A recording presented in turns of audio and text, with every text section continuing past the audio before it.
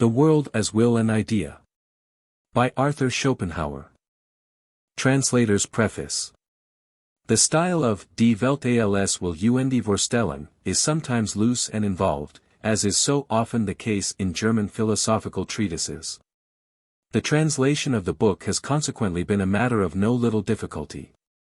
It was found that extensive alteration of the long and occasionally involved sentences, however likely to prove conducive to a satisfactory English style, tended not only to obliterate the form of the original but even to imperil the meaning. Where a choice has had to be made, the alternative of a somewhat slavish adherence to Schopenhauer's ipsissima verba has accordingly been preferred to that of inaccuracy. The result is a piece of work which leaves much to be desired, but which has yet consistently sought to reproduce faithfully the spirit as well as the letter of the original. As regards the rendering of the technical terms about which there has been so much controversy, the equivalents used have only been adopted after careful consideration of their meaning in the theory of knowledge. For example, Vorstellung has been rendered by idea, in preference to representation, which is neither accurate, intelligible, nor elegant. Idee is translated by the same word, but spelled with a capital, idea. Again, Anschauung has been rendered according to the context, either by perception, simply, or by intuition or perception. Notwithstanding statements to the contrary in the text, the book is probably quite intelligible in itself, apart from the treatise, on the fourfold root of the principle of sufficient reason. It has, however, been considered desirable to add an abstract of the latter work in an appendix to the third volume of this translation. R.B.H. J.K. How do you find this book? Any thoughts about the book or the author? Any suggestion for improvement? Please take a moment to share your thoughts in a comment. If you like it, share it with your friends who might enjoy it as well. Subscribe to keep in touch. Visit CompleteAudiobooks.com for more quality content. Preface to the first edition. I propose to point out here how this book must be read in order to be thoroughly understood. By means of it I only intend to impart a single thought. Yet, notwithstanding all my endeavors, I could find no shorter way of imparting it than this whole book. I hold this thought to be that which has very long been sought for under the name of philosophy, and the discovery of which is therefore regarded by those who are familiar with history as quite as impossible as the discovery of the philosopher's stone, although it was already said by Pliny, quam multa fieri non possi, priusquam sint facta. Judicanter. History Nat. 7, 1. According as we consider the different aspects of this one thought which I am about to impart, it exhibits itself as that which we call metaphysics, that which we call ethics, and that which we call aesthetics. And certainly it must be all this if it is what I have already acknowledged I take it to be. A system of thought must always have an architectonic connection or coherence, that is, a connection in which one part always supports the other, though the latter does not support the former. In which ultimately the foundation supports all the rest without being supported by it, and the apex is supported without supporting. On the other hand, a single thought, however comprehensive it may be, must preserve the most perfect unity. If it admits of being broken up into parts to facilitate its communication, the connection of these parts must yet be organic, i.e., it must be a connection in which every part supports the whole just as much as it is supported by it, a connection in which there is no first and no last, in which the whole thought gains distinctness through every part. And even the smallest part cannot be completely understood unless the whole has already been grasped. A book, however, must always have a first and a last line, and in this respect will always remain very unlike an organism, however like one its content may be, thus form and matter are here in contradiction. It is self-evident that under these circumstances no other advice can be given as to how one may enter into the thought explained in this work than to read the book twice, and the first time with great patience. A patience which is only to be derived from the belief, voluntarily accorded, that the beginning presupposes the end almost as much as the end presupposes the beginning, and that all the earlier parts presuppose the later almost as much as the later presuppose the earlier. I say, almost. For this is by no means absolutely the case, and I have honestly and conscientiously done all that was possible to give priority to that which stands least in need of explanation from what follows. As indeed generally to everything that can help to make the thought as easy to comprehend and as distinct as possible.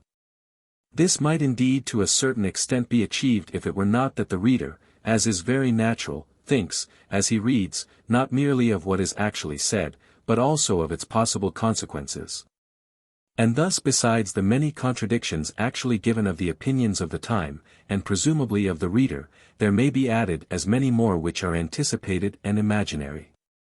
That, then, which is really only misunderstanding, must take the form of active disapproval, and it is all the more difficult to recognize that it is misunderstanding. Because although the laboriously attained clearness of the explanation and distinctness of the expression never leaves the immediate sense of what is said doubtful, it cannot at the same time express its relations to all that remains to be said. Therefore, as we have said, the first perusal demands patience, founded on confidence that on a second perusal much, or all, will appear in an entirely different light. Further, the earnest endeavor to be more completely and even more easily comprehended in the case of a very difficult subject, must justify occasional repetition. Indeed, the structure of the whole, which is organic, not a mere chain, makes it necessary sometimes to touch on the same point twice. Moreover, this construction, and the very close connection of all the parts, has not left open to me the division into chapters and paragraphs which I should otherwise have regarded as very important. But has obliged me to rest satisfied with four principal divisions, as it were four aspects of one thought. In each of these four books it is especially important to guard against losing sight, in the details which must necessarily be discussed, of the principal thought to which they belong, and the progress of the whole exposition. I have thus expressed the first, and like those which follow, unavoidable demand upon the reader, who holds the philosopher in small favor just because he himself is a philosopher.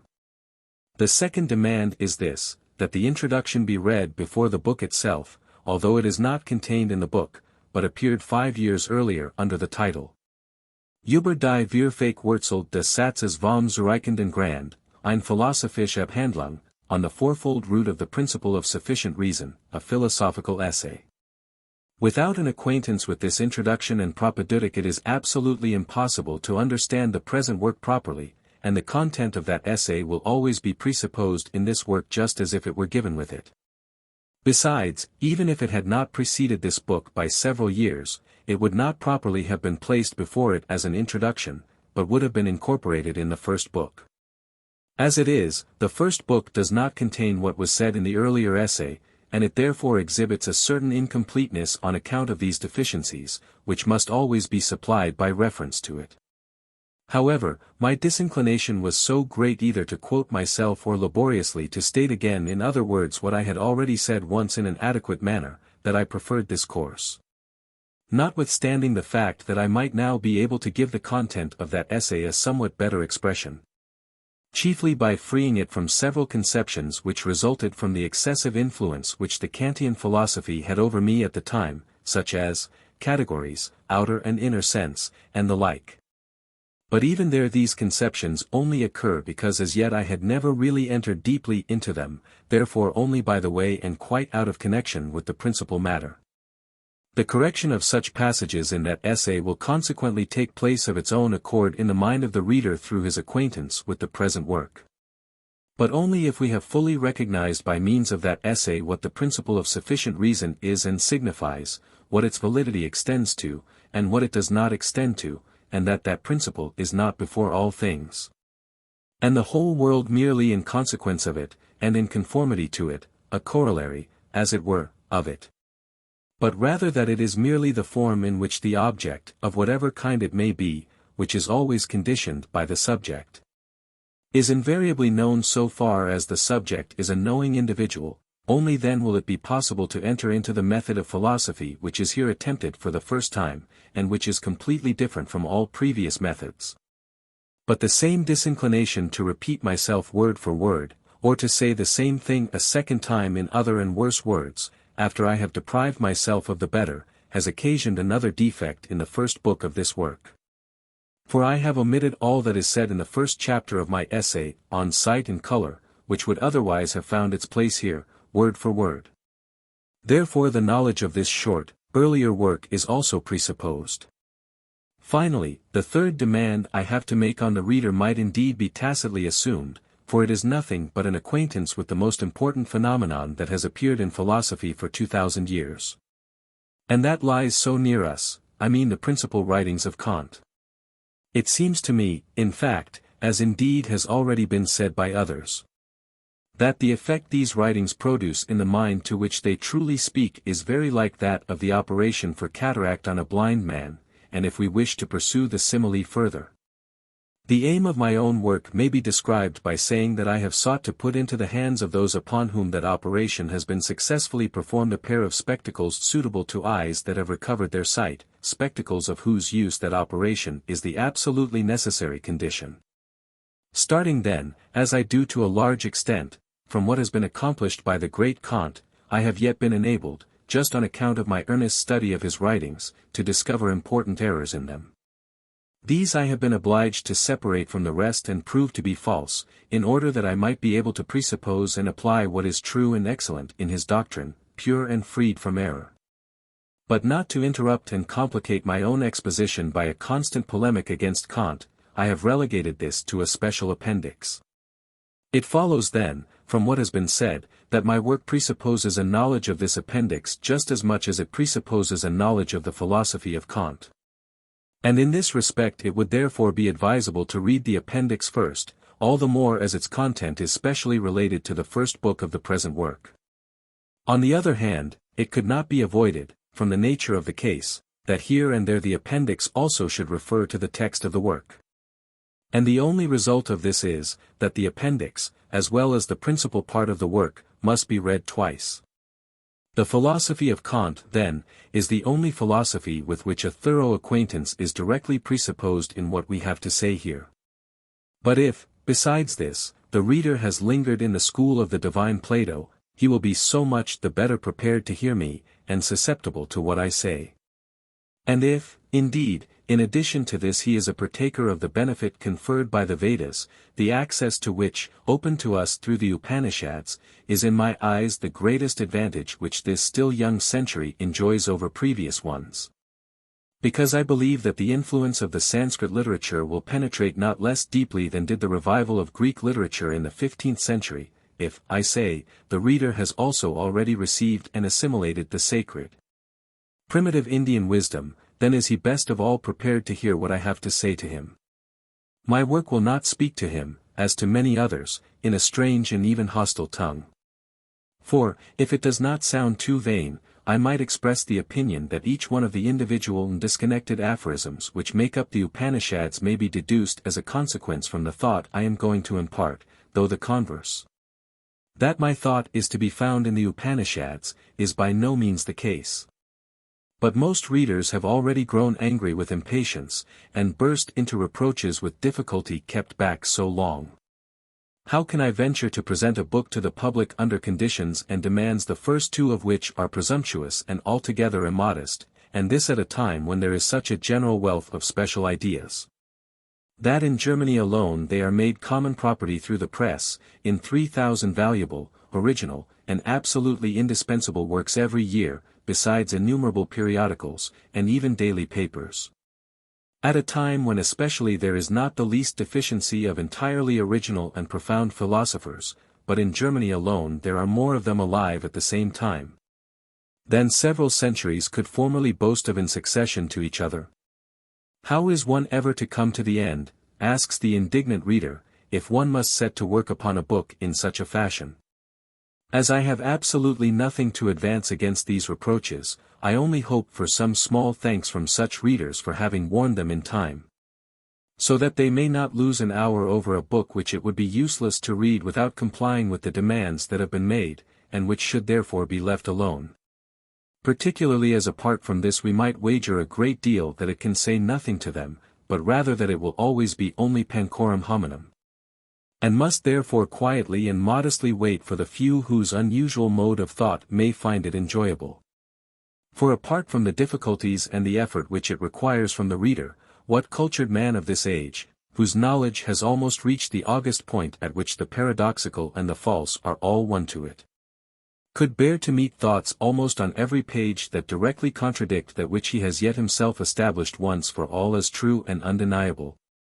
And then, how disagreeably disappointed will many a one be if he finds no mention here of what he believes it is precisely here he ought to look for, because his method of speculation agrees with that of a great living philosopher.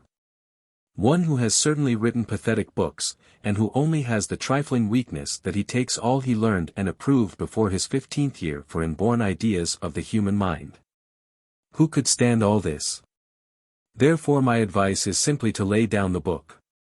But I fear I shall not escape even thus. The reader who has got as far as the preface and been stopped by it, has bought the book for cash, and asks how he is to be indemnified. My last refuge is now to remind him that he knows how to make use of a book in several ways, without exactly reading it. It may fill a gap in his library as well as many another, where, neatly bound, it will certainly look well. Or he can lay it on the toilet table or the tea table of some learned lady friend. Or, finally, what certainly is best of all, and I specially advise it, he can review it. And now that I have allowed myself the jest to which in this two-sided life hardly any page can be too serious to grant a place, I part with the book with deep seriousness, in the sure hope that sooner or later it will reach those to whom alone it can be addressed. And for the rest, patiently resigned that the same fate should, in full measure, befall it, that in all ages has, to some extent, befallen all knowledge, and especially the weightiest knowledge of the truth, to which only a brief triumph is allotted between the two long periods in which it is condemned as paradoxical or disparaged as trivial. The former fate is also wont to befall its author. But life is short, and truth works far and lives long, let us speak the truth. Written at Dresden in August 1818. Preface to the second edition. Not to my contemporaries, not to my compatriots, to mankind I commit my now completed work in the confidence that it will not be without value for them, even if this should be late recognized, as is commonly the lot of what is good. For it cannot have been for the passing generation, engrossed with the delusion of the moment, that my mind, almost against my will, has uninterruptedly stuck to its work through the course of a long life. And while the lapse of time has not been able to make me doubt the worth of my work, neither has the lack of sympathy. For I constantly saw the false and the bad, and finally the absurd and senseless, to stand in universal admiration and honor. And I bethought myself that if it were not the case those who are capable of recognizing the genuine and right are so rare that we may look for them in vain for some 20 years. Then those who are capable of producing it could not be so few that their works afterwards form an exception to the perishableness of earthly things. And thus would be lost the reviving prospect of posterity which every one who sets before himself a high aim requires to strengthen him.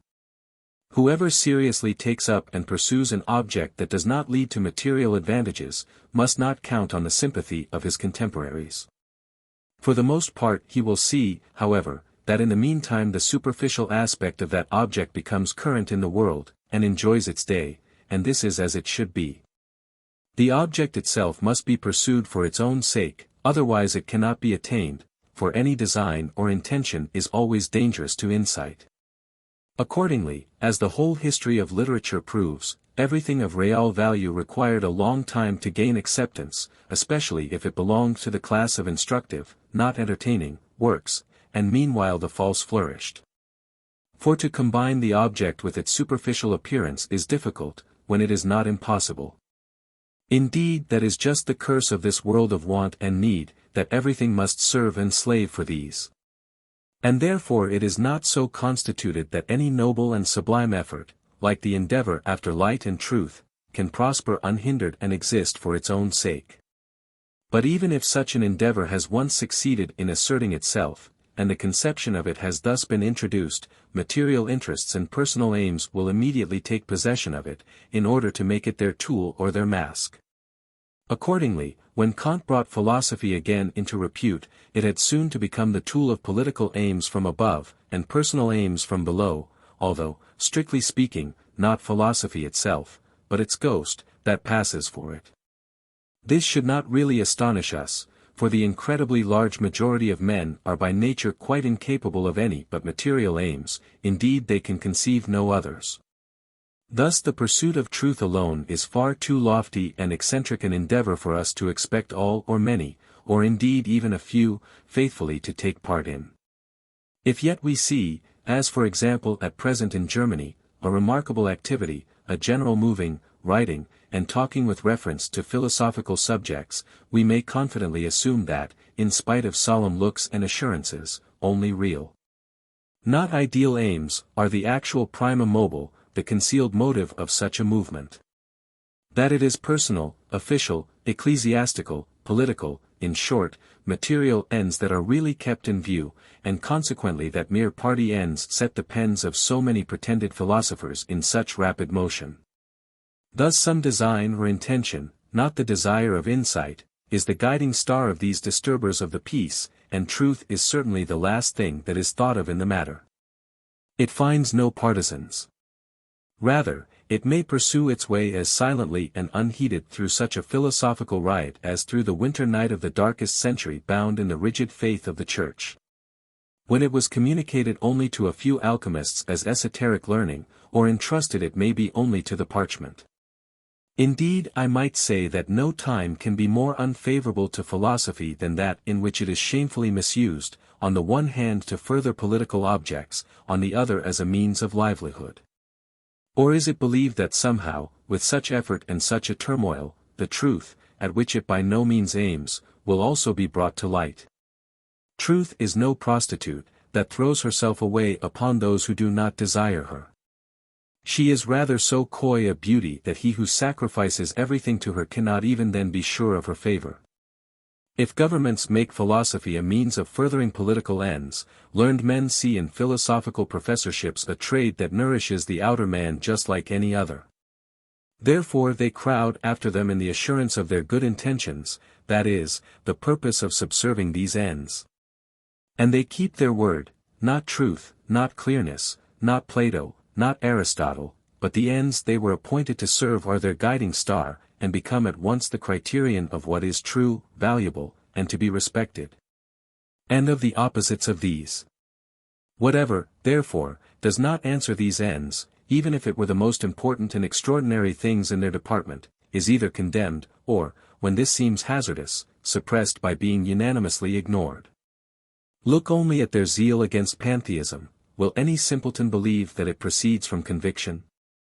And, in general, how is it possible that philosophy, degraded to the position of a means of making one's bread, can fail to degenerate into sophistry? Just because this is infallibly the case, and the rule, I sing the song of him whose bread I eat, has always held good, the making of money by philosophy was regarded by the ancients as the characteristic of the sophists. But we have still to add this, that since throughout this world nothing is to be expected, can be demanded, or is to be had for gold but mediocrity, we must be contented with it here also. Consequently we see in all the German universities the cherished mediocrity striving to produce the philosophy which as yet is not there to produce, at its own expense and indeed in accordance with a predetermined standard and aim. A spectacle at which it would be almost cruel to mock. While thus philosophy has long been obliged to serve entirely as a means to public ends on the one side and private ends on the other, I have pursued the course of my thought, undisturbed by them, for more than 30 years. And simply because I was obliged to do so and could not help myself, from an instinctive impulse, which was, however, supported by the confidence that anything true one may have thought and anything obscure one may have thrown light upon, will appeal to any thinking mind, no matter when it comprehends it, and will rejoice and comfort it. To such an one we speak as those who are like us have spoken to us, and have so become our comfort in the wilderness of this life. Meanwhile the object is pursued on its own account and for its own sake. Now it happens curiously enough with philosophical meditations, that precisely that which one has thought out and investigated for oneself, is afterwards of benefit to others, not that, however, which was originally intended for others. The former is confessedly nearest in character to perfect honesty, for a man does not seek to deceive himself, nor does he offer himself empty husks. So that all sophistication and all mere talk is omitted, and consequently every sentence that is written at once repays the trouble of reading it. Thus my writings bear the stamp of honesty and openness so distinctly on the face of them, that by this alone they are a glaring contrast to those of three celebrated sophists of the post-Kantian period. I am always to be found at the standpoint of reflection, i.e., rational deliberation and honest statement, never at that of inspiration, called intellectual intuition, or absolute thought. Though, if it received its proper name, it would be called empty bombast and charlatanism. Working then in this spirit, and always seeing the false and bad in universal acceptance, bombast 3 and charlatanism 4 in the highest honor, I have long renounced the approbation of my contemporaries. It is impossible that an age which for 20 years has applauded a Hegel, that intellectual Caliban, as the greatest of the philosophers, so loudly that it echoes through the whole of Europe, could make him who has looked on at that desirous of its approbation. It has no more crowns of honor to bestow, its applause is prostituted, and its censure has no significance. That I mean what I say is attested by the fact that if I had in any way sought the approbation of my contemporaries, I would have had to strike out a score of passages which entirely contradict all their opinions, and indeed must in part be offensive to them. But I would count it a crime to sacrifice a single syllable to that approbation. My guiding star has, in all seriousness, been truth. Following it, I could first aspire only to my own approbation, entirely averted from an age deeply degraded as regards all higher intellectual efforts, and a national literature demoralized even to the exceptions. A literature in which the art of combining lofty words with paltry significance has reached its height. I can certainly never escape from the errors and weaknesses which, in my case as in every one else's, necessarily belong to my nature, but I will not increase them by unworthy accommodations. As regards this second edition, first of all I am glad to say that after 25 years I find nothing to retract, so that my fundamental convictions have only been confirmed, as far as concerns myself at least. The alterations in the first volume therefore, which contains the whole text of the first edition, nowhere touch what is essential.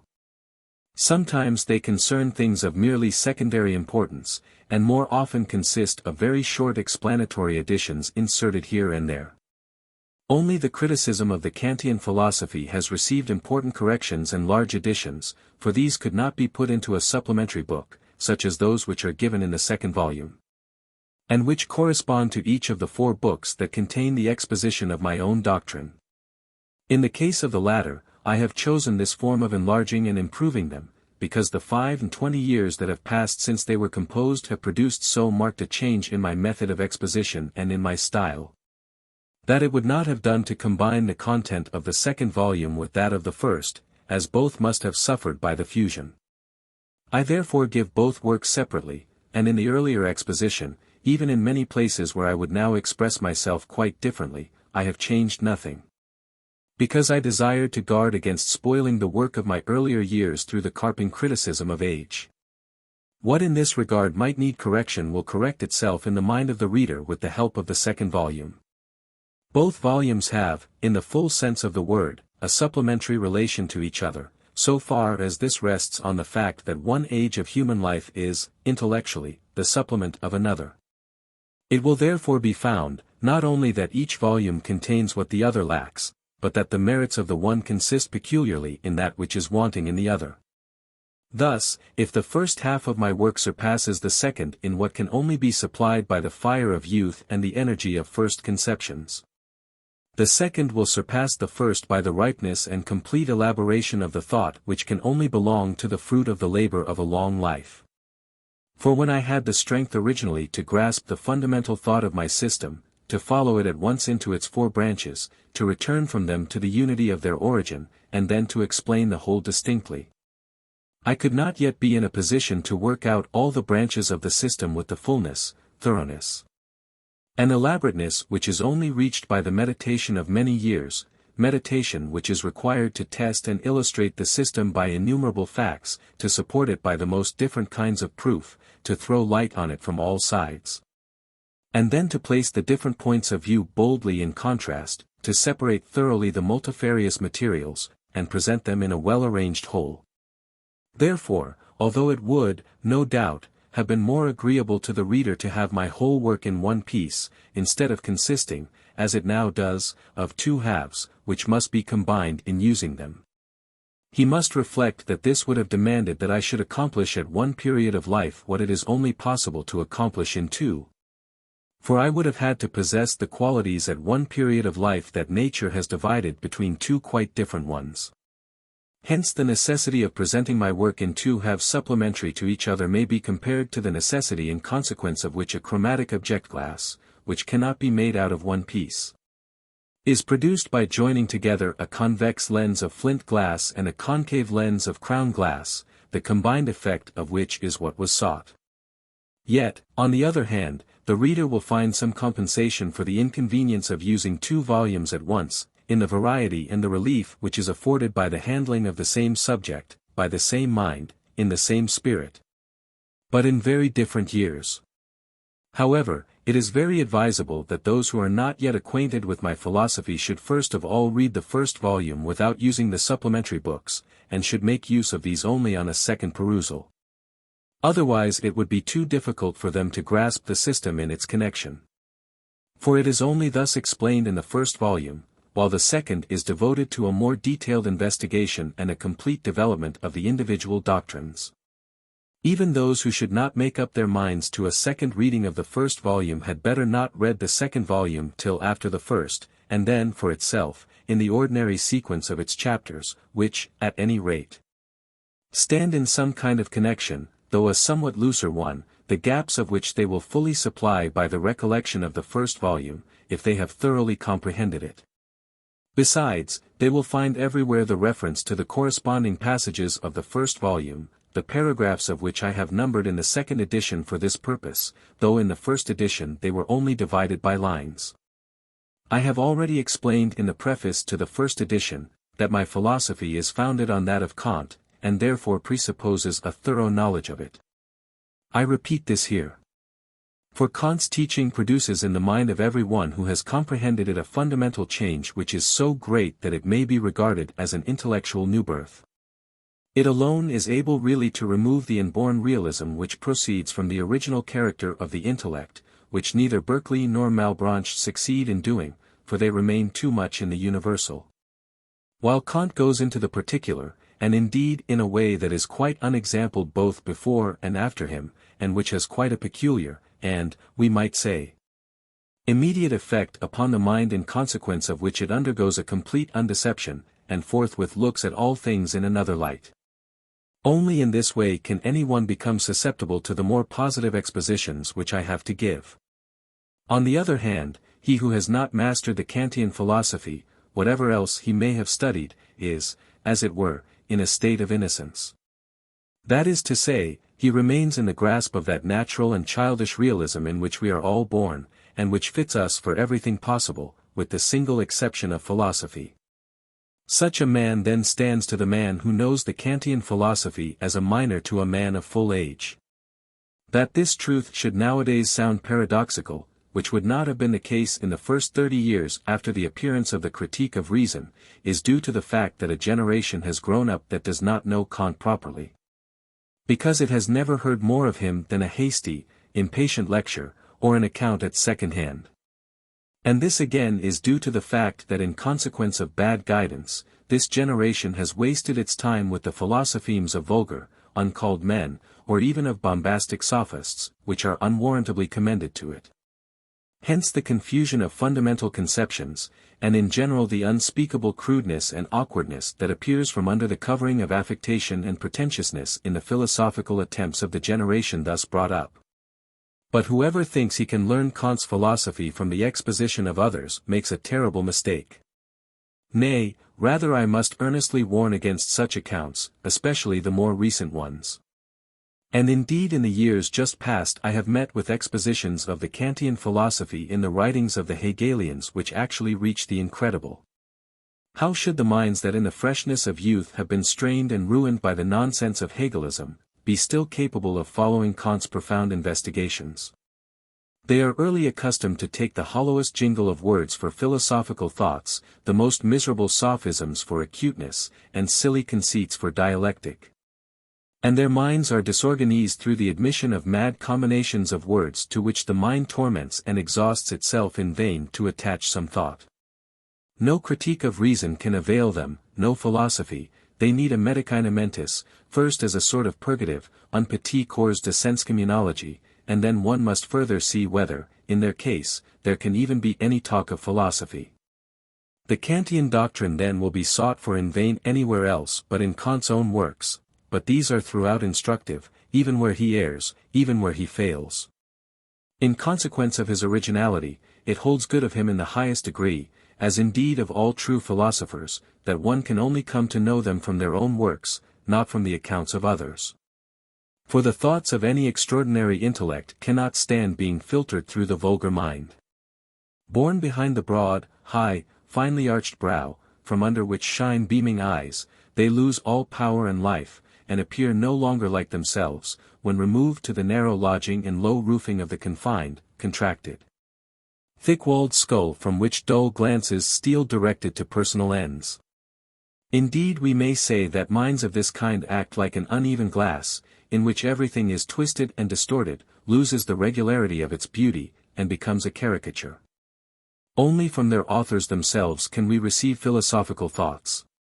Therefore whoever feels himself drawn to philosophy must himself seek out its immortal teachers in the still sanctuary of their works.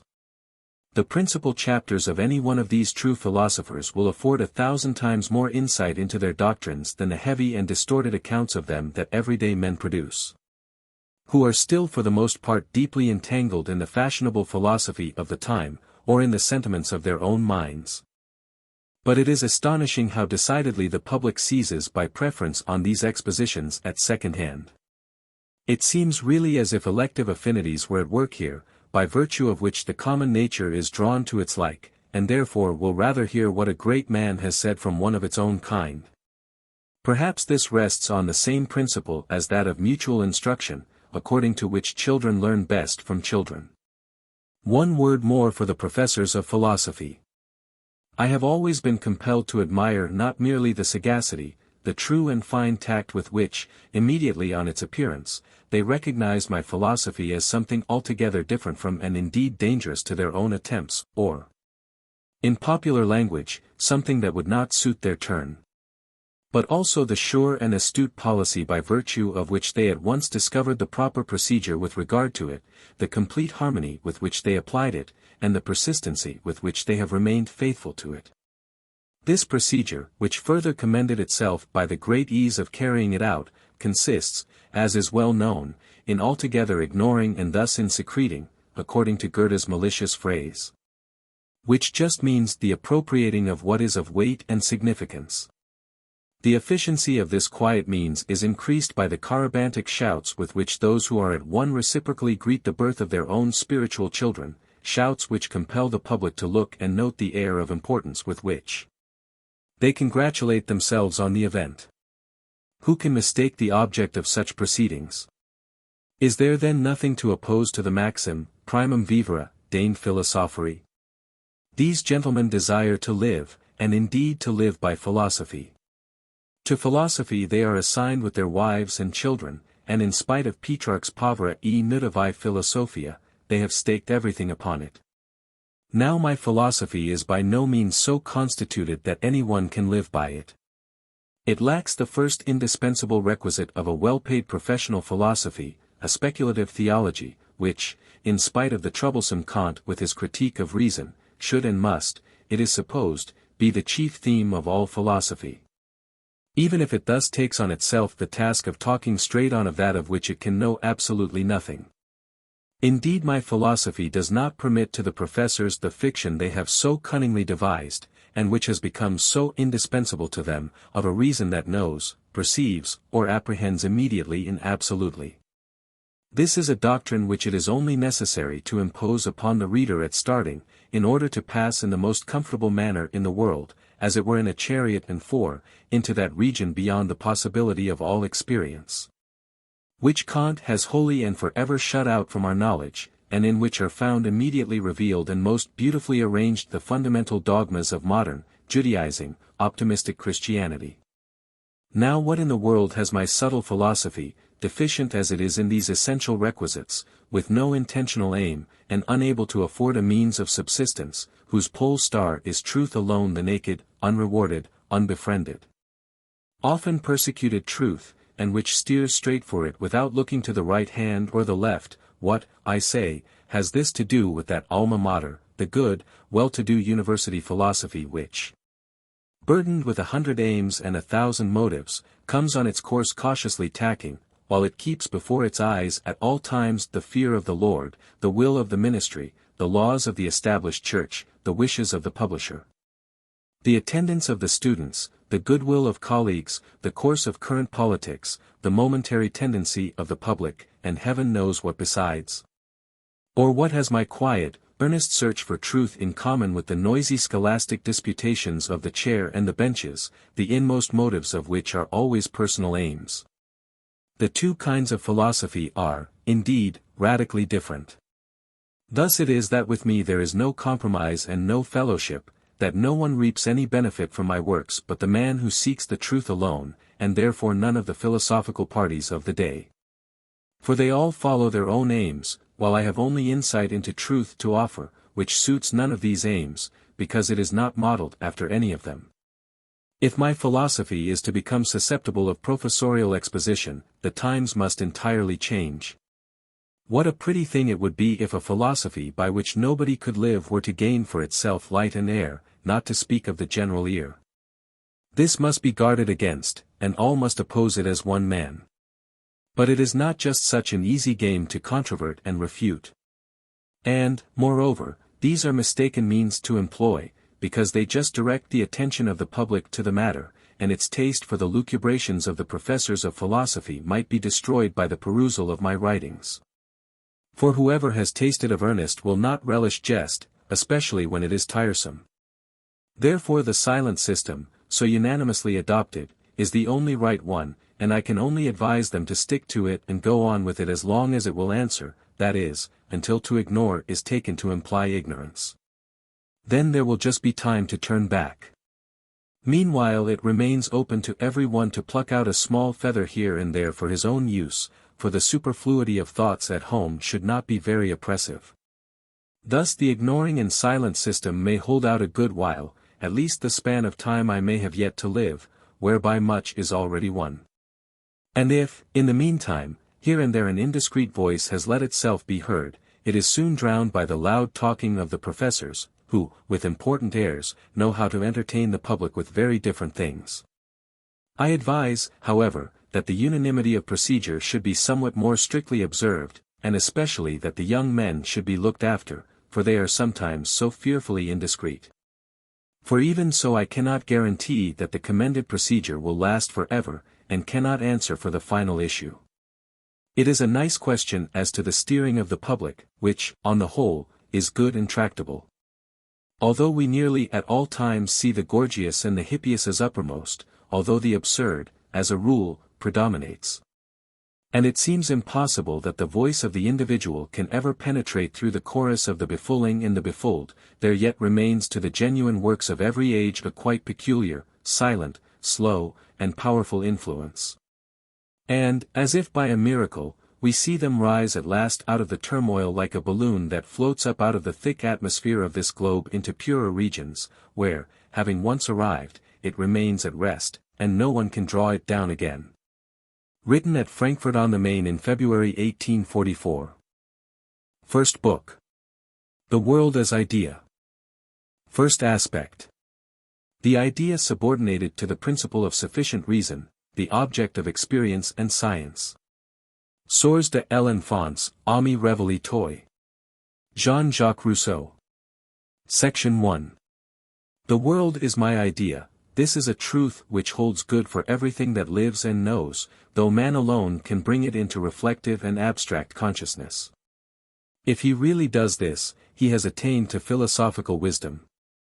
It then becomes clear and certain to him that what he knows is not a sun and an earth, but only an eye that sees a sun, a hand that feels an earth, that the world which surrounds him is there only as idea, i.e., only in relation to something else, the consciousness, which is himself.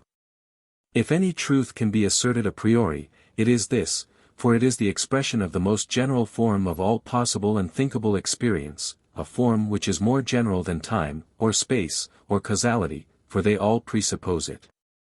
And each of these, which we have seen to be just so many modes of the principle of sufficient reason, is valid only for a particular class of ideas. Whereas the antithesis of object and subject is the common form of all these classes, is that form under which alone any idea of whatever kind it may be, abstract or intuitive, pure or empirical, is possible and thinkable.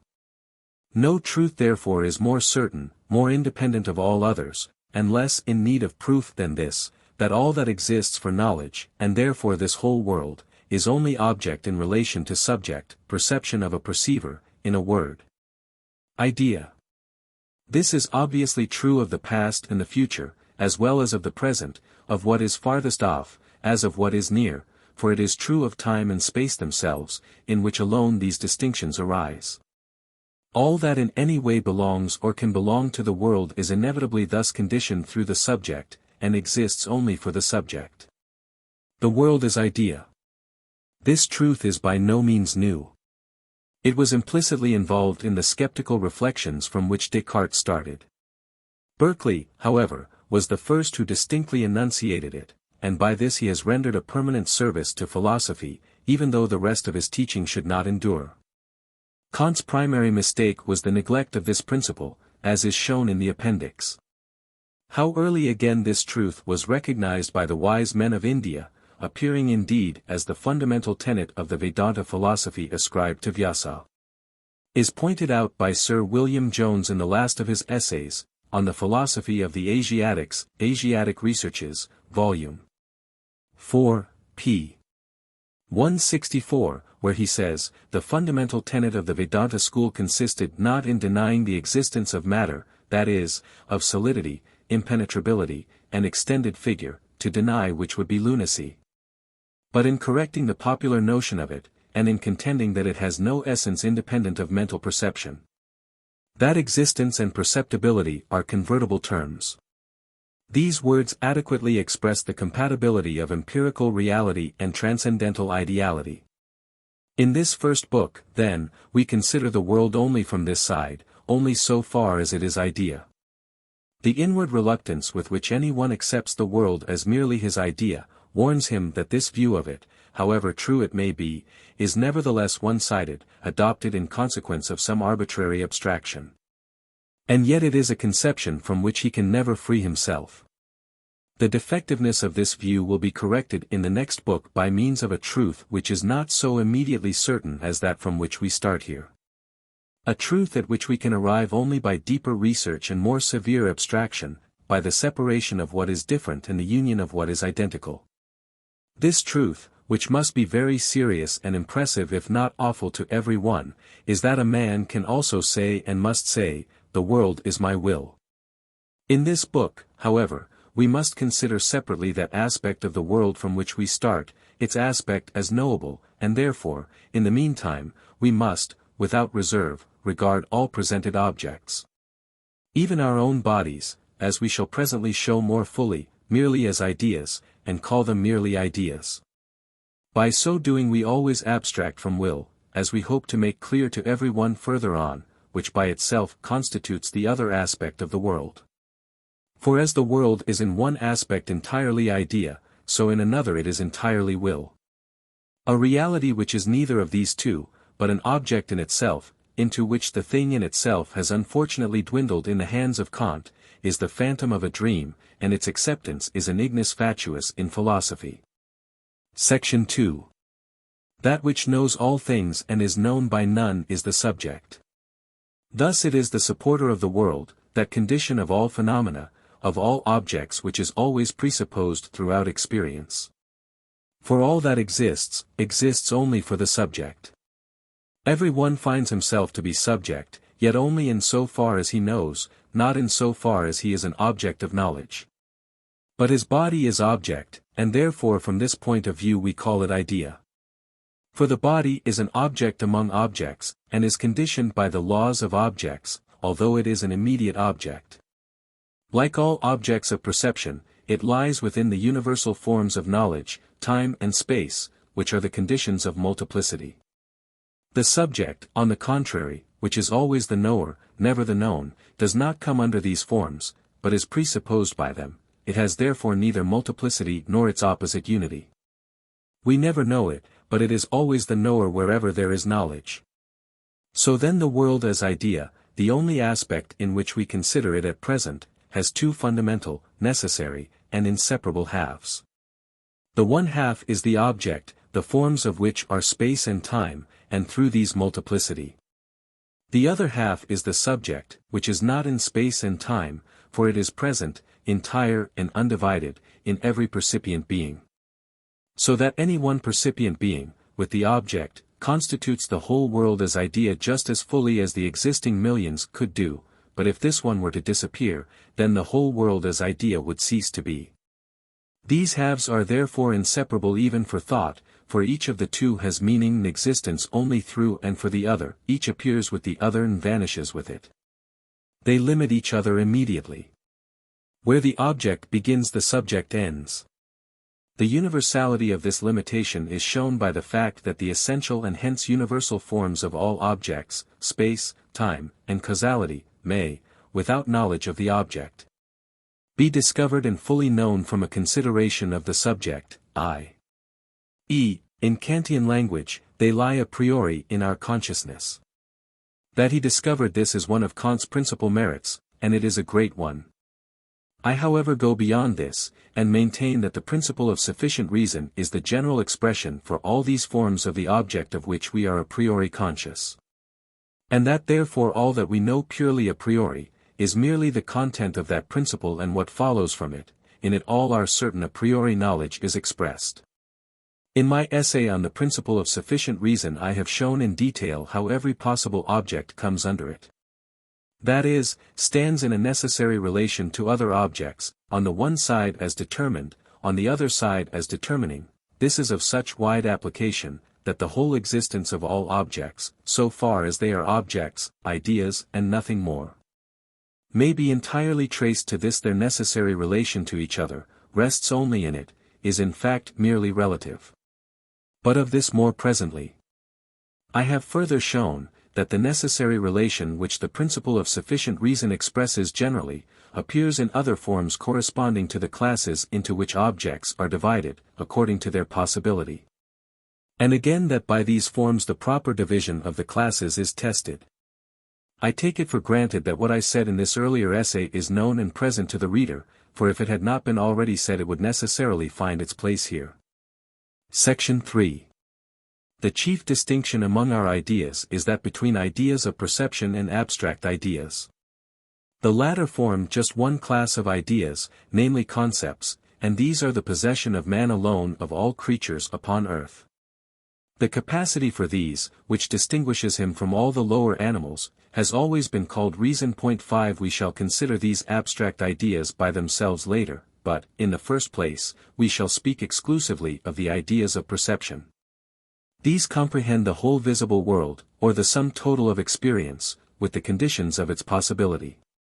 We have already observed that it is a highly important discovery of Kant's, that these very conditions, these forms of the visible world, i.e., the absolutely universal element in its perception, the common property of all its phenomena, space and time, even when taken by themselves and apart from their content, can, not only be thought in the abstract, but also be directly perceived.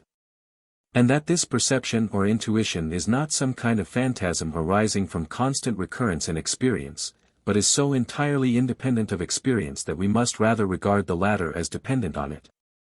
Inasmuch as the qualities of space and time, as they are known in a priori perception or intuition, are valid for all possible experience, as rules to which it must invariably conform. Accordingly, in my essay on the principle of sufficient reason, I have treated space and time, because they are perceived as pure and empty of content, as a special and independent class of ideas. This quality of the universal forms of intuition, which was discovered by Kant, that they may be perceived in themselves and apart from experience.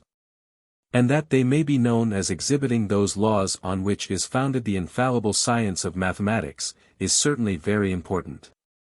Not less worthy of remark, however, is this other quality of time and space, that the principle of sufficient reason, which conditions experience as the law of causation and of motive, and thought as the law of the basis of judgment, appears here in quite a special form, to which I have given the name of the ground of being. In time, this is the succession of its moments, and in space the position of its parts, which reciprocally determine each other ad infinitum. Anyone who has fully understood from the introductory essay the complete identity of the content of the principle of sufficient reason in all its different forms, must also be convinced of the importance of the knowledge of the simplest of these forms, as affording him insight into his own inmost nature. This simplest form of the principle we have found to be time. In it each instant is, only in so far as it has effaced the preceding one, its generator, to be itself in turn as quickly effaced. The past and the future, considered apart from the consequences of their content, are empty as a dream, and the present is only the indivisible and unenduring boundary between them. And in all the other forms of the principle of sufficient reason, we shall find the same emptiness, and shall see that not time only but also space, and the whole content of both of them, i.e., all that proceeds from causes and motives, has a merely relative existence, is only through and for another like to itself, i.e., not more enduring. The substance of this doctrine is old. It appears in Heraclitus when he laments the eternal flux of things, in Plato when he degrades the object to that which is ever becoming, but never being, in Spinoza as the doctrine of the mere accidents of the one substance which is and endures. Kant opposes what is thus known as the mere phenomenon to the thing in itself. Lastly, the ancient wisdom of the Indian philosophers declares, it is Maya, the veil of deception, which blinds the eyes of mortals, and makes them behold a world of which they cannot say either that it is or that it is not, for it is like a dream. It is like the sunshine on the sand which the traveler takes from afar for water, or the stray piece of rope he mistakes for a snake. These similes are repeated in innumerable passages of the Vedas and the Puranas. But what all these mean, and that of which they all speak, is nothing more than what we have just considered, the world as idea subject to the principle of sufficient reason. Section 4. Whoever has recognized the form of the principle of sufficient reason, which appears in pure time as such, and on which all counting and arithmetical calculation rests, has completely mastered the nature of time. Time is nothing more than that form of the principle of sufficient reason, and has no further significance. Succession is the form of the principle of sufficient reason in time, and succession is the whole nature of time. Further, whoever has recognized the principle of sufficient reason as it appears in the presentation of pure space, has exhausted the whole nature of space, which is absolutely nothing more than that possibility of the reciprocal determination of its parts by each other, which is called position. The detailed treatment of this, and the formulation in abstract conceptions of the results which flow from it, so that they may be more conveniently used, is the subject of the science of geometry. Thus also, whoever has recognized the law of causation, the aspect of the principle of sufficient reason which appears in what fills these forms, space and time, as objects of perception, that is to say matter, has completely mastered the nature of matter as such, for matter is nothing more than causation, as anyone will see at once if he reflects. Its true being is its action, nor can we possibly conceive it as having any other meaning. Only as active does it fill space and time. Its action upon the immediate object, which is itself matter, determines that perception in which alone it exists. The consequence of the action of any material object upon any other, is known only in so far as the latter acts upon the immediate object in a different way from that in which it acted before. It consists only of this. Cause and effect thus constitute the whole nature of matter, its true being is its action. A fuller treatment of this will be found in the essay on the principle of sufficient reason, section 21, page 77.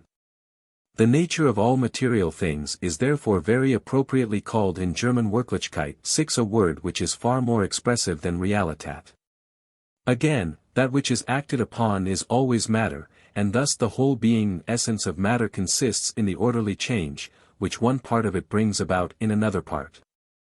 The existence of matter is therefore entirely relative, according to a relation which is valid only within its limits, as in the case of time and space.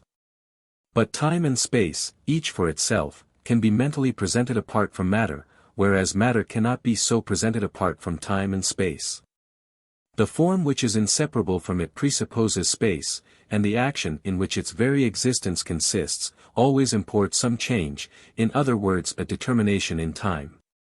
But space and time are not only, each for itself, presupposed by matter, but a union of the two constitutes its essence, for this, as we have seen, consists in action, i.e., in causation. All the innumerable conceivable phenomena and conditions of things, might be coexistent in boundless space, without limiting each other.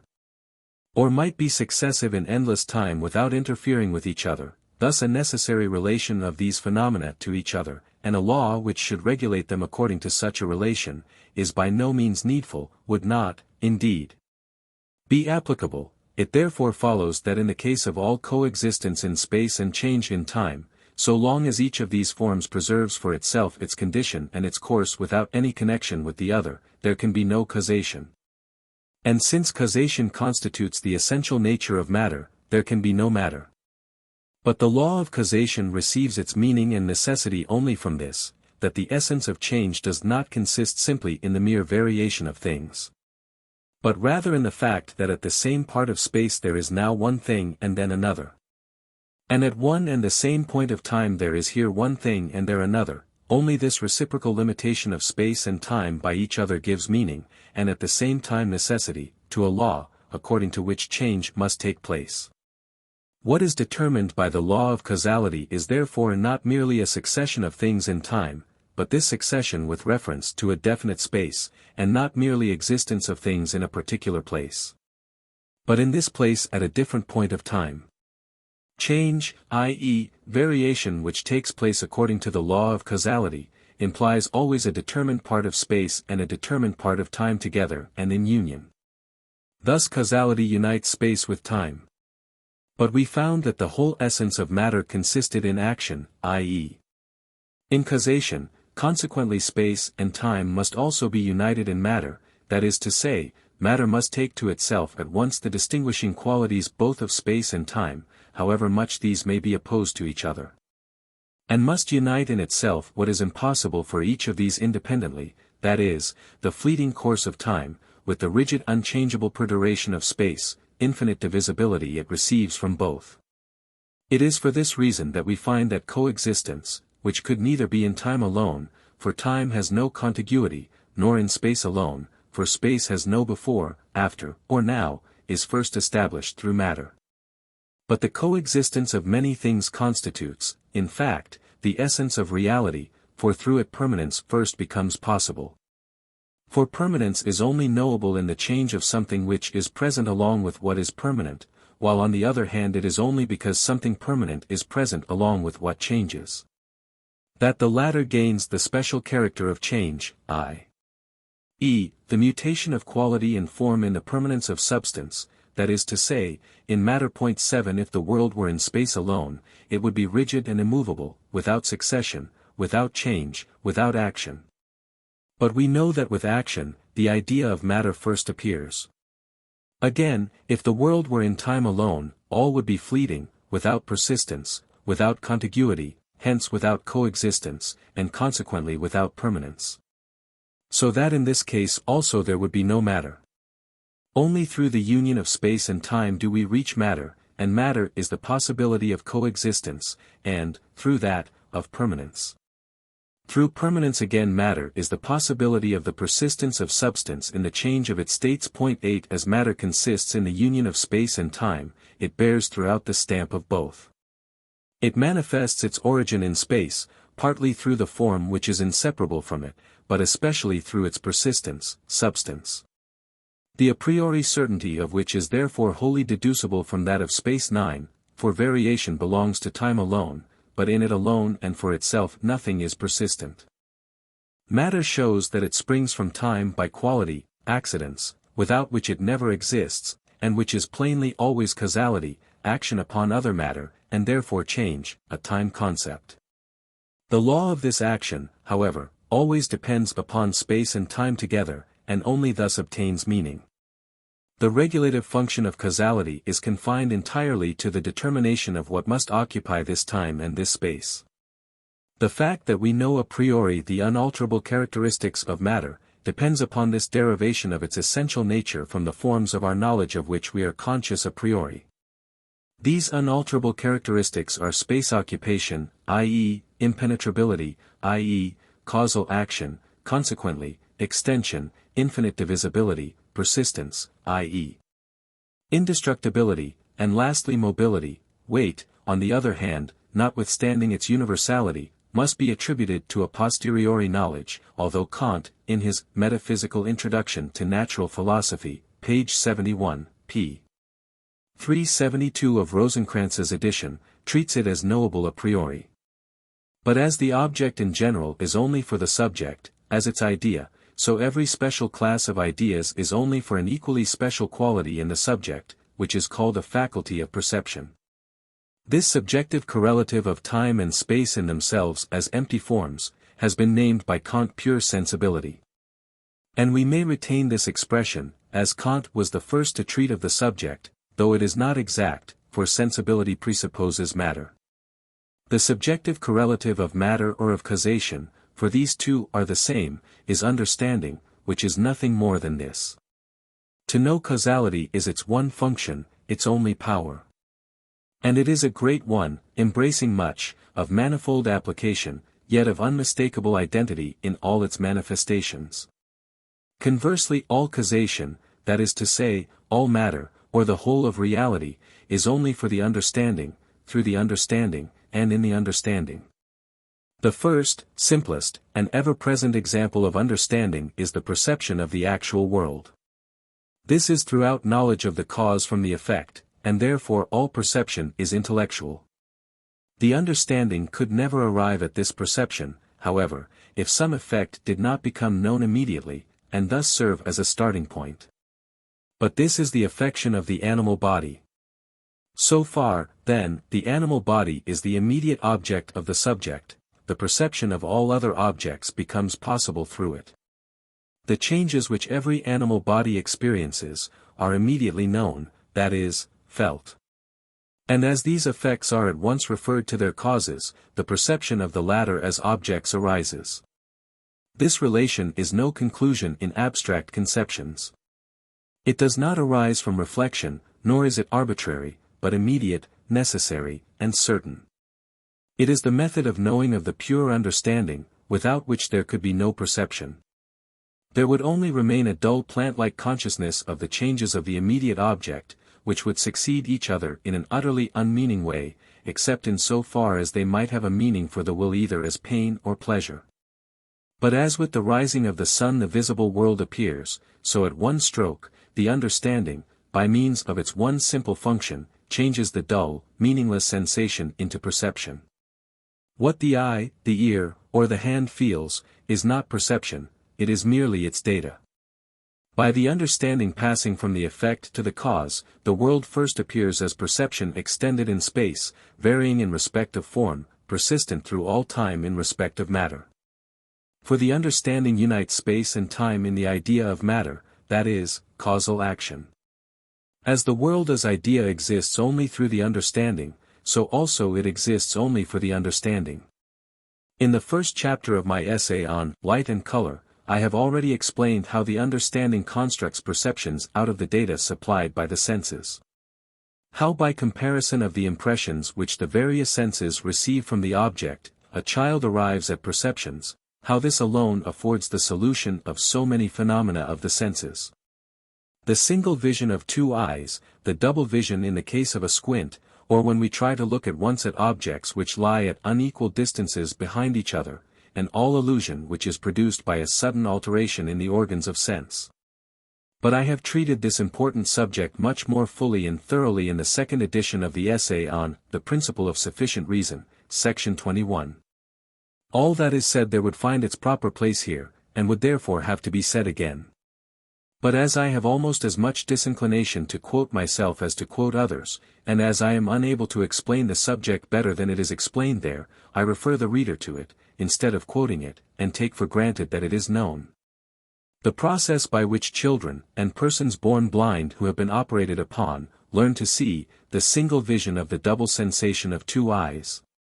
The double vision and double touch which occur when the organs of sense have been displaced from their usual position, the upright appearance of objects while the picture on the retina is upside down. The attributing of color to the outward objects, whereas it is merely an inner function, a division through polarization, of the activity of the eye, and lastly the stereoscope. All these are sure and incontrovertible evidence that perception is not merely of the senses, but intellectual, that is, pure knowledge through the understanding of the cause from the effect, and that, consequently, it presupposes the law of causality, in a knowledge of which all perception, that is to say all experience, by virtue of its primary and only possibility, depends. The contrary doctrine that the law of causality results from experience, which was the skepticism of Hume, is first refuted by this. For the independence of the knowledge of causality of all experience, that is, its a priori character, can only be deduced from the dependence of all experience upon it.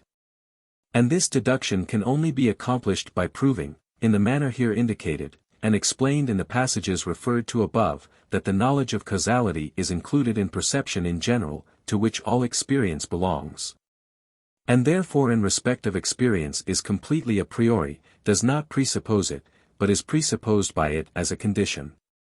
This, however, cannot be deduced in the manner attempted by Kant, which I have criticized in the essay on The Principle of Sufficient Reason, section 23. Section 5. It is needful to guard against the grave error of supposing that because perception arises through the knowledge of causality, the relation of subject and object is that of cause and effect. For this relation subsists only between the immediate object and objects known indirectly, thus always between objects alone.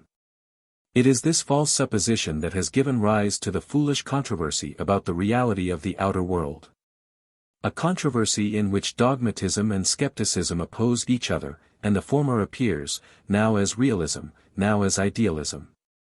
Realism treats the object as cause, and the subject as its effect. The idealism of Fichte reduces the object to the effect of the subject. Since however, and this cannot be too much emphasized, there is absolutely no relation according to the principle of sufficient reason between subject and object, neither of these views could be proved. And therefore skepticism attacked them both with success. Now, just as the law of causality precedes perception and experience as their condition, and therefore cannot, as Hume thought, be derived from them, so object and subject precede all knowledge. And hence the principle of sufficient reason in general, as its first condition. For this principle is merely the form of all objects, the whole nature and possibility of their existence as phenomena, but the object always presupposes the subject, and therefore between these two there can be no relation of reason and consequent. My essay on the principle of sufficient reason accomplishes just this. It explains the content of that principle as the essential form of every object, that is to say, as the universal nature of all objective existence. As something which pertains to the object as such. But the object as such always presupposes the subject as its necessary correlative, and therefore the subject remains always outside the province in which the principle of sufficient reason is valid. The controversy as to the reality of the outer world rests upon this false extension of the validity of the principle of sufficient reason to the subject also, and starting with this mistake it can never understand itself. On the one side realistic dogmatism, looking upon the idea as the effect of the object, desires to separate these two, idea and object, which are really one, and to assume a cause quite different from the idea, an object in itself. Independent of the subject, a thing which is quite inconceivable. For even as object it presupposes subject, and so remains its idea.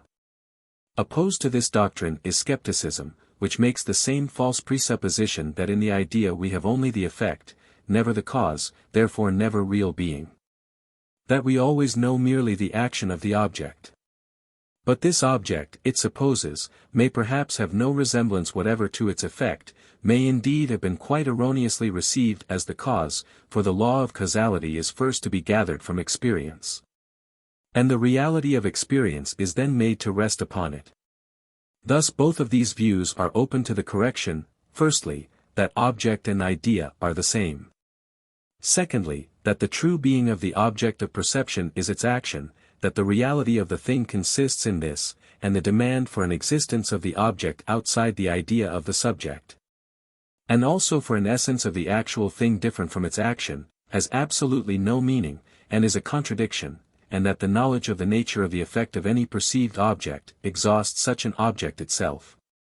So far as it is object, i.e., idea, for beyond this there is nothing more to be known. So far then, the perceived world in space and time, which makes itself known as causation alone, is entirely real, and is throughout simply what it appears to be, and it appears wholly and without reserve as idea, bound together according to the law of causality. This is its empirical reality. On the other hand, all causality is in the understanding alone, and for the understanding. The whole actual, that is, active world is determined as such through the understanding, and apart from it is nothing. This, however, is not the only reason for altogether denying such a reality of the outer world as is taught by the dogmatist, who explains its reality as its independence of the subject. We also deny it, because no object apart from a subject can be conceived without contradiction. The whole world of objects is and remains idea, and therefore wholly and forever determined by the subject. That is to say, it has transcendental ideality. But it is not therefore illusion or mere appearance, it presents itself as that which it is, idea, and indeed as a series of ideas of which the common bond is the principle of sufficient reason. It is according to its inmost meaning quite comprehensible to the healthy understanding, and speaks a language quite intelligible to it. To dispute about its reality can only occur to a mind perverted by over-subtlety, and such discussion always arises from a false application of the principle of sufficient reason, which binds all ideas together of whatever kind they may be, but by no means connects them with the subject, nor yet with a something which is neither subject nor object, but only the ground of the object. An absurdity, for only objects can be and always are the ground of objects. If we examine more closely the source of this question as to the reality of the outer world, we find that besides the false application of the principle of sufficient reason generally to what lies beyond its province, a special confusion of its forms is also involved. For that form which it has only in reference to concepts or abstract ideas, is applied to perceived ideas, real objects, and a ground of knowing is demanded of objects, whereas they can have nothing but a ground of being. Among the abstract ideas, the concepts united in the judgment, the principle of sufficient reason appears in such a way that each of these has its worth, its validity, and its whole existence, here called truth. Simply and solely through the relation of the judgment to something outside of it, its ground of knowledge, to which there must consequently always be a return. Among real objects, ideas of perception, on the other hand, the principle of sufficient reason appears not as the principle of the ground of knowing, but of being, as the law of causality. Every real object has paid its debt to it. Inasmuch as it has come to be, i.e., has appeared as the effect of a cause. The demand for a ground of knowing has therefore here no application and no meaning, but belongs to quite another class of things. Thus the world of perception raises in the observer no question or doubt so long as he remains in contact with it. There is here neither error nor truth, for these are confined to the province of the abstract, the province of reflection. But here the world lies open for sense and understanding, presents itself with naive truth as that which it really is, ideas of perception which develop themselves according to the law of causality. So far as we have considered the question of the reality of the outer world, it arises from a confusion which amounts even to a misunderstanding of reason itself, and therefore thus far, the question could be answered only by explaining its meaning. After examination of the whole nature of the principle of sufficient reason, of the relation of subject and object, and the special conditions of sense perception, the question itself disappeared because it had no longer any meaning. There is, however, one other possible origin of this question, quite different from the purely speculative one which we have considered, a specially empirical origin, though the question is always raised from a speculative point of view. And in this form it has a much more comprehensible meaning than it had in the first. We have dreams, may not our whole life be a dream? Or more exactly, is there a sure criterion of the distinction between dreams and reality? Between phantasms and real objects? The assertion that what is dreamt is less vivid and distinct than what we actually perceive is not to the point, because no one has ever been able to make a fair comparison of the two. For we can only compare the recollection of a dream with the present reality. Kant answers the question thus: the connection of ideas among themselves, according to the law of causality, constitutes the difference between real life and dreams. But in dreams, as well as in real life, everything is connected individually at any rate, in accordance with the principle of sufficient reason in all its forms, and this connection is broken only between life and dreams. Or between one dream and another. Kant's answer therefore could only run thus: the long dream, life, has throughout complete connection according to the principle of sufficient reason. It has not this connection, however, with short dreams, although each of these has in itself the same connection. The bridge is therefore broken between the former and the latter, and on this account we distinguish them. But to institute an inquiry according to this criterion, as to whether something was dreamt or seen, would always be difficult and often impossible. For we are by no means in a position to trace link by link the causal connection between any experienced event and the present moment, but we do not on that account explain it as dreamt. Therefore in real life we do not commonly employ that method of distinguishing between dreams and reality. The only sure criterion by which to distinguish them is in fact the entirely empirical one of awaking, through which at any rate the causal connection between dreamed events and those of waking life, is distinctly and sensibly broken off. This is strongly supported by the remark of Hobbes in the second chapter of Leviathan, that we easily mistake dreams for reality if we have unintentionally fallen asleep without taking off our clothes.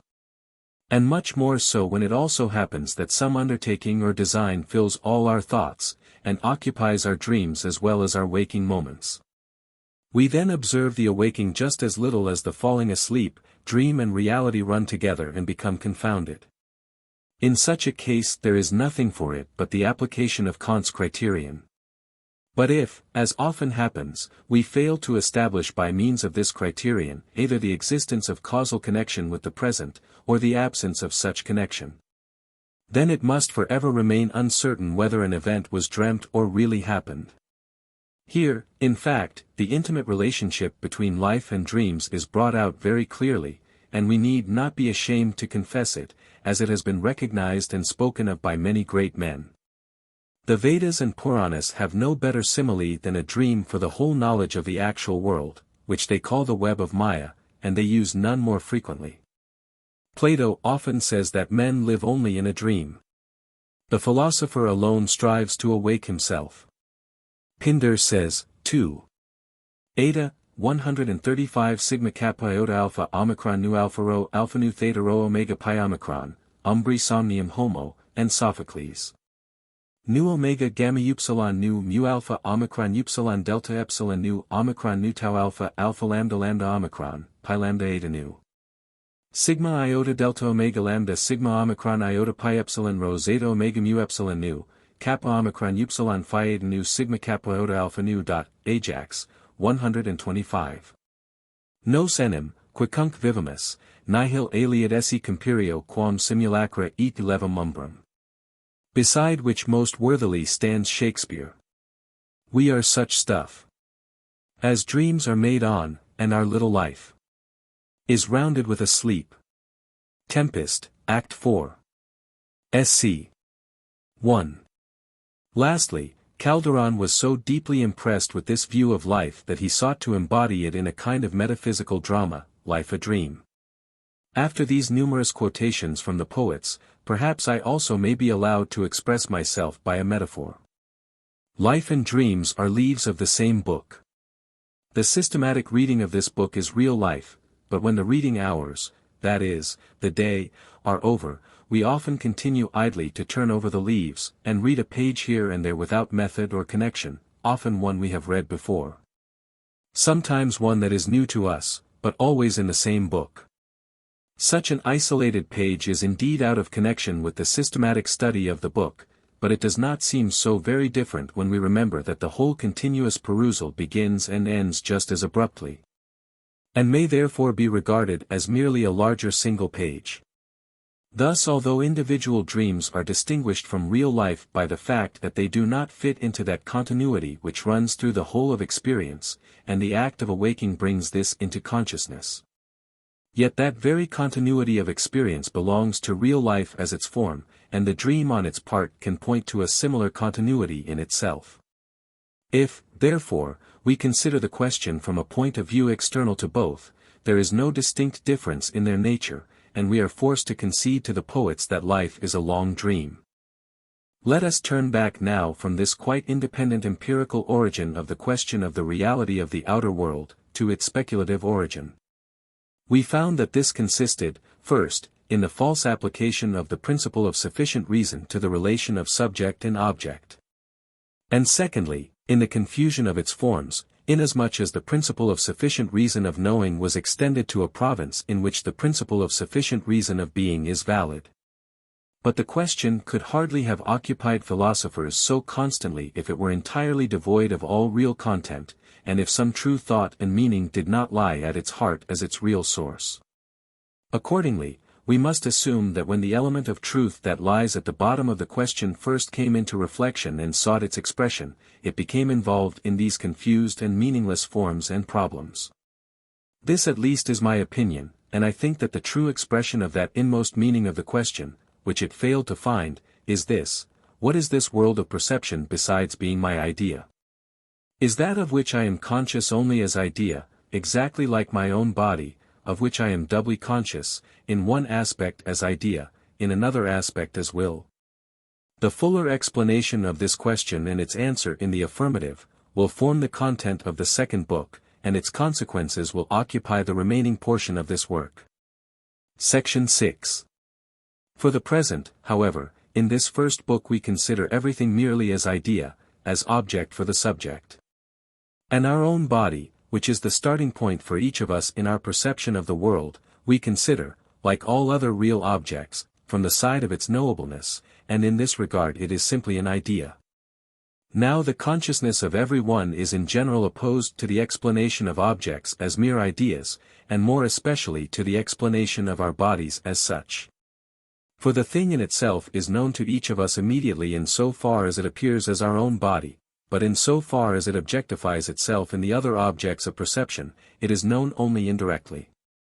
But this abstraction, this one-sided treatment, this forcible separation of what is essentially and necessarily united, is only adopted to meet the demands of our argument. And therefore the disinclination to it must, in the meantime, be suppressed and silenced by the expectation that the subsequent treatment will correct the one-sidedness of the present one, and complete our knowledge of the nature of the world. At present therefore the body is for us immediate object, that is to say, that idea which forms the starting point of the subject's knowledge. Because the body, with its immediately known changes, precedes the application of the law of causality, and thus supplies it with its first data. The whole nature of matter consists, as we have seen, in its causal action. But cause and effect exist only for the understanding, which is nothing but their subjective correlative. The understanding, however, could never come into operation if there were not something else from which it starts. This is simple sensation, the immediate consciousness of the changes of the body, by virtue of which it is immediate object. Thus the possibility of knowing the world of perception depends upon two conditions. The first, objectively expressed, is the power of material things to act upon each other, to produce changes in each other, without which common quality of all bodies no perception would be possible, even by means of the sensibility of the animal body. And if we wish to express this condition subjectively we say, the understanding first makes perception possible. For the law of causality, the possibility of effect and cause, springs only from the understanding, and is valid only for it, and therefore the world of perception exists only through and for it. The second condition is the sensibility of animal bodies, or the quality of being immediate objects of the subject which certain bodies possess. The mere modification which the organs of sense sustain from without through their specific affections, may here be called ideas, so far as these affections produce neither pain nor pleasure, that is, have no immediate significance for the will, and are yet perceived, exist therefore only for knowledge. Thus far, then, I say that the body is immediately known, is immediate object. But the conception of object is not to be taken here in its fullest sense, for through this immediate knowledge of the body, which precedes the operation of the understanding, and is mere sensation. Our own body does not exist specifically as object, but first the material things which affect it, for all knowledge of an object proper, of an idea perceived in space, exists only through and for the understanding. Therefore not before, but only subsequently to its operation. Therefore the body as object proper, that is, as an idea perceived in space, is first known indirectly, like all other objects, through the application of the law of causality to the action of one of its parts upon another, as, for example, when the eye sees the body or the hand touches it. Consequently the form of our body does not become known to us through mere feeling, but only through knowledge, only in idea, that is to say, only in the brain does our own body first come to appear as extended, articulate, organic. A man born blind receives this idea only little by little from the data afforded by touch. A blind man without hands could never come to know his own form. Or at the most could infer and construct it little by little from the effects of other bodies upon him. If, then, we call the body an immediate object, we are to be understood with these reservations. In other respects, then, according to what has been said, all animal bodies are immediate objects, that is, starting points for the subject which always knows and therefore is never known in its perception of the world. Thus the distinctive characteristic of animal life is knowledge, with movement following on motives, which are determined by knowledge, just as movement following on stimuli is the distinctive characteristic of plant life. Unorganized matter, however, has no movement except such as is produced by causes properly so called, using the term in its narrowest sense.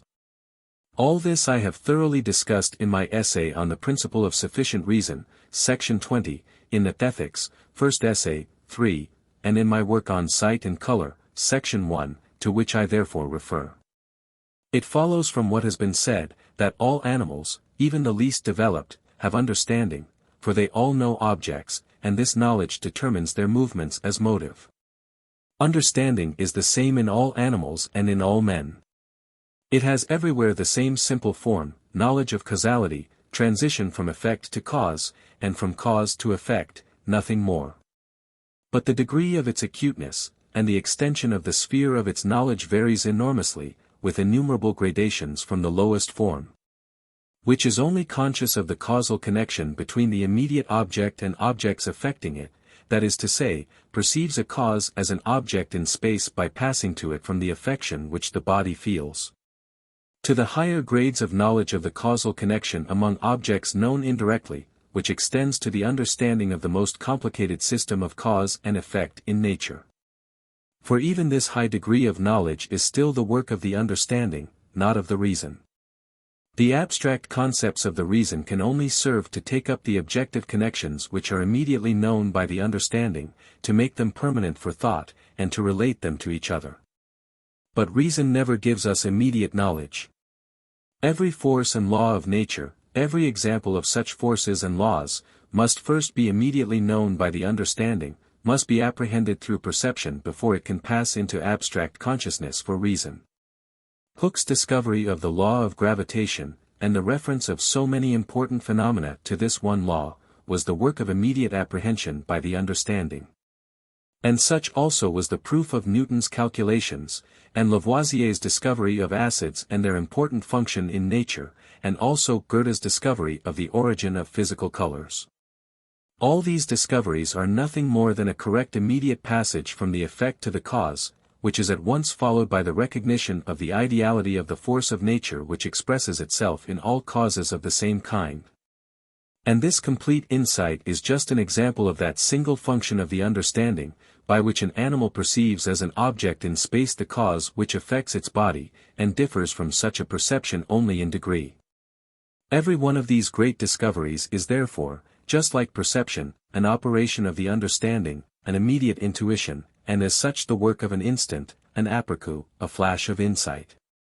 They are not the result of a process of abstract reasoning, which only serves to make the immediate knowledge of the understanding permanent for thought by bringing it under abstract concepts, i.e.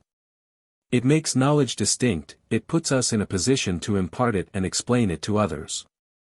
The keenness of the understanding in apprehending the causal relations of objects which are known indirectly, does not find its only application in the sphere of natural science, though all the discoveries in that sphere are due to it. But it also appears in practical life. It is then called good sense or prudence, as in its other application it is better called acuteness, penetration, sagacity. More exactly, good sense or prudence signifies exclusively understanding at the command of the will. But the limits of these conceptions must not be too sharply defined, for it is always that one function of the understanding by means of which all animals perceive objects in space, which, in its keenest form, appears now in the phenomena of nature. Correctly inferring the unknown causes from the given effects, and providing the material from which the reason frames general rules as laws of nature. Now inventing complicated and ingenious machines by adapting known causes to desired effects. Now in the sphere of motives, seeing through and frustrating intrigues and machinations, or fitly disposing the motives and the men who are susceptible to them, setting them in motion, as machines are moved by levers and wheels. And directing them at will to the accomplishment of its ends. Deficiency of understanding is called stupidity. It is just dullness in applying the law of causality, incapacity for the immediate apprehension of the concatenations of causes and effects, motives and actions.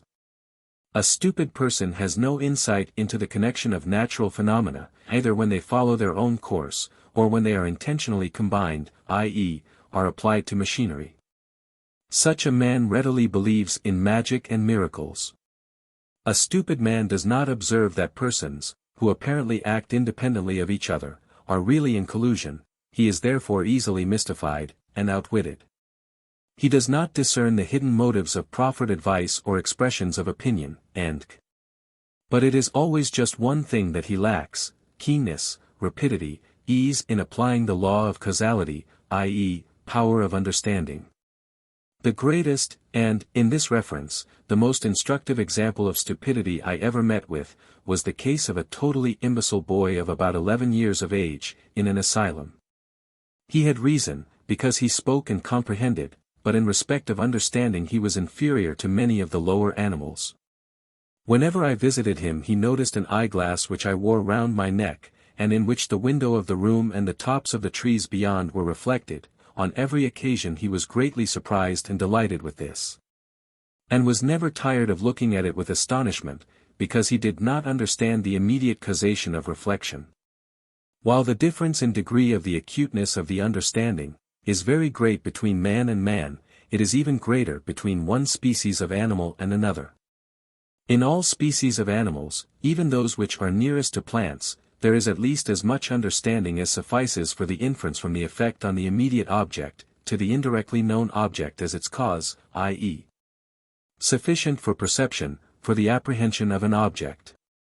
For it is this that constitutes them animals, as it gives them the power of movement following on motives, and thereby the power of seeking for food, or at least of seizing it. Whereas plants have only movement following on stimuli, whose direct influence they must await, or else decay, for they cannot seek after them nor appropriate them. We marvel at the great sagacity of the most developed species of animals, such as the dog, the elephant, the monkey or the fox, whose cleverness has been so admirably sketched by Buffon. From these most sagacious animals, we can pretty accurately determine how far understanding can go without reason, i.e., abstract knowledge embodied in concepts. We could not find this out from ourselves, for in us understanding and reason always reciprocally support each other. We find that the manifestation of understanding in animals is sometimes above our expectation, and sometimes below it. On the one hand, we are surprised at the sagacity of the elephant, who, after crossing many bridges during his journey in Europe, once refused to go upon one, because he thought it was not strong enough to bear his weight. Though he saw the rest of the party, consisting of men and horses, go upon it as usual. On the other hand, we wonder that the intelligent orangutans, who warm themselves at a fire they have found, do not keep it alight by throwing wood on it, a proof that this requires a deliberation which is not possible without abstract concepts. It is clear that the knowledge of cause and effect, as the universal form of understanding, belongs to all animals a priori, because to them as to us it is the prior condition of all perception of the outer world.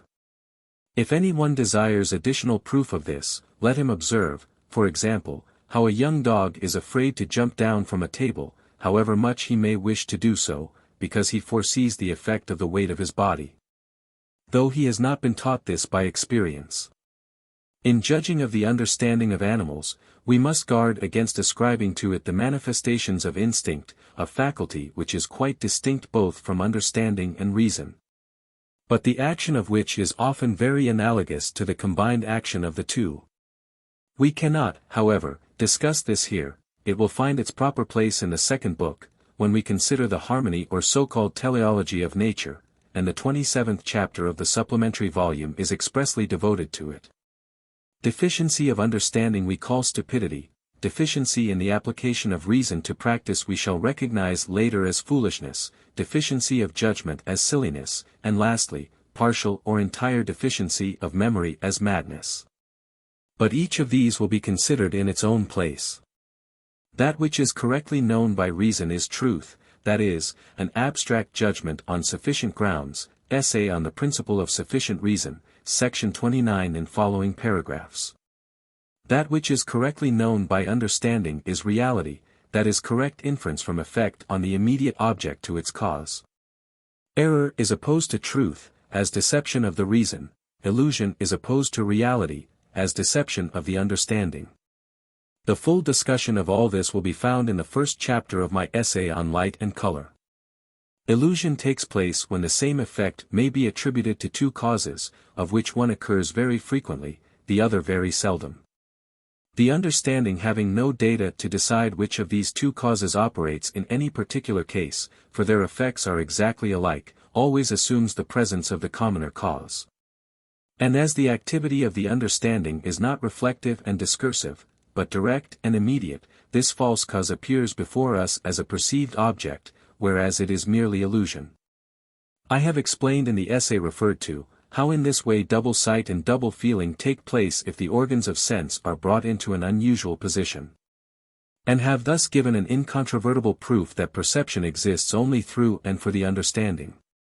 As additional examples of such illusions or deceptions of the understanding, we may mention the broken appearance of a stick dipped in water.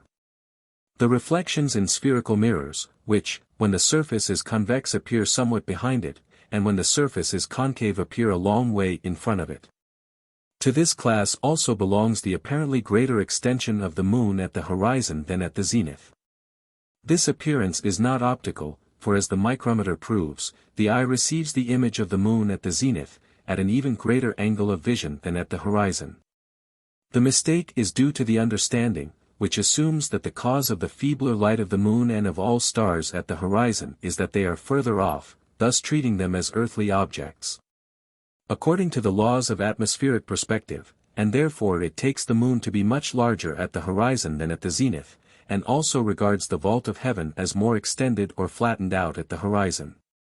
The same false application of the laws of atmospheric perspective leads us to suppose that very high mountains, whose summits alone are visible in pure transparent air, are much nearer than they really are, and therefore not so high as they are.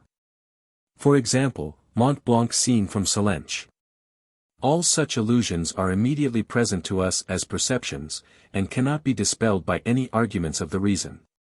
Reason can only prevent error, that is, a judgment on insufficient grounds, by opposing to it a truth.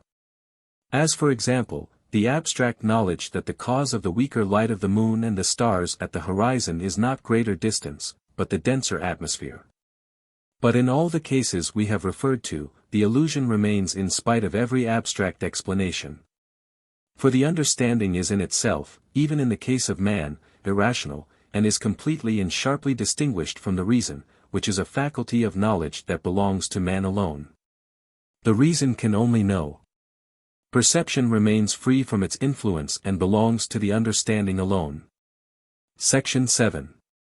With reference to our exposition up to this point, it must be observed that we did not start either from the object or the subject, but from the idea, which contains and presupposes them both. For the antithesis of object and subject is its primary, universal and essential form. We have therefore first considered this form as such. Then, though in this respect reference has for the most part been made to the introductory essay, the subordinate forms of time, space and causality. The latter belong exclusively to the object, and yet, as they are essential to the object as such, and as the object again is essential to the subject as such, they may be discovered from the subject, i.e. they may be known a priori, and so far they are to be regarded as the common limits of both. But all these forms may be referred to one general expression, the principle of sufficient reason, as we have explained in the introductory essay. This procedure distinguishes our philosophical method from that of all former systems. For they all start either from the object or from the subject, and therefore seek to explain the one from the other, and this according to the principle of sufficient reason. We, on the contrary, deny the validity of this principle with reference to the relation of subject and object, and confine it to the object. It may be thought that the philosophy of identity, which has appeared and become generally known in our own day, does not come under either of the alternatives we have named, for it does not start either from the subject or from the object, but from the absolute, known through intellectual intuition, which is neither object nor subject, but the identity of the two. I will not venture to speak of this revered identity, and this absolute, for I find myself entirely devoid of all intellectual intuition. But as I take my stand merely on those manifestos of the intellectual intuitor, which are open to all, even to profane persons like myself, I must yet observe that this philosophy is not to be accepted from the alternative errors mentioned above. For it does not escape these two opposite errors in spite of its identity of subject and object, which is not thinkable, but only intellectually intuitable, or to be experienced by a losing of oneself in it. On the contrary, it combines them both in itself. For it is divided into two parts: firstly, transcendental idealism, which is just Fichte's doctrine of the ego, and therefore teaches that the object is produced by the subject, or evolved out of it in accordance with the principle of sufficient reason.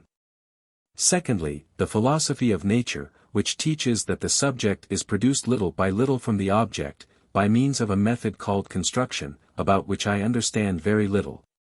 Yet enough to know that it is a process according to various forms of the principle of sufficient reason. The deep wisdom itself which that construction contains, I renounce, for as I entirely lack intellectual intuition, all those expositions which presuppose it must for me remain as a book sealed with 7 seals. This is so truly the case that, strange to say, I have always been unable to find anything at all in this doctrine of profound wisdom but atrocious and wearisome bombast. The system starting from the object had always the whole world of perception and its constitution as their problem. Yet the object which they take as their starting point is not always this whole world of perception, nor its fundamental element, matter. On the contrary, a division of these systems may be made, based on the 4 classes of possible objects set forth in the introductory essay. Thus Thales and the Ionic school, Democritus, Epicurus, Giordano Bruno, and the French materialists, may be said to have started from the first class of objects, the real world, Spinoza, on account of his conception of substance, which is purely abstract and exists only in his definition, and, earlier, the Eleatics, from the second class, the abstract conception, the Pythagoreans and Chinese philosophy in Weiqing, from the third class, time, and consequently number, and lastly, the schoolmen, who teach a creation out of nothing by the act of will of an extramundane personal being, started from the 4th class of objects, the act of will directed by knowledge. Of all systems of philosophy which start from the object, the most consistent, and that which may be carried furthest, is simple materialism. It regards matter, and with it time and space, as existing absolutely, and ignores the relation to the subject in which alone all this really exists. It then lays hold of the law of causality as a guiding principle or clue, regarding it as a self-existent order, or arrangement, of things, veritas aeterna, and so fails to take account of the understanding, in which and for which alone causality is. It seeks the primary and most simple state of matter, and then tries to develop all the others from it, ascending from mere mechanism, to chemism, to polarity, to the vegetable and to the animal kingdom. And if we suppose this to have been done, the last link in the chain would be animal sensibility, that is knowledge, which would consequently now appear as a mere modification or state of matter produced by causality. Now if we had followed materialism thus far with clear ideas, when we reached its highest point we would suddenly be seized with a fit of the inextinguishable laughter of the Olympians. As if waking from a dream, we would all at once become aware that its final result, knowledge, which it reached so laboriously, was presupposed as the indispensable condition of its very starting point, mere matter. And when we imagined that we thought matter, we really thought only the subject that perceives matter, the eye that sees it, the hand that feels it, the understanding that knows it. Thus the tremendous petitio principii reveals itself unexpectedly. For suddenly the last link is seen to be the starting point, the chain a circle, and the materialist is like Baron Munchausen who, when swimming in water on horseback, drew the horse into the air with his legs, and himself also by his cue. The fundamental absurdity of materialism is that it starts from the objective, and takes as the ultimate ground of explanation something objective, whether it be matter in the abstract, simply as it is thought, or after it has taken form. Is empirically given, that is to say, is substance, the chemical element with its primary relations.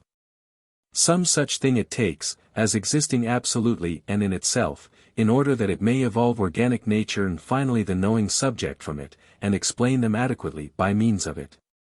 Whereas in truth all that is objective is already determined as such in manifold ways by the knowing subject through its forms of knowing, and presupposes them, and consequently it entirely disappears if we think the subject away. Thus materialism is the attempt to explain what is immediately given us by what is given us indirectly. All that is objective, extended, active, that is to say, all that is material, is regarded by materialism as affording so solid a basis for its explanation, that a reduction of everything to this can leave nothing to be desired, especially if in ultimate analysis this reduction should resolve itself into action and reaction. But we have shown that all this is given indirectly and in the highest degree determined, and is therefore merely a relatively present object, for it has passed through the machinery and manufactory of the brain, and has thus come under the forms of space, time and causality, by means of which it is first presented to us as extended in space and ever active in time. From such an indirectly given object, materialism seeks to explain what is immediately given, the idea, in which alone the object that materialism starts with exists, and finally even the will from which all those fundamental forces that manifest themselves, under the guidance of causes, and therefore according to law, are in truth to be explained. To the assertion that thought is a modification of matter we may always, with equal right, oppose the contrary assertion that all matter is merely the modification of the knowing subject, as its idea. Yet the aim and ideal of all natural science is at bottom a consistent materialism. The recognition here of the obvious impossibility of such a system establishes another truth which will appear in the course of our exposition, the truth that all science properly so called, by which I understand systematic knowledge under the guidance of the principle of sufficient reason, can never reach its final goal, nor give a complete and adequate explanation, for it is not concerned with the inmost nature of the world. It cannot get beyond the idea. Indeed, it really teaches nothing more than the relation of one idea to another. Every science must start from two principal data. One of these is always the principle of sufficient reason in some form or another, as organon. The other is its special object as problem. Thus, for example, geometry has space as problem, and the ground of existence in space as organon. Arithmetic has time as problem, and the ground of existence in time as organon. Logic has the combination of concepts as such as problem, and the ground of knowledge as organon. History has the past acts of men treated as a whole as problem, and the law of human motives as organon. Natural science has matter as problem, and the law of causality as organon. Its end and aim is therefore, by the guidance of causality, to refer all possible states of matter to other states, and ultimately to one single state. And again to deduce these states from each other, and ultimately from one single state. Thus two states of matter stand over against each other in natural science as extremes, that state in which matter is furthest from being the immediate object of the subject, and that state in which it is most completely such an immediate object, i.e., the most dead and crude matter, the primary element, as the one extreme, and the human organism as the other. Natural science as chemistry seeks for the first, as physiology for the second. But as yet neither extreme has been reached, and it is only in the intermediate ground that something has been won. The prospect is indeed somewhat hopeless. The chemists, under the presupposition that the qualitative division of matter is not, like quantitative division, an endless process, are always trying to decrease the number of the elements, of which there are still about 60. And if they were to succeed in reducing them to 2, they would still try to find the common root of these. For, on the one hand, the law of homogeneity leads to the assumption of a primary chemical state of matter, which alone belongs to matter as such, and precedes all others which are not essentially matter as such, but merely contingent forms and qualities. On the other hand, we cannot understand how this one state could ever experience a chemical change, if there did not exist a second state to affect it. Thus the same difficulty appears in chemistry which Epicurus met with in mechanics.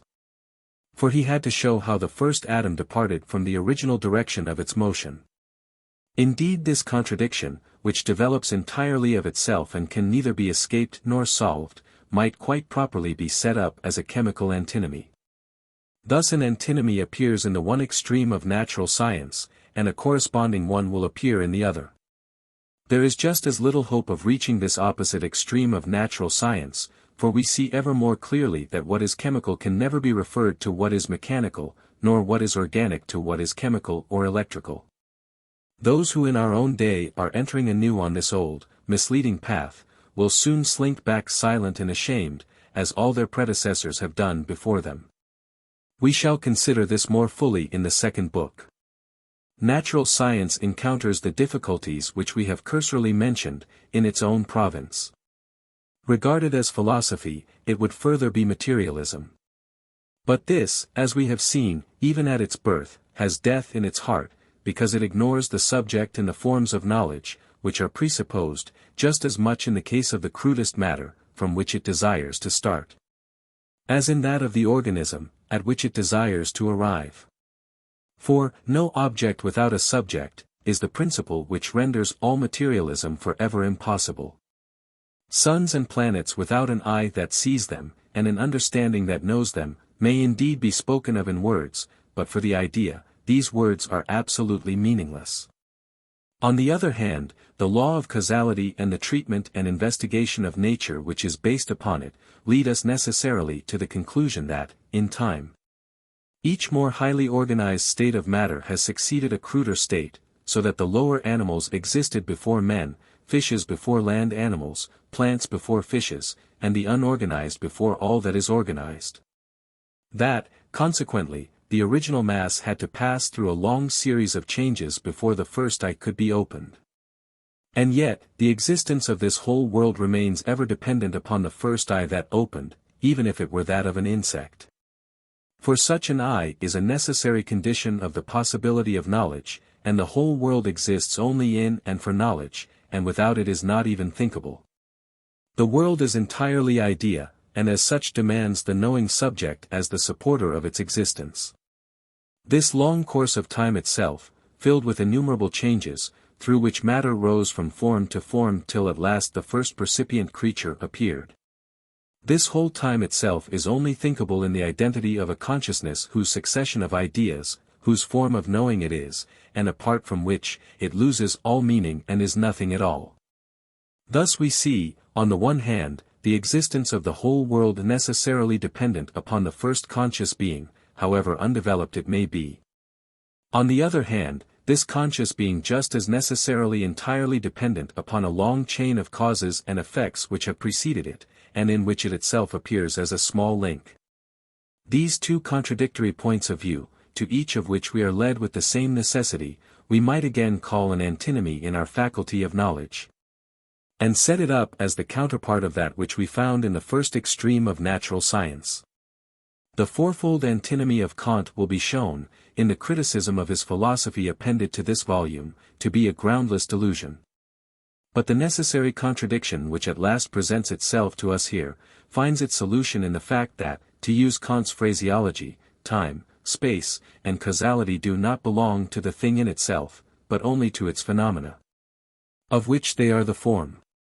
Which in my language means this: the objective world, the world as idea, is not the only side of the world, but merely its outward side, and it has an entirely different side, the side of its inmost nature, its kernel, the thing in itself. This we shall consider in the second book, calling it after the most immediate of its objective manifestations, will. But the world as idea, with which alone we are here concerned, only appears with the opening of the first eye. Without this medium of knowledge it cannot be, and therefore it was not before it. But without that eye, that is to say, outside of knowledge, there was also no before, no time. Thus time has no beginning, but all beginning is in time. Since, however, it is the most universal form of the knowable, in which all phenomena are united together through causality, time, with its infinity of past and future, is present in the beginning of knowledge. The phenomenon which fills the first present must at once be known as causally bound up with and dependent upon a sequence of phenomena which stretches infinitely into the past. And this past itself is just as truly conditioned by this first present, as conversely the present is by the past. Accordingly the past out of which the first present arises, is, like it, dependent upon the knowing subject, without which it is nothing. It necessarily happens, however, that this first present does not manifest itself as the first, that is, as having no past for its parent, but as being the beginning of time. It manifests itself rather as the consequence of the past, according to the principle of existence in time. In the same way, the phenomena which fill this first present appear as the effects of earlier phenomena which filled the past, in accordance with the law of causality. Those who like mythological interpretations may take the birth of Kronos, Chi-Rho Nu Omicron, the youngest of the Titans, as a symbol of the moment here referred to at which time appears, though, indeed it has no beginning. For with him, since he ate his father, the crude productions of heaven and earth cease, and the races of gods and men appear upon the scene. This explanation at which we have arrived by following the most consistent of the philosophical systems which start from the object, materialism, has brought out clearly the inseparable and reciprocal dependence of subject and object, and at the same time the inevitable antithesis between them. And this knowledge leads us to seek for the inner nature of the world, the thing in itself, not in either of the two elements of the idea, but in something quite distinct from it, and which is not encumbered with such a fundamental and insoluble antithesis. Opposed to the system we have explained, which starts from the object in order to derive the subject from it, is the system which starts from the subject and tries to derive the object from it. The first of these has been of frequent and common occurrence throughout the history of philosophy, but of the second we find only one example, and that a very recent one, the philosophy of appearance, of J. G. Fichte. In this respect, therefore, it must be considered, little real worth or inner meaning as the doctrine itself had. It was indeed for the most part merely a delusion, but it was delivered with an air of the deepest earnestness, with sustained loftiness of tone and zealous ardor, and was defended with eloquent polemic against weak opponents. So that it was able to present a brilliant exterior and seem to be something. But the genuine earnestness which keeps truth always steadfastly before it as its goal, and is unaffected by any external influences, was entirely wanting to Fichte, as it is to all philosophers who, like him, concern themselves with questions of the day. In his case, indeed, it could not have been otherwise. A man becomes a philosopher by reason of a certain perplexity, from which he seeks to free himself. This is Plato's theta alpha upsilon nu alpha xi epsilon iota nu, which he calls a mu alpha lambda alpha phi iota lambda omicron sigma omicron phi iota kappa omicron nu pi alpha theta omicron. But what distinguishes the false philosopher from the true is this: the perplexity of the latter arises from the contemplation of the world itself, while that of the former results from some book, some system of philosophy which is before him. Now Fichte belongs to the class of the false philosophers. He was made a philosopher by Kant's doctrine of the thing in itself, and if it had not been for this he would probably have pursued entirely different ends, with far better results, for he certainly possessed remarkable rhetorical talent. If he had only penetrated somewhat deeply into the meaning of the book that made him a philosopher, the Critique of Pure Reason, he would have understood that its principal teaching about mind is this. The principle of sufficient reason is not, as all scholastic philosophy maintains, a veritas aeterna, that is to say, it does not possess an unconditioned validity before, outside of, and above the world. It is relative and conditioned, and valid only in the sphere of phenomena, and thus it may appear as the necessary nexus of space and time, or as the law of causality, or as the law of the ground of knowledge. The inner nature of the world, the thing in itself, can never be found by the guidance of this principle, for all that it leads to will be found to be dependent and relative and merely phenomenal, not the thing in itself. Further, it does not concern the subject, but is only the form of objects, which are therefore not things in themselves. The subject must exist along with the object, and the object along with the subject, so that it is impossible that subject and object can stand to each other in a relation of reason and consequent. But Fichte did not take up the smallest fragment of all this. All that interested him about the matter was that the system started from the subject. Now Kant had chosen this procedure in order to show the fallacy of the prevalent systems, which started from the object, and through which the object had come, to be regarded as a thing in itself. Fichte, however, took this departure from the subject for the really important matter, and like all imitators, he imagined that in going further than Kant he was surpassing him. Thus he repeated the fallacy with regard to the subject, which all the previous dogmatism had perpetrated with regard to the object, and which had been the occasion of Kant's critique. Fichte then made no material change, and the fundamental fallacy, the assumption of a relation of reason and consequent between object and subject, remained after him as it was before him. The principle of sufficient reason possessed as before an unconditioned validity, and the only difference was that the thing in itself was now placed in the subject instead of, as formerly, in the object. The entire relativity of both subject and object, which proves that the thing in itself, or the inner nature of the world, is not to be sought in them at all, but outside of them, and outside everything else that exists merely relatively, still remained unknown. Just as if Kant had never existed, the principle of sufficient reason is to Fichte precisely what it was to all the schoolmen, a veritas aeterna. As an eternal fate reigned over the gods of old, so these eterni veritates, these metaphysical, mathematical and metalogical truths, and in the case of some, the validity of the moral law also, reigned over the God of the schoolmen. These veritates alone were independent of everything, and through their necessity both God and the world existed. According to the principle of sufficient reason, as such a veritas aeterna, the ego is for Fichte the ground of the world, or of the non-ego, the object, which is just its consequent, its creation. He has therefore taken good care to avoid examining further or limiting the principle of sufficient reason. If, however, it is thought I should specify the form of the principle of sufficient reason under the guidance of which Fichte derives the non-ego from the ego, as a spider spins its web out of itself, I find that it is the principle of sufficient reason of existence in space, for it is only as referred to this that some kind of meaning and sense can be attached to the labored deductions of the way in which the ego produces and fabricates the non-ego from itself, which form the content of the most senseless, and consequently the most wearisome book that was ever written. This philosophy of Fichte, otherwise not worth mentioning, is interesting to us only as the tardy expression of the converse of the old materialism. For materialism was the most consistent system starting from the object, as this is the most consistent system starting from the subject. Materialism overlooked the fact that, with the simplest object, it assumed the subject also. And Fichte overlooked the fact that with the subject, whatever he may call it, he assumed the object also, for no subject is thinkable without an object.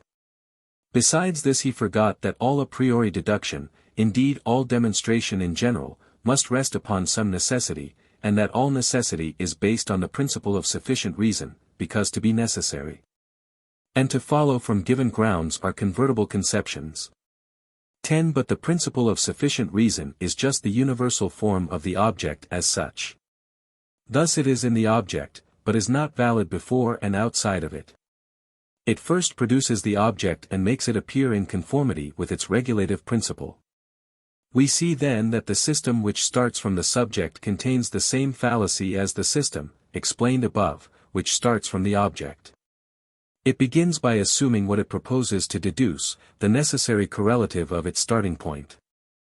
The method of our own system is toto-genere distinct from these two opposite misconceptions, for we start neither from the object nor from the subject, but from the idea, as the first fact of consciousness. Its first essential, fundamental form is the antithesis of subject and object. The form of the object again is the principle of sufficient reason in its various forms.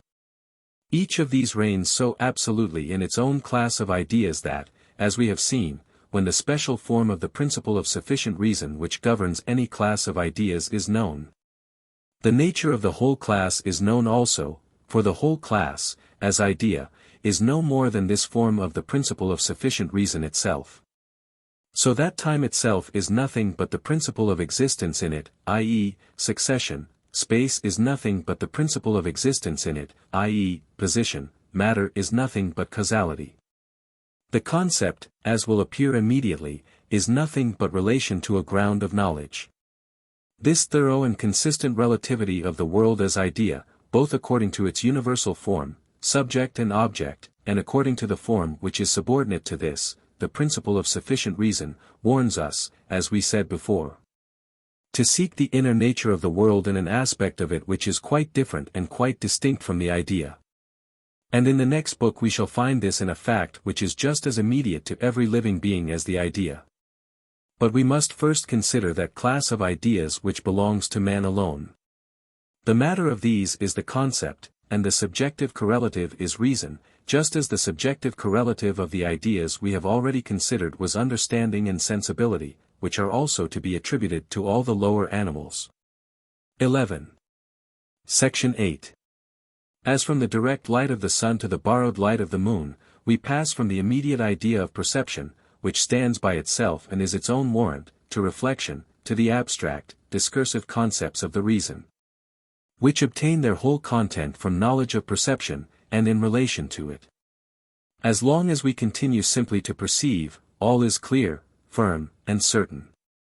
There are neither questions nor doubts nor errors, we desire to go no further, can go no further, we find rest in perceiving, and satisfaction in the present.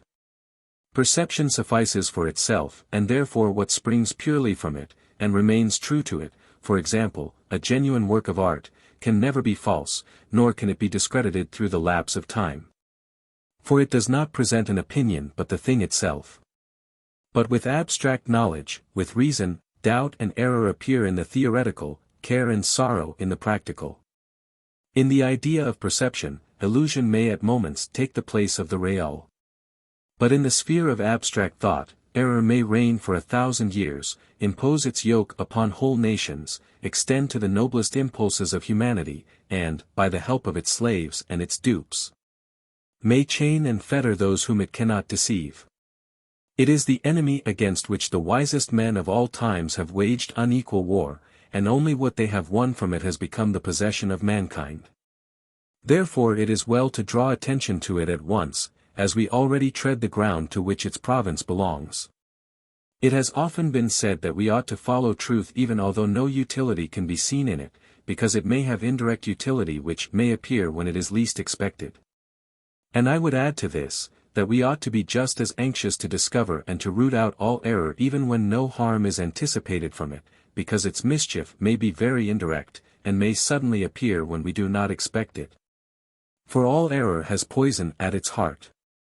If it is mind, if it is knowledge, that makes man the lord of creation, there can be no such thing as harmless error, still less venerable and holy error.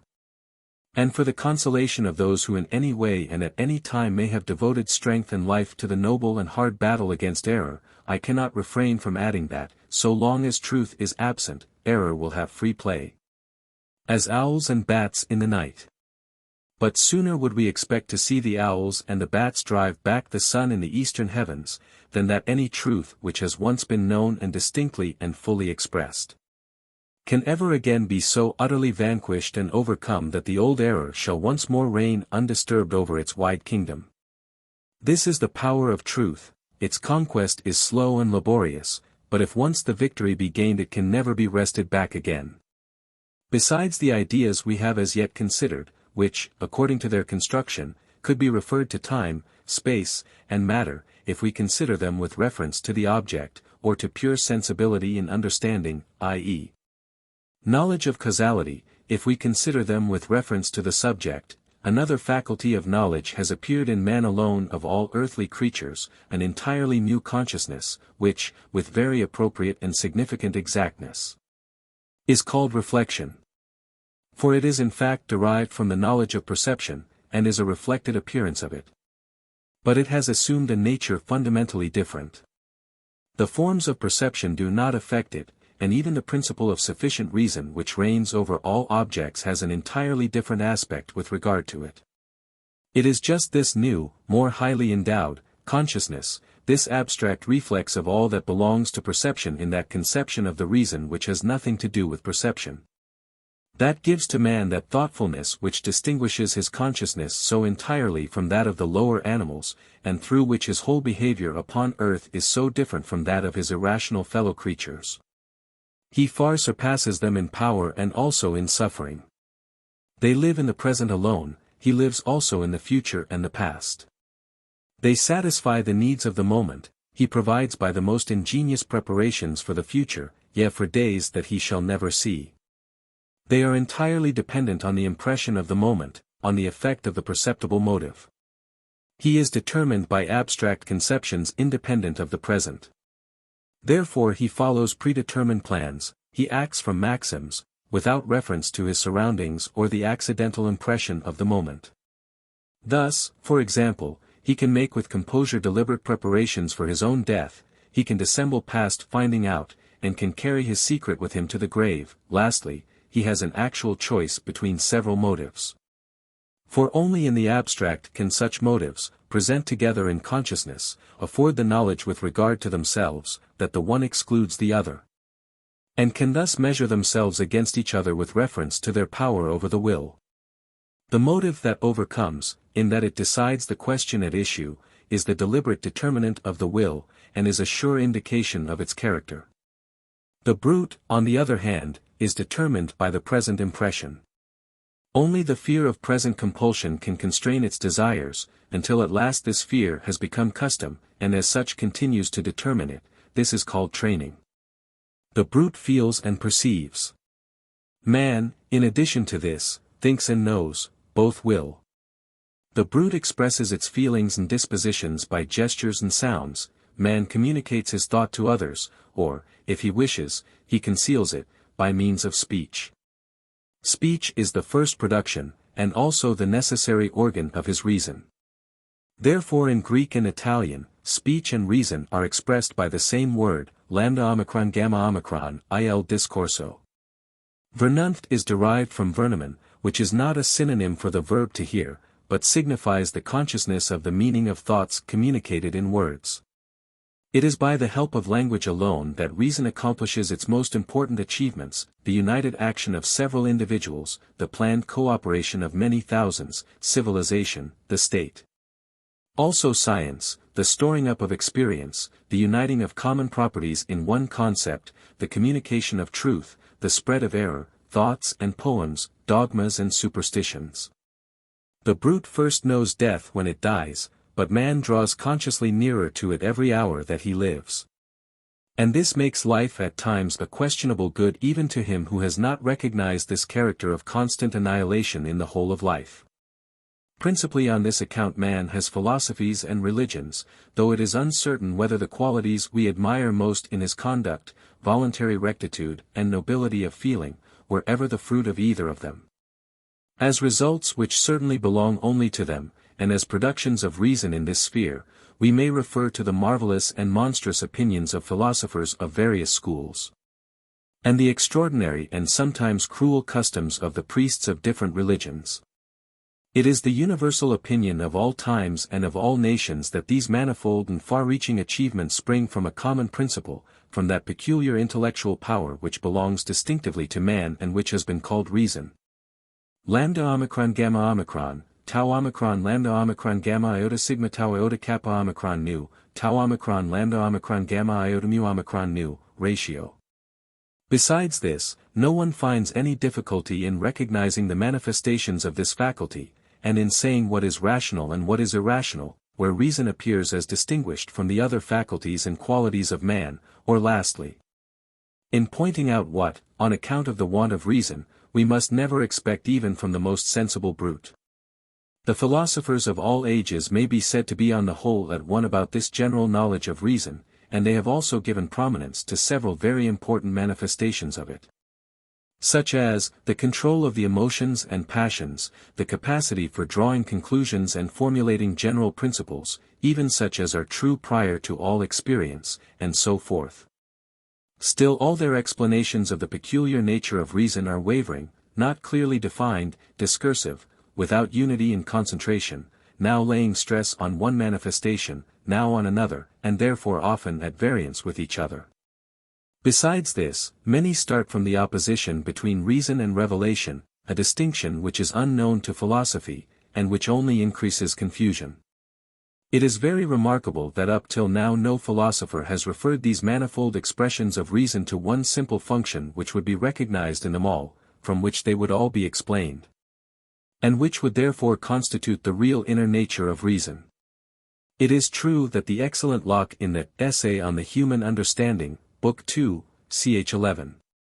Sections 10 and 11, very rightly refers to general concepts as the characteristic which distinguishes man from the brutes, and Leibniz quotes this with full approval in the Nouveaux Essays sur l'Entendement Humain, Book 2, ch. 11, sections 10 and 11. But when Locke, in Book 4, ch. 17, sections 2 and 3, comes to the special explanation of reason, he entirely loses sight of this simple, primary characteristic, and he also falls into a wavering, undetermined, incomplete account of mangled and derivative manifestations of it.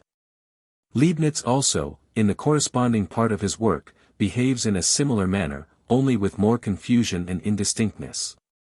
In the appendix, I have fully considered how Kant confused and falsified the conception of the nature of reason.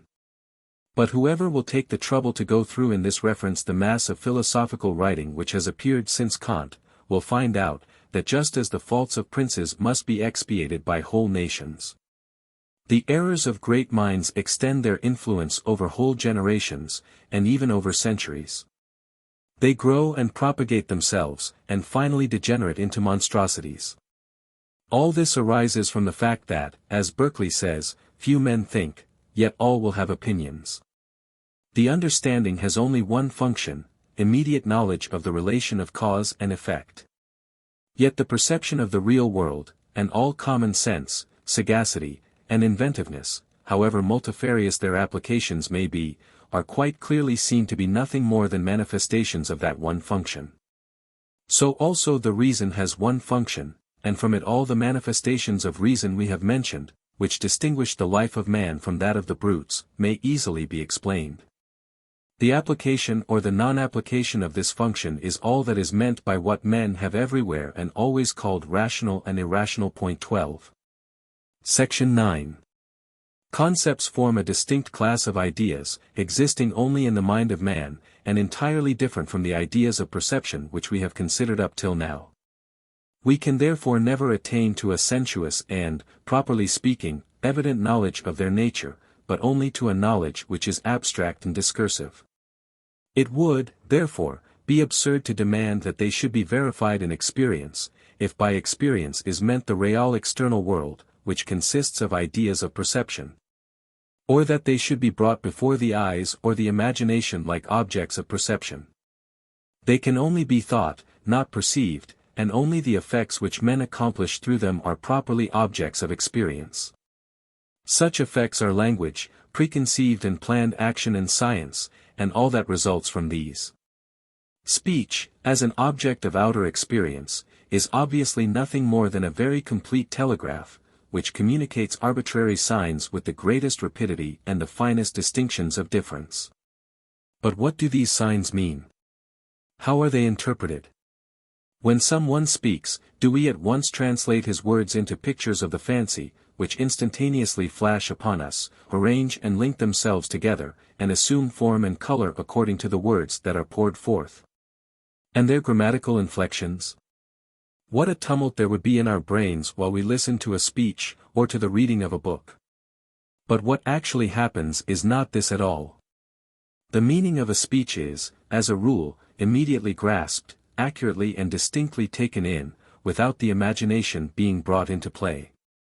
It is reason which speaks to reason, keeping within its own province.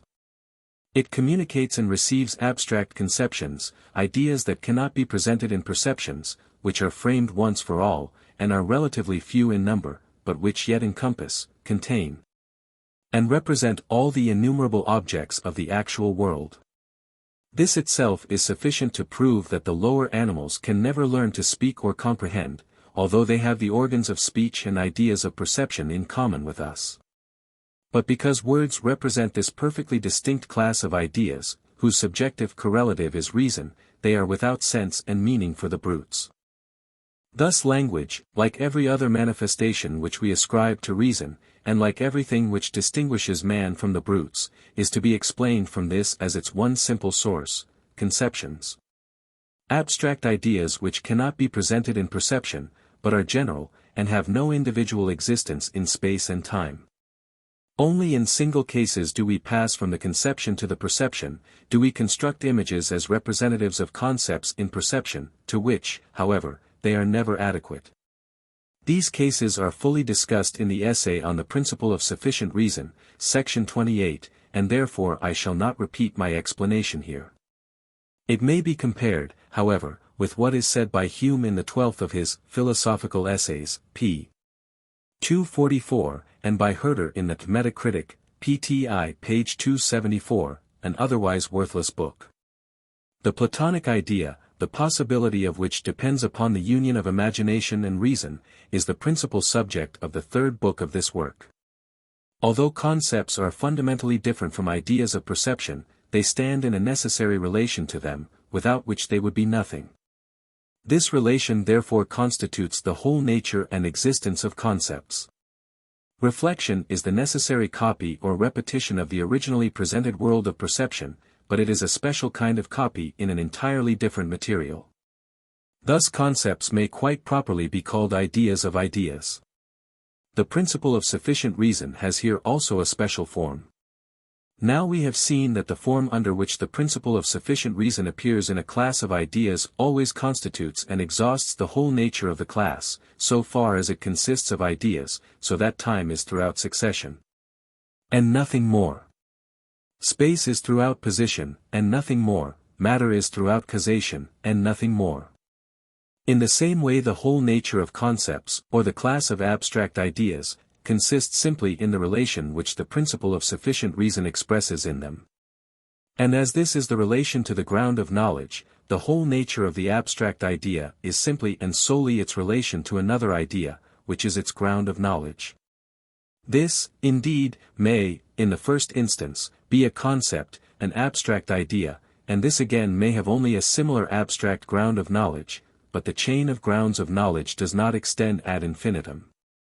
It must end at last in a concept which has its ground in knowledge of perception, for the whole world of reflection rests on the world of perception as its ground of knowledge. Hence the class of abstract ideas is in this respect distinguished from other classes. In the latter the principle of sufficient reason always demands merely a relation to another idea of the same class, but in the case of abstract ideas, it at last demands a relation to an idea of another class. Those concepts which, as has just been pointed out, are not immediately related to the world of perception, but only through the medium of one, or it may be several other concepts, have been called by preference abstracta. And those which have their ground immediately in the world of perception have been called concreta. But this last name is only loosely applicable to the concepts denoted by it, for they are always merely abstracta, and not ideas of perception. These names, which have originated in a very dim consciousness of the distinctions they imply, may yet, with this explanation, be retained. As examples of the first kind of concepts, i.e., abstracta in the fullest sense, we may take relation, virtue, investigation, beginning, and so on. As examples of the second kind, loosely called concreta, we may take such concepts as man, stone, horse, and k. If it were not a somewhat too pictorial and therefore absurd simile, we might very appropriately call the latter the ground floor, and the former the upper stories of the building of reflection. 13. It is not, as is commonly supposed, an essential characteristic of a concept that it should contain much under it, that is to say, that many ideas of perception, or it may be other abstract ideas, should stand to it in the relation of its ground of knowledge, i.e., be thought through it. This is merely a derived and secondary characteristic, and, as a matter of fact, does not always exist, though it must always exist potentially. This characteristic arises from the fact that a concept is an idea of an idea, i.e., its whole nature consists in its relation to another idea. But as it is not this idea itself, which is generally an idea of perception and therefore belongs to quite a different class, the latter may have temporal, spatial, and other determinations, and in general many relations which are not thought along with it in the concept. Thus we see that several ideas which are different in unessential particulars may be thought by means of one concept, i.e., may be brought under it. Yet this power of embracing several things is not an essential but merely an accidental characteristic of the concept. There may be concepts through which only one real object is thought, but which are nevertheless abstract and general, by no means capable of presentation individually and as perceptions. Such, for example, is the conception which any one may have of a particular town which he only knows from geography. Although only this one town is thought under it, it might yet be applied to several towns differing in certain respects. We see then that a concept is not general because of being abstracted from several objects, but conversely, because generality, that is to say, non-determination of the particular, belongs to the concept as an abstract idea of the reason. Different things can be thought by means of the same one. It follows from what has been said that every concept, just because it is abstract and incapable of presentation in perception, and is therefore not a completely determined idea, has what is called extension or sphere. Even in the case in which only one real object exists that corresponds to it. Now we always find that the sphere of one concept has something in common with the sphere of other concepts. That is to say, part of what is thought under one concept is the same as what is thought under other concepts. And conversely, part of what is thought under these concepts is the same as what is thought under the first, although, if they are really different concepts, each of them, or at least one of them, contains something which the other does not contain. This is the relation in which every subject stands to its predicate. The recognition of this relation is called judgment. The representation of these spheres by means of figures in space, is an exceedingly happy idea. It first occurred to Gottfried Ploquet, who used squares for the purpose. Lambert, although later than him, used only lines, which he placed under each other. Euler carried out the idea completely with circles. Upon what this complete analogy between the relations of concepts, and those of figures in space, ultimately rests, I am unable to say. It is, however, a very fortunate circumstance for logic that all the relations of concepts, according to their possibility, i.e., a priori, may be made plain in perception by the use of such figures, in the following way. 1.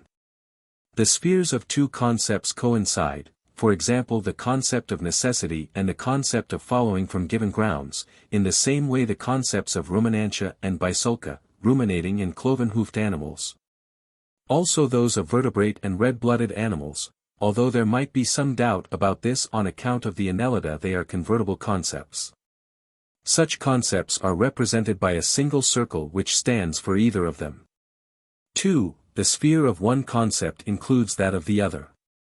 3. A sphere includes two or more spheres which exclude each other and fill it. 4. Two spheres include each a part of the other. 5. Two spheres lie in a third, but do not fill it. This last case applies to all concepts whose spheres have nothing immediately in common, for there is always a third sphere, often a much wider one, which includes both. To these cases all combinations of concepts may be referred, and from them the entire doctrine of the judgment, its conversion, contraposition, equipollence, disjunction, this according to the third figure, may be deduced. From these also may be derived the properties of the judgment, upon which Kant based his pretended categories of the understanding, with the exception however of the hypothetical form, which is not a combination of concepts, but of judgments. A full account is given in the appendix of modality, and indeed of every property of judgments on which the categories are founded. With regard to the possible combinations of concepts which we have given, it has only further to be remarked that they may also be combined with each other in many ways. For example, the fourth figure with the second. Only if one sphere, which partly or wholly contains another, is itself contained in a third sphere, do these together exemplify the syllogism in the first figure, i.e. that combination of judgments, by means of which it is known that a concept which is partly or wholly contained in another concept, is also contained in a third concept, which again contains the first, and also, conversely, the negation. The pictorial representation of which can, of course, only be two connected spheres which do not lie within a third sphere. If many spheres are brought together in this way we get a long train of syllogisms. This schematism of concepts, which has already been fairly well explained in more than one textbook, may be used as the foundation of the doctrine of the judgment, and indeed of the whole syllogistic theory. And in this way the treatment of both becomes very easy and simple. Because, through it, all syllogistic rules may be seen in their origin, and may be deduced and explained. It is not necessary, however, to load the memory with these rules, as logic is never of practical use, but has only a theoretical interest for philosophy. For although it may be said that logic is related to rational thinking as thoroughbass is to music, or less exactly, as ethics is to virtue, or aesthetics to art, we must yet remember that no one ever became an artist by the study of aesthetics. That a noble character was never formed by the study of ethics. That long before Rameau, men composed correctly and beautifully, and that we do not need to know thoroughbass in order to detect discords, and just as little do we need to know logic in order to avoid being misled by fallacies. Yet it must be conceded that thoroughbass is of the greatest use in the practice of musical composition, although it may not be necessary for the understanding of it. And indeed aesthetics and even ethics, though in a much less degree, and for the most part negatively, may be of some use in practice, so that we cannot deny them all practical worth, but of logic even this much cannot be conceded. It is nothing more than the knowledge in the abstract of what every one knows in the concrete. Therefore we call in the aid of logical rules, just as little to enable us to construct a correct argument as to prevent us from consenting to a false one, and the most learned logician lays aside the rules of logic altogether in his actual thought. This may be explained in the following way. Every science is a system of general and therefore abstract truths, laws, and rules with reference to a special class of objects. The individual case coming under these laws is determined in accordance with this general knowledge, which is valid once for all. Because such application of the general principle is far easier than the exhaustive investigation of the particular case. For the general abstract knowledge which has once been obtained is always more within our reach than the empirical investigation of the particular case. With logic, however, it is just the other way. It is the general knowledge of the mode of procedure of the reason expressed in the form of rules. It is reached by the introspection of reason, and by abstraction from all content. But this mode of procedure is necessary and essential to reason, so that it will never depart from it if left to itself. It is, therefore, easier and surer to let it proceed itself according to its nature in each particular case, than to present to it the knowledge abstracted from this procedure in the form of a foreign and externally given law. It is easier, because, while in the case of all other sciences, the general rule is more within our reach than the investigation of the particular case taken by itself. With the use of reason, on the contrary, its necessary procedure in a given case is always more within our reach than the general rule abstracted from it, for that which thinks in us is reason itself. It is sure, because a mistake may more easily occur in such abstract knowledge, or in its application, than that a process of reason should take place which would run contrary to its essence and nature. Hence arises the remarkable fact, that while in other sciences the particular case is always proved by the rule, in logic, on the contrary, the rule must always be proved from the particular case. And even the most practiced logician, if he remark that in some particular case he concludes otherwise than the rule prescribes, will always expect to find a mistake in the rule rather than in his own conclusion. To desire to make practical use of logic means, therefore, to desire to derive with unspeakable trouble, from general rules, that which is immediately known with the greatest certainty in the particular case. It is just as if a man were to consult mechanics as to the motion of his body, and physiology as to his digestion, and whoever has learnt logic for practical purposes is like him who would teach a beaver to make its own dam. Logic is, therefore, without practical utility, but it must nevertheless be retained, because it has philosophical interest as the special knowledge of the organization and action of reason. It is rightly regarded as a definite, self-subsisting, self-contained, complete, and thoroughly safe discipline, to be treated scientifically for itself alone and independently of everything else, and therefore to be studied at the universities. But it has its real value, in relation to philosophy as a whole, in the inquiry into the nature of knowledge, and indeed of rational and abstract knowledge. Therefore the exposition of logic should not have so much the form of a practical science, should not contain merely naked arbitrary rules for the correct formation of the judgment, the syllogism, but should rather be directed to the knowledge of the nature of reason and the concept, and to the detailed investigation of the principle of sufficient reason of knowing. For logic is only a paraphrase of this principle, and, more exactly, only of that exemplification of it in which the ground that gives truth to the judgment is neither empirical nor metaphysical, but logical or metalogical. Besides the principle of sufficient reason of knowing, it is necessary to take account of the three remaining fundamental laws of thought, or judgments of metalogical truth, so nearly related to it. And out of these the whole science of reason grows. The nature of thought proper, that is to say, of the judgment and the syllogism, must be exhibited in the combination of the spheres of concepts, according to the analogy of the special schema, in the way shown above. And from all this the rules of the judgment and the syllogism are to be deduced by construction. The only practical use we can make of logic is in a debate, when we can convict our antagonist of his intentional fallacies, rather than of his actual mistakes, by giving them their technical names. By thus throwing into the background the practical aim of logic, and bringing out its connection with the whole scheme of philosophy as one of its chapters, we do not think that we shall make the study of it less prevalent than it is just now. For at the present day every one who does not wish to remain uncultured, and to be numbered with the ignorant and incompetent multitude, must study speculative philosophy.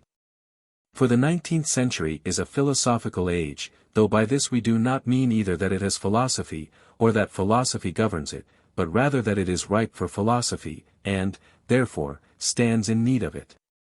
This is a sign of a high degree of civilization, and indeed, is a definite stage in the culture of the ages. 14. Though logic is of so little practical use, it cannot be denied that it was invented for practical purposes.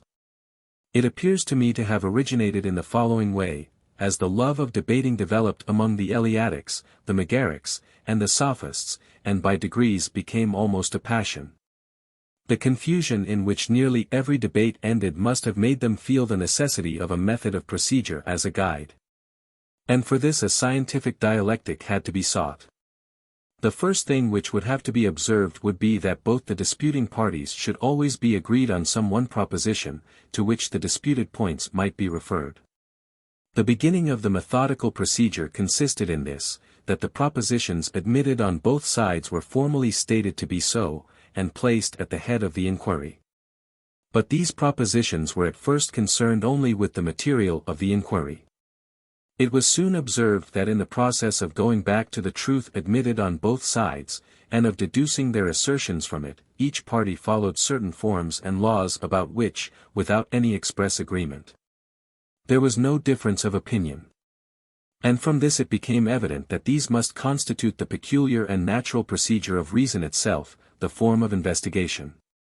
Although this was not exposed to any doubt or difference of opinion, some pedantically systematic philosopher hit upon the idea that it would look well, and be the completion of the method of dialectic, if this formal part of all discussion, this regular procedure of reason itself, were to be expressed in abstract propositions, just like the substantial propositions admitted on both sides, and placed at the beginning of every investigation, as the fixed canon of debate to which reference and appeal must always be made.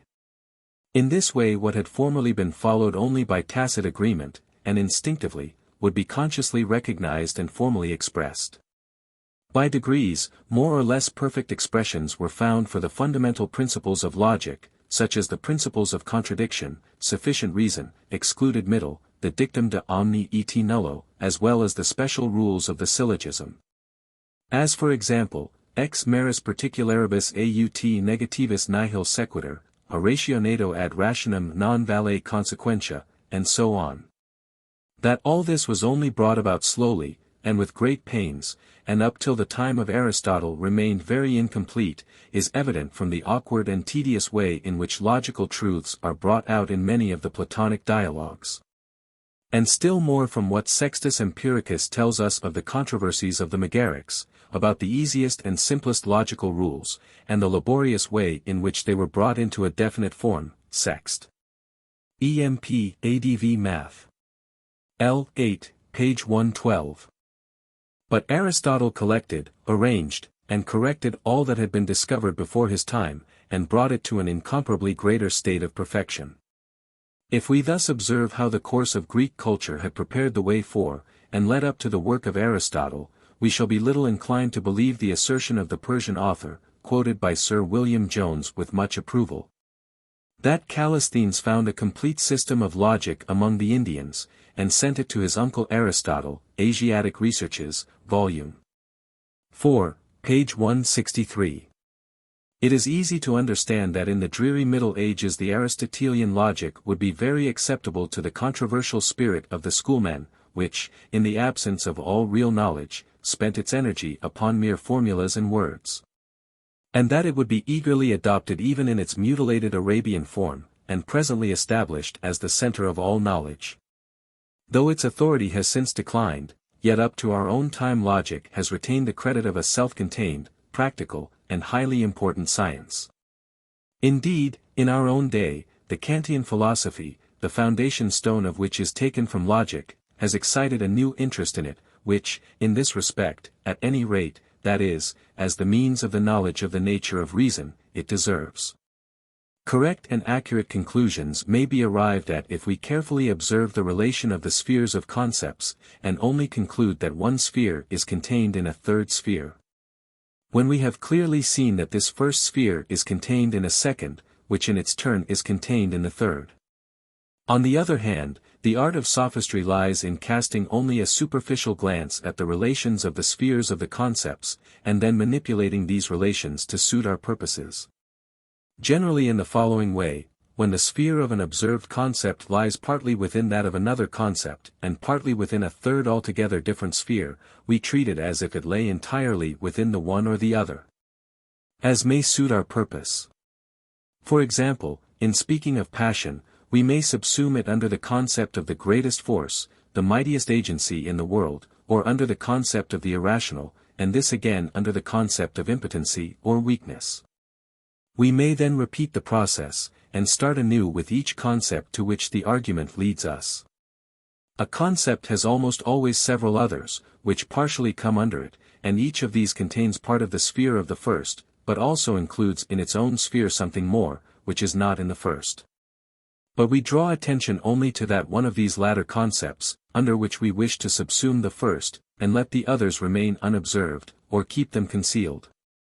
On the possession of this skill depends the whole art of sophistry and all finer fallacies, for logical fallacies such as mentions, velatus, cornatus, and are clearly too clumsy for actual use.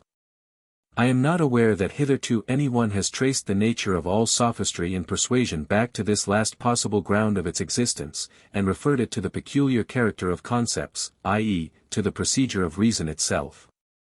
Therefore, as my exposition has led me to it, though it is very easily understood, I will illustrate it in the following table by means of a schema. This table is intended to show how the spheres of concepts overlap each other at many points, and so leave room for a passage from each concept to whichever one we please of several other concepts. I hope, however, that no one will be led by this table to attach more importance to this little explanation, which I have merely given in passing, than ought to belong to it, from the nature of the subject. I have chosen as an illustration the concept of traveling. Its sphere partially includes 4 others, to any of which the sophist may pass at will.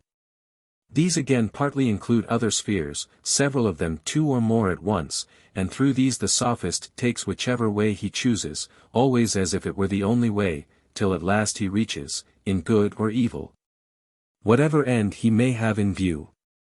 In passing from one sphere to another, it is only necessary always to follow the direction from the center, the given chief concept, to the circumference, and never to reverse this process.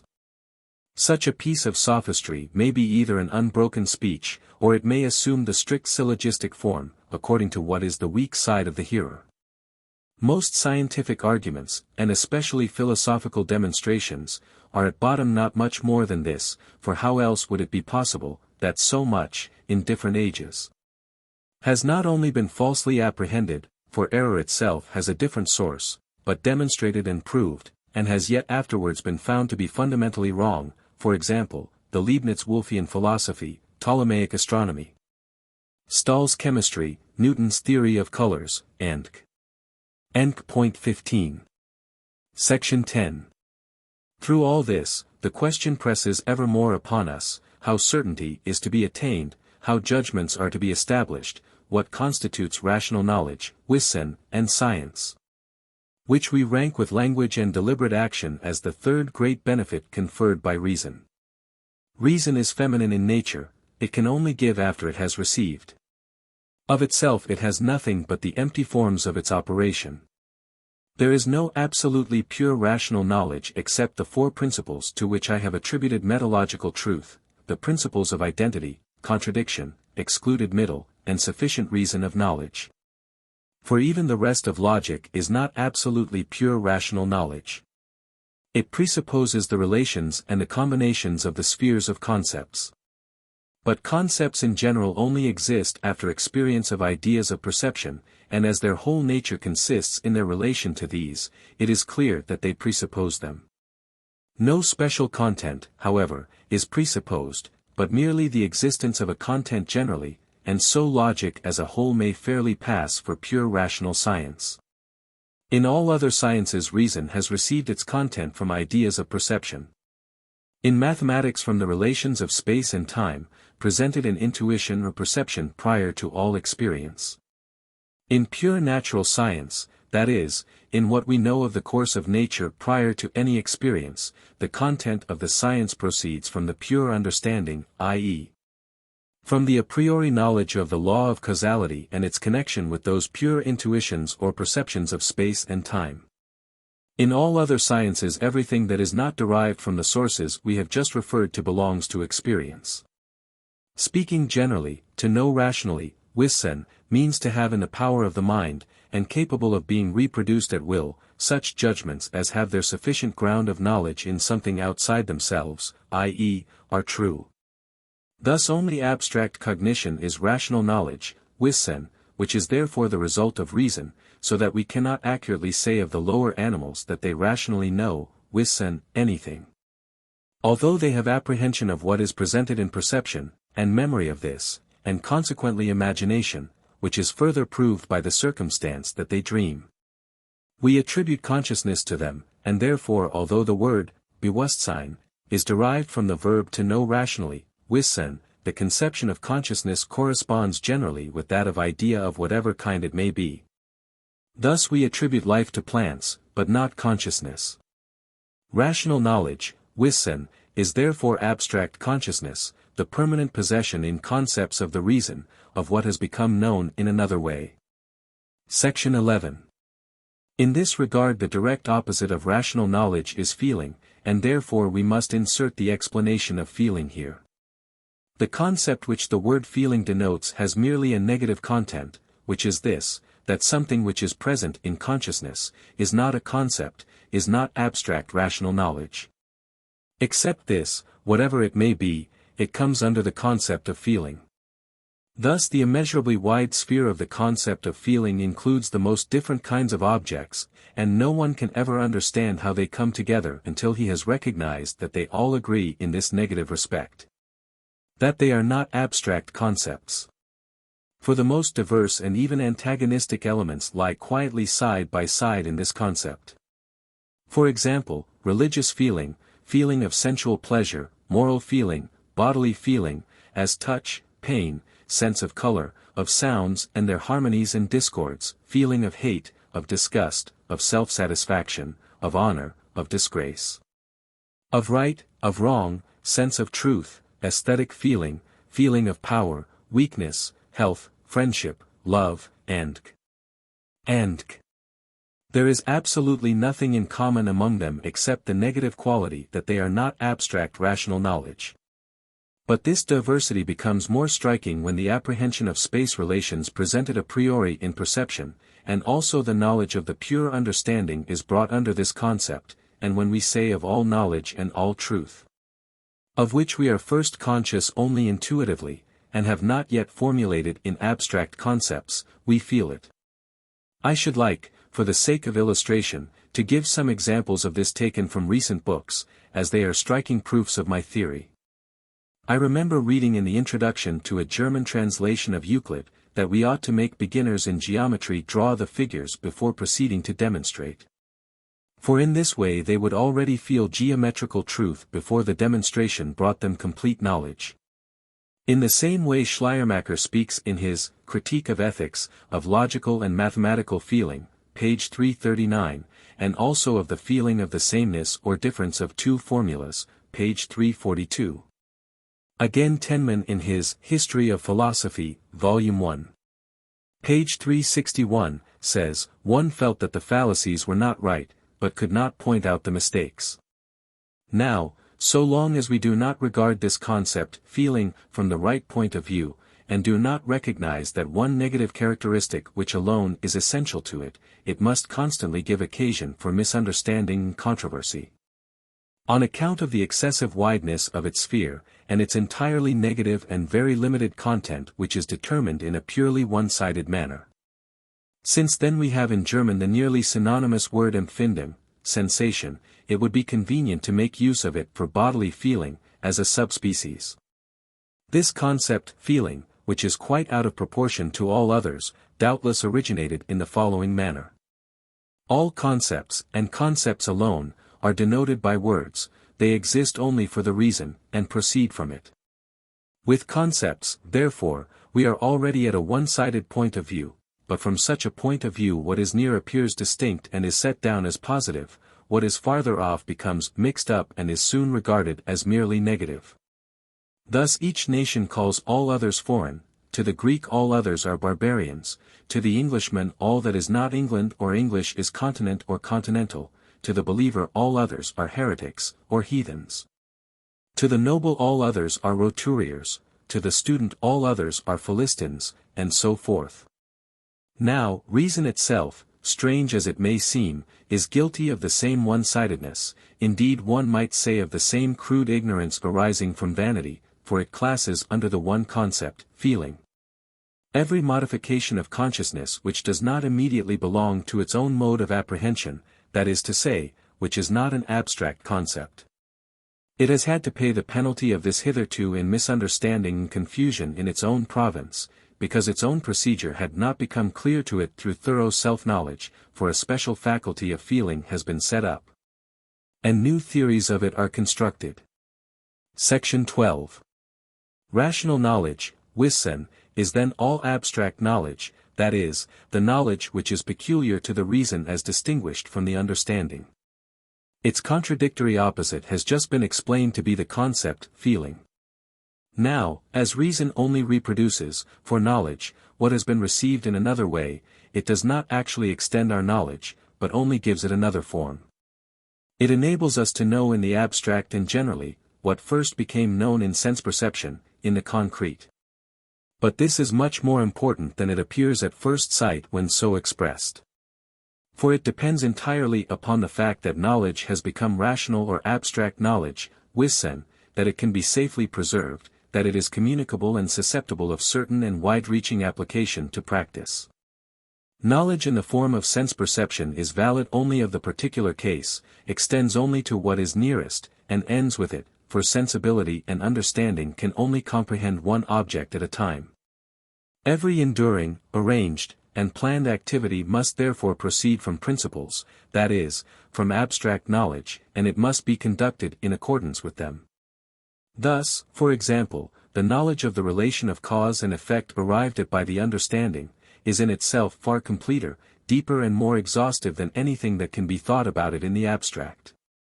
The understanding alone knows in perception directly and completely the nature of the effect of a lever, of a pulley, or a cogwheel, the stability of an arch, and so forth. But on account of the peculiarity of the knowledge of perception just referred to, that it only extends to what is immediately present, the mere understanding can never enable us to construct machines and buildings. Here reason must come in. It must substitute abstract concepts for ideas of perception, and take them as the guide of action, and if they are right, the anticipated result will happen. In the same way we have perfect knowledge in pure perception of the nature and constitution of the parabola, hyperbola, and spiral. But if we are to make trustworthy application of this knowledge to the real, it must first become abstract knowledge, and by this it certainly loses its character of intuition or perception. But on the other hand it gains the certainty and preciseness of abstract knowledge. The differential calculus does not really extend our knowledge of the curve, it contains nothing that was not already in the mere pure perception of the curve. But it alters the kind of knowledge, it changes the intuitive into an abstract knowledge, which is so valuable for application. But here we must refer to another peculiarity of our faculty of knowledge, which could not be observed until the distinction between the knowledge of the senses and understanding and abstract knowledge had been made quite clear. It is this, that relations of space cannot as such be directly translated into abstract knowledge, but only temporal quantities, that is, numbers, are suitable for this. Numbers alone can be expressed in abstract concepts which accurately correspond to them, not spatial quantities. The concept 1,000 is just as different from the concept 10, as both these temporal quantities are in perception. We think of 1,000 as a distinct multiple of 10, into which we can resolve it at pleasure for perception in time, that is to say, we can count it. But between the abstract concept of a mile and that of a foot, apart from any concrete perception of either, and without the help of number, there is no accurate distinction corresponding to the quantities themselves. In both we only think of a spatial quantity in general, and if they must be completely distinguished we are compelled either to call in the assistance of intuition or perception in space, which would be a departure from abstract knowledge. Or we must think the difference in numbers. If then we wish to have abstract knowledge of space relations we must first translate them into time relations, that is, into numbers. Therefore only arithmetic, and not geometry, is the universal science of quantity, and geometry must be translated into arithmetic if it is to be communicable, accurately precise and applicable in practice. It is true that a space relation as such may also be thought in the abstract, for example, the sine increases as the angle, but if the quantity of this relation is to be given, it requires number for its expression. This necessity, that if we wish to have abstract knowledge of space relations, i.e., rational knowledge, not mere intuition or perception, space with its three dimensions must be translated into time which has only one dimension, this necessity it is, which makes mathematics so difficult. This becomes very clear if we compare the perception of curves with their analytical calculation, or the table of logarithms of the trigonometrical functions with the perception of the changing relations of the parts of a triangle, which are expressed by them. What vast mazes of figures, what laborious calculations it would require to express in the abstract what perception here apprehends at a glance completely and with perfect accuracy, namely, how the cosine diminishes as the sine increases. How the cosine of one angle is the sine of another, the inverse relation of the increase and decrease of the two angles, and so forth. How time, we might say, must complain, that with its one dimension it should be compelled to express the three dimensions of space. Yet this is necessary if we wish to possess, for application, an expression, in abstract concepts, of space relations. They could not be translated directly into abstract concepts, but only through the medium of the pure temporal quantity, number, which alone is directly related to abstract knowledge. Yet it is worthy of remark, that as space adapts itself so well to perception, and by means of its three dimensions, even its complicated relations are easily apprehended, while it eludes the grasp of abstract knowledge. Time, on the contrary, passes easily into abstract knowledge, but gives very little to perception. Our perceptions of numbers in their proper element, mere time, without the help of space, scarcely extends as far as 10, and beyond that we have only abstract concepts of numbers, no knowledge of them which can be presented in perception. On the other hand, we connect with every numeral, and with all algebraical symbols, accurately defined abstract concepts.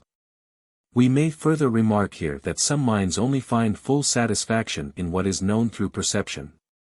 What they seek is the reason and consequent of being in space, sensuously expressed, a demonstration after the manner of Euclid, or an arithmetical solution of spatial problems, does not please them. Other minds, on the contrary, seek merely the abstract concepts which are needful for applying and communicating knowledge. They have patience and memory for abstract principles, formulas, demonstrations in long trains of reasoning, and calculations, in which the symbols represent the most complicated abstractions. The latter seek preciseness, the former sensible perception. The difference is characteristic. The greatest value of rational or abstract knowledge is that it can be communicated and permanently retained. It is principally on this account that it is so inestimably important for practice. Any one may have a direct perceptive knowledge through the understanding alone, of the causal connection, of the changes and motions of natural bodies, and he may find entire satisfaction in it. But he cannot communicate this knowledge to others until it has been made permanent for thought in concepts. Knowledge of the first kind is even sufficient for practice, if a man puts his knowledge into practice himself, in an action which can be accomplished while the perception is still vivid. But it is not sufficient if the help of others is required, or even if the action is his own but must be carried out at different times, and therefore requires a preconceived plan. Thus, for example, a practiced billiard player may have a perfect knowledge of the laws of the impact of elastic bodies upon each other, merely in the understanding, merely for direct perception, and for him it is quite sufficient. But on the other hand it is only the man who has studied the science of mechanics, who has, properly speaking, a rational knowledge of these laws, that is, a knowledge of them in the abstract. Such knowledge of the understanding in perception is sufficient even for the construction of machines, when the inventor of the machine executes the work himself, as we often see in the case of talented workmen, who have no scientific knowledge. But whenever a number of men, and their united action taking place at different times, is required for the completion of a mechanical work, of a machine, or a building, then he who conducts it must have thought out the plan in the abstract. And such cooperative activity is only possible through the assistance of reason. It is, however, remarkable that in the first kind of activity, in which we have supposed that one man alone, in an uninterrupted course of action, accomplishes something, abstract knowledge, the application of reason or reflection, may often be a hindrance to him. For example, in the case of billiard playing, of fighting, of tuning an instrument, or in the case of singing. Here perceptive knowledge must directly guide action. Its passage through reflection makes it uncertain, for it divides the attention and confuses the man. Thus savages and untaught men, who are little accustomed to think, perform certain physical exercises, fight with beasts, shoot with bows and arrows and the like, with a certainty and rapidity which the reflecting European never attains to. Just because his deliberation makes him hesitate and delay. For he tries, for example, to hit the right position or the right point of time, by finding out the mean between two false extremes, while the savage hits it directly without thinking of the false courses open to him. In the same way it is of no use to me to know in the abstract the exact angle, in degrees and minutes, at which I must apply a razor, if I do not know it intuitively, that is, if I have not got it in my touch. The knowledge of physiognomy also, is interfered with by the application of reason. This knowledge must be gained directly through the understanding. We say that the expression, the meaning of the features, can only be felt, that is, it cannot be put into abstract concepts. Every man has his direct intuitive method of physiognomy and pathognomy, yet one man understands more clearly than another these signatura rerum. But an abstract science of physiognomy to be taught and learned is not possible. For the distinctions of difference are here so fine that concepts cannot reach them, therefore abstract knowledge is related to them as a mosaic is to a painting by a van der Werft or a Denner. In mosaics, however fine they may be, the limits of the stones are always there, and therefore no continuous passage from one color to another is possible, and this is also the case with regard to concepts. With their rigidity and sharp delineation, however finely we may divide them by exact definition, they are still incapable of reaching the finer modifications of the perceptible, and this is just what happens in the example we have taken, knowledge of physiognomy. 16. This quality of concepts by which they resemble the stones of a mosaic, and on account of which perception always remains their asymptote, is also the reason why nothing good is produced in art by their means. If the singer or the virtuoso attempts to guide his execution by reflection he remains silent. And this is equally true of the composer, the painter, and the poet. The concept always remains unfruitful in art. It can only direct the technical part of it, its sphere is science. We shall consider more fully in the third book, why all true art proceeds from sensuous knowledge, never from the concept. Indeed, with regard to behavior also, and personal agreeableness in society, the concept has only a negative value in restraining the grosser manifestations of egotism and brutality, so that a polished manner is its commendable production. But all that is attractive, gracious, charming in behavior, all affectionateness and friendliness, must not proceed from the concepts, for if it does, we feel intention, and are put out of tune. All dissimulation is the work of reflection. But it cannot be maintained constantly and without interruption, nemo potus personam geo fere fictum, says Seneca in his book De Clementia, and so it is generally found out and loses its effect. Reason is needed in the full stress of life, where quick conclusions, bold action, rapid and sure comprehension are required, but it may easily spoil all if it gains the upper hand, and by perplexing hinders the intuitive, direct discovery and grasp of the right by simple understanding, and thus induces irresolution. Lastly, virtue and holiness do not proceed from reflection, but from the inner depths of the will, and its relation to knowledge. The exposition of this belongs to another part of our work. This, however, I may remark here, that the dogmas relating to ethics may be the same in the reason of whole nations, but the action of every individual different, and the converse also holds good. Action, we say, is guided by feelings, that is, simply not by concepts, but as a matter of fact by the ethical character. Dogmas occupy the idle reason. But action in the end pursues its own course independently of them, generally not according to abstract rules, but according to unspoken maxims, the expression of which is the whole man himself. Therefore, however different the religious dogmas of nations may be, yet in the case of all of them, a good action is accompanied by unspeakable satisfaction, and a bad action by endless remorse. No mockery can shake the former. No priest's absolution can deliver from the latter. Notwithstanding this, we must allow, that for the pursuit of a virtuous life, the application of reason is needful. Only it is not its source, but has the subordinate function of preserving resolutions which have been made, of providing maxims to withstand the weakness of the moment, and give consistency to action. It plays the same part ultimately in art also, where it has just as little to do with the essential matter, but assists in carrying it out, for genius is not always at call. And yet the work must be completed in all its parts and rounded off to a whole. 17. Section 13. All these discussions of the advantages and disadvantages of the application of reason are intended to show, that although abstract rational knowledge is the reflex of ideas of perception, and is founded on them, it is by no means in such entire congruity with them that it could everywhere take their place, indeed it never corresponds to them quite accurately. And thus, as we have seen, many human actions can only be performed by the help of reason and deliberation, and yet there are some which are better performed without its assistance.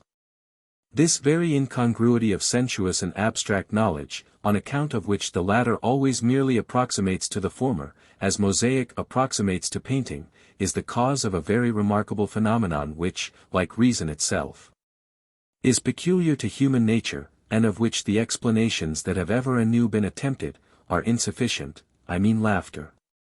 On account of the source of this phenomenon, we cannot avoid giving the explanation of it here, though it again interrupts the course of our work to do so. The cause of laughter in every case is simply the sudden perception of the incongruity between a concept and the real objects which have been thought through it in some relation, and laughter itself is just the expression of this incongruity.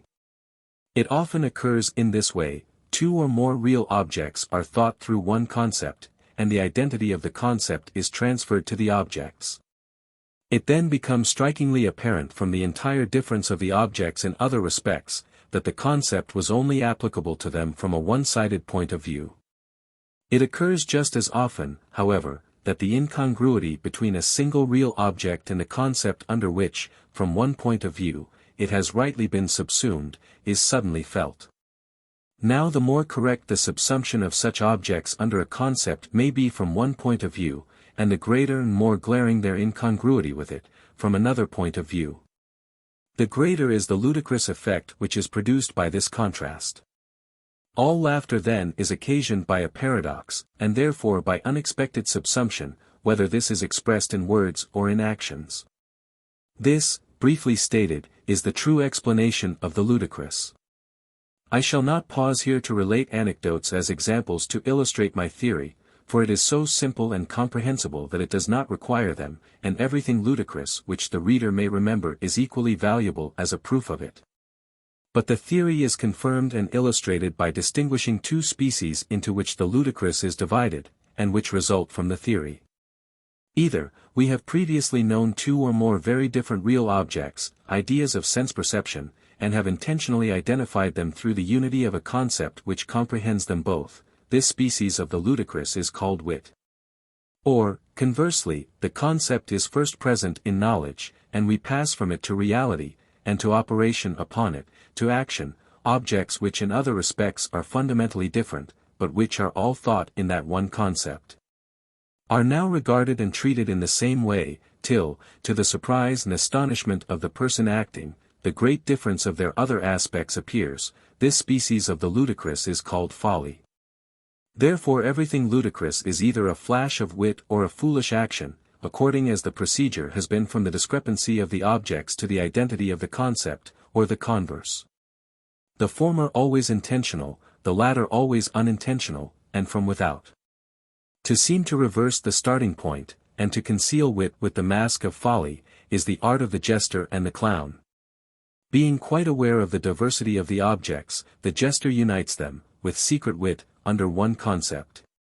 And then starting from this concept he receives from the subsequently discovered diversity of the objects the surprise which he himself prepared. It follows from this short but sufficient theory of the ludicrous, that, if we set aside the last case, that of the jester, wit must always show itself in words, folly generally in actions, though also in words. When it only expresses an intention and does not actually carry it out, or when it shows itself merely in judgments and opinions. Pedantry is a form of folly. It arises in this way: a man lacks confidence in his own understanding, and, therefore, does not wish to trust to it, to recognize what is right directly in the particular case. He, therefore, puts it entirely under the control of the reason, and seeks to be guided by reason in everything. That is to say, he tries always to proceed from general concepts, rules, and maxims, and to confine himself strictly to them in life, in art, and even in moral conduct. Hence that clinging to the form, to the manner, to the expression and word which is characteristic of pedantry, and which with it takes the place of the real nature of the matter. The incongruity then between the concept and reality soon shows itself here, and it becomes evident that the former never condescends to the particular case. And that with its generality and rigid definiteness it can never accurately apply to the fine distinctions of difference and innumerable modifications of the actual. Therefore, the pedant, with his general maxims, almost always misses the mark in life, shows himself to be foolish, awkward, useless. In art, in which the concept is unfruitful, he produces lifeless, stiff, abortive mannerisms. Even with regard to ethics, the purpose to act rightly or nobly cannot always be carried out in accordance with abstract maxims. For in many cases the excessively nice distinctions in the nature of the circumstances necessitate a choice of the right proceeding directly from the character. For the application of mere abstract maxims sometimes gives false results, because the maxims only half apply. And sometimes cannot be carried out, because they are foreign to the individual character of the actor, and this never allows itself to be entirely discovered, therefore, inconsistencies arise. Since then Kant makes it a condition of the moral worth of an action, that it shall proceed from pure rational abstract maxims, without any inclination or momentary emotion.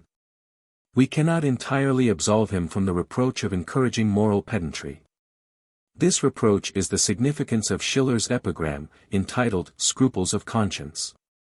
When we speak, especially in connection with politics, of doctrinaires, theorists, savants, and so forth, we mean pedants, that is, persons who know the things well in the abstract, but not in the concrete.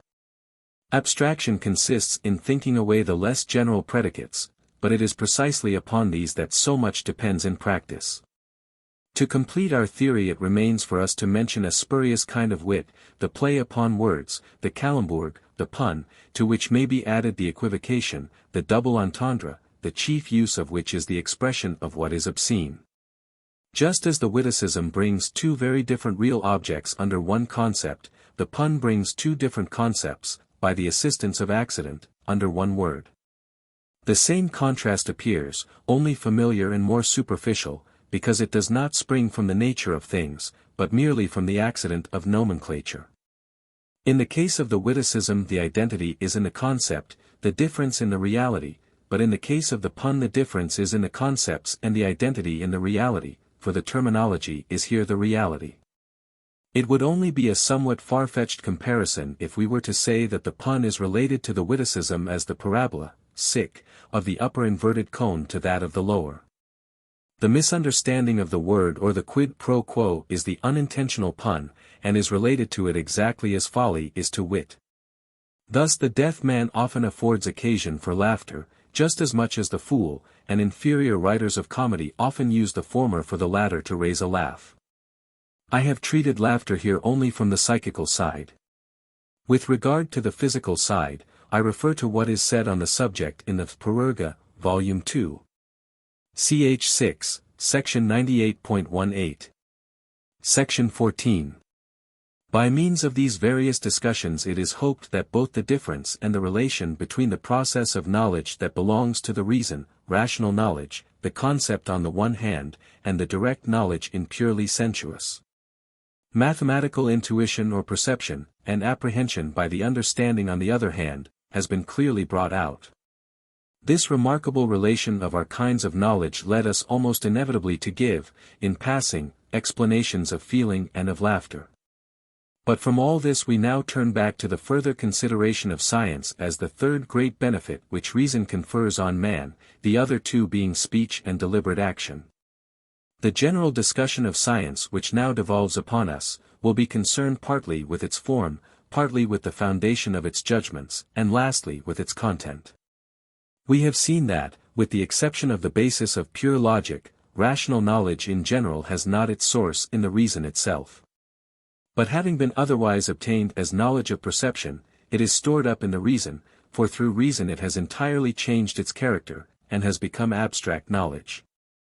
All rational knowledge, that is, knowledge that has been raised to consciousness in the abstract, is related to science strictly so called, as a fragment to the whole. Every one has gained a rational knowledge of many different things through experience, through consideration of the individual objects presented to him. But only he who sets himself the task of acquiring a complete knowledge in the abstract of a particular class of objects, strives after science. This class can only be marked off by means of a concept. Therefore, at the beginning of every science there stands a concept, and by means of it the class of objects concerning which this science promises a complete knowledge in the abstract, is separated in thought from the whole world of things. For example, the concept of space relations, or of the action of unorganized bodies upon each other, or of the nature of plants, or of animals, or of the successive changes of the surface of the globe, or of the changes of the human race as a whole, or of the construction of a language, and so forth. If science sought to obtain the knowledge of its object, by investigating each individual thing that is thought through the concept, till by degrees it had learned the whole, no human memory would be equal to the task. And no certainty of completeness would be obtainable. Therefore, it makes use of that property of concept spheres explained above, that they include each other, and it concerns itself mainly with the wider spheres which lie within the concept of its object in general. When the relations of these spheres to each other have been determined, all that is thought in them is also generally determined, and can now be more and more accurately determined by the separation of smaller and smaller concept spheres. In this way it is possible for a science to comprehend its object completely. This path which it follows to knowledge, the path from the general to the particular, distinguishes it from ordinary rational knowledge. Therefore, systematic form is an essential and characteristic feature of science. The combination of the most general concept spheres of every science, that is, the knowledge of its first principles, is the indispensable condition of mastering it.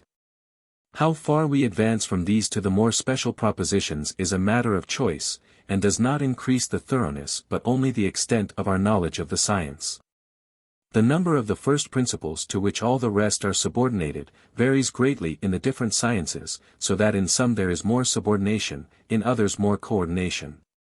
And in this respect, the former make greater claims upon the judgment, the latter upon the memory. It was known to the schoolmen, 19 that, as the syllogism requires two premises, no science can proceed from a single first principle which cannot be the subject of further deduction, but must have several, at least two. The specially classifying sciences, zoology, botany, and also physics and chemistry, inasmuch as they refer all inorganic action to a few fundamental forces, have most subordination. History, on the other hand, has really none at all. For the general in it consists merely in the survey of the principal periods, from which, however, the particular events cannot be deduced, and are only subordinated to them according to time, but according to the concept are coordinate with them. Therefore, history, strictly speaking, is certainly rational knowledge, but is not science. In mathematics, according to Euclid's treatment, the axioms alone are indemonstrable first principles, and all demonstrations are in gradation strictly subordinated to them. But this method of treatment is not essential to mathematics, and in fact each proposition introduces quite a new space construction, which in itself is independent of those which precede it, and indeed can be completely comprehended from itself. Quite independently of them, in the pure intuition or perception of space, in which the most complicated construction is just as directly evident as the axiom. But of this more fully hereafter. Meanwhile every mathematical proposition remains always a universal truth, which is valid for innumerable particular cases. And a graduated process from the simple to the complicated propositions which are to be deduced from them, is also essential to mathematics. Therefore, in every respect mathematics is a science. The completeness of a science as such, that is, in respect of form, consists in there being as much subordination and as little coordination of the principles as possible. Scientific talent in general is, therefore, the faculty of subordinating the concept spheres according to their different determinations, so that, as Plato repeatedly counsels, a science shall not be constituted by a general concept and an indefinite multiplicity immediately under it, but that knowledge shall descend by degrees from the general to the particular, through intermediate concepts and divisions. according to closer and closer definitions. In Kantian language this is called satisfying equally the law of homogeneity and that of specification. It arises from this peculiar nature of scientific completeness. That the aim of science is not greater certainty, for certainty may be possessed in just as high a degree by the most disconnected particular knowledge, but its aim is rather the facilitating of rational knowledge by means of its form. And the possibility of the completeness of rational knowledge which this form affords. It is therefore a very prevalent but perverted opinion that the scientific character of knowledge consists in its greater certainty, and just as false is the conclusion following from this, that, strictly speaking, the only sciences are mathematics and logic, because only in them, on account of their purely a priori character, is there unassailable certainty of knowledge.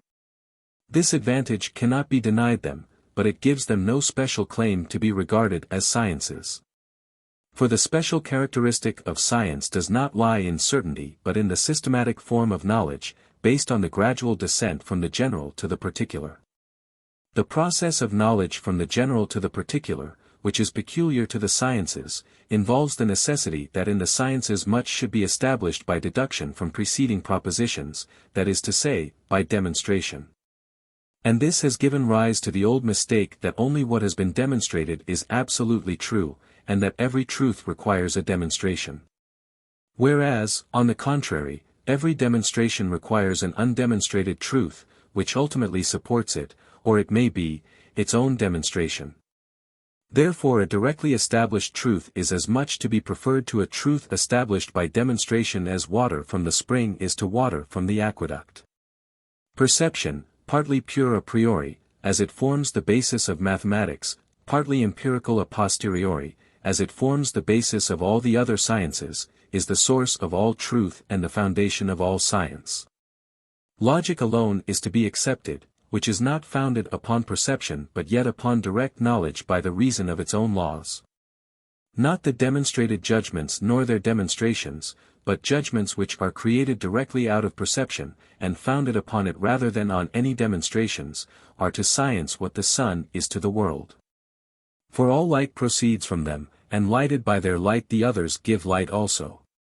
To establish the truth of such primary judgments directly from perception, to raise such strongholds of science from the innumerable multitude of real objects, that is the work of the faculty of judgment, which consists in the power of rightly and accurately carrying over into abstract consciousness what is known in perception, and judgment is consequently the mediator between understanding and reason.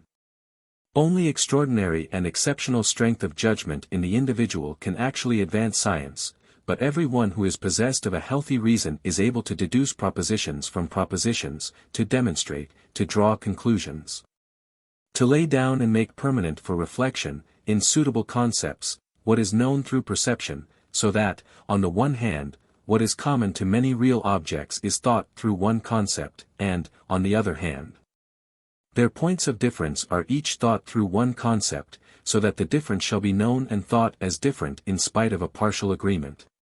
And the identical shall be known and thought as identical in spite of a partial difference, all in accordance with the end and intention which in each case is in view. All this is done by the faculty of judgment. Deficiency in judgment is silliness.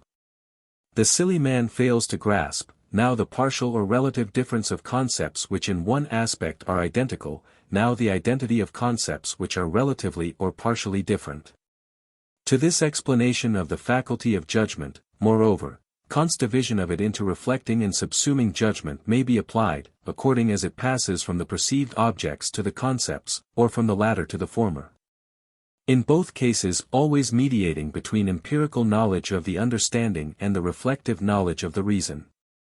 There can be no truth which could be brought out by means of syllogisms alone. And the necessity of establishing truth by means of syllogisms is merely relative, indeed subjective.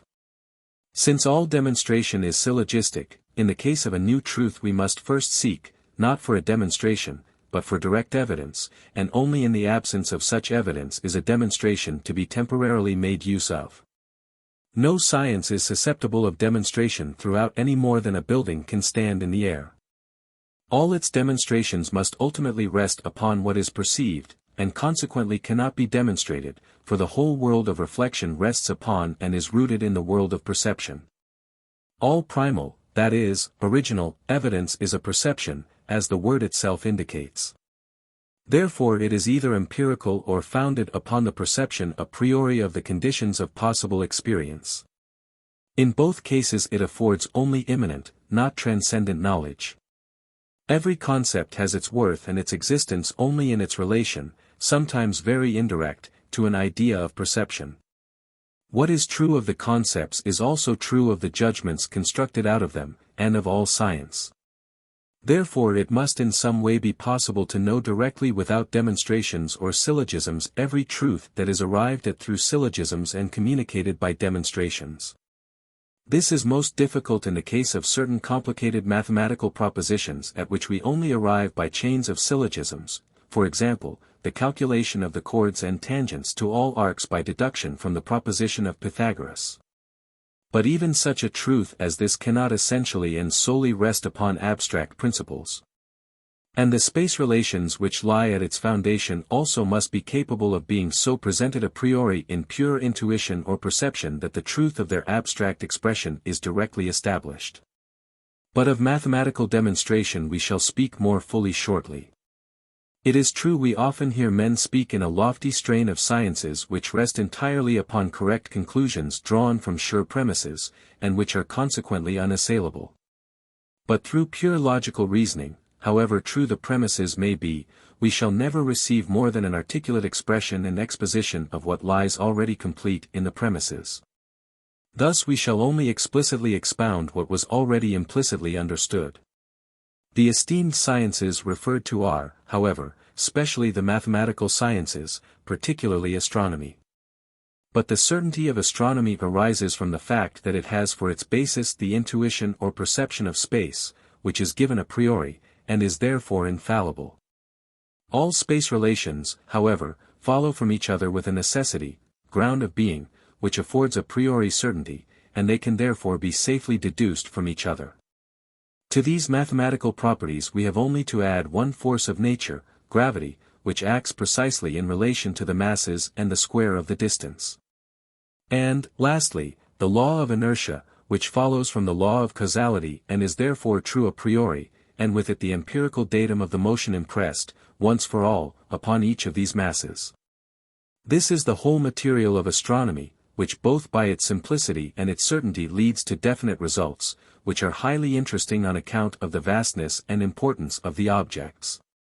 For example, if I know the mass of a planet and the distance of its satellite from it, I can tell with certainty the period of the revolution of the latter according to Kepler's second law. But the ground of this law is, that with this distance only this velocity will both chain the satellite to the planet and prevent it from falling into it. Thus it is only upon such a geometrical basis, that is, by means of an intuition or perception a priori, and also under the application of a law of nature, that much can be arrived at by means of syllogisms. For here they are merely like bridges from one sensuous apprehension to others. But it is not so with mere pure syllogistic reasoning in the exclusively logical method. The source of the first fundamental truths of astronomy is, however, properly induction, that is, the comprehension of what is given in many perceptions in one true and directly founded judgment. From this, hypotheses are afterwards constructed, and their confirmation by experience, as induction approaching to completeness, affords the proof of the first judgment. For example, the apparent motion of the planets is known empirically. After many false hypotheses with regard to the spatial connection of this motion, planetary course, the right one was at last found, then the laws which it obeyed, the laws of Kepler, and, lastly, the cause of these laws, universal gravitation. And the empirically known agreement of all observed cases with the whole of the hypotheses, and with their consequences, that is to say, induction, established them with complete certainty. The invention of the hypotheses was the work of the judgment, which rightly comprehended the given facts and expressed them accordingly, but induction, that is, a multitude of perceptions, confirmed their truth. But their truth could also be known directly, and by a single empirical perception, if we could pass freely through space and had telescopic eyes. Therefore, here also syllogisms are not the essential and only source of knowledge, but really only a makeshift. As a third example taken from a different sphere, we may mention that the so-called metaphysical truths, that is, such truths as those to which Kant assigns the position of the metaphysical first principles of natural science, do not owe their evidence to demonstration. What is a priori certain we know directly, as the form of all knowledge, it is known to us with the most complete necessity. For example, that matter is permanent, that is, can neither come into being nor pass away, we know directly as negative truth, for our pure intuition or perception of space and time gives the possibility of motion. In the law of causality, the understanding affords us the possibility of change of form and quality, but we lack powers of the imagination for conceiving the coming into being or passing away of matter. Therefore that truth has at all times been evident to all men everywhere, nor has it ever been seriously doubted, and this could not be the case if it had no other ground of knowledge than the abstruse and exceedingly subtle proof of Kant. But besides this, I have found Kant's proof to be false, as is explained in the appendix, and have shown above that the permanence of matter is to be deduced, not from the share which time has in the possibility of experience, but from the share which belongs to space. The true foundation of all truths, which in this sense are called metaphysical, that is, abstract expressions of the necessary in universal forms of knowledge, cannot itself lie in abstract principles, but only in the immediate consciousness of the forms of the idea communicating itself in apodictic assertions a priori, and fearing no refutation. But if we yet desire to give a proof of them, it can only consist in showing that what is to be proved is contained in some truth about which there is no doubt, either as a part of it or as a presupposition.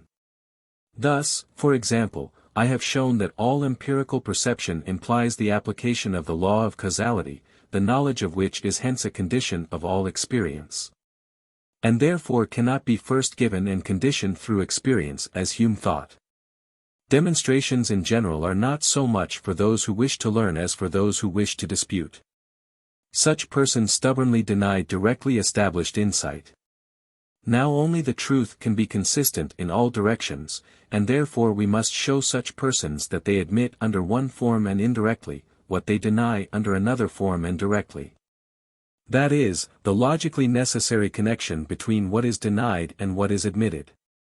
It is also a consequence of the scientific form, the subordination of everything particular under a general, and so on always to what is more general, that the truth of many propositions is only logically proved, that is, through their dependence upon other propositions, through syllogisms, which at the same time appear as proofs. But we must never forget that this whole form of science is merely a means of rendering knowledge more easy, not a means to greater certainty. It is easier to discover the nature of an animal, by means of the species to which it belongs, and so on through the genus, family, order, and class, than to examine on every occasion the animal presented to us. But the truth of all propositions arrived at syllogistically is always conditioned by and ultimately dependent upon some truth which rests not upon reasoning but upon perception. If this perception were always as much within our reach as a deduction through syllogisms, then it would be in every respect preferable. For every deduction from concepts is exposed to great danger of error, on account of the fact we have considered above, that so many spheres lie partly within each other, and that their content is often vague or uncertain. This is illustrated by a multitude of demonstrations of false doctrines and sophisms of every kind.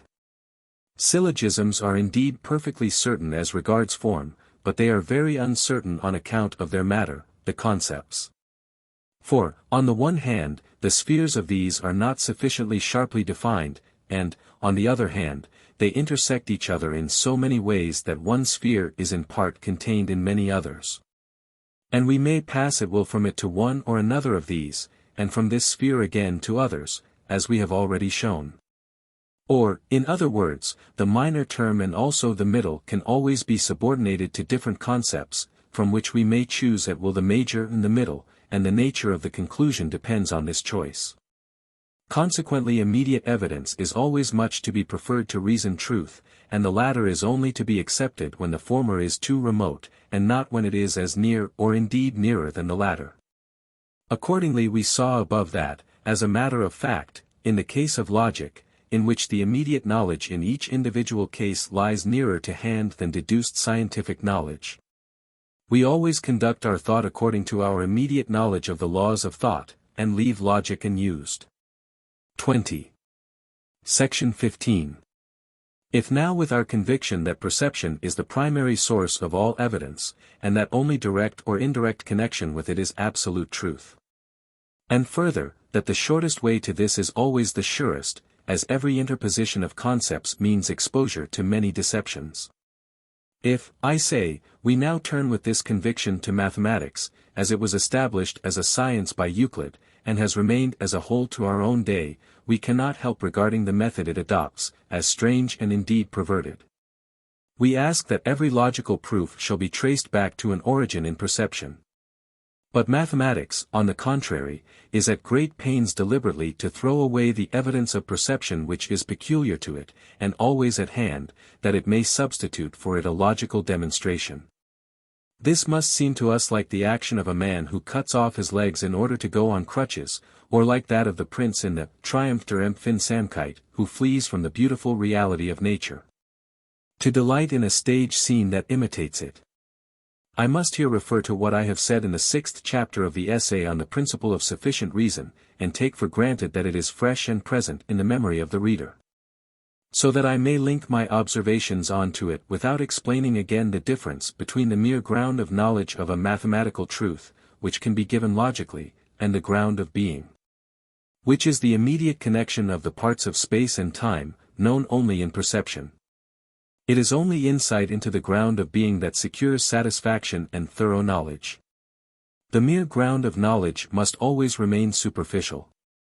It can afford us indeed rational knowledge that a thing is as it is, but it cannot tell why it is so. Euclid chose the latter way to the obvious detriment of the science. For just at the beginning, for example, when he ought to show once for all how in a triangle the angles and sides reciprocally determine each other, and stand to each other in the relation of reason and consequent, in accordance with the form which the principle of sufficient reason has in pure space, and which there, as in every other sphere, always affords the necessity that a thing is as it is, because something quite different from it, is as it is. Instead of in this way giving a thorough insight into the nature of the triangle, he sets up certain disconnected arbitrarily chosen propositions concerning the triangle, and gives a logical ground of knowledge of them, through a laborious logical demonstration, based upon the principle of contradiction. Instead of an exhaustive knowledge of these space relations, we therefore receive merely certain results of them, imparted to us at pleasure. And in fact we are very much in the position of a man to whom the different effects of an ingenious machine are shown, but from whom its inner connection and construction are withheld.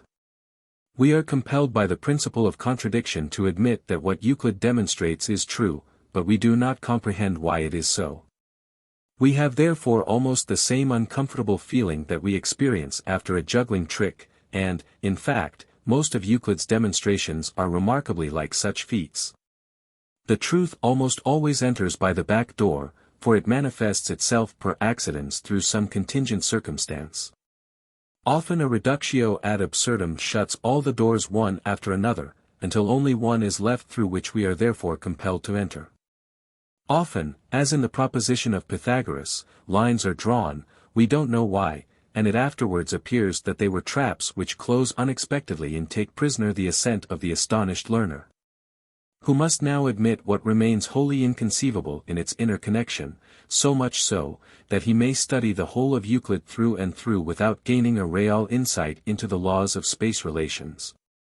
But instead of them he only learns by heart certain results which follow from them. This specially empirical and unscientific knowledge is like that of the doctor who knows both the disease and the cure for it, but does not know the connection between them.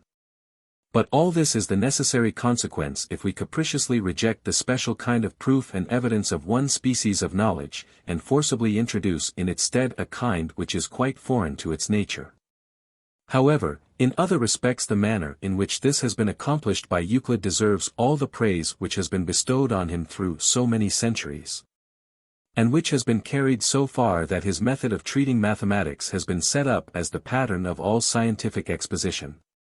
Men tried indeed to model all the sciences after it, but later they gave up the attempt without quite knowing why. Yet in our eyes this method of Euclid in mathematics can appear only as a very brilliant piece of perversity. But when a great error in life or in science has been intentionally and methodically carried out with universal applause, it is always possible to discover its source in the philosophy which prevailed at the time. The Eleatics first brought out the difference, and indeed often the conflict, that exists between what is perceived, phi alpha iota nu omicron nu epsilon nu omicron nu 21 and what is thought, nu omicron upsilon nu epsilon nu omicron nu, and used it in many ways in their philosophical epigrams, and also in sophisms. They were followed later by the Megarics, the dialecticians, the sophists, the New Academy, and the skeptics. These drew attention to the illusion, that is to say, to the deception of the senses, or rather of the understanding which transforms the data of the senses into perception, and which often causes us to see things to which the reason unhesitatingly denies reality. For example, a stick broken in water, and such like. It came to be known that sense perception was not to be trusted unconditionally, and it was therefore hastily concluded that only rational, logical thought could establish truth. Although Plato, in the Parmenides, the Megarics, Pyrrho, and the New Academy, showed by examples, in the manner which was afterwards adopted by Sextus Empiricus, how syllogisms and concepts were also sometimes misleading, and indeed produced paralogisms and sophisms which arise much more easily and are far harder to explain than the illusion of sense perception. However, this rationalism, which arose in opposition to empiricism, kept the upper hand, and Euclid constructed the science of mathematics in accordance with it. He was compelled by necessity to found the axioms upon evidence of perception, phi alpha iota nu omicron nu epsilon nu omicron nu, but all the rest he based upon reasoning, nu omicron upsilon nu epsilon nu omicron nu. His method reigned supreme through all the succeeding centuries, and it could not but do so as long as pure intuition or perception, a priori, was not distinguished from empirical perception. Certain passages from the works of Proclus, the commentator of Euclid, which Kepler translated into Latin in his book, De Harmonia Mundi, seem to show that he fully recognized this distinction. But Proclus did not attach enough importance to the matter, he merely mentioned it by the way, so that he remained unnoticed and accomplished nothing. Therefore, not till 2000 years later will the doctrine of Kant, which is destined to make such great changes in all the knowledge, thought, and action of European nations, produce this change in mathematics also. For it is only after we have learned from this great man that the intuitions or perceptions of space and time are quite different from empirical perceptions, entirely independent of any impression of the senses, conditioning it. Not conditioned by it, i.e., are a priori, and therefore are not exposed to the illusions of sense. Only after we have learned this, I say, can we comprehend that Euclid's logical method of treating mathematics is a useless precaution, a crutch for sound legs, that it is like a wanderer who during the night mistakes a bright, firm road for water, and carefully avoiding it, toils over the broken ground beside it, content to keep from point to point along the edge of the supposed water. Only now can we affirm with certainty that what presents itself to us as necessary in the perception of a figure, does not come from the figure on the paper, which is perhaps very defectively drawn, nor from the abstract concept under which we think it, but immediately from the form of all knowledge of which we are conscious a priori. This is always the principle of sufficient reason, here as the form of perception, i.e. space. It is the principle of the ground of being, the evidence and validity of which is, however, just as great and as immediate as that of the principle of the ground of knowing, i.e., logical certainty.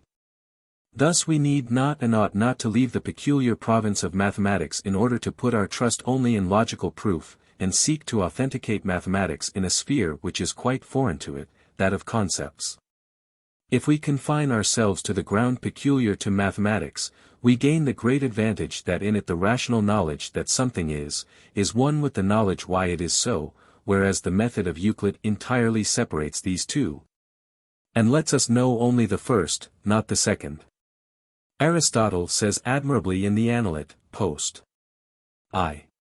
27, alpha kappa rho iota beta epsilon sigma tau epsilon rho alpha delta epsilon pi iota sigma tau eta mu eta epsilon pi iota sigma tau eta mu eta kappa alpha iota pi rho omicron tau epsilon rho alpha, tau epsilon tau omicron upsilon tau iota kappa alpha iota tau omicron upsilon delta iota omicron tau iota alpha upsilon tau eta. Alpha lambda alpha mu eta chi omega rho iota tau omicron upsilon tau iota, tau eta tau omicron upsilon delta iota omicron tau iota, subtilior autem et prestantior ea est scientia, qua quod aliquid sit. E cur sit una simulc intelligimus non separatum quod, e cur sit. In physics we are only satisfied when the knowledge that a thing is as it is combined with the knowledge why it is so. To know that the mercury in the Torricellian tube stands 30 inches high is not really rational knowledge if we do not know that it is sustained at this height by the counterbalancing weight of the atmosphere. Shall we then be satisfied in mathematics with the qualitas occulta of the circle that the segments of any two intersecting chords always contain equal rectangles?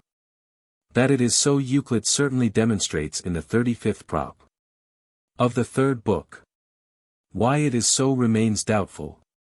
In the same way the proposition of Pythagoras teaches us a qualitas occulta of the right-angled triangle.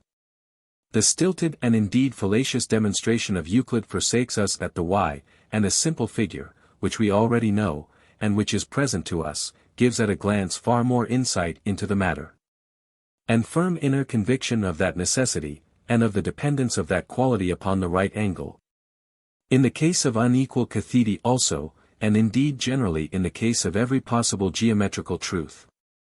It is quite possible to obtain such a conviction based on perception, because these truths were always discovered by such an empirically known necessity, and their demonstration was only thought out afterwards in addition. Thus we only require an analysis of the process of thought in the first discovery of a geometrical truth in order to know its necessity empirically. It is the analytical method in general that I wish for the exposition of mathematics, instead of the synthetical method which Euclid made use of. Yet this would have very great, though not insuperable, difficulties in the case of complicated mathematical truths. Here and there in Germany men are beginning to alter the exposition of mathematics, and to proceed more in this analytical way. The greatest effort in this direction has been made by Herr Kossak, teacher of mathematics and physics in the gymnasium at Nordhausen, who added a thorough attempt to teach geometry according to my principles to the program of the school examination on the 6th of April, 1852. In order to improve the method of mathematics, it is especially necessary to overcome the prejudice that demonstrated truth has any superiority over what is known through perception, or that logical truth founded upon the principle of contradiction has any superiority over metaphysical truth, which is immediately evident, and to which belongs the pure intuition or perception of space. That which is most certain, and yet always inexplicable, is what is involved in the principle of sufficient reason, for this principle, in its different aspects, expresses the universal form of all our ideas and knowledge. All explanation consists of reduction to it, exemplification in the particular case of the connection of ideas expressed generally through it. It is thus the principle of all explanation, and therefore it is neither susceptible of an explanation itself, nor does it stand in need of it, for every explanation presupposes it, and only obtains meaning through it. Now, none of its forms are superior to the rest, it is equally certain and incapable of demonstration as the principle of the ground of being, or of change, or of action, or of knowing. The relation of reason and consequent is a necessity in all its forms, and indeed it is, in general, the source of the concept of necessity, for necessity has no other meaning. If the reason is given there is no other necessity than that of the consequent, and there is no reason that does not involve the necessity of the consequent. Just as surely then as the consequent expressed in the conclusion follows from the ground of knowledge given in the premises. Does the ground of being in space determine its consequent in space? If I know through perception the relation of these two, this certainty is just as great as any logical certainty. But every geometrical proposition is just as good an expression of such a relation as one of the 12 axioms.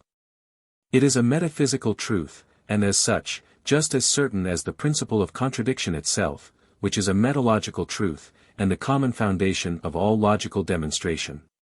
Whoever denies the necessity, exhibited for intuition or perception, of the space relations expressed in any proposition, may just as well deny the axioms, or that the conclusion follows from the premises, or, indeed, he may as well deny the principle of contradiction itself, for all these relations are equally undemonstrable, immediately evident and known a priori.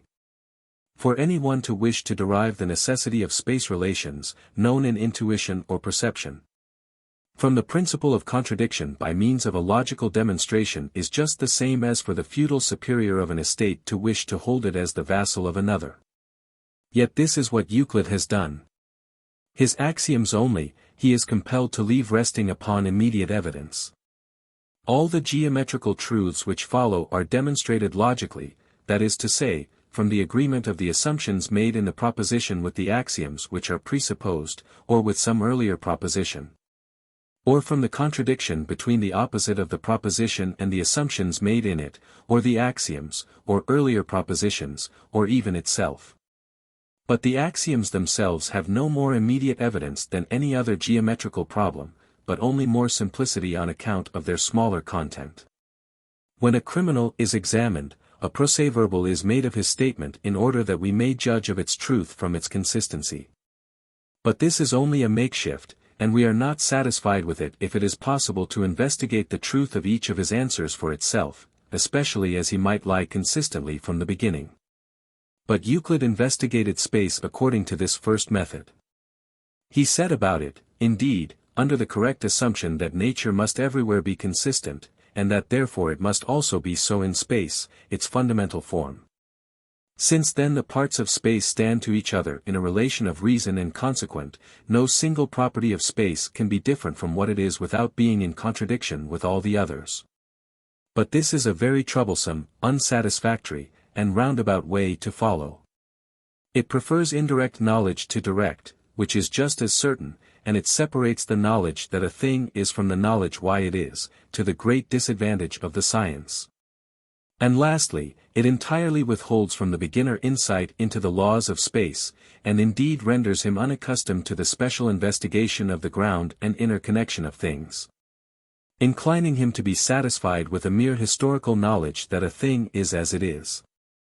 The exercise of acuteness which this method is unceasingly extolled as affording consists merely in this, that the pupil practices drawing conclusions, i.e., he practices applying the principle of contradiction, but specially he exerts his memory to retain all those data whose agreement is to be tested.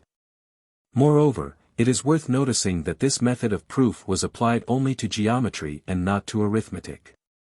In arithmetic the truth is really allowed to come home to us through perception alone, which in it consists simply in counting. As the perception of numbers is in time alone, and therefore cannot be represented by a sensuous schema like the geometrical figure, the suspicion that perception is merely empirical, and possibly elusive, disappeared in arithmetic. And the introduction of the logical method of proof into geometry was entirely due to this suspicion. As time has only one dimension, counting is the only arithmetical operation, to which all others may be reduced. And yet counting is just intuition or perception a priori, to which there is no hesitation in appealing here, and through which alone everything else, every sum and every equation, is ultimately proved. We prove, for example, not that 7 plus 9 by 8, 2/3 equals 42, but we refer to the pure perception in time. Counting thus makes each individual problem an axiom. Instead of the demonstrations that fill geometry, the whole content of arithmetic and algebra is thus simply a method of abbreviating counting. We mentioned above that our immediate perception of numbers in time extends only to about 10. Beyond this an abstract concept of the numbers, fixed by a word, must take the place of the perception, which does not therefore actually occur any longer, but is only indicated in a thoroughly definite manner. Yet even so, by the important assistance of the system of figures which enables us to represent all larger numbers by the same small ones, intuitive or perceptive evidence of every sum is made possible. Even where we make such use of abstraction that not only the numbers, but indefinite quantities and whole operations are thought only in the abstract and indicated as so thought, as sqrt, are to the power of b, so that we do not perform them, but merely symbolize them. We might establish truth in geometry also, through pure a priori perception, with the same right in certainty as in arithmetic. It is in fact always this necessity, known through perception in accordance with the principle of sufficient reason of being, which gives to geometry its principal evidence, and upon which in the consciousness of every one the certainty of its propositions rests.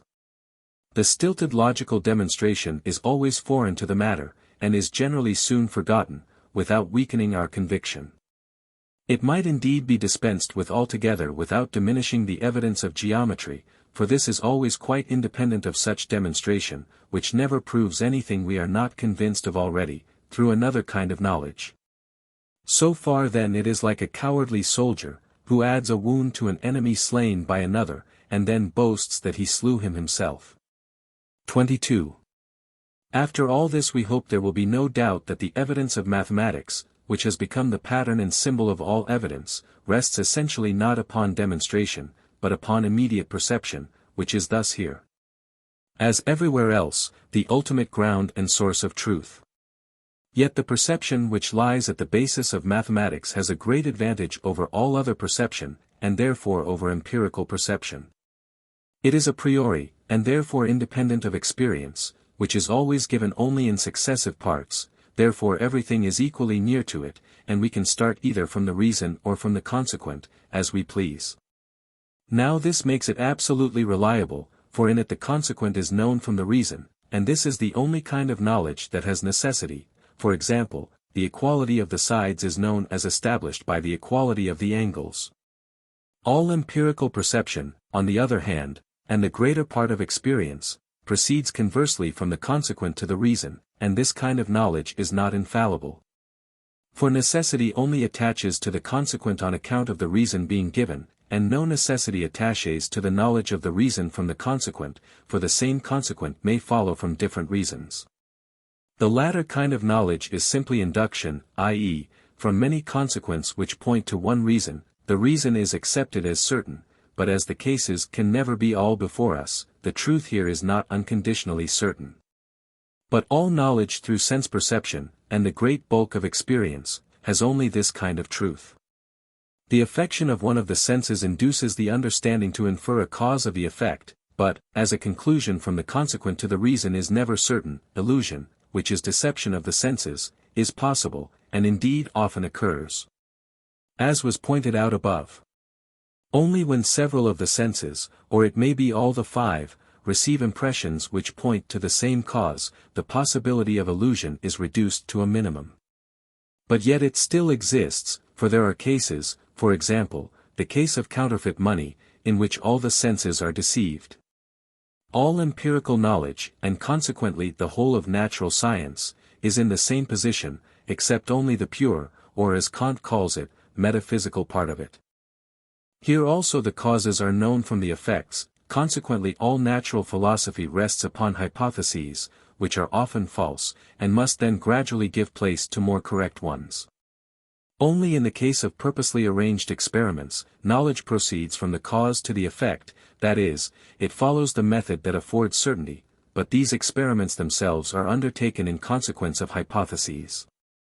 Therefore, no branch of natural science, such as physics, or astronomy, or physiology could be discovered all at once, as was the case with mathematics and logic, but required and requires the collected and compared experiences of many centuries. In the first place, repeated confirmation in experience brings the induction, upon which the hypothesis rests, so near completeness that in practice it takes the place of certainty, and is regarded as diminishing the value of the hypothesis. Its source, just as little as the incommensurability of straight and curved lines diminishes the value of the application of geometry, or that perfect exactness of the logarithm, which is not attainable, diminishes the value of arithmetic. For as the logarithm, or the squaring of the circle, approaches infinitely near to correctness through infinite fractions, so, through manifold experience, the induction, i.e., the knowledge of the cause from the effects, approaches, not infinitely indeed, but yet so near mathematical evidence, i.e., knowledge of the effects from the cause, that the possibility of mistake is small enough to be neglected, but yet the possibility exists, for example, a conclusion from an indefinite number of cases to all cases, i.e., to the unknown ground on which all depend, is an induction. What conclusion of this kind seems more certain than that all men have the heart on the left side? Yet there are extremely rare and quite isolated exceptions of men who have the heart upon the right side. Sense perception and empirical science have, therefore, the same kind of evidence. The advantage which mathematics, pure natural science, and logic have over them, as a priori knowledge, rests merely upon this, that the formal element in knowledge upon which all that is a priori is based, is given as a whole and at once. And therefore in it we can always proceed from the cause to the effect, while in the former kind of knowledge we are generally obliged to proceed from the effect to the cause. In other respects, the law of causality, or the principle of sufficient reason of change, which guides empirical knowledge, is in itself just as certain as the other forms of the principle of sufficient reason which are followed by the a priori sciences referred to above.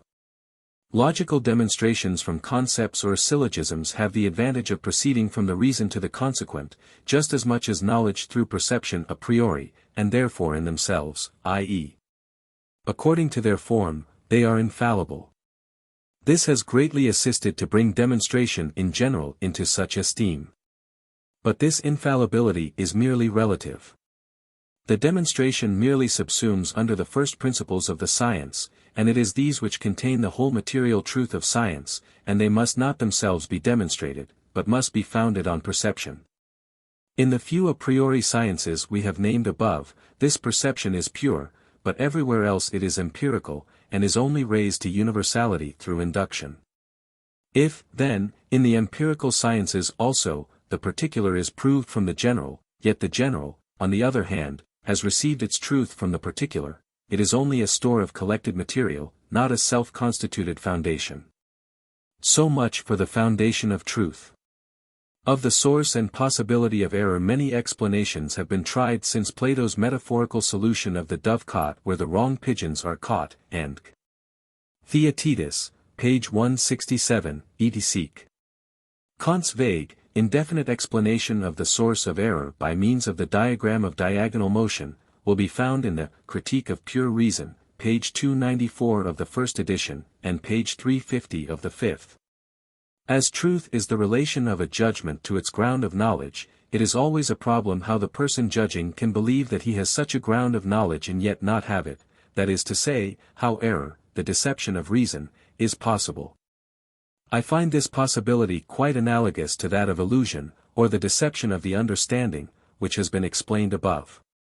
My opinion is, and this is what gives this explanation its proper place here, that every error is an inference from the consequent to the reason, which indeed is valid when we know that the consequent has that reason and can have no other. But otherwise is not valid. The person who falls into error either attributes to a consequent a reason which it cannot have, in which case he shows actual deficiency of understanding, i.e., deficiency in the capacity for immediate knowledge of the connection between the cause and the effect, or, as more frequently happens, he attributes to the effect a cause which is possible, but he adds to the major proposition of the syllogism, in which he infers the cause from the effect, that this effect always results only from this cause. Now he could only be assured of this by a complete induction, which, however, he assumes without having made it. This always is therefore too wide a concept, and instead of it he ought to have used, sometimes, or generally. The conclusion would then be problematical, and therefore not erroneous. That the man who errs should proceed in this way is due either to haste, or to insufficient knowledge of what is possible, on account of which he does not know the necessity of the induction that ought to be made. Error then is quite analogous to illusion. Both are inferences from the effect to the cause, the illusion brought about always in accordance with the law of causality, and by the understanding alone, thus directly, in perception itself. The error in accordance with all the forms of the principle of sufficient reason, and by the reason, thus in thought itself. Yet most commonly in accordance with the law of causality, as will appear from the three following examples, which may be taken as types or representatives of the three kinds of error. 1. The illusion of the senses, deception of the understanding, induces error, deception of the reason, for example, if one mistakes a painting for an alto relief and actually takes it for such. The error results from a conclusion from the following major premise: if dark gray passes regularly through all shades to white, the cause is always the light, which strikes differently upon projections and depressions, ergo. 2. If there is no money in my safe, the cause is always that my servant has got a key for it, ergo. 3. If a ray of sunlight, broken through a prism, i.e. bent up or down, appears as a colored band instead of round and white as before, the cause must always be that light consists of homogeneous rays, differently colored and refrangible to different degrees, which, when forced asunder on account of the difference of their refrangibility, give an elongated and variously colored spectrum, ergo, bibamus. It must be possible to trace every error to such a conclusion, drawn from a major premise which is often only falsely generalized, hypothetical, and founded on the assumption that some particular cause is that of a certain effect. Only certain mistakes in counting are to be accepted, and they are not really errors, but merely mistakes. The operation prescribed by the concepts of the numbers has not been carried out in pure intuition or perception, in counting, but some other operation instead of it. As regards the content of the sciences generally, it is, in fact, always the relation of the phenomena of the world to each other, according to the principle of sufficient reason, under the guidance of the why, which has validity and meaning only through this principle. Explanation is the establishment of this relation. Therefore explanation can never go further than to show two ideas standing to each other in the relation peculiar to that form of the principle of sufficient reason which reigns in the class to which they belong. If this is done we cannot further be asked the question, why, for the relation proved is that one which absolutely cannot be imagined as other than it is, i.e., it is the form of all knowledge.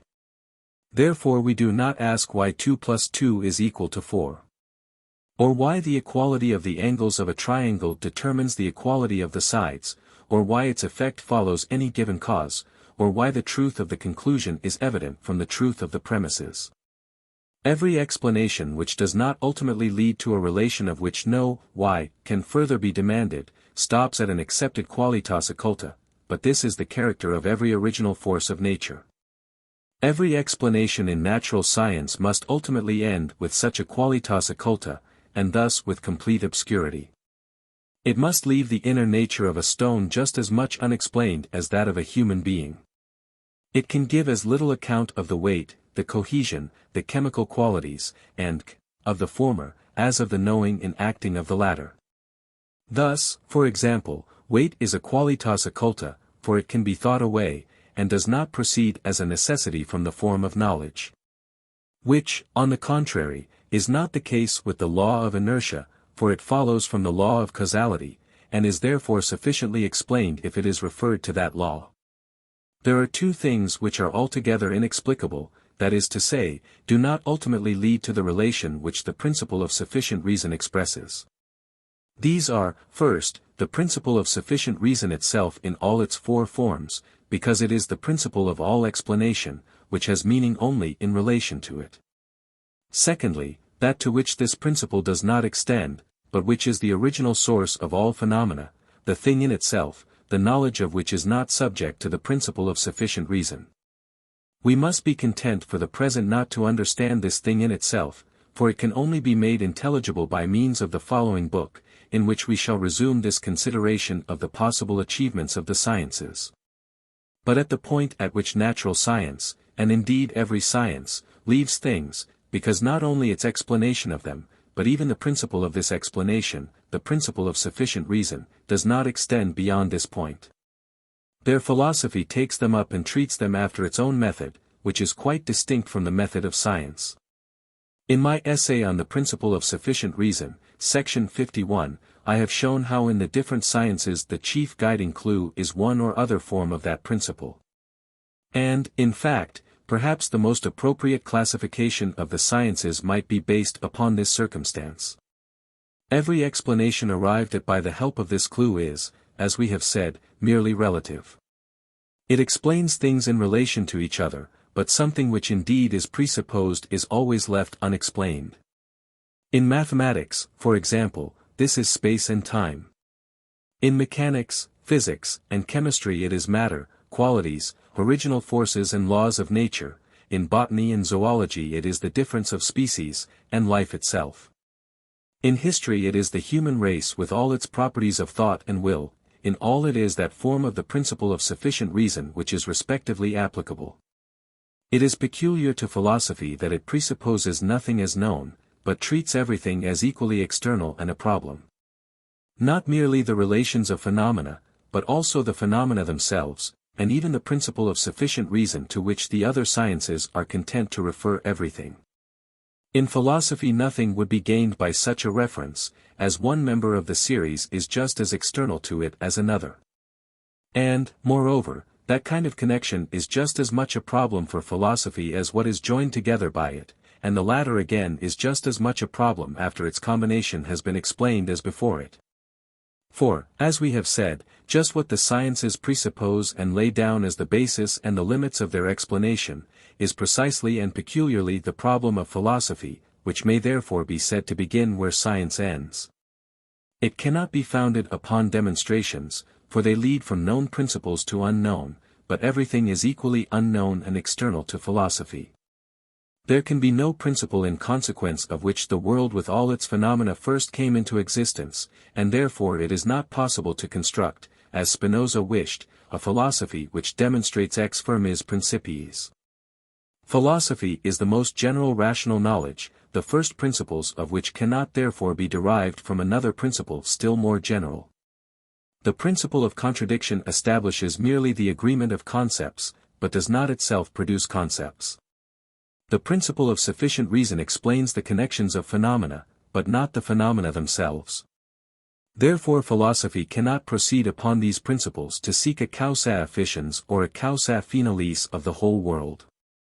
My philosophy, at least, does not by any means seek to know whence or wherefore the world exists, but merely what the world is. But the why is here subordinated to the what, for it already belongs to the world, as it arises and has meaning and validity only through the form of its phenomena, the principle of sufficient reason. We might indeed say that every one knows what the world is without help, for he is himself that subject of knowledge of which the world is the idea, and so far this would be true. But that knowledge is empirical, is in the concrete. The task of philosophy is to reproduce this in the abstract, to raise to permanent rational knowledge the successive changing perceptions, and in general, all that is contained under the wide concept of feeling and merely negatively defined as not abstract, distinct, rational knowledge. It must therefore consist of a statement in the abstract, of the nature of the whole world, of the whole, and of all the parts. In order then that it may not lose itself in the endless multitude of particular judgments, it must make use of abstraction and think everything individual in the universal, and its differences also in the universal. It must therefore partly separate and partly unite, in order to present to rational knowledge the whole manifold of the world generally, according to its nature, comprehended in a few abstract concepts. Through these concepts, in which it fixes the nature of the world, the whole individual must be known as well as the universal, the knowledge of both therefore must be bound together to the minutest point.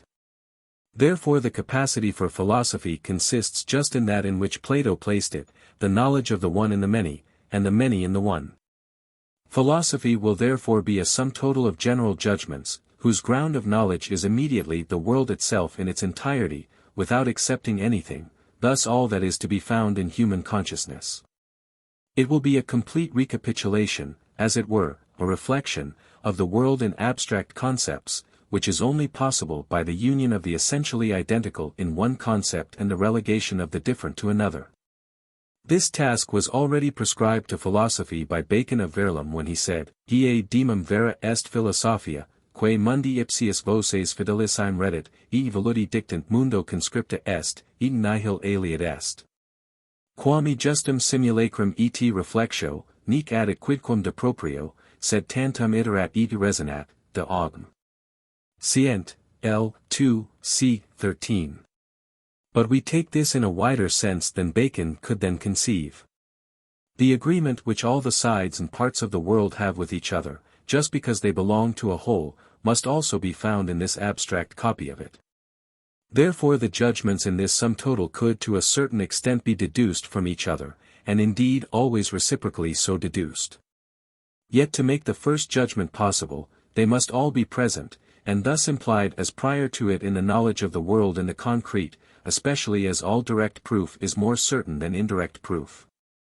Their harmony with each other by virtue of which they come together into the unity of one thought, and which arises from the harmony and unity of the world of perception itself, which is their common ground of knowledge, is not therefore to be made use of to establish them, as that which is prior to them, but is only added as a confirmation of their truth.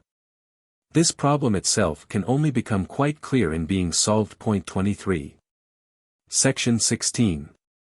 After this full consideration of reason as a special faculty of knowledge belonging to man alone, and the results and phenomena peculiar to human nature brought about by it, it still remains for me to speak of reason.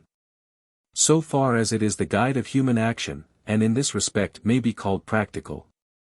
But what there is to say upon this point has found its place elsewhere in the appendix to this work, where I controvert the existence of the so-called practical reason of Kant, which he, certainly very conveniently, explained as the immediate source of virtue, and as the seat of an absolute, i.e., fallen from heaven, imperative. The detailed and thorough refutation of this Kantian principle of morality I have given later in the Fundamental Problems of Ethics. There remains, therefore, but little for me to say here about the actual influence of reason, in the true sense of the word, upon action. At the commencement of our treatment of reason we remarked, in general terms, how much the action and behavior of men differs from that of brutes, and that this difference is to be regarded as entirely due to the presence of abstract concepts in consciousness. The influence of these upon our whole existence is so penetrating and significant that, on account of them, we are related to the lower animals very much as those animals that see are related to those that have no eyes, certain larvae, worms, and zoophytes. Animals without eyes know only by touch what is immediately present to them in space, what comes into contact with them. Those which see, on the contrary, know a wide circle of near and distant objects. In the same way the absence of reason confines the lower animals to the ideas of perception, i.e., the real objects which are immediately present to them in time. We, on the contrary, on account of knowledge in the abstract, comprehend not only the narrow actual present, but also the whole past and future, and the wide sphere of the possible. We view life freely on all its sides, and go far beyond the present and the actual.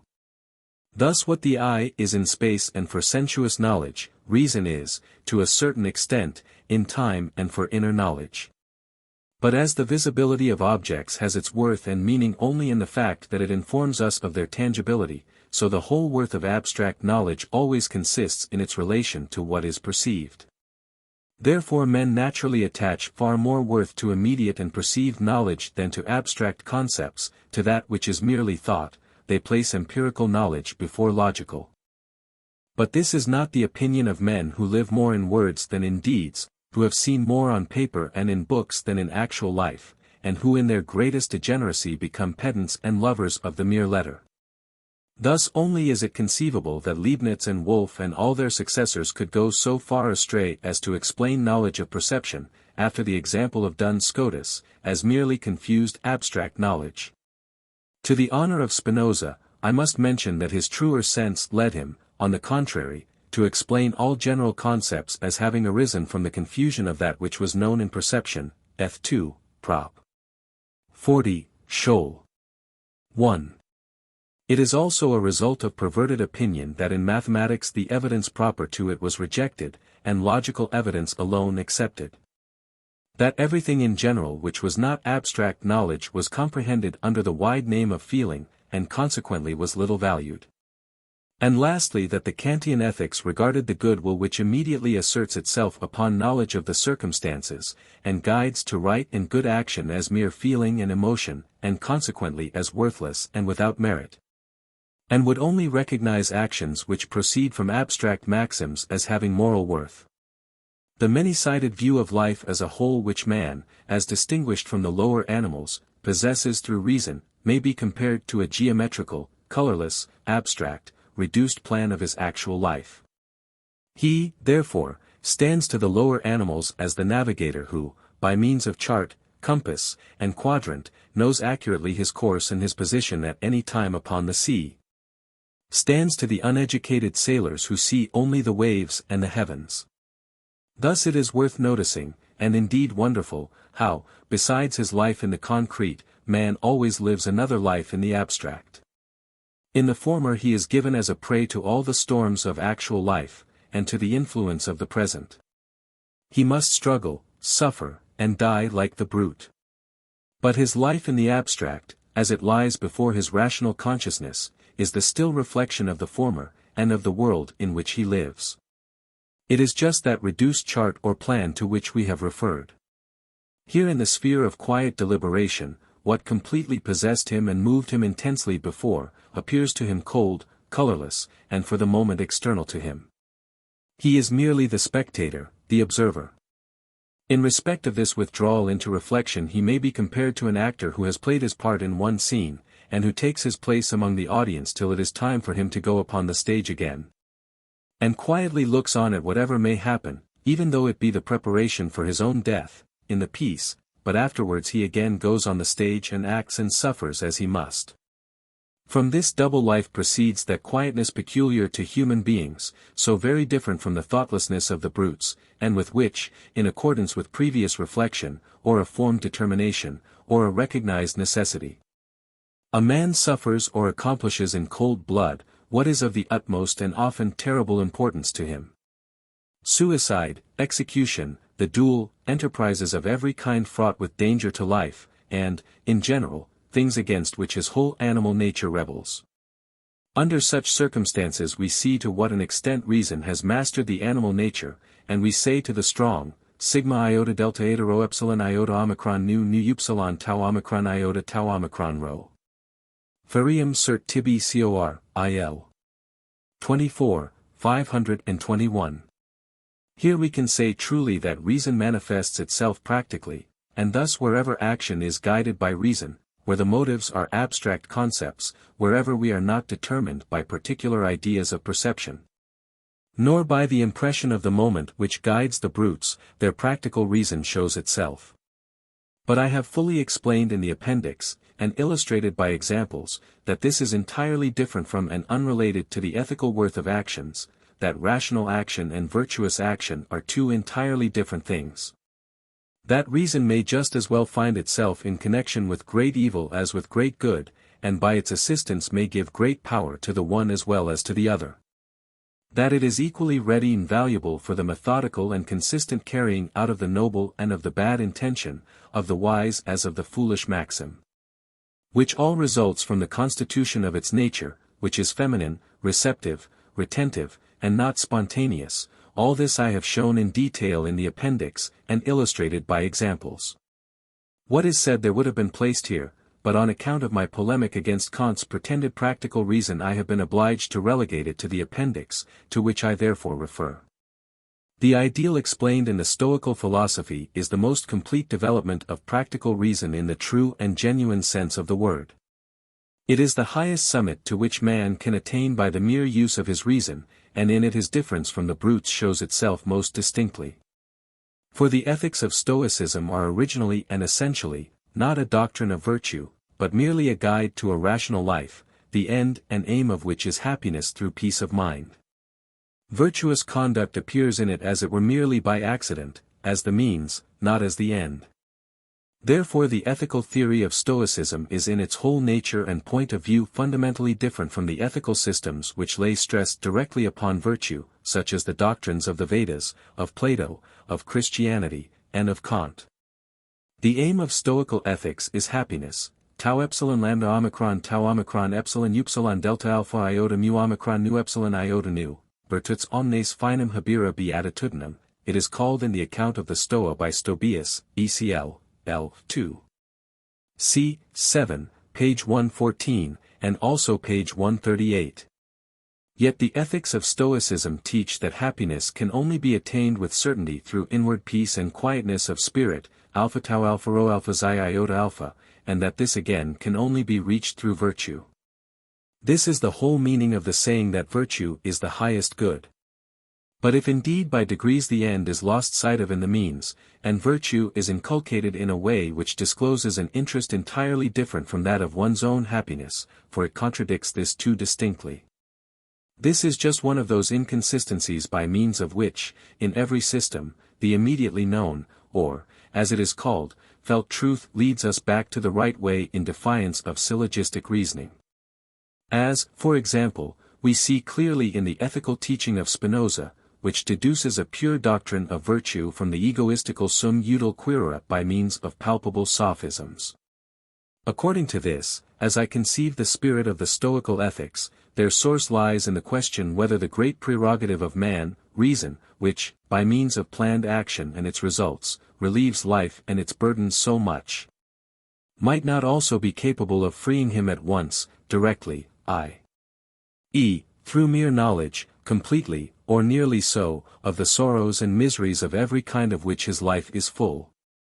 They held that it was not in keeping with the prerogative of reason that the nature given with it, which by means of it comprehends and contemplates an infinity of things and circumstances, should yet, through the present, and the accidents that can be contained in the few years of a life that is short, fleeting, and uncertain, be exposed to such intense pain, to such great anxiety and suffering, as arise from the tempestuous strain of the desires and the antipathies.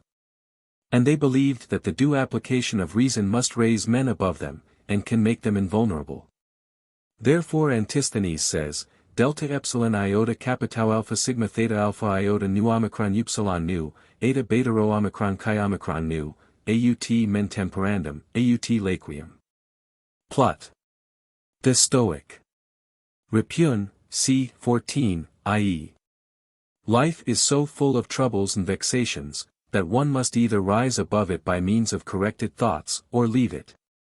It was seen that want and suffering did not directly and of necessity spring from not having, but from desiring to have and not having. That therefore this desire to have is the necessary condition under which alone it becomes a privation not to have and begets pain. Omicron upsilon pi epsilon nu iota alpha lambda upsilon pi eta nu epsilon rho gamma alpha zeta epsilon tau alpha iota, alpha lambda alpha epsilon pi iota theta upsilon nu iota alpha, non paupertas dolorem efficit, sed cupiditas, epict, fragm. 25. Men learned also from experience that it is only the hope of what is claimed that begets and nourishes the wish.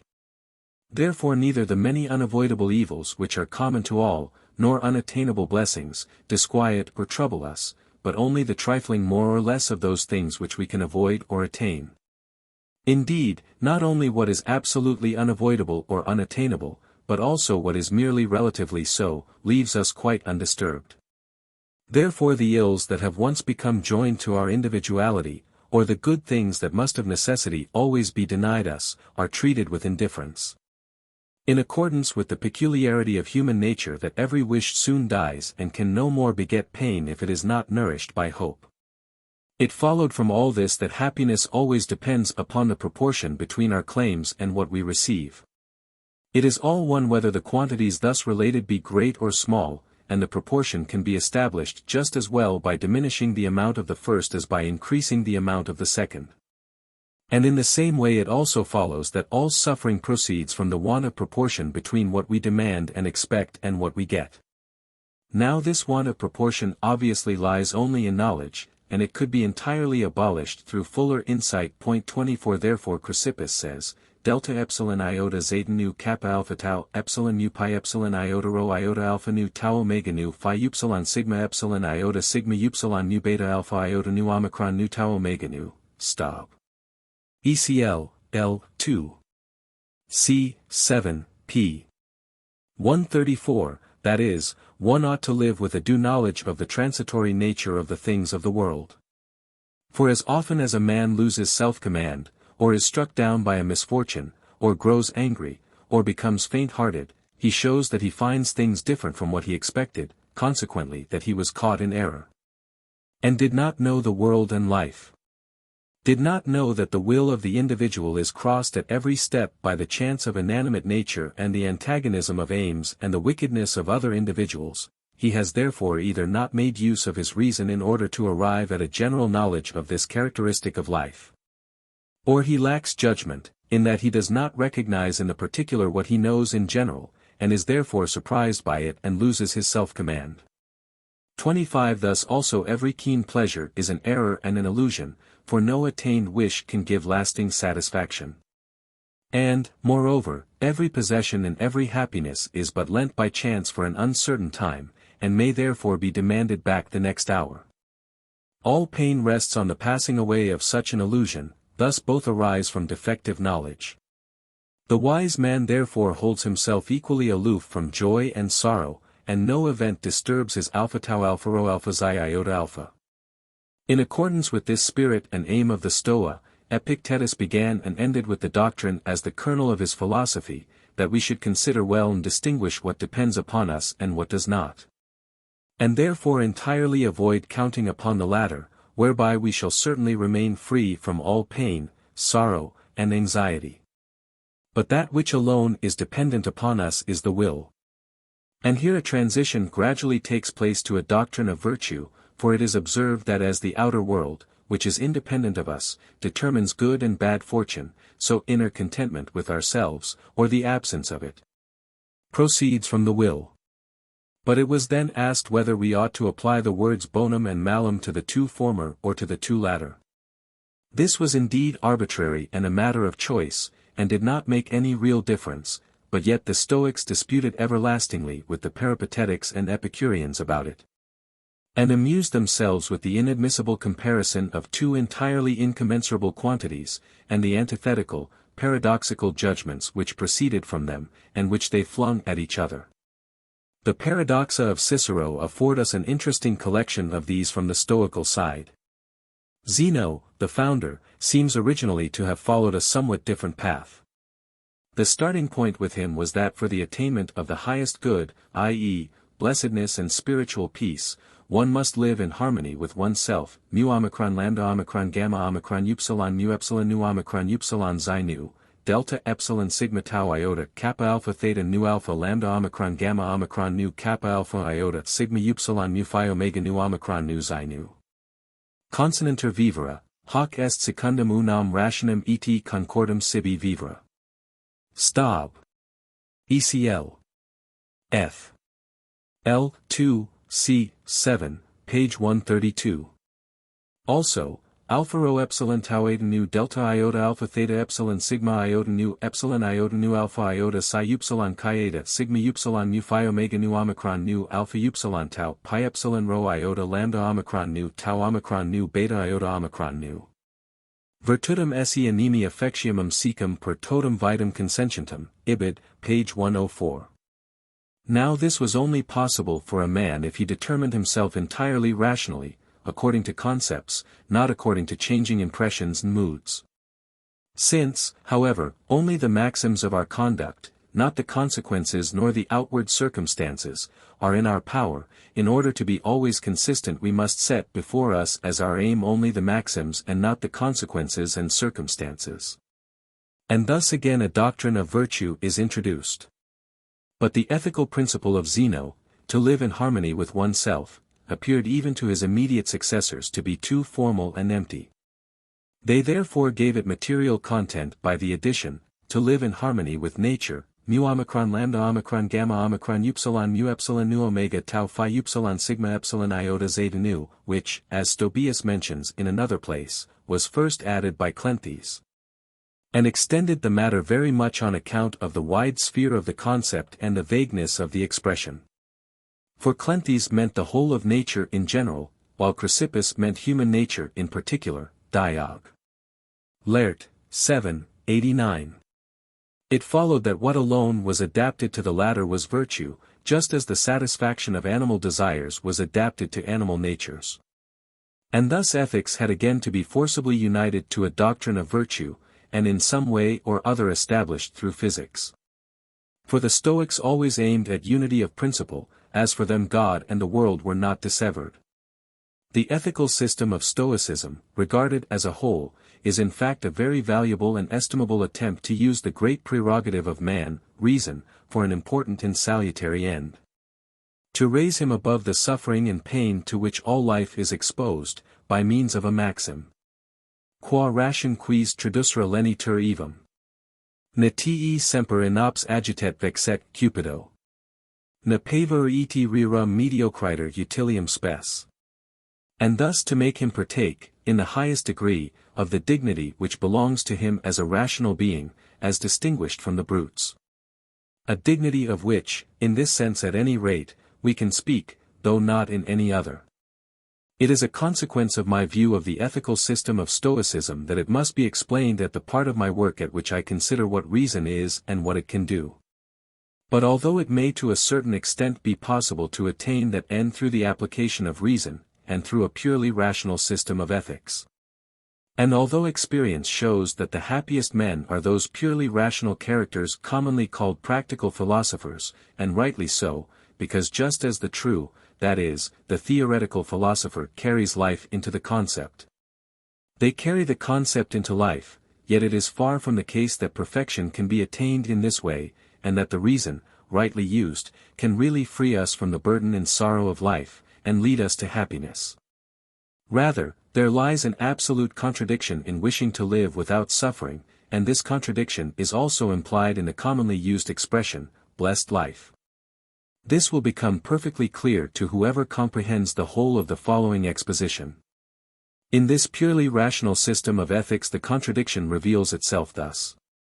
The Stoic is obliged in his doctrine of the way to the blessed life, for that is what his ethical system always remains, to insert a recommendation of suicide, as among the magnificent ornaments and apparel of Eastern despots there is always a costly vial of poison, for the case in which the sufferings of the body, which cannot be philosophized away by any principles or syllogistic reasonings, are paramount and incurable. Thus its one aim, blessedness, is rendered vain, and nothing remains as a mode of escape from suffering except death. In such a case then death must be voluntarily accepted, just as we would take any other medicine. Here then a marked antagonism is brought out between the ethical system of Stoicism and all those systems referred to above which make virtue in itself directly, and accompanied by the most grievous sorrows, their aim. And will not allow a man to end his life in order to escape from suffering. Not one of them, however, was able to give the true reason for the rejection of suicide. But they laboriously collected illusory explanations from all sides. The true reason will appear in the fourth book in the course of the development of our system. But the antagonism referred to reveals and establishes the essential difference in fundamental principle between Stoicism, which is just a special form of endaimenism, and those doctrines we have mentioned. Although both are often at one in their results, and are apparently related.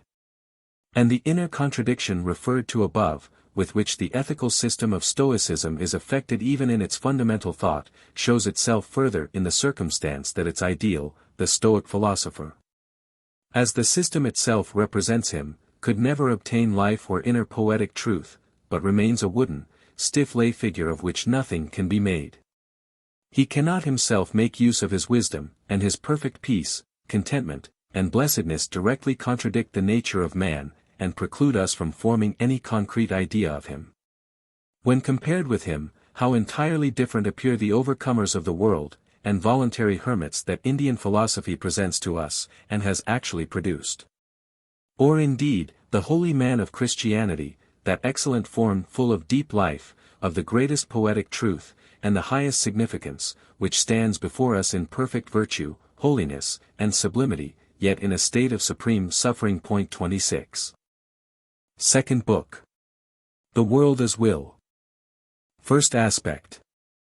The objectification of the will. Nos habitat, non tartara, sed nec sidera celi. Spiritus, in nobis cavigit, illa facit. Section 17. In the first book we considered the idea merely as such, that is, only according to its general form. It is true that as far as the abstract idea, the concept, is concerned, we obtain a knowledge of it in respect of its content also, because it has content and meaning only in relation to the idea of perception, without which it would be worthless and empty. Accordingly, directing our attention exclusively to the idea of perception, we shall now endeavor to arrive at a knowledge of its content, its more exact definition, and the forms which it presents to us.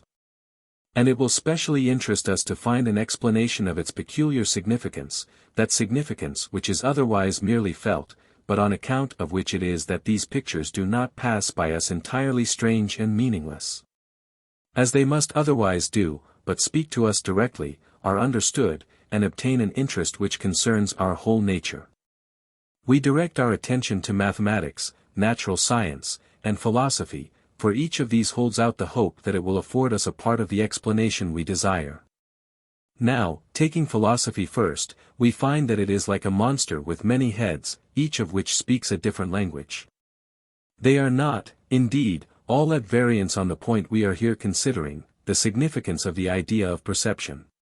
For, with the exception of the skeptics and the idealists, the others, for the most part, speak very much in the same way of an object which constitutes the basis of the idea. And which is indeed different in its whole being and nature from the idea, but yet is in all points as like it as one egg is to another. But this does not help us, for we are quite unable to distinguish such an object from the idea. We find that they are one and the same. For every object always and forever presupposes a subject, and therefore remains idea, so that we recognized objectivity as belonging to the most universal form of the idea, which is the division into subject and object. Further, the principle of sufficient reason, which is referred to in support of this doctrine, is for us merely the form of the idea, the orderly combination of one idea with another. But not the combination of the whole finite or infinite series of ideas with something which is not idea at all, and which cannot therefore be presented in perception. Of the skeptics and idealists we spoke above, in examining the controversy about the reality of the outer world. If we turn to mathematics to look for the fuller knowledge we desire of the idea of perception, which we have, as yet, only understood generally, merely in its form, we find that mathematics only treats of these ideas so far as they fill time and space, that is, so far as they are quantities. It will tell us with the greatest accuracy the how many and the how much. But as this is always merely relative, that is to say, merely a comparison of one idea with others, and a comparison only in the one respect of quantity, this also is not the information we are principally in search of. Lastly, if we turn to the wide province of natural science, which is divided into many fields, we may, in the first place, make a general division of it into two parts.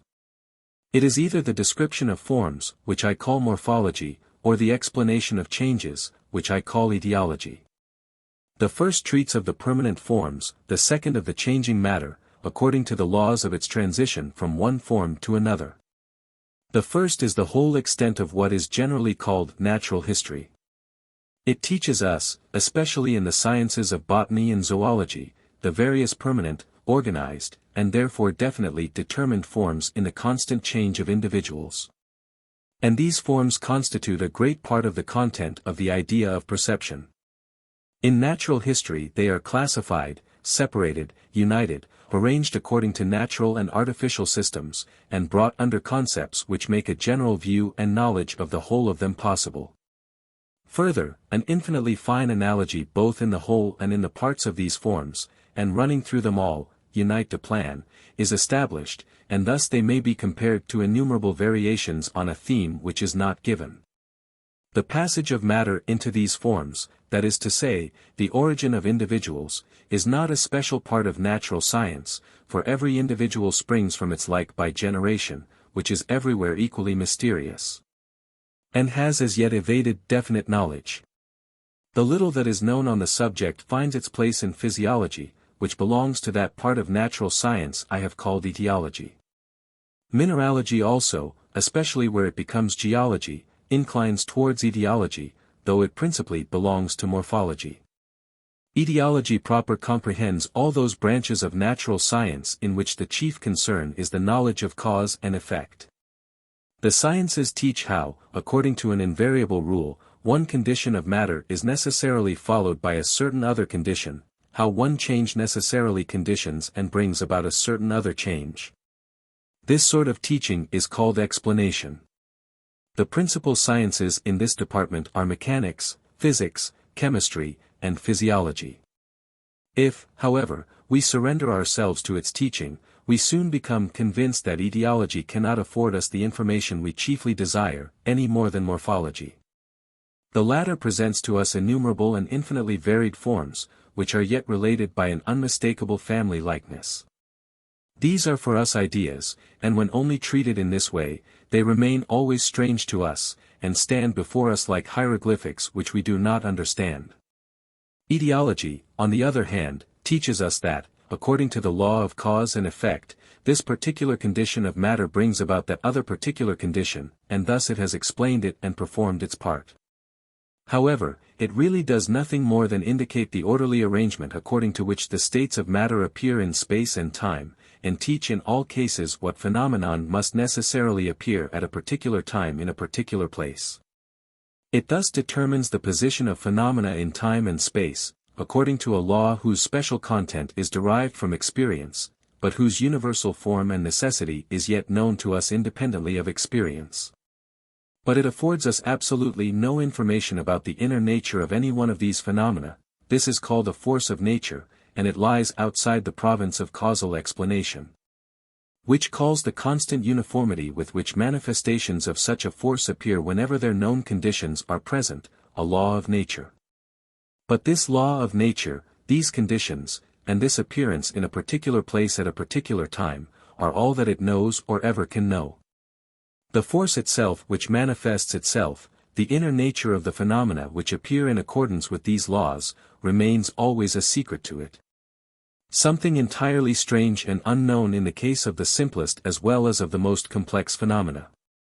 For although as yet etiology has most completely achieved its aim in mechanics, and least completely in physiology, still the force on account of which a stone falls to the ground or one body repels another is, in its inner nature, not less strange and mysterious than that which produces the movements and the growth of an animal.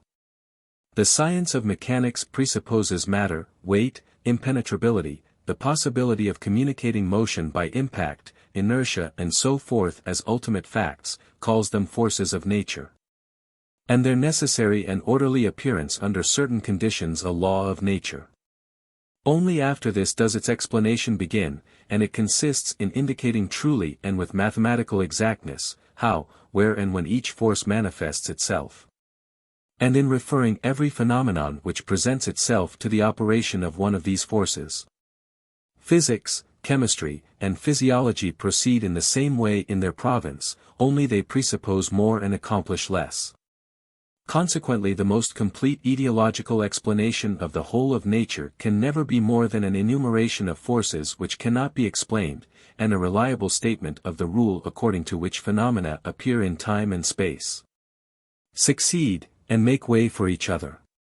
But the inner nature of the forces which thus appear remains unexplained by such an explanation, which must confine itself to phenomena and their arrangement, because the law which it follows does not extend further.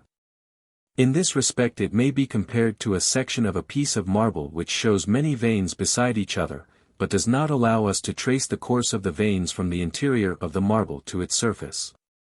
Or, if I may use an absurd but more striking comparison, the philosophical investigator must always have the same feeling towards the complete etiology of the whole of nature, as a man who, without knowing how, has been brought into a company quite unknown to him, each member of which in turn presents another to him as his friend and cousin, and therefore as quite well known, and yet the man himself, while at each introduction he expresses himself gratified, has always the question on his lips, but how the deuce do I stand to the whole company? Thus we see that, with regard to those phenomena which we know only as our ideas, etiology can never give us the desired information that shall carry us beyond this point. For, after all its explanations, they still remain quite strange to us, as mere ideas whose significance we do not understand. The causal connection merely gives us the rule and the relative order of their appearance in space and time, but affords us no further knowledge of that which so appears. Moreover, the law of causality itself has only validity for ideas, for objects of a definite class, and it has meaning only in so far as it presupposes them. Thus, like these objects themselves, it always exists only in relation to a subject, that is, conditionally, and so it is known just as well if we start from the subject, i.e., a priori, as if we start from the object, i.e., a posteriori. Kant indeed has taught us this. But what now impels us to inquiry is just that we are not satisfied with knowing that we have ideas, that they are such, and that they are connected according to certain laws.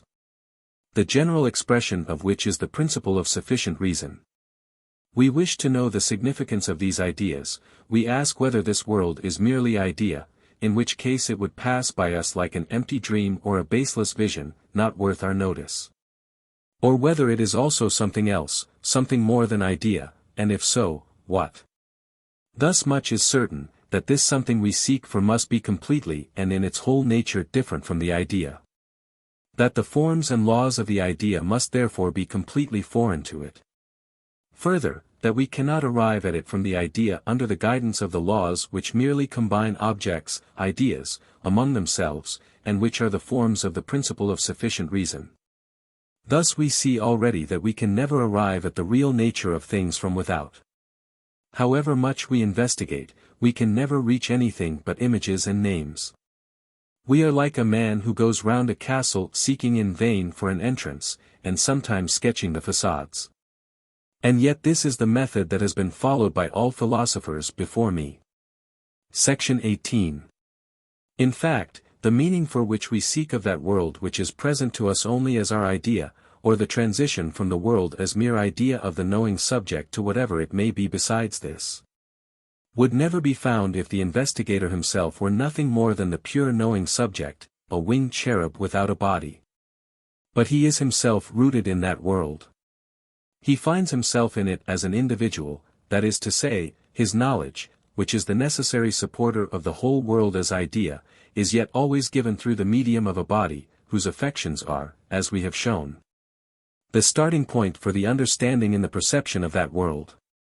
His body is, for the pure knowing subject, an idea like every other idea, an object among objects.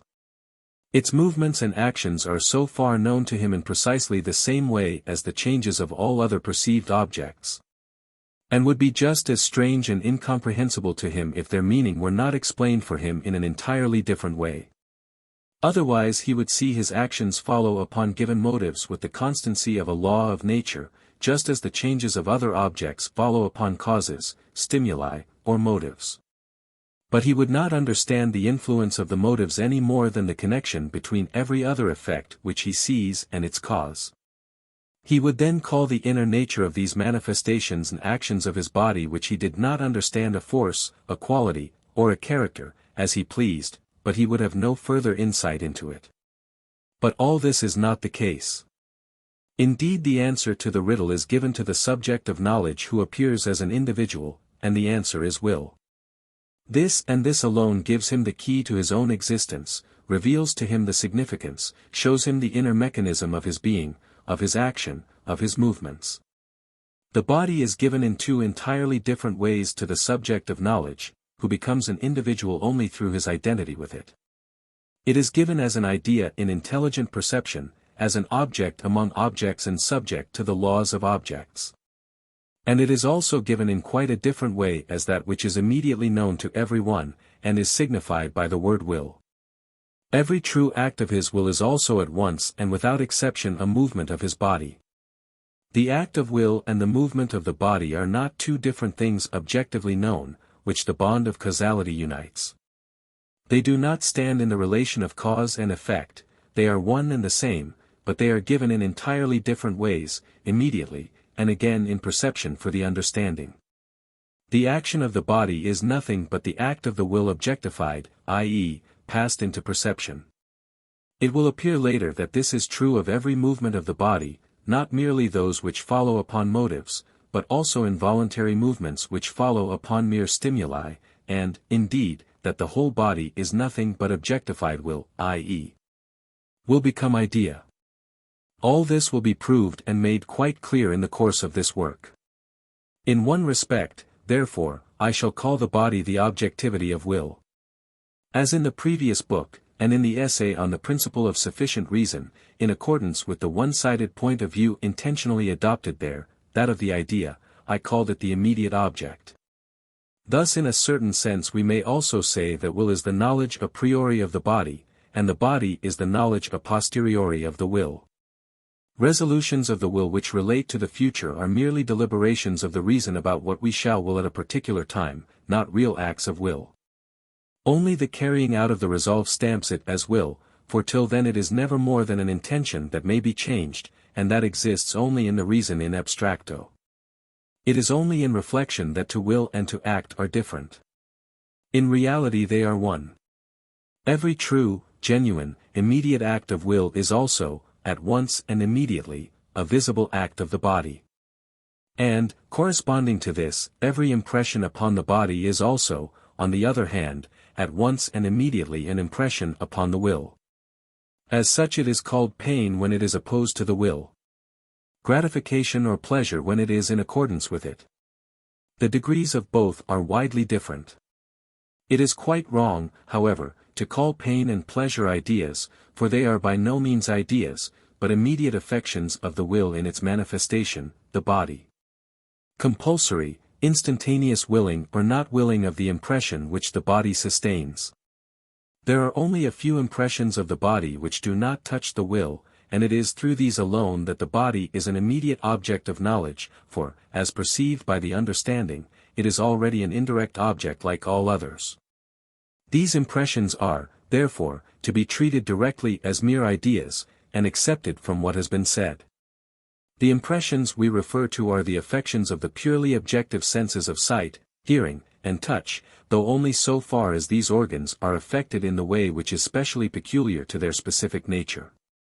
This affection of them is so excessively weak an excitement of the heightened and specifically modified sensibility of these parts that it does not affect the will, but only furnishes the understanding with the data out of which the perception arises, undisturbed by any excitement of the will.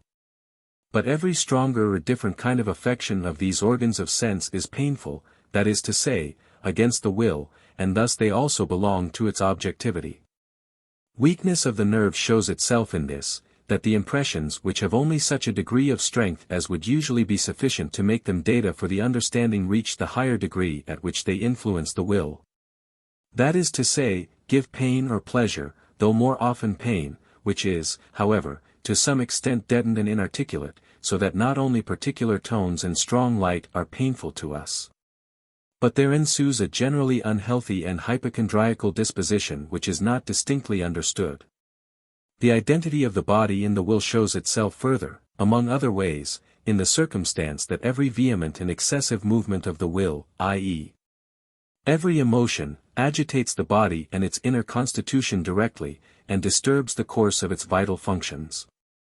This is shown in detail in Will in Nature, page 27 of the second edition and page 28 of the third. Lastly, the knowledge which I have of my will, though it is immediate, cannot be separated from that which I have of my body. I know my will, not as a whole, not as a unity, not completely, according to its nature, but I know it only in its particular acts, and therefore in time, which is the form of the phenomenal aspect of my body, as of every object. Therefore the body is a condition of the knowledge of my will. Thus, I cannot really imagine this will apart from my body. In the essay on the principle of sufficient reason, the will, or rather the subject of willing, is treated as a special class of ideas or objects. But even there we saw this object become one with the subject. That is, we saw it cease to be an object. We there called this union the miracle kappa alpha tau epsilon xi omicron chi eta nu, and the whole of the present work is to a certain extent an explanation of this. So far as I know my will specially as object, I know it as body. But then I am again at the first class of ideas laid down in that essay, i.e., real objects. As we proceed we shall see always more clearly that these ideas of the first class obtain their explanation and solution from those of the fourth class given in the essay, which could no longer be properly opposed to the subject as object, and that. Therefore, we must learn to understand the inner nature of the law of causality which is valid in the first class, and of all that happens in accordance with it from the law of motivation which governs the fourth class. The identity of the will and the body, of which we have now given a cursory explanation, can only be proved in the manner we have adopted here. We have proved this identity for the first time, and shall do so more and more fully in the course of this work. By proved, we mean raised from the immediate consciousness, from knowledge in the concrete to abstract knowledge of the reason, or carried over into abstract knowledge. On the other hand, from its very nature it can never be demonstrated, that is, deduced as indirect knowledge from some other more direct knowledge, just because it is itself the most direct knowledge. And if we do not apprehend it and stick to it as such, we shall expect in vain to receive it again in some indirect way as derivative knowledge. It is knowledge of quite a special kind, whose truth cannot therefore properly be brought under any of the four rubrics under which I have classified all truth in the essay on the principle of sufficient reason, section 29, the logical, the empirical, the metaphysical, and the metalogical, for it is not, like all these, the relation of an abstract idea to another idea, or to the necessary form of perceptive or of abstract ideation. But it is the relation of a judgment to the connection which an idea of perception, the body, has to that which is not an idea at all, but something toto-genere different, will. I should like therefore to distinguish this from all other truth, and call it kappa alpha tau epsilon xi omicron chi eta nu philosophical truth. We can turn the expression of this truth in different ways and say, my body and my will are one. Or, what as an idea of perception I call my body, I call my will, so far as I am conscious of it in an entirely different way which cannot be compared to any other, or, my body is the objectivity of my will. Or, my body considered apart from the fact that it is my idea is still my will, and so forth. Point 27. Section 19. In the first book we were reluctantly driven to explain the human body as merely idea of the subject which knows it, like all the other objects of this world of perception. But it has now become clear that what enables us consciously to distinguish our own body from all other objects which in other respects are precisely the same, is that our body appears in consciousness in quite another way toto-genere different from idea, and this we denote by the word will. And that it is just this double knowledge which we have of our own body that affords us information about it, about its action and movement following on motives, and also about what it experiences by means of external impressions. In a word, about what it is, not as idea, but as more than idea, that is to say, what it is in itself. None of this information have we got directly with regard to the nature, action, and experience of other real objects. It is just because of this special relation to one body that the knowing subject is an individual. For regarded apart from this relation, his body is for him only an idea like all other ideas. But the relation through which the knowing subject is an individual, is just on that account a relation which subsists only between him and one particular idea of all those which he has. Therefore he is conscious of this one idea, not merely as an idea, but in quite a different way as a will. If, however, he abstracts from that special relation, from that twofold and completely heterogeneous knowledge of what is one and the same, then that one, the body, is an idea like all other ideas. Therefore, in order to understand the matter, the individual who knows must either assume that what distinguishes that one idea from others is merely the fact that his knowledge stands in this double relation to it alone. That insight in two ways at the same time is open to him only in the case of this one object of perception, and that this is to be explained not by the difference of this object from all others, but only by the difference between the relation of his knowledge to this one object, and its relation to all other objects. Or else he must assume that this object is essentially different from all others, that it alone of all objects is at once both will and idea, while the rest are only ideas, i.e., only phantoms. Thus he must assume that his body is the only real individual in the world, i.e., the only phenomenon of will and the only immediate object of the subject. That other objects, considered merely as ideas, are like his body, that is, like it, fill space, which itself can only be present as idea, and also, like it, are causally active in space, is indeed demonstrably certain from the law of causality which is a priori valid for ideas, and which admits of no effect without a cause. But apart from the fact that we can only reason from an effect to a cause generally, and not to a similar cause, we are still in the sphere of mere ideas, in which alone the law of causality is valid, and beyond which it can never take us. But whether the objects known to the individual only as ideas are yet, like his own body, manifestations of a will, is, as was said in the first book, the proper meaning of the question as to the reality of the external world. To deny this is theoretical egoism, which on that account regards all phenomena that are outside its own will as phantoms, just as in a practical reference exactly the same thing is done by practical egoism. For in it a man regards and treats himself alone as a person, and all other persons as mere phantoms. Theoretical egoism can never be demonstrably refuted, yet in philosophy it has never been used otherwise than as a skeptical sophism, i.e., a pretense. As a serious conviction, on the other hand, it could only be found in a madhouse, and as such it stands in need of a cure rather than a refutation. We do not therefore combat it any further in this regard, but treat it as merely the last stronghold of skepticism, which is always polemical. Thus our knowledge, which is always bound to individuality and is limited by this circumstance, brings with it the necessity that each of us can only be one, while, on the other hand, each of us can know all. And it is this limitation that creates the need for philosophy. We therefore who, for this very reason, are striving to extend the limits of our knowledge through philosophy, will treat this skeptical argument of theoretical egoism which meets us, as an army would treat a small frontier fortress. The fortress cannot indeed be taken, but the garrison can never sally forth from it, and therefore we pass it by without danger, and are not afraid to have it in our rear.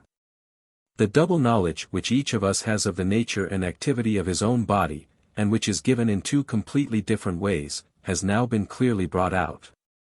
We shall accordingly make further use of it as a key to the nature of every phenomenon in nature, and shall judge of all objects which are not our own bodies, and are consequently not given to our consciousness in a double way but only as ideas, according to the analogy of our own bodies, and shall therefore assume that as in one aspect they are idea, just like our bodies, and in this respect are analogous to them, so in another aspect.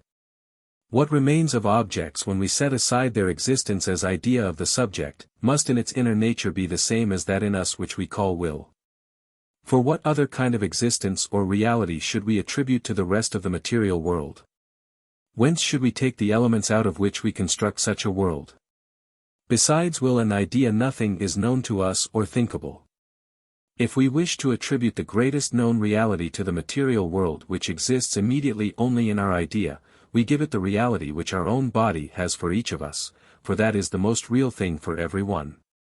But if we now analyze the reality of this body and its actions, beyond the fact that it is idea, we find nothing in it except the will, with this its reality is exhausted. Therefore we can nowhere find another kind of reality which we can attribute to the material world. Thus if we hold that the material world is something more than merely our idea, we must say that besides being idea, that is, in itself and according to its inmost nature, it is that which we find immediately in ourselves as will. I say according to its inmost nature, but we must first come to know more accurately this real nature of the will, in order that we may be able to distinguish from it what does not belong to itself, but to its manifestation, which has many grades. Such, for example, is the circumstance of its being accompanied by knowledge, and the determination by motives which is conditioned by this knowledge. As we shall see farther on, this does not belong to the real nature of will, but merely to its distinct manifestation as an animal or a human being.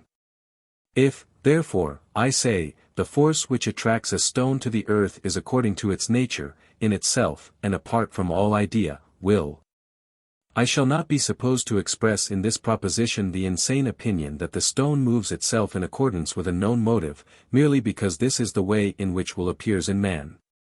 28 We shall now proceed more clearly and in detail to prove, establish, and develop to its full extent what as yet has only been provisionally and generally explained. Point 29. Section 20. As we have said, the will proclaims itself primarily in the voluntary movements of our own body, as the inmost nature of this body, as that which it is besides being object of perception, idea. For these voluntary movements are nothing else than the visible aspect of the individual acts of will, with which they are directly coincident and identical, and only distinguished through the form of knowledge into which they have passed. And in which alone they can be known, the form of idea. But these acts of will have always a ground or reason outside themselves in motives. Yet these motives never determine more than what I will at this time, in this place, and under these circumstances, not that I will in general, or what I will in general, that is, the maxims which characterize my volition generally. Therefore the inner nature of my volition cannot be explained from these motives, but they merely determine its manifestation at a given point of time, they are merely the occasion of my will showing itself. But the will itself lies outside the province of the law of motivation, which determines nothing but its appearance at each point of time. It is only under the presupposition of my empirical character that the motive is a sufficient ground of explanation of my action. But if I abstract from my character, and then ask, why, in general, I will this and not that, no answer is possible, because it is only the manifestation of the will that is subject to the principle of sufficient reason, and not the will itself, which in this respect is to be called groundless. At this point I presuppose Kant's doctrine of the empirical and intelligible character, and also my own treatment of the subject in The Fundamental Problems of Ethics, pages 48, 58, and 178, e-seq, of first edition, page 174, e-seq. Of second edition. I shall also have to speak more fully on the question in the fourth book. For the present, I have only to draw attention to this, that the fact of one manifestation being established through another, as here the deed through the motive, does not at all conflict with the fact that its real nature is will, which itself has no ground. For as the principle of sufficient reason in all its aspects is only the form of knowledge, its validity extends only to the idea, to the phenomena, to the visibility of the will, but not to the will itself, which becomes visible. If now every action of my body is the manifestation of an act of will in which my will itself in general, and as a whole, thus my character, expresses itself under given motives. Manifestation of the will must be the inevitable condition and presupposition of every action. For the fact of its manifestation cannot depend upon something which does not exist directly and only through it, which consequently is for it merely accidental, and through which its manifestation itself would be merely accidental. Now that condition is just the whole body itself. Thus the body itself must be manifestation of the will, and it must be related to my will as a whole, that is, to my intelligible character, whose phenomenal appearance in time is my empirical character. As the particular action of the body is related to the particular act of the will. The whole body, then, must be simply my will become visible, must be my will itself, so far as this is object of perception, an idea of the first class.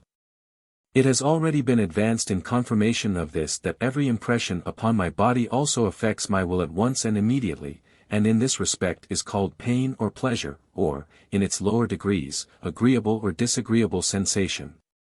And also, conversely, that every violent movement of the will, every emotion or passion, convulses the body and disturbs the course of its functions.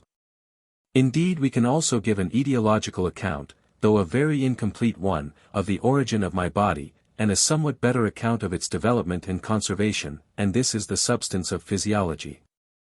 But physiology merely explains its theme in precisely the same way as motives explain action. Thus the physiological explanation of the functions of the body detracts just as little from the philosophical truth that the whole existence of this body and the sum total of its functions are merely the objectification of that will which appears in its outward actions in accordance with a motive.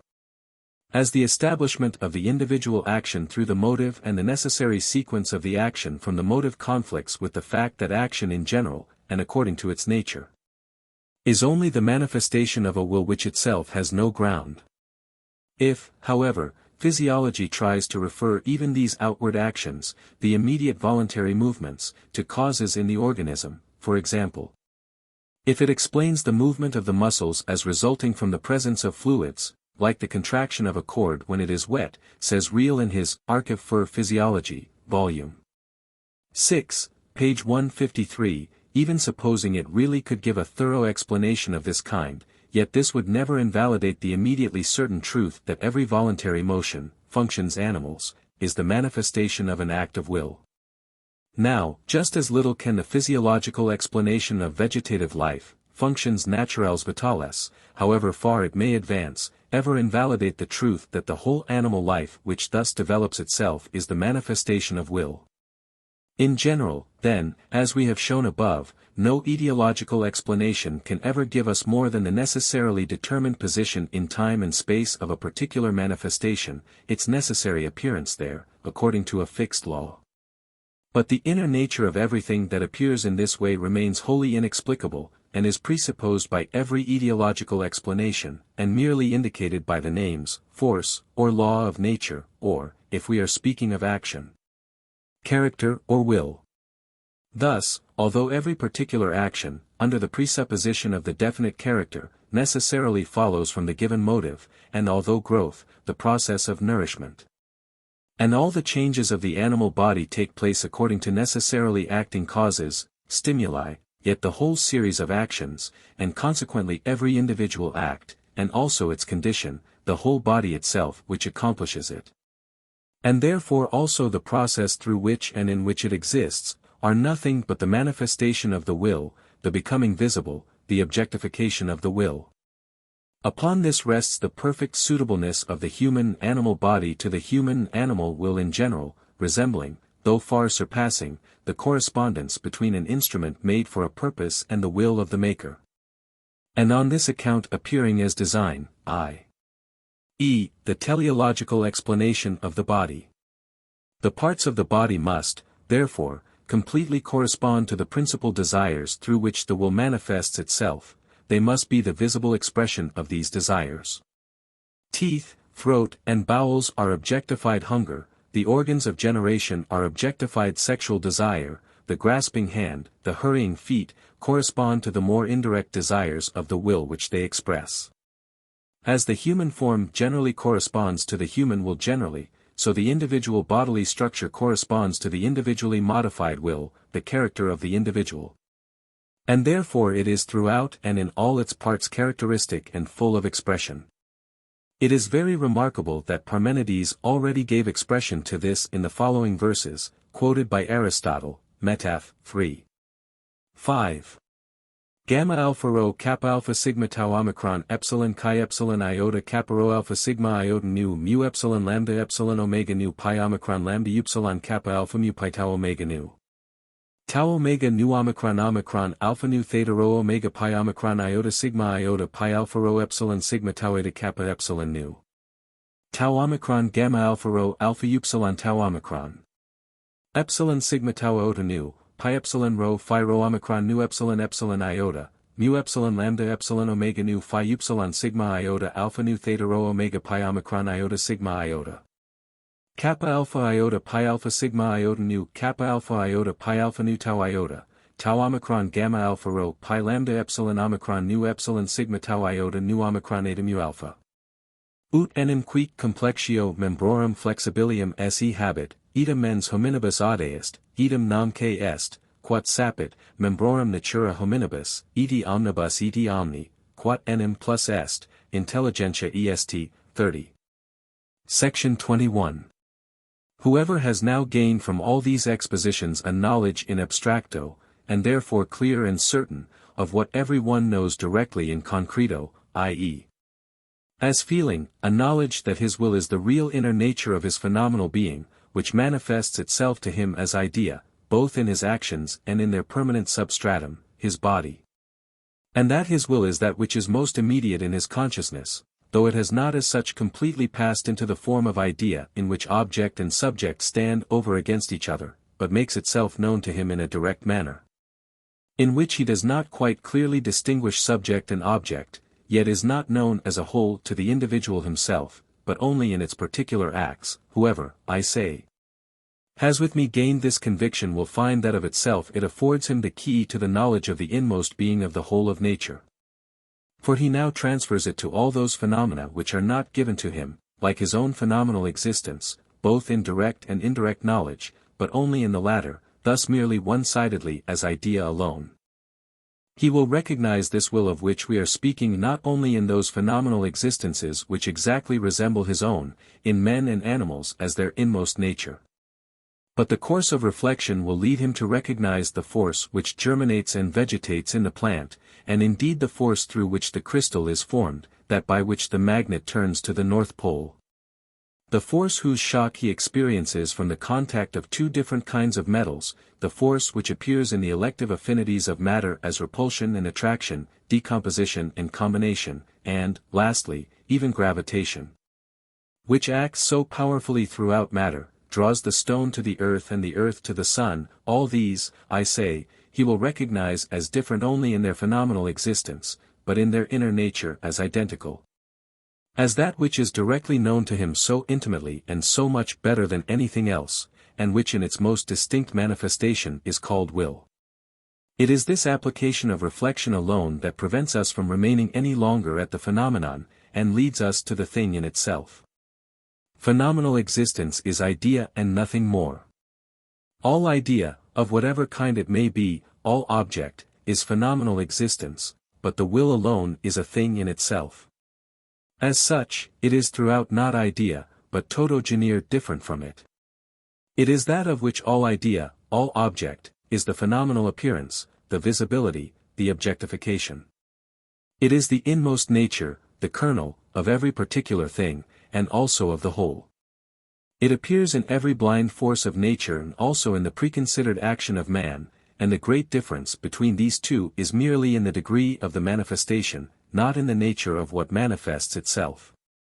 Section 22. Now, if we are to think as an object this thing in itself, we wish to retain the Kantian expression as a standing formula, which, as such, is never object, because all object is its mere manifestation, and therefore cannot be it itself. We must borrow for it the name and concept of an object, of something in some way objectively given, consequently of one of its own manifestations. But in order to serve as a clue for the understanding, this can be no other than the most complete of all its manifestations, i.e., the most distinct, the most developed, and directly enlightened by knowledge. Now this is the human will. It is, however, well to observe that here, at any rate, we only make use of a denominatio a posteriori, through which, therefore, the concept of will receives a greater extension than it has hitherto had. Knowledge of the identical in different phenomena, and of difference in similar phenomena, is, as Plato so often remarks, a sine qua non of philosophy. But hitherto it was not recognized that every kind of active and operating force in nature is essentially identical with will, and therefore the multifarious kinds of phenomena were not seen to be merely different species of the same genus, but were treated as heterogeneous. Consequently there could be no word to denote the concept of this genus. I therefore name the genus after its most important species, the direct knowledge of which lies nearer to us and guides us to the indirect knowledge of all other species. But whoever is incapable of carrying out the required extension of the concept will remain involved in a permanent misunderstanding. For by the word will he understands only that species of it which has hitherto been exclusively denoted by it, the will which is guided by knowledge, and whose manifestation follows only upon motives, and indeed merely abstract motives, and thus takes place under the guidance of the reason. This, we have said, is only the most prominent example of the manifestation of will. We must now distinctly separate in thought the inmost essence of this manifestation which is known to us directly, and then transfer it to all the weaker, less distinct manifestations of the same nature. And thus we shall accomplish the desired extension of the concept of will. From another point of view I should be equally misunderstood by anyone who should think that it is all the same in the end whether we denote this inner nature of all phenomena by the word will or by any other. This would be the case if the thing in itself were something whose existence we merely inferred, and thus knew indirectly and only in the abstract. Then, indeed, we might call it what we pleased. The name would stand merely as the symbol of an unknown quantity. But the word will, which, like a magic spell, discloses to us the inmost being of everything in nature, is by no means an unknown quantity, something arrived at only by inference, but is fully and immediately comprehended, and is so familiar to us that we know and understand what will is far better than anything else whatever. The concept of will has hitherto commonly been subordinated to that of force, but I reverse the matter entirely, and desire that every force in nature should be thought as will. It must not be supposed that this is mere verbal quibbling or of no consequence, rather, it is of the greatest significance and importance. For at the foundation of the concept of force, as of all other concepts, there ultimately lies the knowledge in sense perception of the objective world, that is to say, the phenomenon, the idea, and the concept is constructed out of this. It is an abstraction from the province in which cause and effect reign, i.e., from ideas of perception, and means just the causal nature of causes at the point at which this causal nature is no further ideologically explicable, but is the necessary presupposition of all ideological explanation. The concept will, on the other hand, is of all possible concepts the only one which has its source not in the phenomenal, not in the mere idea of perception, but comes from within, and proceeds from the most immediate consciousness of each of us. In which each of us knows his own individuality, according to its nature, immediately, apart from all form, even that of subject and object, and which at the same time is this individuality, for here the subject and the object of knowledge are one. If, therefore, we refer the concept of force to that of will, we have in fact referred the less known to what is infinitely better known. Indeed, to the one thing that is really immediately and fully known to us, and have very greatly extended our knowledge. If, on the contrary, we subsume the concept of will under that of force, as has hitherto always been done, we renounce the only immediate knowledge which we have of the inner nature of the world. For we allow it to disappear in a concept which is abstracted from the phenomenal, and with which we can therefore never go beyond the phenomenal. Section 23. The will as a thing in itself is quite different from its phenomenal appearance, and entirely free from all the forms of the phenomenal, into which it first passes when it manifests itself, and which therefore only concern its objectivity, and are foreign to the will itself. Even the most universal form of all idea, that of being object for a subject, does not concern it. Still less the forms which are subordinate to this and which collectively have their common expression in the principle of sufficient reason, to which we know that time and space belong, and consequently multiplicity also, which exists and is possible only through these. In this last regard I shall call time and space the principium individuationis, borrowing an expression from the old schoolmen, and I beg to draw attention to this, once for all. For it is only through the medium of time and space that what is one and the same, both according to its nature and to its concept, yet appears as different, as a multiplicity of coexistent and successive phenomena. Thus time and space are the principium individuationis, the subject of so many subtleties and disputes among the schoolmen, which may be found collected in Suarez, Sp. 5, Sect. 3. According to what has been said, the will as a thing in itself lies outside the province of the principle of sufficient reason in all its forms, and is consequently completely groundless. Although all its manifestations are entirely subordinated to the principle of sufficient reason. Further, it is free from all multiplicity, although its manifestations in time and space are innumerable. It is itself one, though not in the sense in which an object is one, for the unity of an object can only be known in opposition to a possible multiplicity. Nor yet in the sense in which a concept is one, for the unity of a concept originates only in abstraction from a multiplicity, but it is one as that which lies outside time and space, the principium individuationis, i.e., the possibility of multiplicity. Only when all this has become quite clear to us through the subsequent examination of the phenomena and different manifestations of the will, shall we fully understand the meaning of the Kantian doctrine that time, space and causality do not belong to the thing in itself, but are only forms of knowing. The uncaused nature of will has been actually recognized, where it manifests itself most distinctly, as the will of man, and this has been called free, independent. But on account of the uncaused nature of the will itself, the necessity to which its manifestation is everywhere subjected has been overlooked, and actions are treated as free, which they are not. For every individual action follows with strict necessity from the effect of the motive upon the character. All necessity is, as we have already said, the relation of the consequent to the reason, and nothing more. The principle of sufficient reason is the universal form of all phenomena, and man in his action must be subordinated to it like every other phenomenon. But because in self-consciousness the will is known directly and in itself, in this consciousness lies also the consciousness of freedom.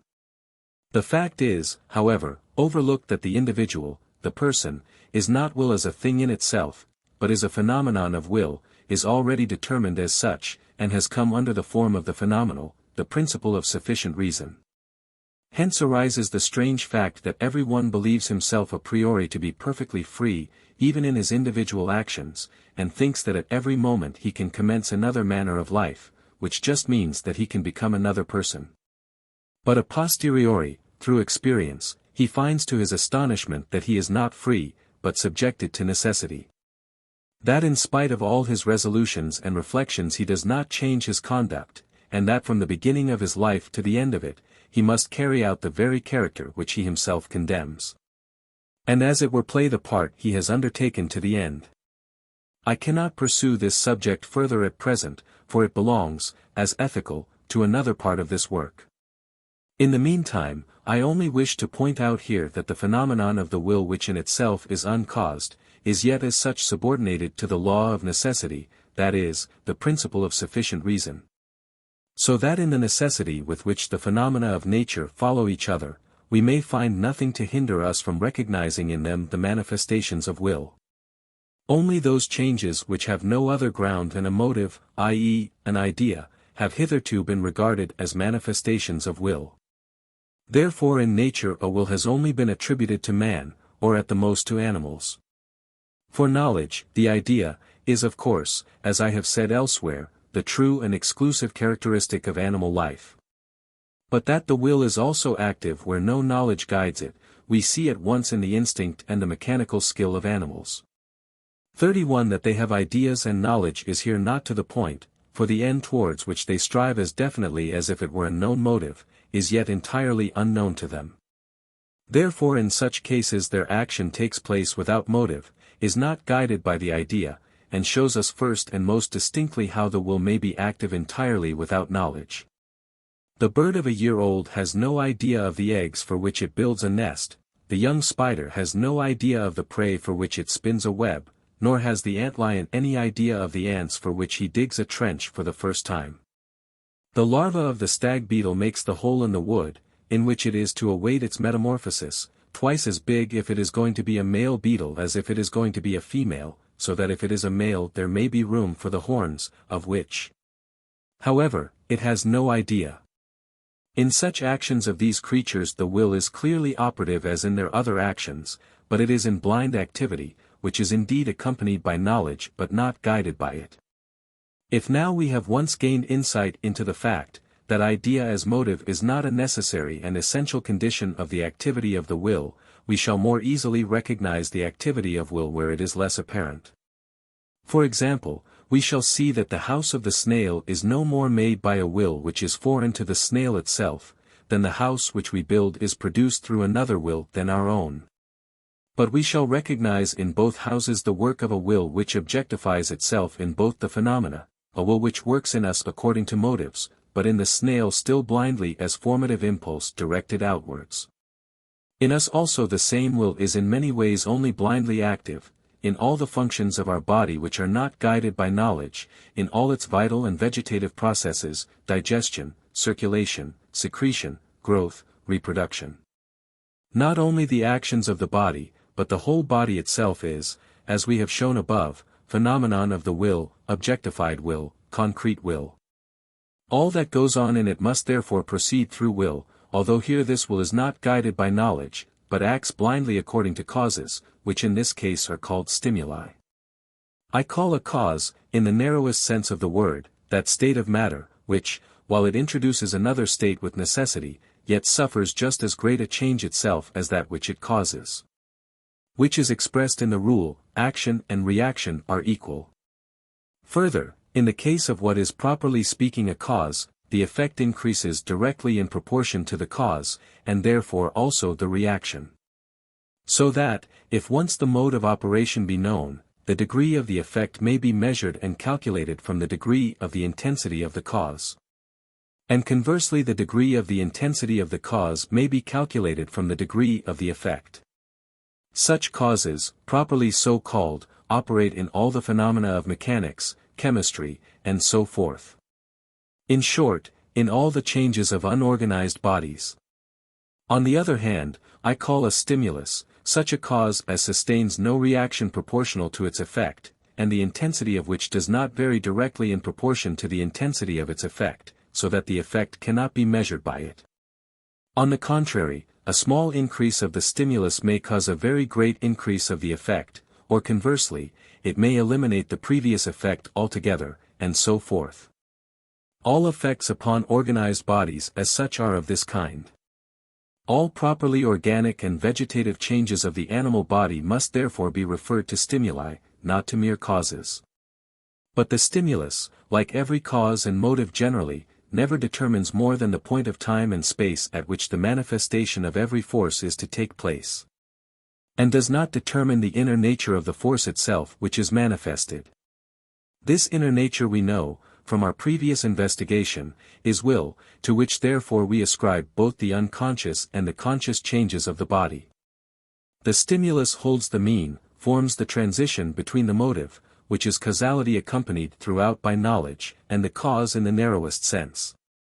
In particular cases it is sometimes nearer a motive, sometimes nearer a cause, but yet it can always be distinguished from both. Thus, for example, the rising of the sap in a plant follows upon stimuli, and cannot be explained from mere causes, according to the laws of hydraulics or capillary attraction. Yet it is certainly assisted by these, and altogether approaches very near to a purely causal change. On the other hand, the movements of the Hetesarum gyrans and the Mimosa pudica, although still following upon mere stimuli, are yet very like movements which follow upon motives, and seem almost to wish to make the transition. The contraction of the pupils of the eyes as the light is increased is due to stimuli, but it passes into movement which is due to motive. For it takes place, because too strong lights would affect the retina painfully, and to avoid this we contract the pupils. The occasion of an erection is a motive, because it is an idea, yet it operates with the necessity of a stimulus, i.e. it cannot be resisted, but we must put the idea away in order to make it cease to affect us. This is also the case with disgusting things, which excite the desire to vomit. Thus we have treated the instinct of animals as an actual link, of quite a distinct kind, between movement following upon stimuli, and action following upon a known motive. Now we might be asked to regard breathing as another link of this kind. It has been disputed whether it belongs to the voluntary or the involuntary movements, that is to say, whether it follows upon motive or stimulus, and perhaps it may be explained as something which is between the two. Marshall Hall, on the diseases of the nervous system, section 293 square, explains it as a mixed function, for it is partly under the influence of the cerebral, voluntary, and partly under that of the spinal, non-voluntary, nerves. However, we are finally obliged to number it with the expressions of will which result from motives. For other motives, i.e. mere ideas, can determine the will to check it or accelerate it, and, as is the case with every other voluntary action, it seems to us that we could give up breathing altogether and voluntarily suffocate. And in fact we could do so if any other motive influenced the will sufficiently strongly to overcome the pressing desire for air. According to some accounts Diogenes actually put an end to his life in this way, Diog. Laert. 6, 76. Certain Negroes also are said to have done this, F. B. Bogender, on Suicide, 1813, pages 170 to 180. If this be true, it affords us a good example of the influence of abstract motives, i.e. of the victory of distinctively rational over merely animal will. For, that breathing is at least partially conditioned by cerebral activity is shown by the fact that the primary cause of death from prussic acid is that it paralyzes the brain, and so, indirectly, restricts the breathing. But if the breathing be artificially maintained till the stupefaction of the brain has passed away, death will not ensue. We may also observe in passing that breathing affords us the most obvious example of the fact that motives act with just as much necessity as stimuli, or as causes in the narrowest sense of the word. And their operation can only be neutralized by antagonistic motives, as action is neutralized by reaction. For, in the case of breathing, the illusion that we can stop when we like is much weaker than in the case of other movements which follow upon motives. Because in breathing the motive is very powerful, very near to us, and its satisfaction is very easy, for the muscles which accomplish it are never tired, nothing, as a rule, obstructs it. And the whole process is supported by the most inveterate habit of the individual. And yet all motives act with the same necessity.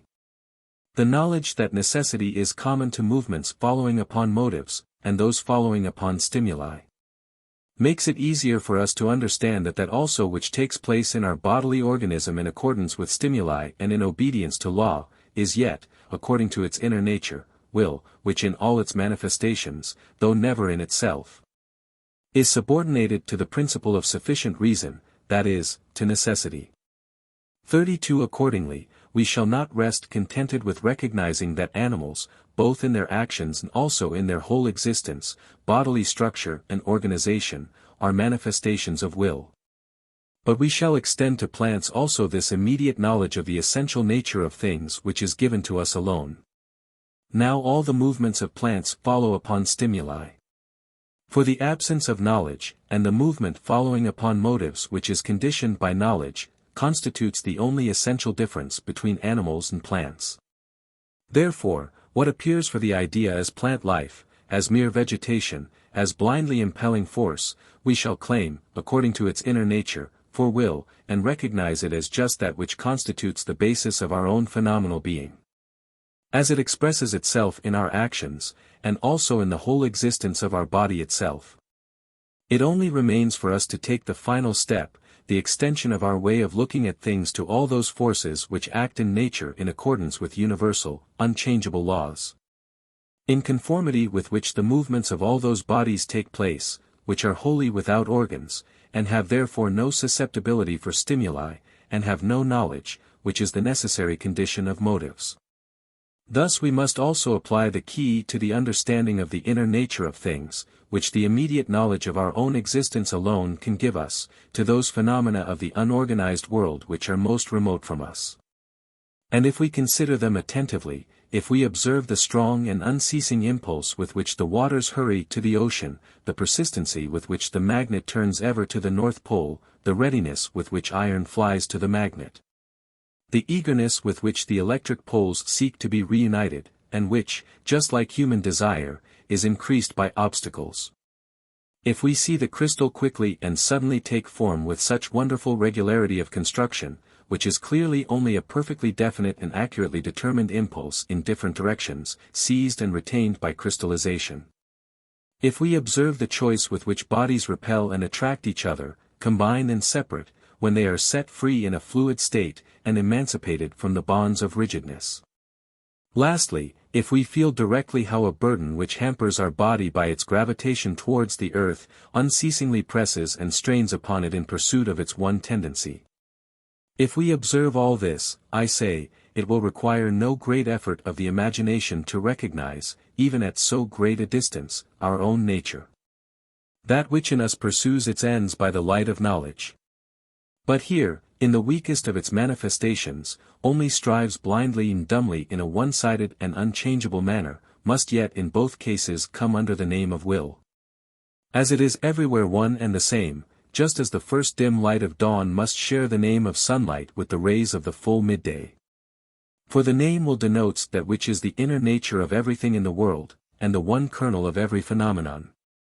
Yet the remoteness, and indeed the appearance of absolute difference between the phenomena of unorganized nature and the will which we know as the inner reality of our own being, arises chiefly from the contrast between the completely determined conformity to law of the one species of phenomena, and the apparently unfettered freedom of the other.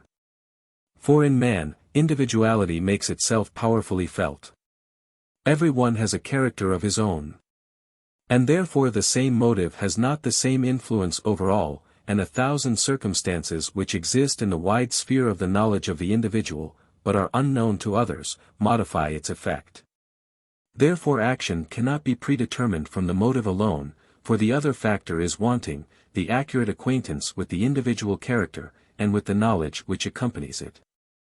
On the other hand, the phenomena of the forces of nature illustrate the opposite extreme. They act according to universal laws, without variation, without individuality in accordance with openly manifest circumstances, subject to the most exact predetermination.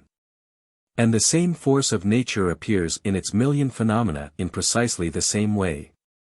In order to explain this point and prove the identity of the one indivisible will in all its different phenomena, in the weakest as in the strongest, we must first of all consider the relation of the will as thing in itself to its phenomena. That is, the relation of the world as will to the world as idea. For this will open to us the best way to a more thorough investigation of the whole subject we are considering in this second book. Point 33.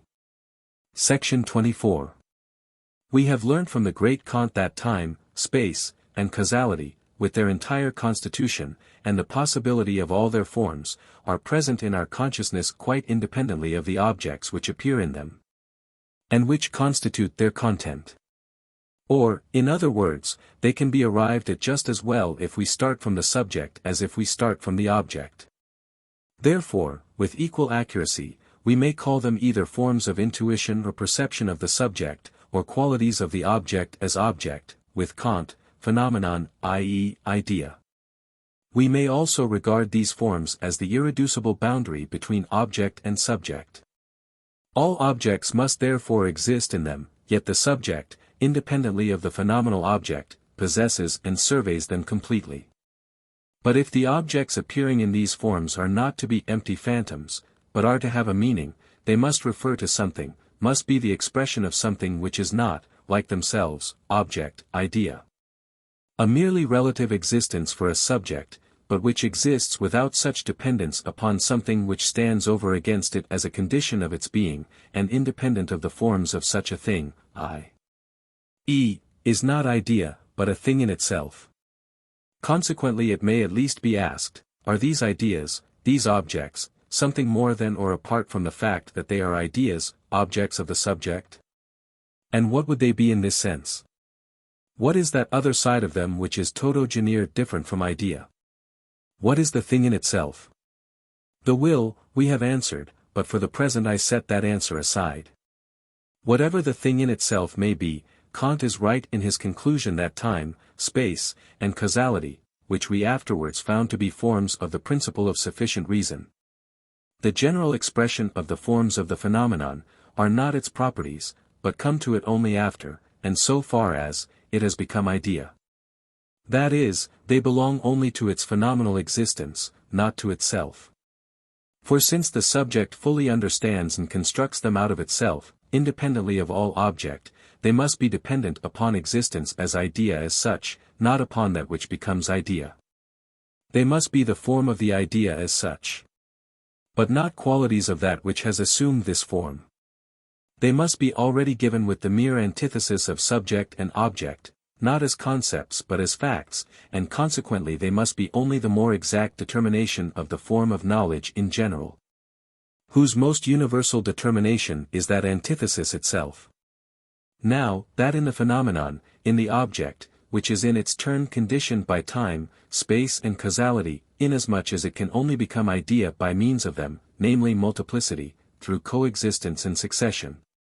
Change and permanence through the law of causality, matter which can only become idea under the presupposition of causality, and lastly, all that becomes idea only by means of these, all this, I say, as a whole, does not in reality belong to that which appears, to that which has passed into the form of idea, but belongs merely to this form itself.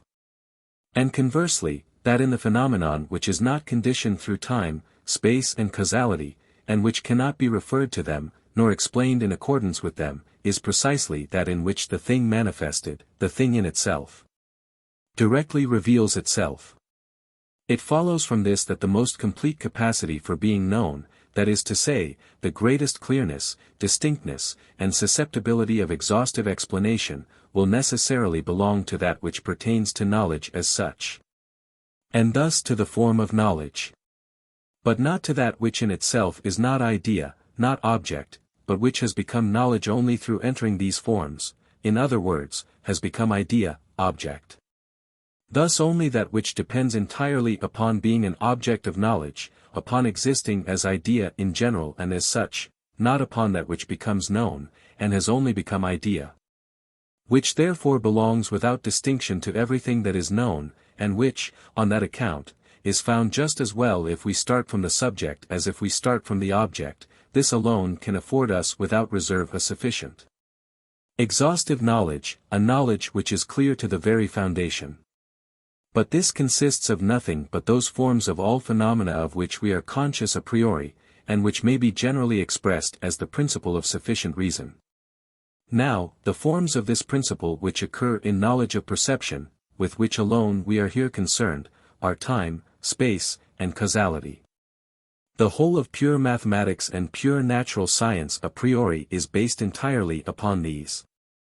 Therefore it is only in these sciences that knowledge finds no obscurity, does not rest upon what is incomprehensible, groundless, i.e., will, upon what cannot be further deduced. It is on this account that Kant wanted, as we have said, to apply the name science specially and even exclusively to these branches of knowledge together with logic. But, on the other hand, these branches of knowledge show us nothing more than mere connections, relations of one idea to another, form devoid of all content. All content which they receive, every phenomenon which fills these forms, contains something which is no longer completely knowable in its whole nature, something which can no longer be entirely explained through something else. Something then which is groundless, through which consequently the knowledge loses its evidence and ceases to be completely lucid. This that withholds itself from investigation, however, is the thing in itself, is that which is essentially not idea, not object of knowledge, but has only become knowable by entering that form. The form is originally foreign to it, and the thing in itself can never become entirely one with it, can never be referred to mere form, and, since this form is the principle of sufficient reason, can never be completely explained. If therefore all mathematics affords us an exhaustive knowledge of that which in the phenomena is quantity, position, number, in a word, spatial and temporal relations. If all etiology gives us a complete account of the regular conditions under which phenomena, with all their determinations, appear in time and space, but, with it all, teaches us nothing more than why in each case this particular phenomenon must appear just at this time here, and at this place now. It is clear that with their assistance we can never penetrate to the inner nature of things. There always remains something which no explanation can venture to attack, but which it always presupposes. The forces of nature, the definite mode of operation of things, the quality and character of every phenomenon, that which is without ground, that which does not depend upon the form of the phenomenal, the principle of sufficient reason. But is something to which this form in itself is foreign, something which has yet entered this form, and now appears according to its law, a law, however, which only determines the appearance, not that which appears, only the how, not the what. Only the form, not the content. Mechanics, physics, and chemistry teach the rules and laws according to which the forces of impenetrability, gravitation, rigidity, fluidity, cohesion, elasticity, heat, light, affinity, magnetism, electricity, and operate. That is to say, the law, the rule which these forces observe whenever they enter time and space. But do what we will, the forces themselves remain qualitates occulti. For it is just the thing in itself, which, because it is manifested, exhibits these phenomena, which are entirely different from itself. In its manifestation, indeed, it is completely subordinated to the principle of sufficient reason as the form of the idea, but it can never itself be referred to this form, and therefore cannot be fully explained etiologically. Can never be completely fathomed. It is certainly perfectly comprehensible so far as it has assumed that form, that is, so far as it is phenomenon, but its inner nature is not in the least explained by the fact that it can thus be comprehended. Therefore the more necessity any knowledge carries with it, the more there is in it of that which cannot be otherwise thought or presented in perception, as, for example, space relations, the clearer and more sufficing then it is. The less pure objective content it has, or the less reality, properly so called, is given in it. And conversely, the more there is in it which must be conceived as mere chance, and the more it impresses us as given merely empirically, the more proper objectivity and true reality is there in such knowledge, and at the same time, the more that is inexplicable, that is, that cannot be deduced from anything else. It is true that at all times an etiology, unmindful of its real aim, has striven to reduce all organized life to chemism or electricity. All chemism, that is to say quality, again to mechanism, action determined by the shape of the atom, this again sometimes to the object of pheronomy, i.e. the combination of time and space, which makes motion possible, sometimes to the object of mere geometry, i.e. position in space, much in the same way as we rightly deduce the diminution of an effect from the square of the distance, and the theory of the lever in a purely geometrical manner. Geometry may finally be reduced to arithmetic, which, on account of its one dimension, is of all the forms of the principle of sufficient reason, the most intelligible, comprehensible, and completely susceptible of investigation. As instances of the method generally indicated here, we may refer to the atoms of Democritus, the vortex of Descartes, the mechanical physics of Lesage, which towards the end of last century tried to explain both chemical affinities and gravitation mechanically by impact and pressure, as may be seen in detail in Lucrece Newtonian. Reel's form and combination as the cause of animal life, also tends in this direction. Finally, the crude materialism which even now in the middle of the 19th century has been served up again under the ignorant delusion that it is original, belongs distinctly to this class. It stupidly denies vital force, and first of all tries to explain the phenomena of life from physical and chemical forces, and those again from the mechanical effects of the matter, position, form, and motion of imagined atoms. And thus seeks to reduce all the forces of nature to action and reaction as its thing in itself. According to this teaching, light is the mechanical vibration or undulation of an imaginary ether, postulated for this end. This ether, if it reaches the eye, beats rapidly upon the retina, and gives us the knowledge of color. Thus, for example, 483 billion beats in a second give red, and 727 billion beats in a second give violet. Upon this theory, persons who are colorblind must be those who are unable to count the beats, must they not? Such crass, mechanical, clumsy, and certainly naughty theories, which remind one of Democritus, are quite worthy of those who, 50 years after the appearance of Goethe's doctrine of color, still believe in Newton's homogeneous light. And are not ashamed to say so. They will find that what is overlooked in the child, Democritus, will not be forgiven to the man. They might indeed, some day, come to an ignominious end, but then everyone would slink away and pretend that he never had anything to do with them. We shall soon have to speak again of this false reduction of the forces of nature to each other, so much for the present. Supposing this theory were possible, all would certainly be explained and established and finally reduced to an arithmetical problem, which would then be the holiest thing in the temple of wisdom, to which the principle of sufficient reason would at last have happily conducted us. But all content of the phenomenon would have disappeared, and the mere form would remain. The what appears would be referred to the how it appears, and this how would be what is a priori knowable, therefore entirely dependent on the subject, therefore only for the subject, therefore, lastly, mere phantom, idea and form of idea. Through and through, no thing in itself could be demanded.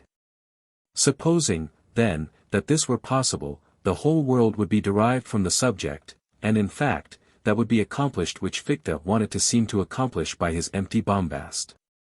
But it is not possible. Fantasies, sophisms, castles in the air, have been constructed in this way, but science never.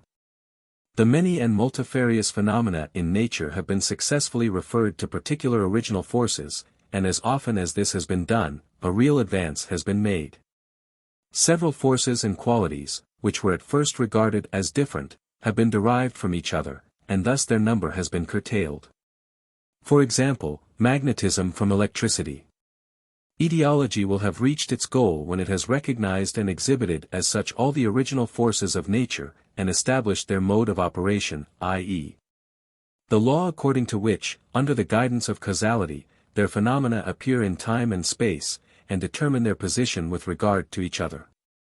But certain original forces will always remain over. There will always remain as an insoluble residuum a content of phenomena which cannot be referred to their form, and thus cannot be explained from something else in accordance with the principle of sufficient reason. For in everything in nature there is something of which no ground can ever be assigned, of which no explanation is possible, and no ulterior cause is to be sought. This is the specific nature of its action, i.e., the nature of its existence, its being. Of each particular effect of the thing a cause may be certainly indicated, from which it follows that it must act just at this time and in this place. But no cause can ever be found from which it follows that a thing acts in general, and precisely in the way it does.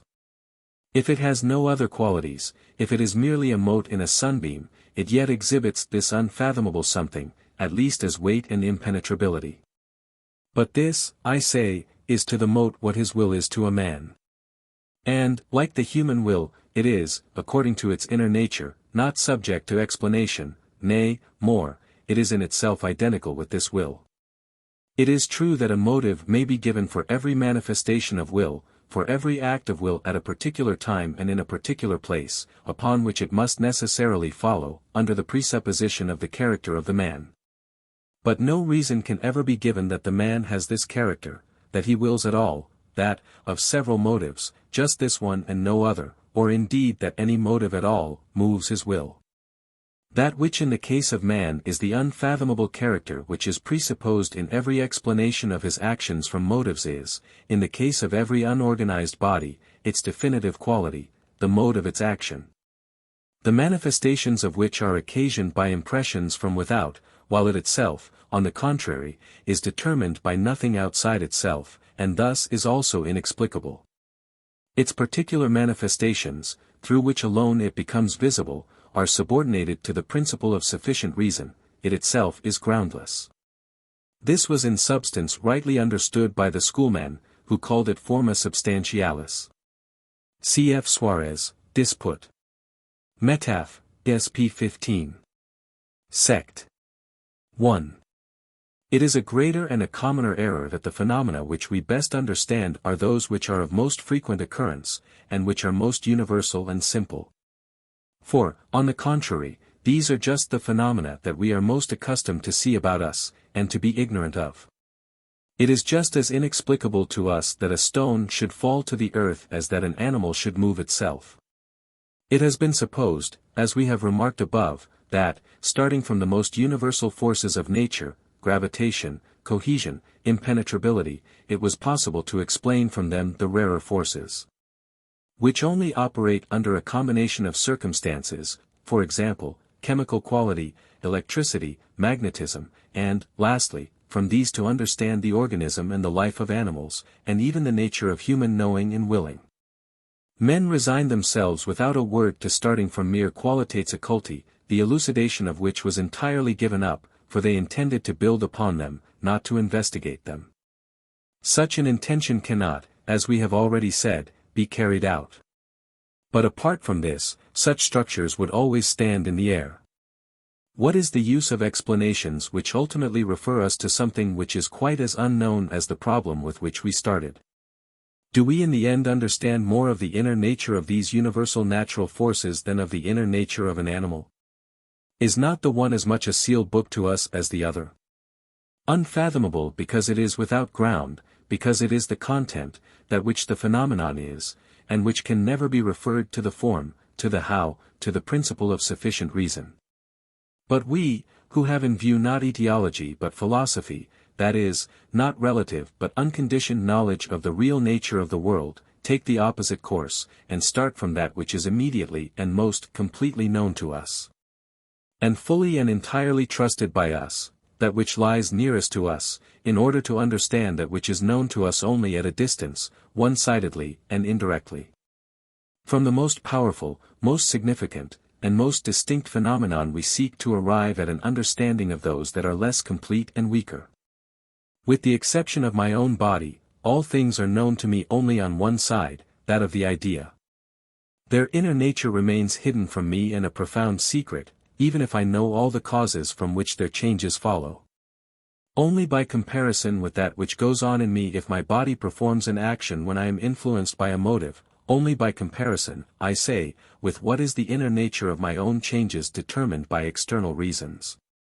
Can I obtain insight into the way in which these lifeless bodies change under the influence of causes, and so understand what is their inner nature? For the knowledge of the causes of the manifestation of this inner nature affords me merely the rule of its appearance in time and space, and nothing more. I can make this comparison because my body is the only object of which I know not merely the one side, that of the idea, but also the other side which is called will. Thus, instead of believing that I would better understand my own organization, and then my own knowing and willing, and my movements following upon motives, if I could only refer them to movements due to electrical, chemical, and mechanical causes. I must, seeing that I seek philosophy and not etiology, learn to understand from my own movements following upon motives the inner nature of the simplest and commonest movements of an unorganized body which I see following upon causes.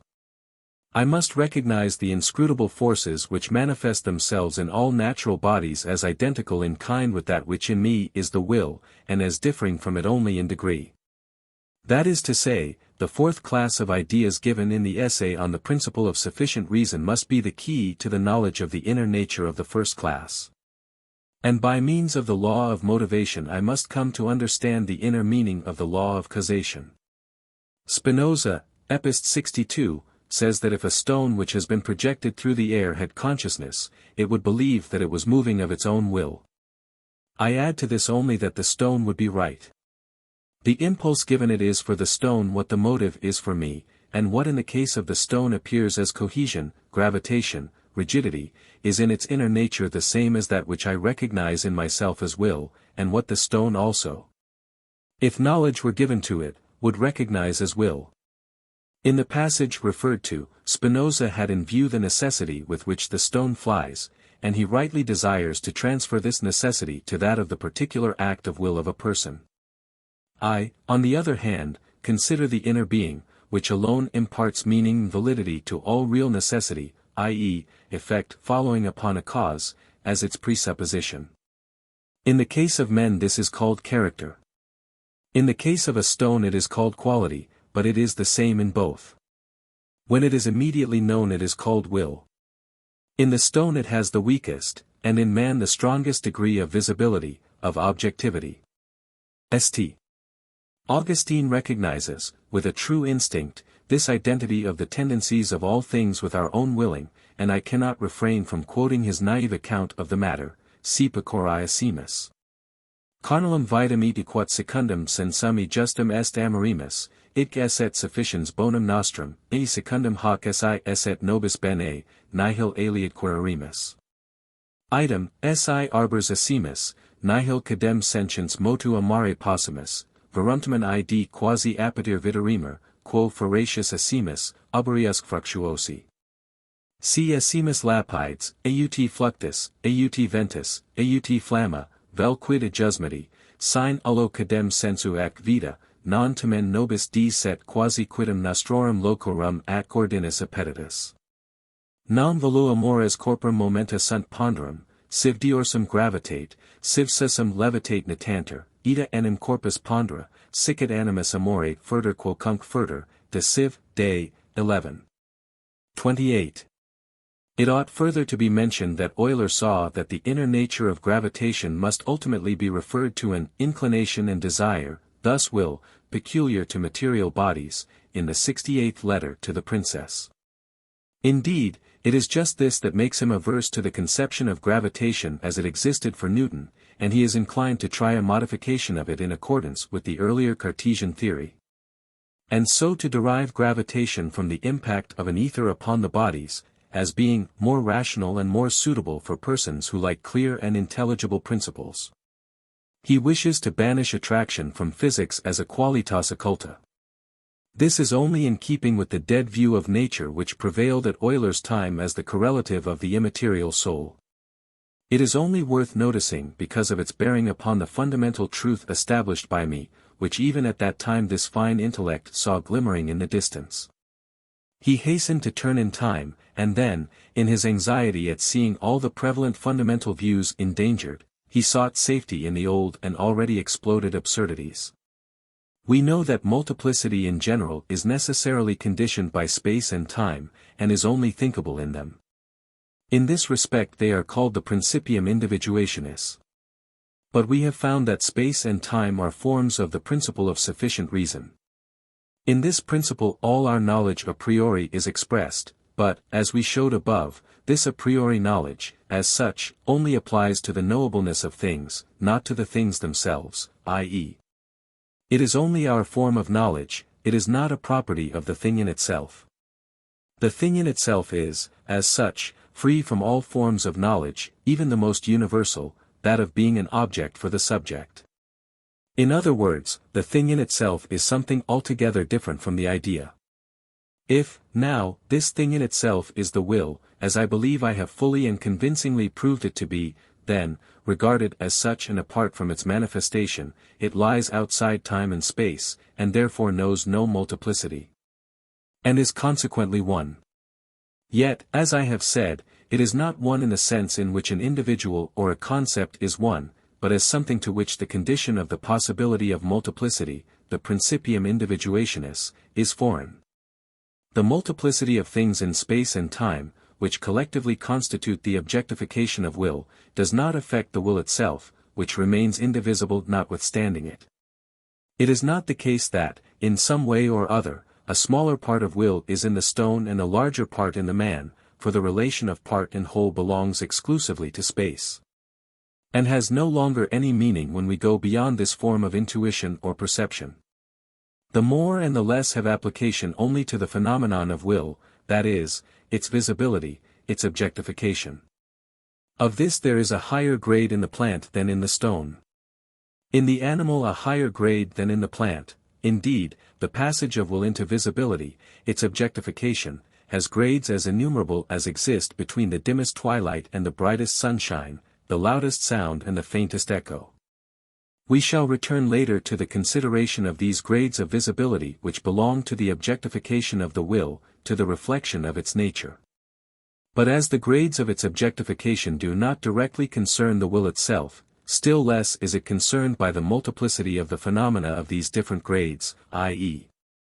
the multitude of individuals of each form, or the particular manifestations of each force. For this multiplicity is directly conditioned by time and space, into which the will itself never enters.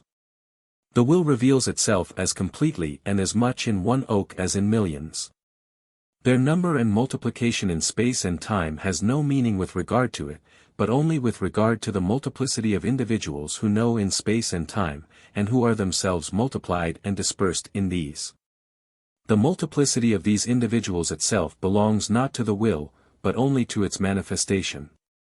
We may therefore say that if, per impossible, a single real existence, even the most insignificant, were to be entirely annihilated, the whole world would necessarily perish with it. The great mystic Angelus Silesius feels this when he says, "I know God cannot live an instant without me. He must give up the ghost if I should cease to be." Men have tried in various ways to bring the immeasurable greatness of the material universe nearer to the comprehension of us all, and then they have seized the opportunity to make edifying remarks. They have referred perhaps to the relative smallness of the earth, and indeed of man. Or, on the contrary, they have pointed out the greatness of the mind of this man who is so insignificant, the mind that can solve, comprehend, and even measure the greatness of the universe, and so forth. Now, all this is very well, but to me, when I consider the vastness of the world, the most important point is this, that the thing in itself, whose manifestation is the world, whatever else it may be, cannot have its true self spread out and dispersed after this fashion in boundless space, but that this endless extension belongs only to its manifestation. The thing in itself, on the contrary, is present entire and undivided in every object of nature and in every living being. Therefore we lose nothing by standing still beside any single individual thing, and true wisdom is not to be gained by measuring out the boundless world, or, what would be more to the purpose, by actually traversing endless space.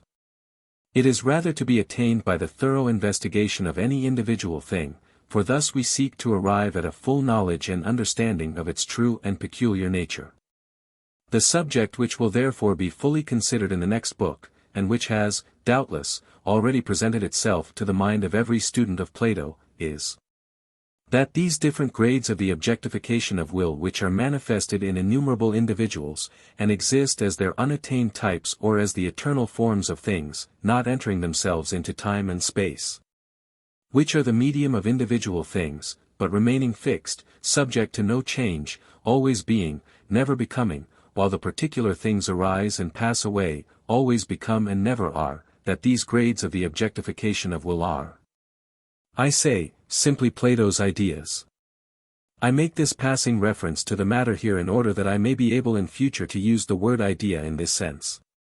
In my writings, therefore, the word is always to be understood in its true and original meaning given to it by Plato, and has absolutely no reference to those abstract productions of dogmatizing scholastic reason, which Kant has inaptly and illegitimately used this word to denote, though Plato had already appropriated and used it most fitly. By idea, then, I understand every definite and fixed grade of the objectification of will, so far as it is thing in itself, and therefore has no multiplicity. These grades are related to individual things as their eternal forms or prototypes. The shortest and most concise statement of this famous Platonic doctrine is given us by Diogenes Laertes, 3:12, Pi lambda alpha tau omega nu phi eta sigma iota, epsilon nu tau phi upsilon sigma epsilon iota tau alpha iota delta epsilon alpha sigma tau alpha nu alpha iota, kappa alpha theta alpha pi epsilon rho rho alpha delta epsilon iota gamma mu alpha tau alpha delta alpha lambda alpha tau alpha iota epsilon omicron iota kappa epsilon nu alpha iota, tau omicron upsilon tau omega nu mu omicron iota omega mu alpha kappa alpha theta epsilon sigma tau omega tau alpha. Plato ideas in natura volo exemplaria dixit subsistere.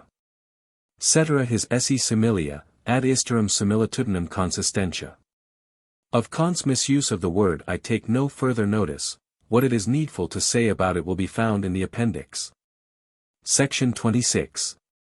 The lowest grades of the objectification of will are to be found in those most universal forces of nature which partly appear in all matter without exception, as gravity and impenetrability, and partly have shared the given matter among them.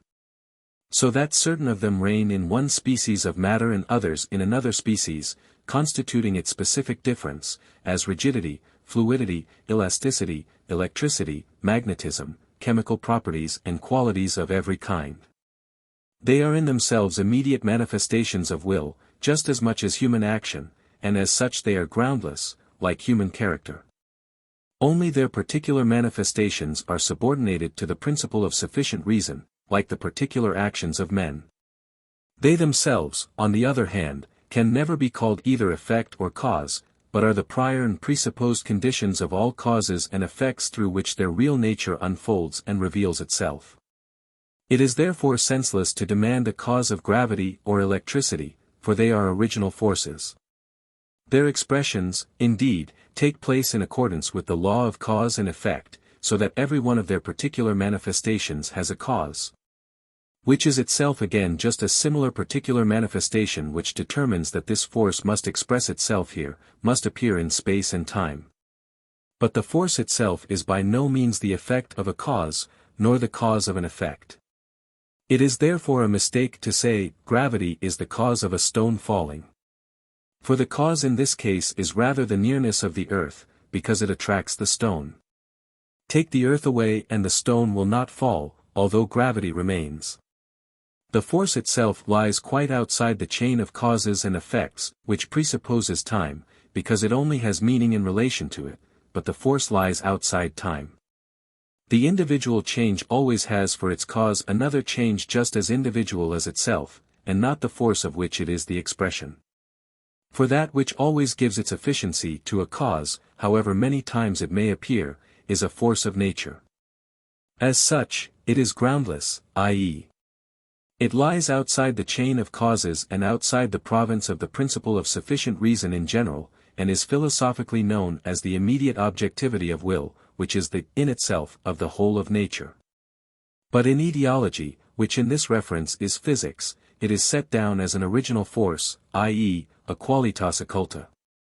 In the higher grades of the objectivity of will we see individuality occupy a prominent position, especially in the case of man, where it appears as the great difference of individual characters, i.e., as complete personality, outwardly expressed in strongly marked individual physiognomy, which influences the whole bodily form. None of the brutes have this individuality in anything like so high a degree, though the higher species of them have a trace of it. But the character of the species completely predominates over it, and therefore they have little individual physiognomy. The farther down we go, the more completely is every trace of the individual character lost in the common character of the species, and the physiognomy of the species alone remains. We know the physiological character of the species, and from that we know exactly what is to be expected from the individual. While, on the contrary, in the human species every individual has to be studied and fathomed for himself, which, if we wish to forecast his action with some degree of certainty, is, on account of the possibility of concealment that first appears with reason, a matter of the greatest difficulty. It is probably connected with this difference of the human species from all others, that the folds and convolutions of the brain, which are entirely wanting in birds, and very weakly marked in rodents, are even in the case of the higher animals far more symmetrical on both sides, and more constantly the same in each individual, than in the case of human beings. 34. It is further to be regarded as a phenomenon of this peculiar individual character which distinguishes men from all the lower animals, that in the case of the brutes the sexual instinct seeks its satisfaction without observable choice of objects, while in the case of man this choice is, in a purely instinctive manner and independent of all reflection, carried so far that it rises into a powerful passion. While then every man is to be regarded as a specially determined and characterized phenomenon of will, and indeed to a certain extent as a special idea, in the case of the brutes this individual character as a whole is wanting. Because only the species has a special significance. And the farther we go from man, the fainter becomes the trace of this individual character, so that plants have no individual qualities left, except such as may be fully explained from the favorable or unfavorable external influences of soil, climate, and other accidents. Finally, in the inorganic kingdom of nature all individuality disappears. The crystal alone is to be regarded as to a certain extent individual. It is a unity of the tendency in definite directions, fixed by crystallization, which makes the trace of this tendency permanent. It is at the same time a cumulative repetition of its primitive form, bound into unity by an idea, just as the tree is an aggregate of the single germinating fiber which shows itself in every rib of the leaves, in every leaf, in every branch, which repeats itself and to some extent makes each of these appear as a separate growth, nourishing itself from the greater as a parasite, so that the tree, resembling the crystal, is a systematic aggregate of small plants. Although only the whole is the complete expression of an individual idea, i.e., of this particular grade of the objectification of will. But the individuals of the same species of crystal can have no other difference than such as is produced by external accidents. Indeed, we can make at pleasure large or small crystals of every species. The individual, however, as such, that is, with traces of an individual character, does not exist further in unorganized nature. All its phenomena are expressions of general forces of nature, i.e., of those grades of the objectification of will which do not objectify themselves, as is the case in organized nature, by means of the difference of the individualities which collectively express the whole of the idea, but show themselves only in the species, and as a whole, without any variation in each particular example of it. Time, space, multiplicity, and existence conditioned by causes, do not belong to the will or to the idea, the grade of the objectification of will, but only to their particular phenomena. Therefore such a force of nature as, for example, gravity or electricity, must show itself as such in precisely the same way in all its million phenomena, and only external circumstances can modify these. This unity of its being in all its phenomena, this unchangeable constancy of the appearance of these, whenever, under the guidance of causality, the necessary conditions are present, is called a law of nature. If such a law is once learned from experience, then the phenomenon of that force of nature, the character of which is expressed and laid down in it, may be accurately forecast and counted upon. But it is just this conformity to law of the phenomena of the lower grades of the objectification of will which gives them such a different aspect from the phenomena of the same will in the higher, i.e., the more distinct, grades of its objectification, in animals, and in men and their actions, where the stronger or weaker influence of the individual character and the susceptibility to motives which often remain hidden from the spectator, because they lie in knowledge, has had the result that the identity of the inner nature of the two kinds of phenomena has hitherto been entirely overlooked. If we start from the knowledge of the particular, and not from that of the idea, there is something astonishing, and sometimes even terrible, in the absolute uniformity of the laws of nature. It might astonish us that nature never once forgets her laws. That if, for example, it has once been according to a law of nature that where certain materials are brought together under given conditions, a chemical combination will take place, or gas will be evolved, or they will go on fire. If these conditions are fulfilled, whether by our interposition or entirely by chance, and in this case the accuracy is the more astonishing because unexpected, today just as well as 1,000 years ago, the determined phenomenon will take place at once and without delay. We are most vividly impressed with the marvelousness of this fact in the case of rare phenomena, which only occur under very complex circumstances, but which we are previously informed will take place if these conditions are fulfilled. For example, when we are told that if certain metals, when arranged alternately in fluid with which an acid has been mixed, are brought into contact, silver leaf brought between the extremities of this combination will suddenly be consumed in a green flame. Or that under certain conditions the hard diamond turns into carbonic acid. It is the ghostly omnipresence of natural forces that astonishes us in such cases, and we remark here what in the case of phenomena which happen daily no longer strikes us. How the connection between cause and effect is really as mysterious as that which is imagined between a magic formula and a spirit that must appear when invoked by it. On the other hand, if we have attained to the philosophical knowledge that a force of nature is a definite grade of the objectification of will, that is to say, a definite grade of that which we recognize as our own inmost nature, and that this will, in itself and distinguished from its phenomena and their forms, lies outside time and space, and that, therefore, the multiplicity, which is conditioned by time and space, does not belong to it, nor directly to the grade of its objectification, i.e., the idea, but only to the phenomena of the idea. And if we remember that the law of causality has significance only in relation to time and space, inasmuch as it determines the position of the multitude of phenomena of the different ideas in which the will reveals itself, governing the order in which they must appear. If, I say, in this knowledge the inner meaning of the great doctrine of Kant has been fully grasped, the doctrine that time, space, and causality do not belong to the thing in itself, but merely to the phenomenon, that they are only the forms of our knowledge, not qualities of things in themselves, then we shall understand that this astonishment at the conformity to law and accurate operation of a force of nature, this astonishment at the complete sameness of all its million phenomena and the infallibility of their occurrence, is really like that of a child or a savage who looks for the first time through a glass with many facets at a flower, and marvels at the complete similarity of the innumerable flowers which he sees, and counts the leaves of each of them separately. Thus every universal, original force of nature is nothing but a low grade of the objectification of will, and we call every such grade an eternal idea in Plato's sense. But a law of nature is the relation of the idea to the form of its manifestation. This form is time, space, and causality, which are necessarily and inseparably connected and related to each other. Through time and space the idea multiplies itself in innumerable phenomena, but the order according to which it enters these forms of multiplicity is definitely determined by the law of causality. This law is as it were the norm of the limit of these phenomena of different ideas, in accordance with which time, space, and matter are assigned to them.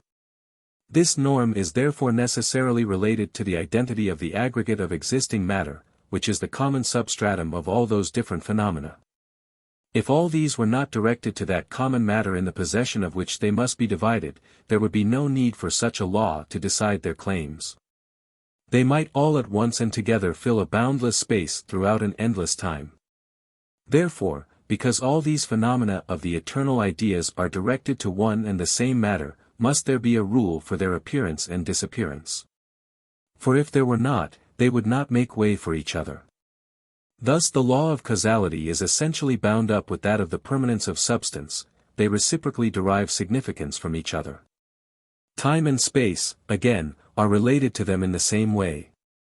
For time is merely the possibility of conflicting states of the same matter, and space is merely the possibility of the permanence of the same matter under all sorts of conflicting states.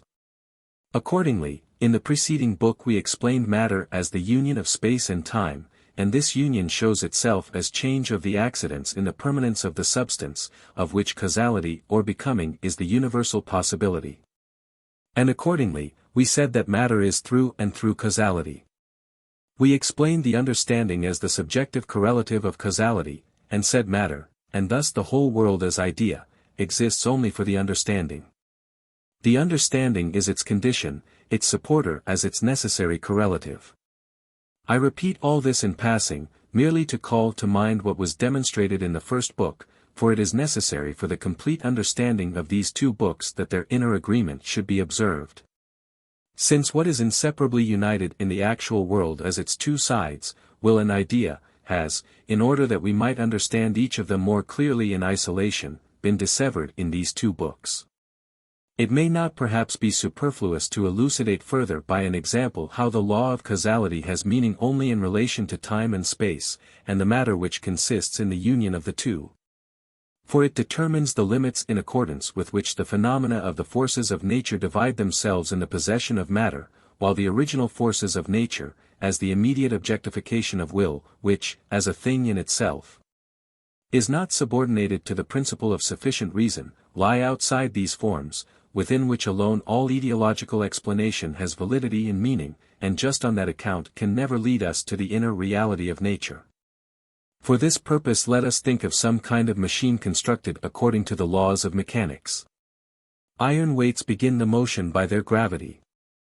Copper wheels resist by their rigidity, affect and raise each other and the lever by their impenetrability, and so on. Here gravity, rigidity, and impenetrability are original unexplained forces. Mechanics only gives us the condition under which, and the manner in which, they manifest themselves, appear, and govern a definite matter, time, and place. If, now, a strong magnet is made to attract the iron of the weight, and overcome its gravity, the movement of the machine stops, and the matter becomes forthwith the scene of quite a different force of nature, magnetism. Of which etiology again gives no further explanation than the condition under which it appears. Or let us suppose that the copper discs of such a machine are laid upon zinc plates, and an acid solution introduced between them.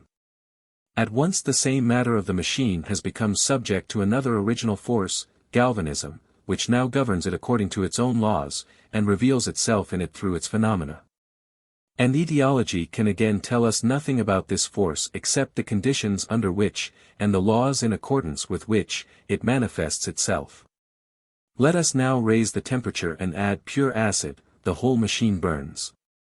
That is to say, once more an entirely different force of nature, chemical energy, asserts at this time and in this place irresistible claims to this particular matter, and reveals itself in it as idea. As a definite grade of the objectification of will. The calcined metal thus produced now unites with an acid, and a salt is obtained which forms itself into crystals. These are the phenomena of another idea, which in itself is again quite inexplicable, while the appearance of its phenomena is dependent upon certain conditions which etiology can give us. The crystals dissolve, mix with other materials, and vegetation springs up from them, a new phenomenon of will, and so the same permanent matter may be followed ad infinitum.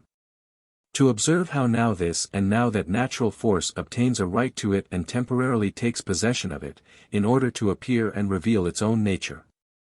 The condition of this right, the point of time and space at which it becomes valid, is given by causality, but the explanation founded upon this law only extends thus far. The force itself is a manifestation of will, and as such is not subject to the forms of the principle of sufficient reason, that is, it is groundless. It lies outside all time, is omnipresent, and seems as it were to wait constantly till the circumstances occur under which it can appear and take possession of a definite matter, supplanting the forces which have reigned in it till then. All time exists only for the phenomena of such a force, and is without significance for the force itself. Through thousands of years chemical forces slumber in matter till the contact with the reagent sets them free, then they appear.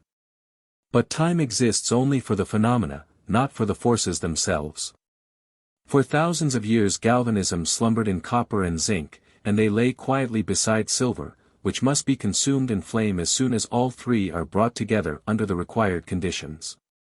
Even in the organic kingdom we see a dry seed preserve the slumbering force through 3,000 years, and when at last the favorable circumstances occur, grow up as a plant. 35. If by this exposition the difference between a force of nature and all its phenomena has been made quite distinct. If we have seen clearly that the former is the will itself at this particular grade of its objectification, but that multiplicity comes to phenomena only through time and space.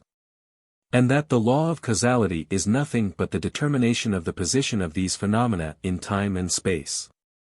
Then we shall recognize the complete truth and the deep meaning of Malebranche's doctrine of occasional causes, causes occasionelles.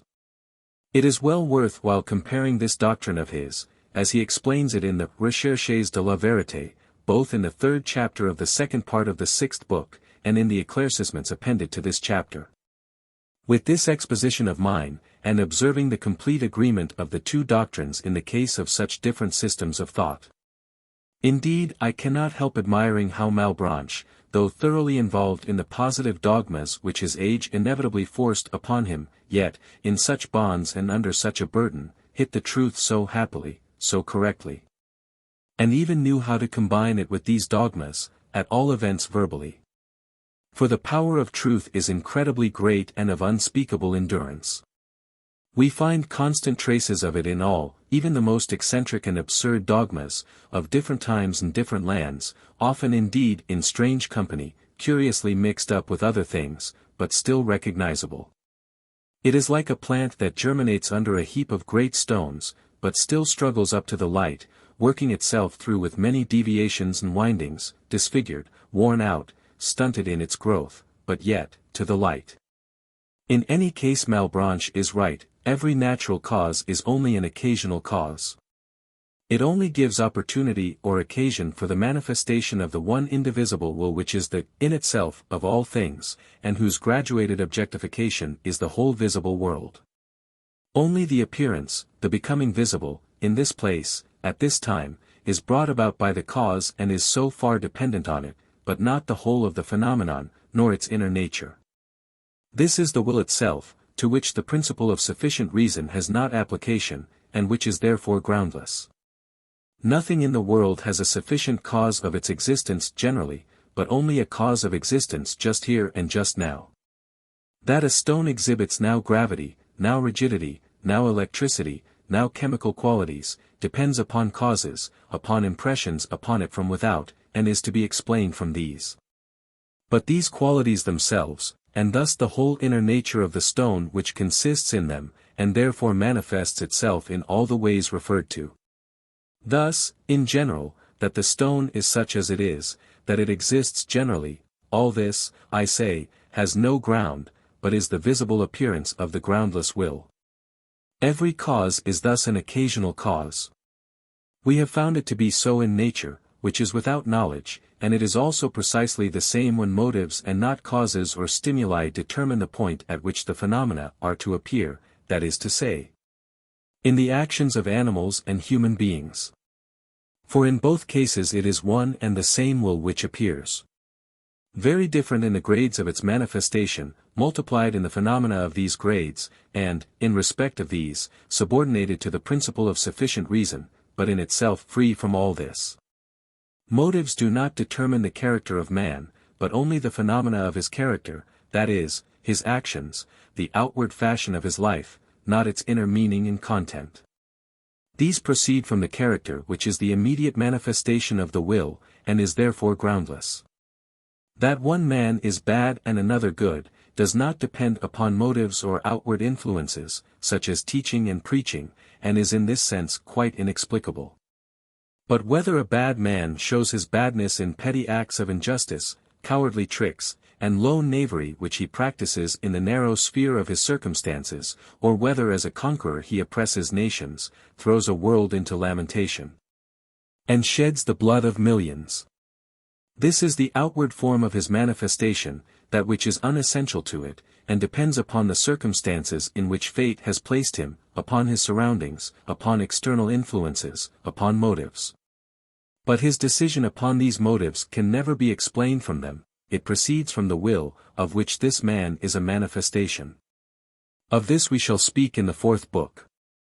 The manner in which the character discloses its qualities is quite analogous to the way in which those of every material body in unconscious nature are disclosed.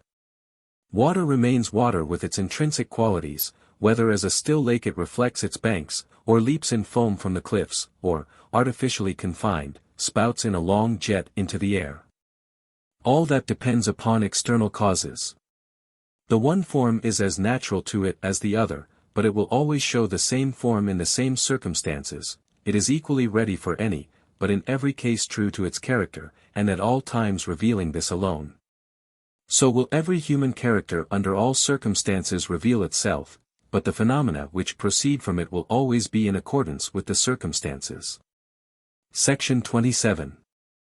If, from the foregoing consideration of the forces of nature and their phenomena, we have come to see clearly how far an explanation from causes can go, and where it must stop if it is not to degenerate into the vain attempt to reduce the content of all phenomena to their mere form, in which case there would ultimately remain nothing but form, we shall be able to settle in general terms what is to be demanded of etiology as a whole.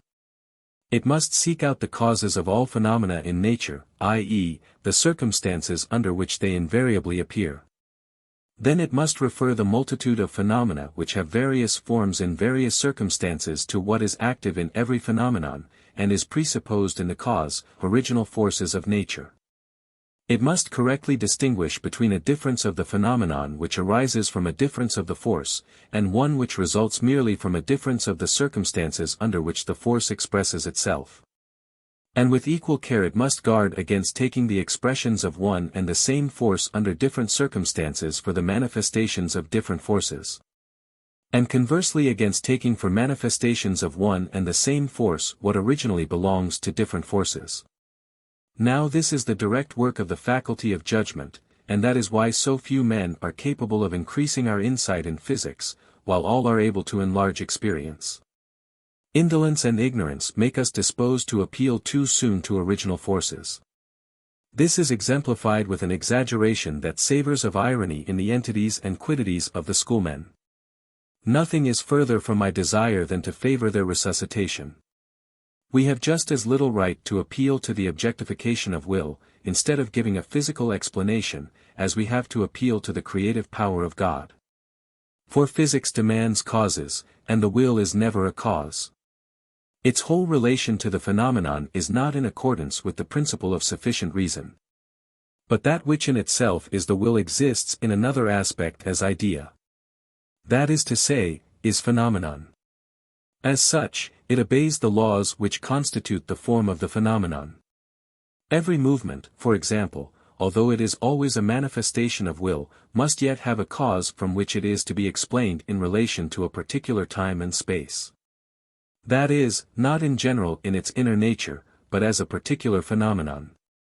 In the case of the stone, this is a mechanical cause, in that of the movement of a man, it is a motive, but in no case can it be wanting. On the other hand, the universal common nature of all phenomena of one particular kind, that which must be presupposed if the explanation from causes is to have any sense and meaning, is the general force of nature, which, in physics, must remain a qualitas occulta, because with it the etiological explanation ends and the metaphysical begins. But the chain of causes and effects is never broken by an original force to which it has been necessary to appeal.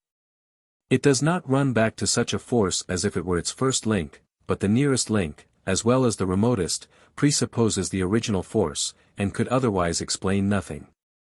A series of causes and effects may be the manifestation of the most different kinds of forces, whose successive visible appearances are conducted through it, as I have illustrated above by the example of a metal machine. But the difference of these original forces, which cannot be referred to each other, by no means breaks the unity of that chain of causes, and the connection between all its links. The etiology and the philosophy of nature never do violence to each other, but go hand in hand, regarding the same object from different points of view. Etiology gives an account of the causes which necessarily produce the particular phenomenon to be explained. It exhibits, as the foundation of all its explanations, the universal forces which are active in all these causes and effects. It accurately defines, enumerates, and distinguishes these forces, and then indicates all the different effects in which each force appears, regulated by the difference of the circumstances, always in accordance with its own peculiar character, which it discloses in obedience to an invariable rule, called a law of nature. When all this has been thoroughly accomplished by physics in every particular, it will be complete, and its work will be done. There will then remain no unknown force in unorganized nature, nor any effect, which has not been proved to be the manifestation of one of these forces under definite circumstances, in accordance with a law of nature. Yet a law of nature remains merely the observed rule according to which nature invariably proceeds whenever certain definite circumstances occur. Therefore a law of nature may be defined as a fact expressed generally, un fait generalize, and thus a complete enumeration of all the laws of nature would only be a complete register of facts. The consideration of nature as a whole is thus completed in morphology, which enumerates, compares, and arranges all the enduring forms of organized nature. Of the causes of the appearance of the individual creature it has little to say, for in all cases this is procreation, the theory of which is a separate matter, and in rare cases the gene ratio equivoca. But to this last belongs, strictly speaking, the manner in which all the lower grades of the objectification of will, that is to say, physical and chemical phenomena, appear as individual. And it is precisely the task of etiology to point out the conditions of this appearance. Philosophy, on the other hand, concerns itself only with the universal, in nature as everywhere else. The original forces themselves are here its object, and it recognizes in them the different grades of the objectivity of will, which is the inner nature, the in itself of this world. And when it regards the world apart from will, it explains it as merely the idea of the subject. But if etiology, instead of preparing the way for philosophy, and supplying its doctrines with practical application by means of instances, supposes that its aim is rather to deny the existence of all original forces, except perhaps one, the most general, for example, impenetrability, which it imagines it thoroughly understands, and consequently seeks forcibly to refer all the others to it, it forsakes its own province and can only give us error instead of truth.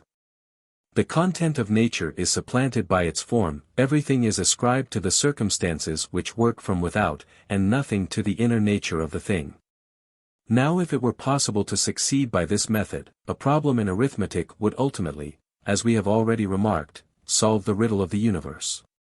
But this is the method adopted by those, referred to above, who think that all physiological effects ought to be reduced to form and combination, this, perhaps, to electricity, and this again to chemism, and chemism to mechanism. The mistake of Descartes, for example, and of all the atomists, was of this last description. They referred the movements of the globe to the impact of a fluid, and the qualities of matter to the connection and form of the atoms. And hence they labored to explain all the phenomena of nature as merely manifestations of impenetrability and cohesion. Although this has been given up, precisely the same error is committed in our own day by the electrical, chemical, and mechanical physiologists, who obstinately attempt to explain the whole of life and all the functions of the organism from form and combination. In Meckel's Archiv für Physiologie, 1820, Volume 5, page 185, we still find it stated that the aim of physiological explanation is the reduction of organic life to the universal forces with which physics deals. Lamarck also, in his Philosophie zoologique, explains life as merely the effect of warmth and electricity, le calorique et la matière électrique suffisant parfaitement pour composer ensemble cette cause essentielle de la vie, page 16. According to this, warmth and electricity would be the thing in itself, and the world of animals and plants its phenomenal appearance. The absurdity of this opinion becomes glaringly apparent at the 306th and following pages of that work.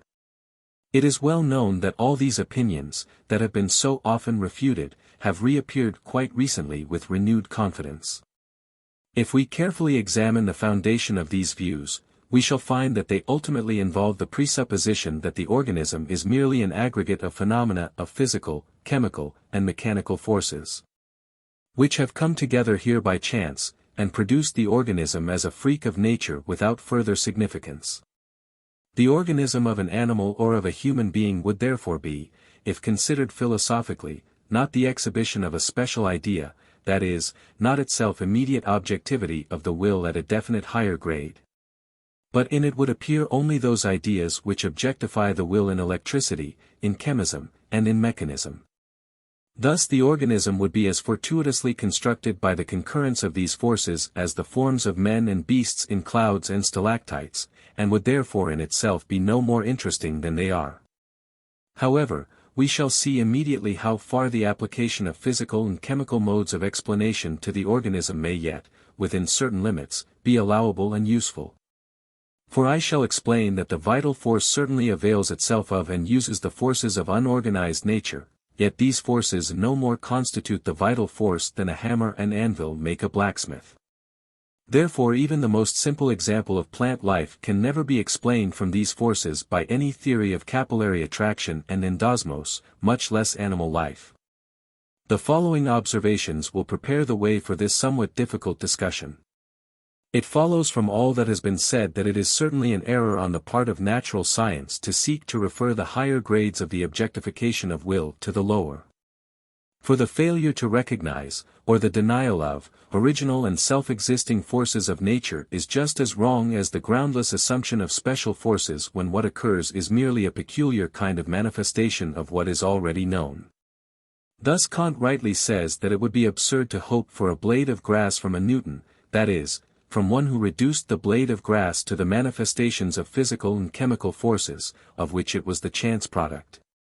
And therefore a mere freak of nature, in which no special idea appeared, i.e., the will did not directly reveal itself in it in a higher and specific grade, but just as in the phenomena of unorganized nature and by chance in this form. The schoolmen, who certainly would not have allowed such a doctrine, would rightly have said that it was a complete denial of the forma substantialis, and a degradation of it to the forma accidentalis. For the forma substantialis of Aristotle denotes exactly what I call the grade of the objectification of will in a thing.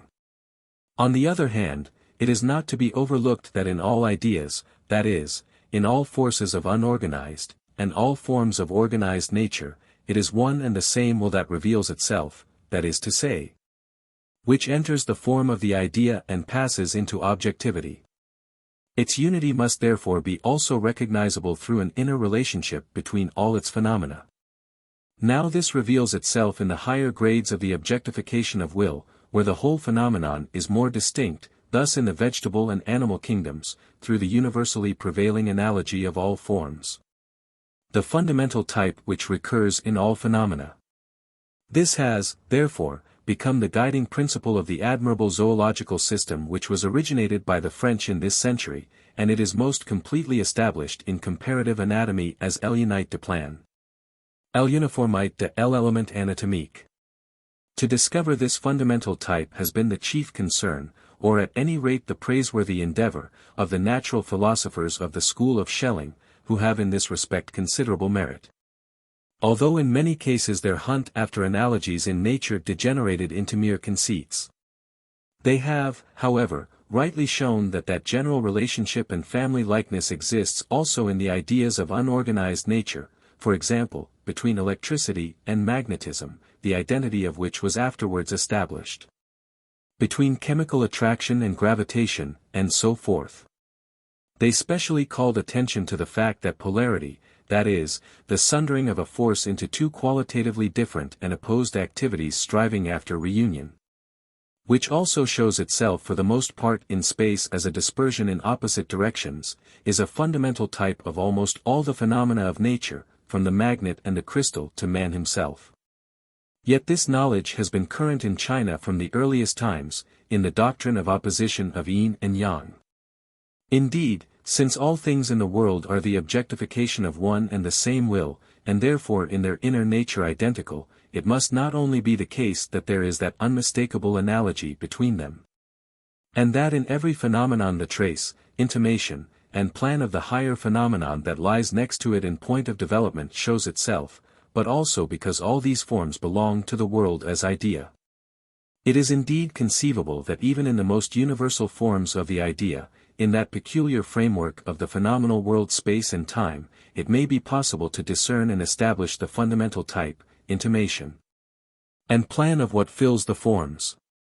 It seems to have been a dim notion of this that was the origin of the Kabbalah and all the mathematical philosophy of the Pythagoreans, and also of the Chinese in Weiqing. In the school of Schelling also, to which we have already referred, we find, among their efforts to bring to light the similarity among the phenomena of nature, several attempts, though rather unfortunate ones, to deduce laws of nature from the laws of pure space and time.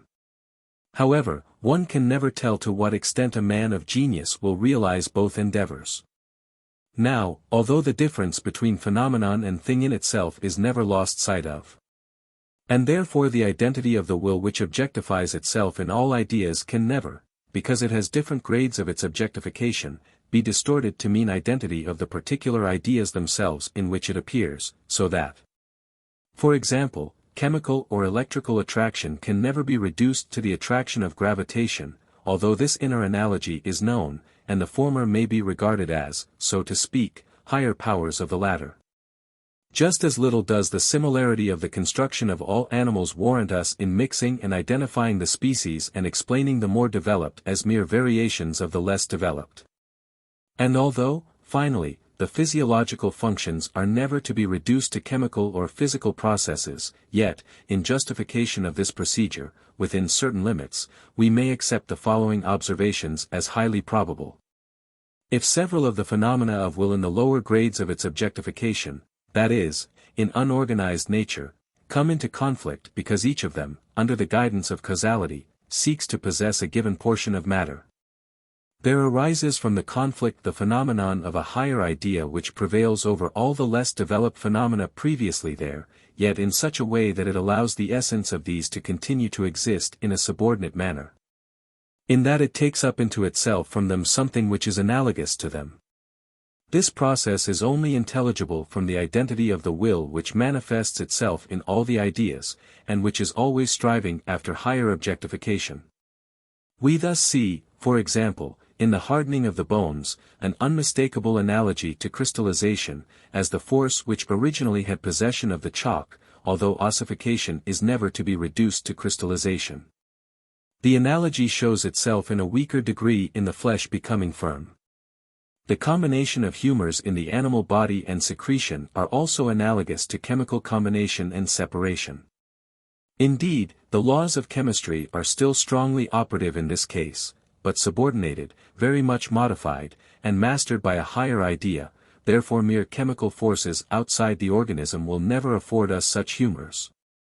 But Encherissen naturi nennt est die Chemie.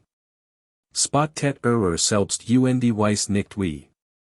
The more developed idea resulting from this victory over several lower ideas or objectifications of will, gains an entirely new character by taking up into itself from every idea over which it has prevailed a strengthened analogy.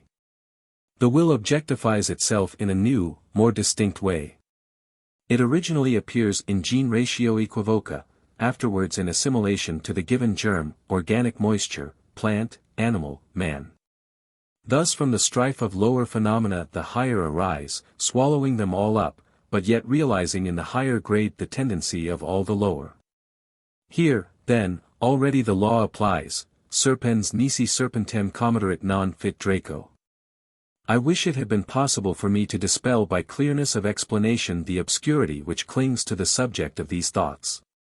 But I see very well that the reader's own consideration of the matter must materially aid me if I am not to remain uncomprehended or misunderstood. According to the view I have expressed, the traces of chemical and physical modes of operation will indeed be found in the organism, but it can never be explained from them. Because it is by no means a phenomenon even accidentally brought about through the united actions of such forces, but a higher idea which has overcome these lower ideas by subduing assimilation. For the one will which objectifies itself in all ideas always seeks the highest possible objectification, and has therefore in this case given up the lower grades of its manifestation after a conflict, in order to appear in a higher grade. And one so much the more powerful. No victory without conflict, since the higher idea or objectification of will can only appear through the conquest of the lower, it endures the opposition of these lower ideas, which, although brought into subjection, still constantly strive to obtain an independent and complete expression of their being. The magnet that has attracted a piece of iron carries on a perpetual conflict with gravitation, which, as the lower objectification of will, has a prior right to the matter of the iron. And in this constant battle the magnet indeed grows stronger, for the opposition excites it, as it were, to greater effort. In the same way every manifestation of the will, including that which expresses itself in the human organism, wages a constant war against the many physical and chemical forces which, as lower ideas, have a prior right to that matter. Thus the arm falls which for a while, overcoming gravity, we have held stretched out. Thus the pleasing sensation of health, which proclaims the victory of the idea of the self-conscious organism over the physical and chemical laws, which originally governed the humors of the body, is so often interrupted. And is indeed always accompanied by greater or less discomfort, which arises from the resistance of these forces, and on account of which the vegetative part of our life is constantly attended by slight pain. Thus also digestion weakens all the animal functions, because it requires the whole vital force to overcome the chemical forces of nature by assimilation. Hence also in general the burden of physical life, the necessity of sleep, and, finally, of death. For at last these subdued forces of nature, assisted by circumstances, win back from the organism, wearied even by the constant victory, the matter it took from them, and attain to an unimpeded expression of their being. We may therefore say that every organism expresses the idea of which it is the image, only after we have subtracted the part of its force which is expended in subduing the lower ideas that strive with it for matter. This seems to have been running in the mind of Jacob Boehme when he says somewhere that all the bodies of men and animals, and even all plants, are really half dead.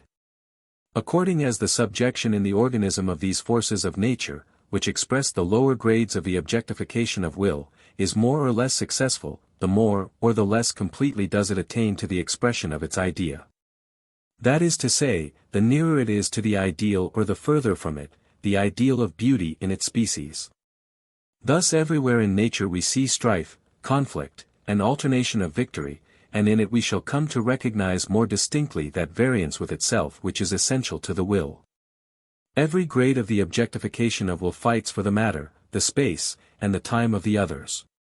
The permanent matter must constantly change its form. For under the guidance of causality, mechanical, physical, chemical, and organic phenomena, eagerly striving to appear, wrest the matter from each other, for each desires to reveal its own idea. This strife may be followed through the whole of nature, indeed nature exists only through it, epsilon iota gamma alpha rho mu eta eta nu tau omicron nu epsilon iota kappa omicron epsilon nu tau omicron iota pi rho alpha gamma mu alpha sigma iota nu alpha nu eta nu pi alpha nu tau alpha, phi eta sigma iota nu epsilon mu pi epsilon delta omicron kappa lambda eta. Nam si non inesset in rebus contentio, unum omnia essent, ut 8 Empedocles. Eris. Metaph. B. 5. Yet this strife itself is only the revelation of that variance with itself which is essential to the will. This universal conflict becomes most distinctly visible in the animal kingdom.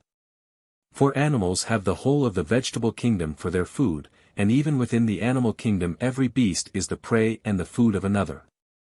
That is, the matter in which its idea expresses itself must yield itself to the expression of another idea, for each animal can only maintain its existence by the constant destruction of some other. Thus the will to live everywhere preys upon itself, and in different forms is its own nourishment, till finally the human race, because it subdues all the others, regards nature as a manufactory for its use. Yet even the human race, as we shall see in the fourth book, reveals in itself with most terrible distinctness this conflict, this variance with itself of the will, and we find homo homini lupus. Meanwhile we can recognize this strife, this subjugation, just as well in the lower grades of the objectification of will. Many insects, especially ichneumon flies, lay their eggs on the skin, and even in the body of the larvae of other insects, whose slow destruction is the first work of the newly hatched brood. The young hydra, which grows like a bud out of the old one, and afterward separates itself from it, fights while it is still joined to the old one for the prey that offers itself, so that the one snatches it out of the mouth of the other, trembly. Polypod. 2. Page 110, N3. Page 165.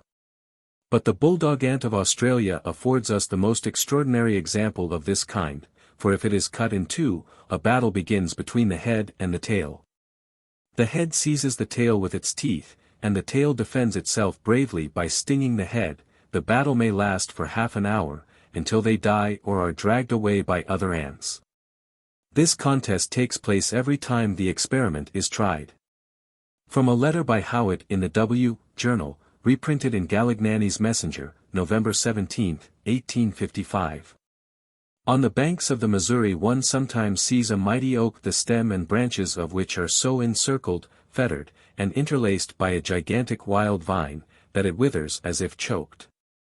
The same thing shows itself in the lowest grades. For example, when water and carbon are changed into vegetable sap, or vegetables or bread into blood by organic assimilation. And so also in every case in which animal secretion takes place, along with the restriction of chemical forces to a subordinate mode of activity. This also occurs in unorganized nature, when, for example, crystals in process of formation meet, cross, and mutually disturb each other to such an extent that they are unable to assume the pure crystalline form. So that almost every cluster of crystals is an image of such a conflict of will at this low grade of its objectification. Or again, when a magnet forces its magnetism upon iron, in order to express its idea in it. Or when galvanism overcomes chemical affinity, decomposes the closest combinations. And so entirely suspends the laws of chemistry that the acid of a decomposed salt at the negative pole must pass to the positive pole without combining with the alkalis through which it goes on its way. Or turning red the litmus paper that touches it. On a large scale it shows itself in the relation between the central body and the planet, for although the planet is in absolute dependence, yet it always resists, just like the chemical forces in the organism.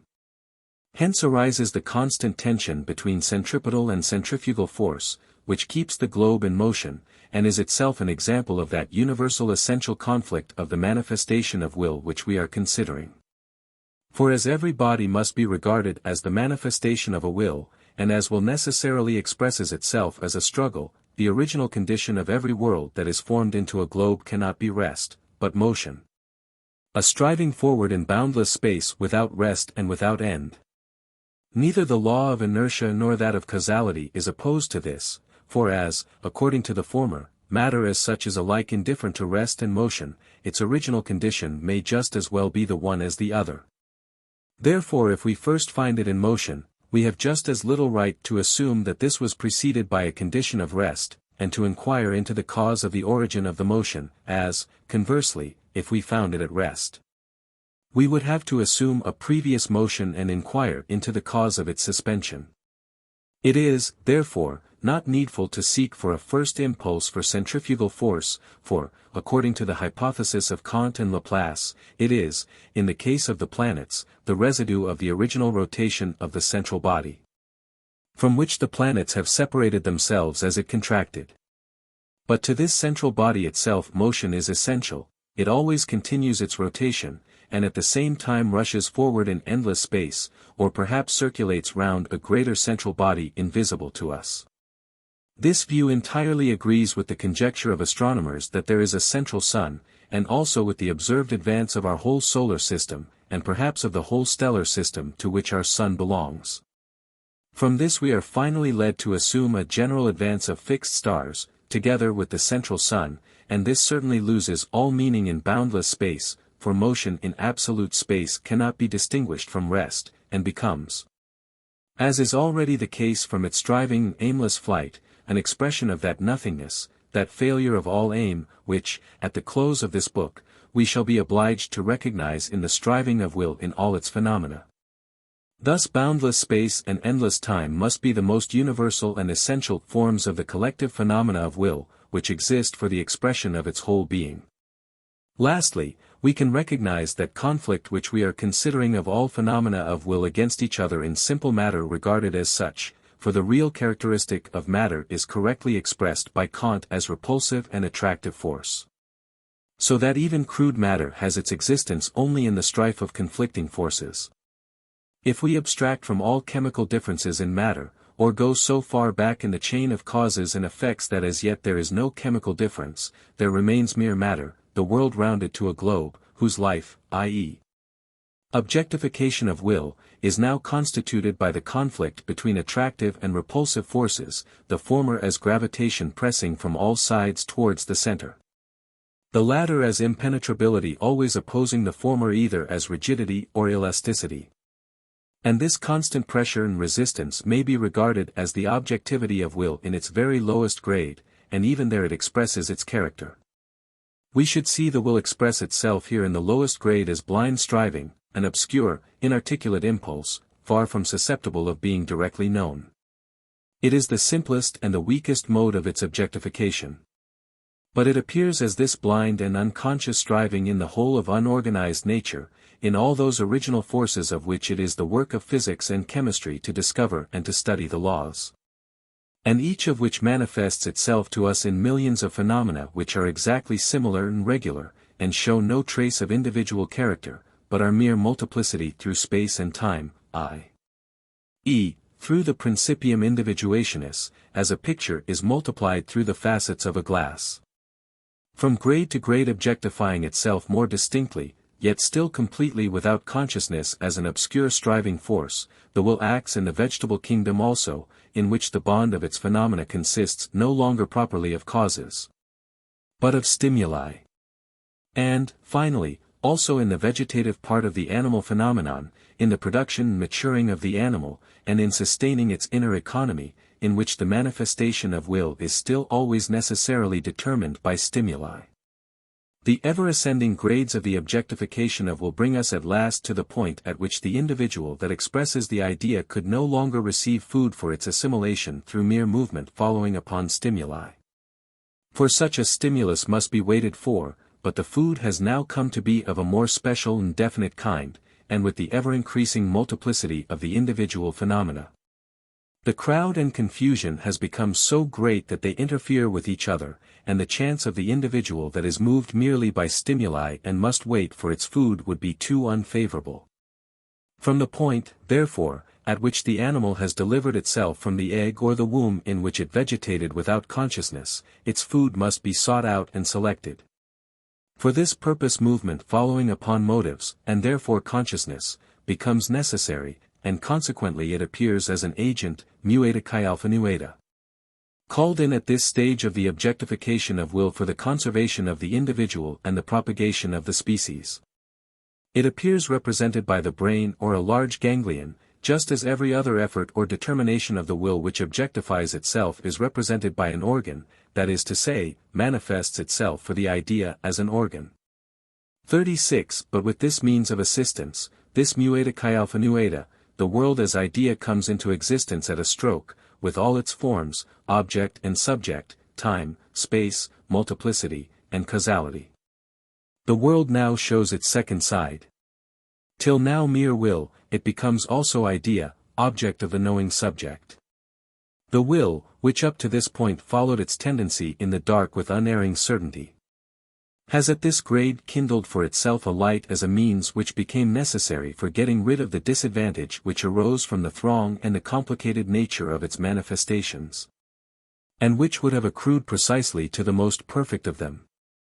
The hitherto infallible certainty and regularity with which it worked in unorganized and merely vegetative nature, rested upon the fact that it alone was active in its original nature, as blind impulse, will, without assistance. And also without interruption, from a second and entirely different world, the world as idea, which is indeed only the image of its own inner being, but is yet of quite another nature, and now encroaches on the connected whole of its phenomena.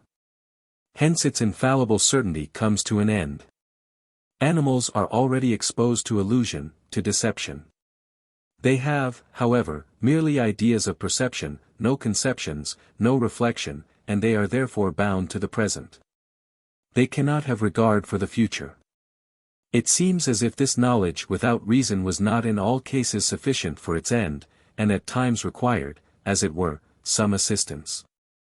For the very remarkable phenomenon presents itself, that the blind working of the will and the activity enlightened by knowledge encroach in a most astonishing manner upon each other's spheres in two kinds of phenomena. In the one case we find in the very midst of those actions of animals which are guided by perceptive knowledge and its motives one kind of action which is accomplished apart from these, and thus through the necessity of the blindly acting will. I refer to those mechanical instincts which are guided by no motive or knowledge, and which yet have the appearance of performing their work from abstract rational motives. The other case, which is opposed to this, is that in which, on the contrary, the light of knowledge penetrates into the workshop of the blindly active will, and illuminates the vegetative functions of the human organism. I mean clairvoyance.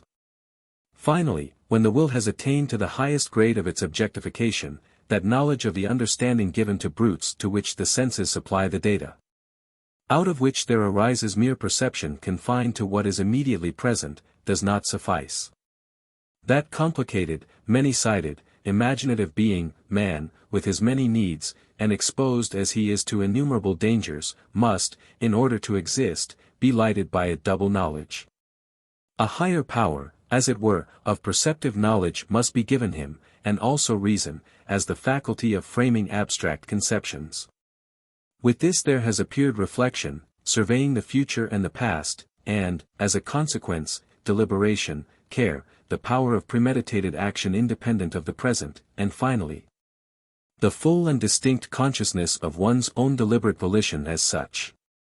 Now if with mere knowledge of perception there arose the possibility of illusion and deception, by which the previous infallibility of the blind striving of will was done away with, so that mechanical and other instincts, as expressions of unconscious will, had to lend their help in the midst of those that were conscious.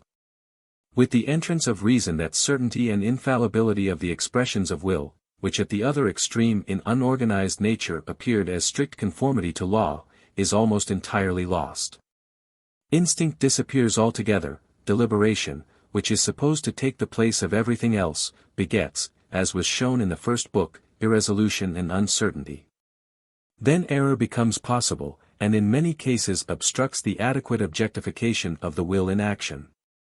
For although in the character the will has already taken its definite and unchangeable bent or direction, in accordance with which volition, when occasioned by the presence of a motive, invariably takes place, yet error can falsify its expressions. For it introduces elusive motives that take the place of the real ones which they resemble. 37 As, for example, when superstition forces on a man imaginary motives which impel him to a course of action directly opposed to the way in which the will would otherwise express itself in the given circumstances. Agamemnon slays his daughter. A miser dispenses alms, out of pure egotism, in the hope that he will some day receive an hundredfold, and so on. Thus knowledge generally, rational as well as merely sensuous, proceeds originally from the will itself, belongs to the inner being of the higher grades of its objectification as a mere mueta kai alpha nueta, a means of supporting the individual and the species. Just like any organ of the body, originally destined for the service of the will for the accomplishment of its aims, it remains almost throughout entirely subjected to its service. It is so in all brutes and in almost all men. Yet we shall see in the third book how in certain individual men knowledge can deliver itself from this bondage, throw off its yoke, and, free from all the aims of will, exist purely for itself, simply as a clear mirror of the world, which is the source of art. Finally, in the fourth book, we shall see how, if this kind of knowledge reacts on the will, it can bring about self-surrender, i.e., Resignation, which is the final goal, and indeed the inmost nature of all virtue and holiness, and is deliverance from the world. Section 28. We have considered the great multiplicity and diversity of the phenomena in which the will objectifies itself, and we have seen their endless and implacable strife with each other. Yet, according to the whole discussion up to this point, the will itself, as thing in itself, is by no means included in that multiplicity and change. The diversity of the Platonic ideas, i.e., grades of objectification, the multitude of individuals in which each of these expresses itself, the struggle of forms for matter, all this does not concern it, but is only the manner of its objectification. And only through this has an indirect relation to it, by virtue of which it belongs to the expression of the nature of will for the idea. As the magic lantern shows many different pictures, which are all made visible by one and the same light, so in all the multifarious phenomena which fill the world together or throng after each other as events, only one will manifests itself, of which everything is the visibility, the objectivity, and which remains unmoved in the midst of this change. It alone is thing in itself, all objects are manifestations, or, to speak the language of Kant, phenomena. Although in man, as Platonic idea, the will finds its clearest and fullest objectification, yet man alone could not express its being. In order to manifest the full significance of the will, the idea of man would need to appear, not alone and sundered from everything else, but accompanied by the whole series of grades, down through all the forms of animals, through the vegetable kingdom to unorganized nature. All these supplement each other in the complete objectification of will. They are as much presupposed by the idea of man as the blossoms of a tree presuppose leaves, branches, stem, and root. They form a pyramid, of which man is the apex.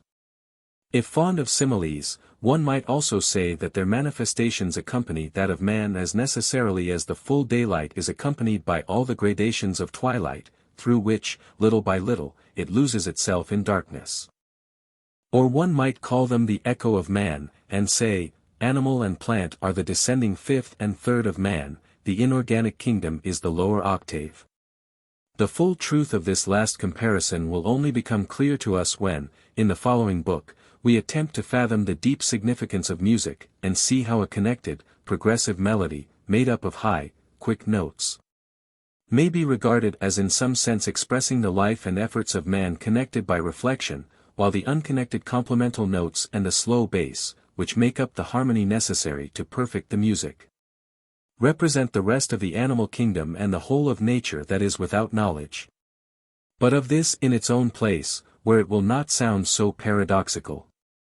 We find, however, that the inner necessity of the gradation of its manifestations, which is inseparable from the adequate objectification of the will, is expressed by an outer necessity in the whole of these manifestations themselves. By reason of which man has need of the beasts for his support, the beasts in their grades have need of each other as well as of plants, which in their turn require the ground, water, chemical elements and their combinations, the planet, the sun, rotation and motion round the sun, the curve of the ellipse, and at bottom this results from the fact that the will must live on itself, for there exists nothing beside it, and it is a hungry will. Hence arise eager pursuit, anxiety, and suffering.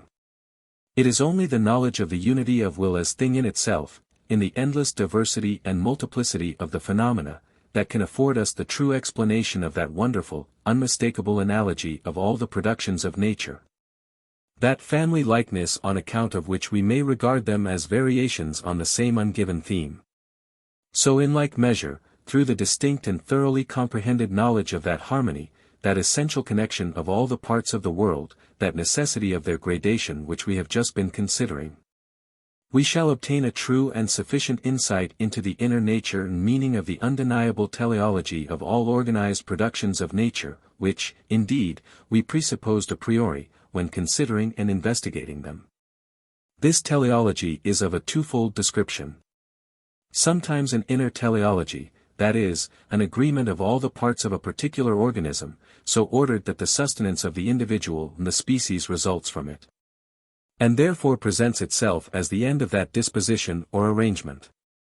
Sometimes, however, there is an outward teleology, a relation of unorganized to organized nature in general, or of particular parts of organized nature to each other, which makes the maintenance of the whole of organized nature, or of the particular animal species, possible, and therefore presents itself to our judgment as the means to this end. Inner teleology is connected with the scheme of our work in the following way.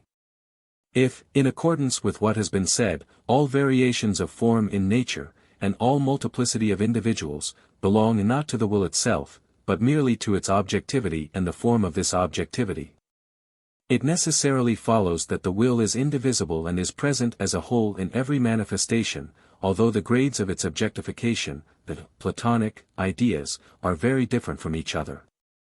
We may, for the sake of simplicity, regard these different ideas as in themselves individual and simple acts of the will, in which it expresses its nature more or less. Individuals, however, are again manifestations of the ideas, thus of these acts, in time, space, and multiplicity. Now, in the lowest grades of objectivity, such an act, or an idea, retains its unity in the manifestation. While, in order to appear in higher grades, it requires a whole series of conditions and developments in time, which only collectively express its nature completely.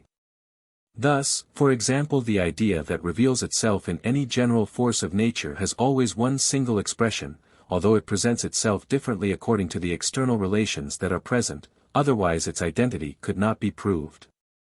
For this is done by abstracting the diversity that arises merely from external relations. In the same way the crystal has only one manifestation of life, crystallization, which afterwards has its fully adequate and exhaustive expression in the rigid form, the corpse of that momentary life. The plant, however, does not express the idea, whose phenomenon it is, at once and through a single manifestation, but in a succession of developments of its organs in time. The animal not only develops its organism in the same manner, in a succession of forms which are often very different, metamorphosis, but this form itself, although it is already objectivity of will at this grade, does not attain to a full expression of its idea. This expression must be completed through the actions of the animal, in which its empirical character, common to the whole species, manifests itself, and only then does it become the full revelation of the idea. A revelation which presupposes the particular organism as its first condition.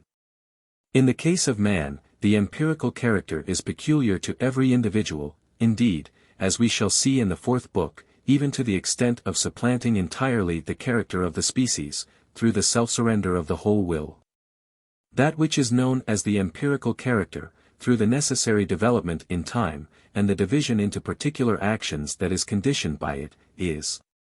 When we abstract from this temporal form of the manifestation the intelligible character, according to the expression of Kant, who shows his undying merit especially in establishing this distinction and explaining the relation between freedom and necessity, i.e., between the will as thing in itself and its manifestations in time. 38 Thus the intelligible character coincides with the idea, or, more accurately, with the original act of will which reveals itself in it. So far then, not only the empirical character of every man, but also that of every species of animal and plant, and even of every original force of unorganized nature, is to be regarded as the manifestation of an intelligible character, that is, of a timeless, indivisible act of will. I should like here to draw attention in passing to the naivete with which every plant expresses and lays open its whole character in its mere form, reveals its whole being and will. This is why the physiognomy of plants is so interesting. While in order to know an animal in its idea, it is necessary to observe the course of its action. As for man, he must be fully investigated and tested, for reason makes him capable of a high degree of dissimulation. The beast is as much more naive than the man as the plant is more naive than the beast.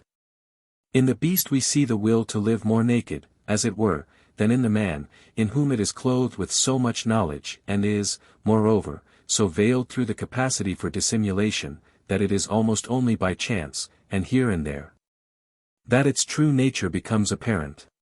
In the plant it shows itself quite naked, but also much weaker, as mere blind striving for existence without end or aim. For the plant reveals its whole being at the first glance, and with complete innocence, which does not suffer from the fact that it carries its organs of generation exposed to view on its upper surface.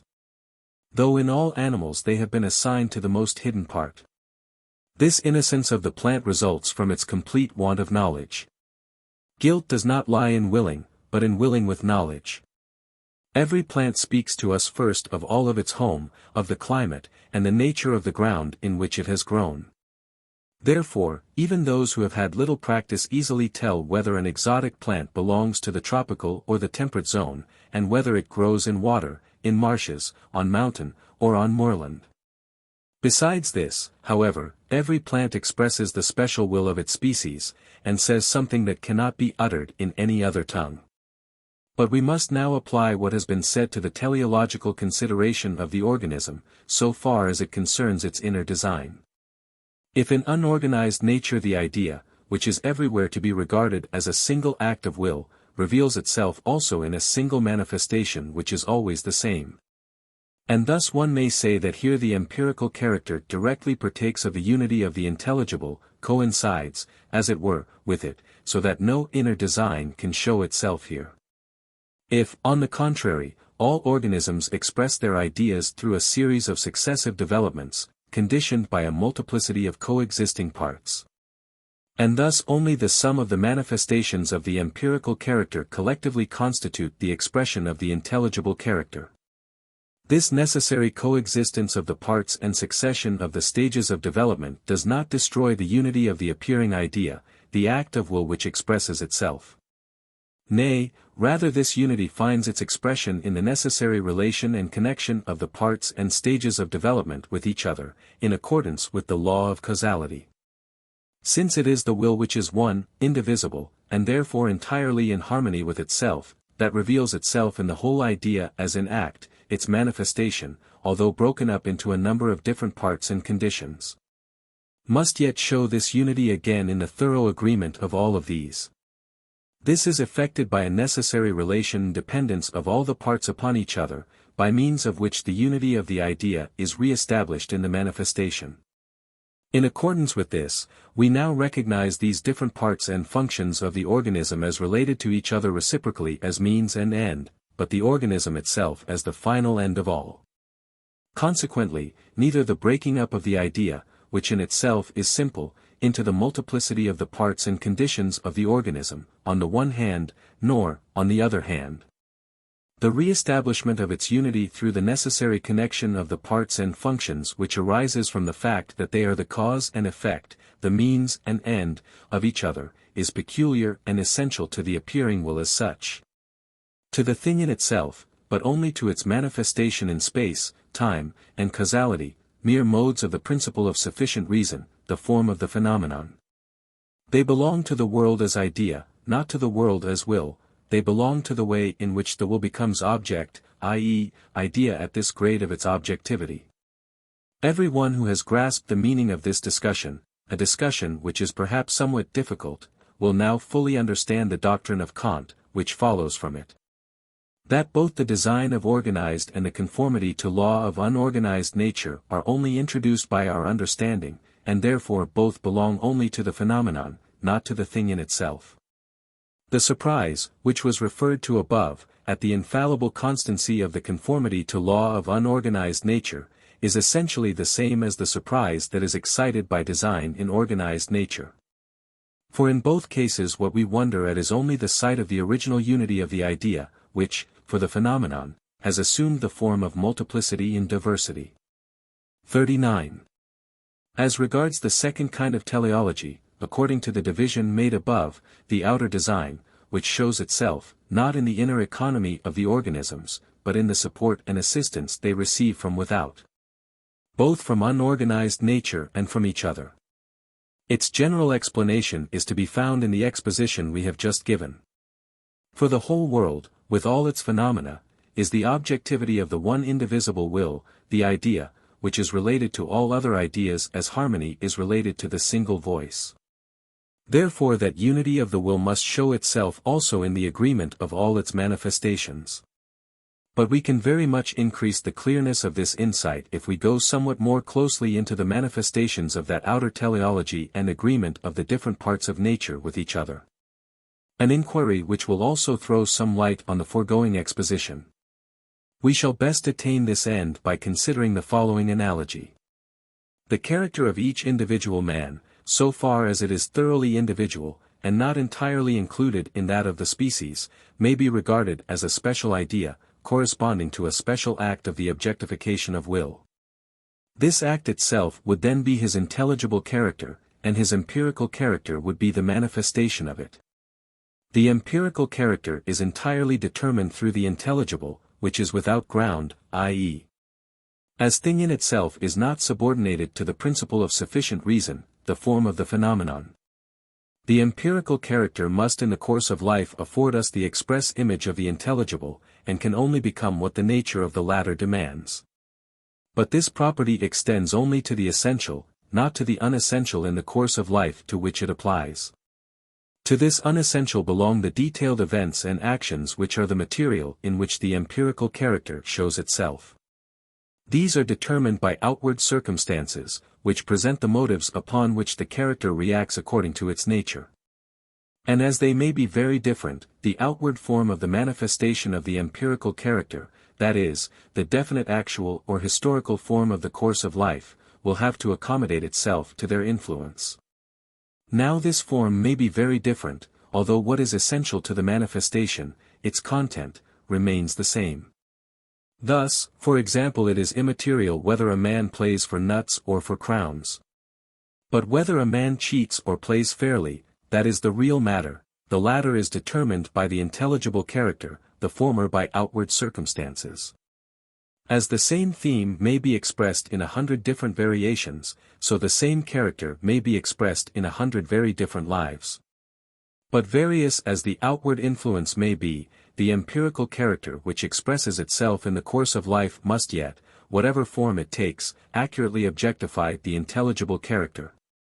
For the latter adapts its objectification to the given material of actual circumstances.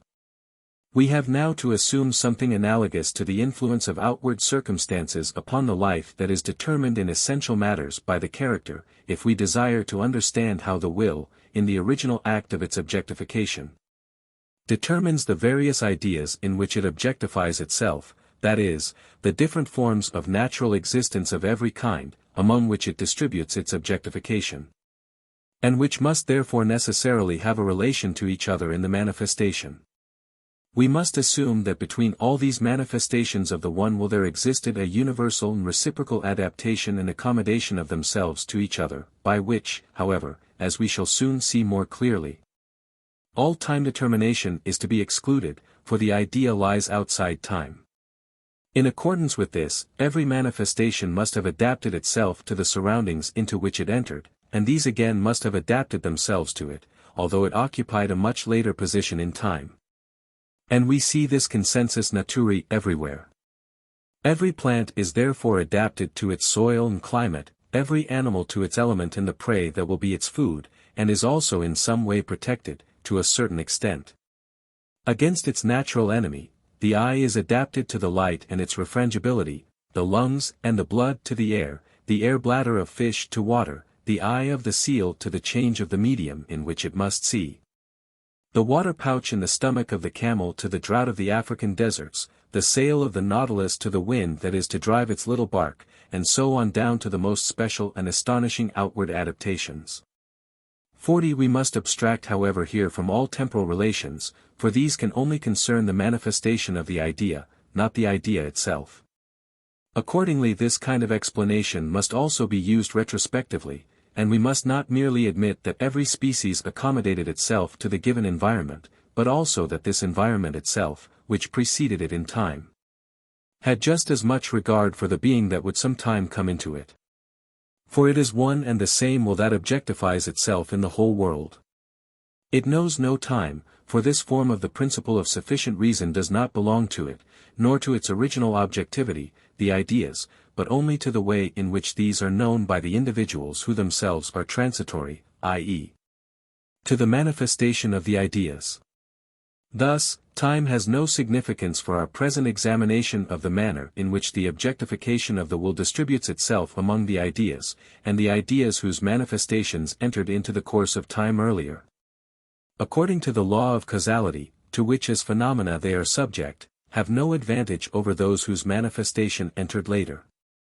Nay rather, these last are the completest objectifications of the will, to which the earlier manifestations must adapt themselves just as much as they must adapt themselves to the earlier. Thus the course of the planets, the tendency to the ellipse, the rotation of the earth, the division of land and sea, the atmosphere, light, warmth, and all such phenomena, which are in nature what base is in harmony, adapted themselves in anticipation of the coming species of living creatures of which they were to become the supporter and sustainer. In the same way the ground adapted itself to the nutrition of plants, plants adapted themselves to the nutrition of animals, animals to that of other animals, and conversely they all adapted themselves to the nutrition of the ground. All the parts of nature correspond to each other, for it is one will that appears in them all, but the course of time is quite foreign to its original and only adequate objectification. This expression will be explained in the following book. The ideas. Even now, when the species have only to sustain themselves, no longer to come into existence, we see here and there some such forethought of nature extending to the future, and abstracting as it were from the process of time. A self-adaptation of what is to what is yet to come. The bird builds the nest for the young which it does not yet know, the beaver constructs a dam the object of which is unknown to it, ants, marmots, and bees lay in provision for the winter they have never experienced. The spider and the antlion make snares, as if with deliberate cunning, for future unknown prey. Insects deposit their eggs where the coming brood finds future nourishment. In the springtime the female flower of the Dioecian Vallisneria unwinds the spirals of its stalk, by which till now it was held at the bottom of the water, and thus rises to the surface. Just then the male flower, which grows on a short stalk from the bottom, breaks away, and so, at the sacrifice of its life, reaches the surface, where it swims about in search of the female. The latter is fructified, and then draws itself down again to the bottom by contracting its spirals, and there the fruit grows. 41. I must again refer here to the larva of the male stag beetle, which makes the hole in the wood for its metamorphosis as big again as the female does, in order to have room for its future horns. The instinct of animals in general gives us the best illustration of what remains of teleology in nature. For as instinct is an action, like that which is guided by the conception of an end, and yet is entirely without this, so all construction of nature resembles that which is guided by the conception of an end, and yet is entirely without it. For in the outer as in the inner teleology of nature, what we are obliged to think as means and end is, in every case, the manifestation of the unity of the one will so thoroughly agreeing with itself, which has assumed multiplicity in space and time for our manner of knowing. The reciprocal adaptation and self-accommodation of phenomena that springs from this unity cannot, however, annul the inner contradiction which appears in the universal conflict of nature described above, and which is essential to the will. That harmony goes only so far as to render possible the duration of the world and the different kinds of existences in it, which without it would long since have perished. Therefore it only extends to the continuance of the species, and the general conditions of life, but not to that of the individual. If, then, by reason of that harmony and accommodation, the species in organized nature and the universal forces in unorganized nature continue to exist beside each other, and indeed support each other reciprocally, on the other hand, the inner contradiction of the will which objectifies itself in all these ideas shows itself in the ceaseless internecine war of the individuals of these species, and in the constant struggle of the manifestations of these natural forces with each other, as we pointed out above. The scene and the object of this conflict is matter, which they try to wrest from each other, and also space and time, the combination of which through the form of causality is, in fact, matter, as was explained in the first book. Point 42. Section 29. I here conclude the second principal division of my exposition, in the hope that, so far as is possible in the case of an entirely new thought, which cannot be quite free from traces of the individuality in which it originated, I have succeeded in conveying to the reader the complete certainty that this world in which we live and have our being is in its whole nature through and through will, and at the same time through and through idea, that this idea, as such, already presupposes a form, object and subject, is therefore relative. And if we ask what remains if we take away this form, and all those forms which are subordinate to it, and which express the principle of sufficient reason, the answer must be that is something toto-genere different from idea. This can be nothing but will, which is thus properly the thing in itself. Every one finds that he himself is this will, in which the real nature of the world consists, and he also finds that he is the knowing subject, whose idea the whole world is, the world which exists only in relation to his consciousness, as its necessary supporter. Every one is thus himself in a double aspect. The whole world, the microcosm, finds both sides whole and complete in himself. And what he thus recognizes as his own real being also exhausts the being of the whole world, the macrocosm. Thus the world, like man, is through and through will, and through idea, and nothing more than this. So we see the philosophy of Thales, which concerned the macrocosm, unite at this point with that of Socrates, which dealt with the microcosm, for the object of both is found to be the same. But all the knowledge that has been communicated in the two first books will gain greater completeness, and consequently greater certainty, from the two following books, in which I hope that several questions that have more or less distinctly arisen in the course of our work will also be sufficiently answered. In the meantime one such question may be more particularly considered, for it can only properly arise so long as one has not fully penetrated the meaning of the foregoing exposition, and may so far serve as an illustration of it. It is this: every will is a will towards something, has an object, an end of its willing. What then is the final end, or towards what is that will striving that is exhibited to us as the being in itself of the world? This question rests, like so many others, upon the confusion of the thing in itself with the manifestation. The principle of sufficient reason, of which the law of motivation is also a form, extends only to the latter, not to the former. It is only of phenomena, of individual things, that a ground can be given, never of the will itself, nor of the idea in which it adequately objectifies itself. So then of every particular movement or change of any kind in nature, a cause is to be sought, that is, a condition that of necessity produced it, but never of the natural force itself which is revealed in this and innumerable similar phenomena. And it is therefore simple misunderstanding, arising from want of consideration, to ask for a cause of gravity, electricity, and so on. Only if one had somehow shown that gravity and electricity were not original special forces of nature, but only the manifestations of a more general force already known, would it be allowable to ask for the cause which made this force produce the phenomena of gravity or of electricity here. All this has been explained at length above. In the same way every particular act of will of a knowing individual, which is itself only a manifestation of will as the thing in itself, has necessarily a motive without which that act would never have occurred. But just as material causes contain merely the determination that at this time, in this place, and in this matter, a manifestation of this or that natural force must take place, so the motive determines only the act of will of a knowing being. At this time, in this place, and under these circumstances, as a particular act, but by no means determines that that being wills in general or wills in this manner. This is the expression of his intelligible character, which, as will itself, the thing in itself, is without ground, for it lies outside the province of the principle of sufficient reason. Therefore every man has permanent aims and motives by which he guides his conduct, and he can always give an account of his particular actions. But if he were asked why he wills at all, or why in general he wills to exist, he would have no answer, and the question would indeed seem to him meaningless. And this would be just the expression of his consciousness that he himself is nothing but will, whose willing stands by itself and requires more particular determination by motives only in its individual acts at each point of time. In fact, freedom from all aim, from all limits, belongs to the nature of the will, which is an endless striving. This was already touched on above in the reference to centrifugal force.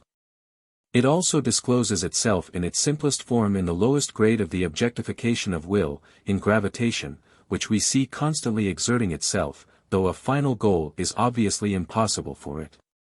For if, according to its will, all existing matter were collected in one mass, yet within this mass gravity, ever striving towards the center, would still wage war with impenetrability as rigidity or elasticity.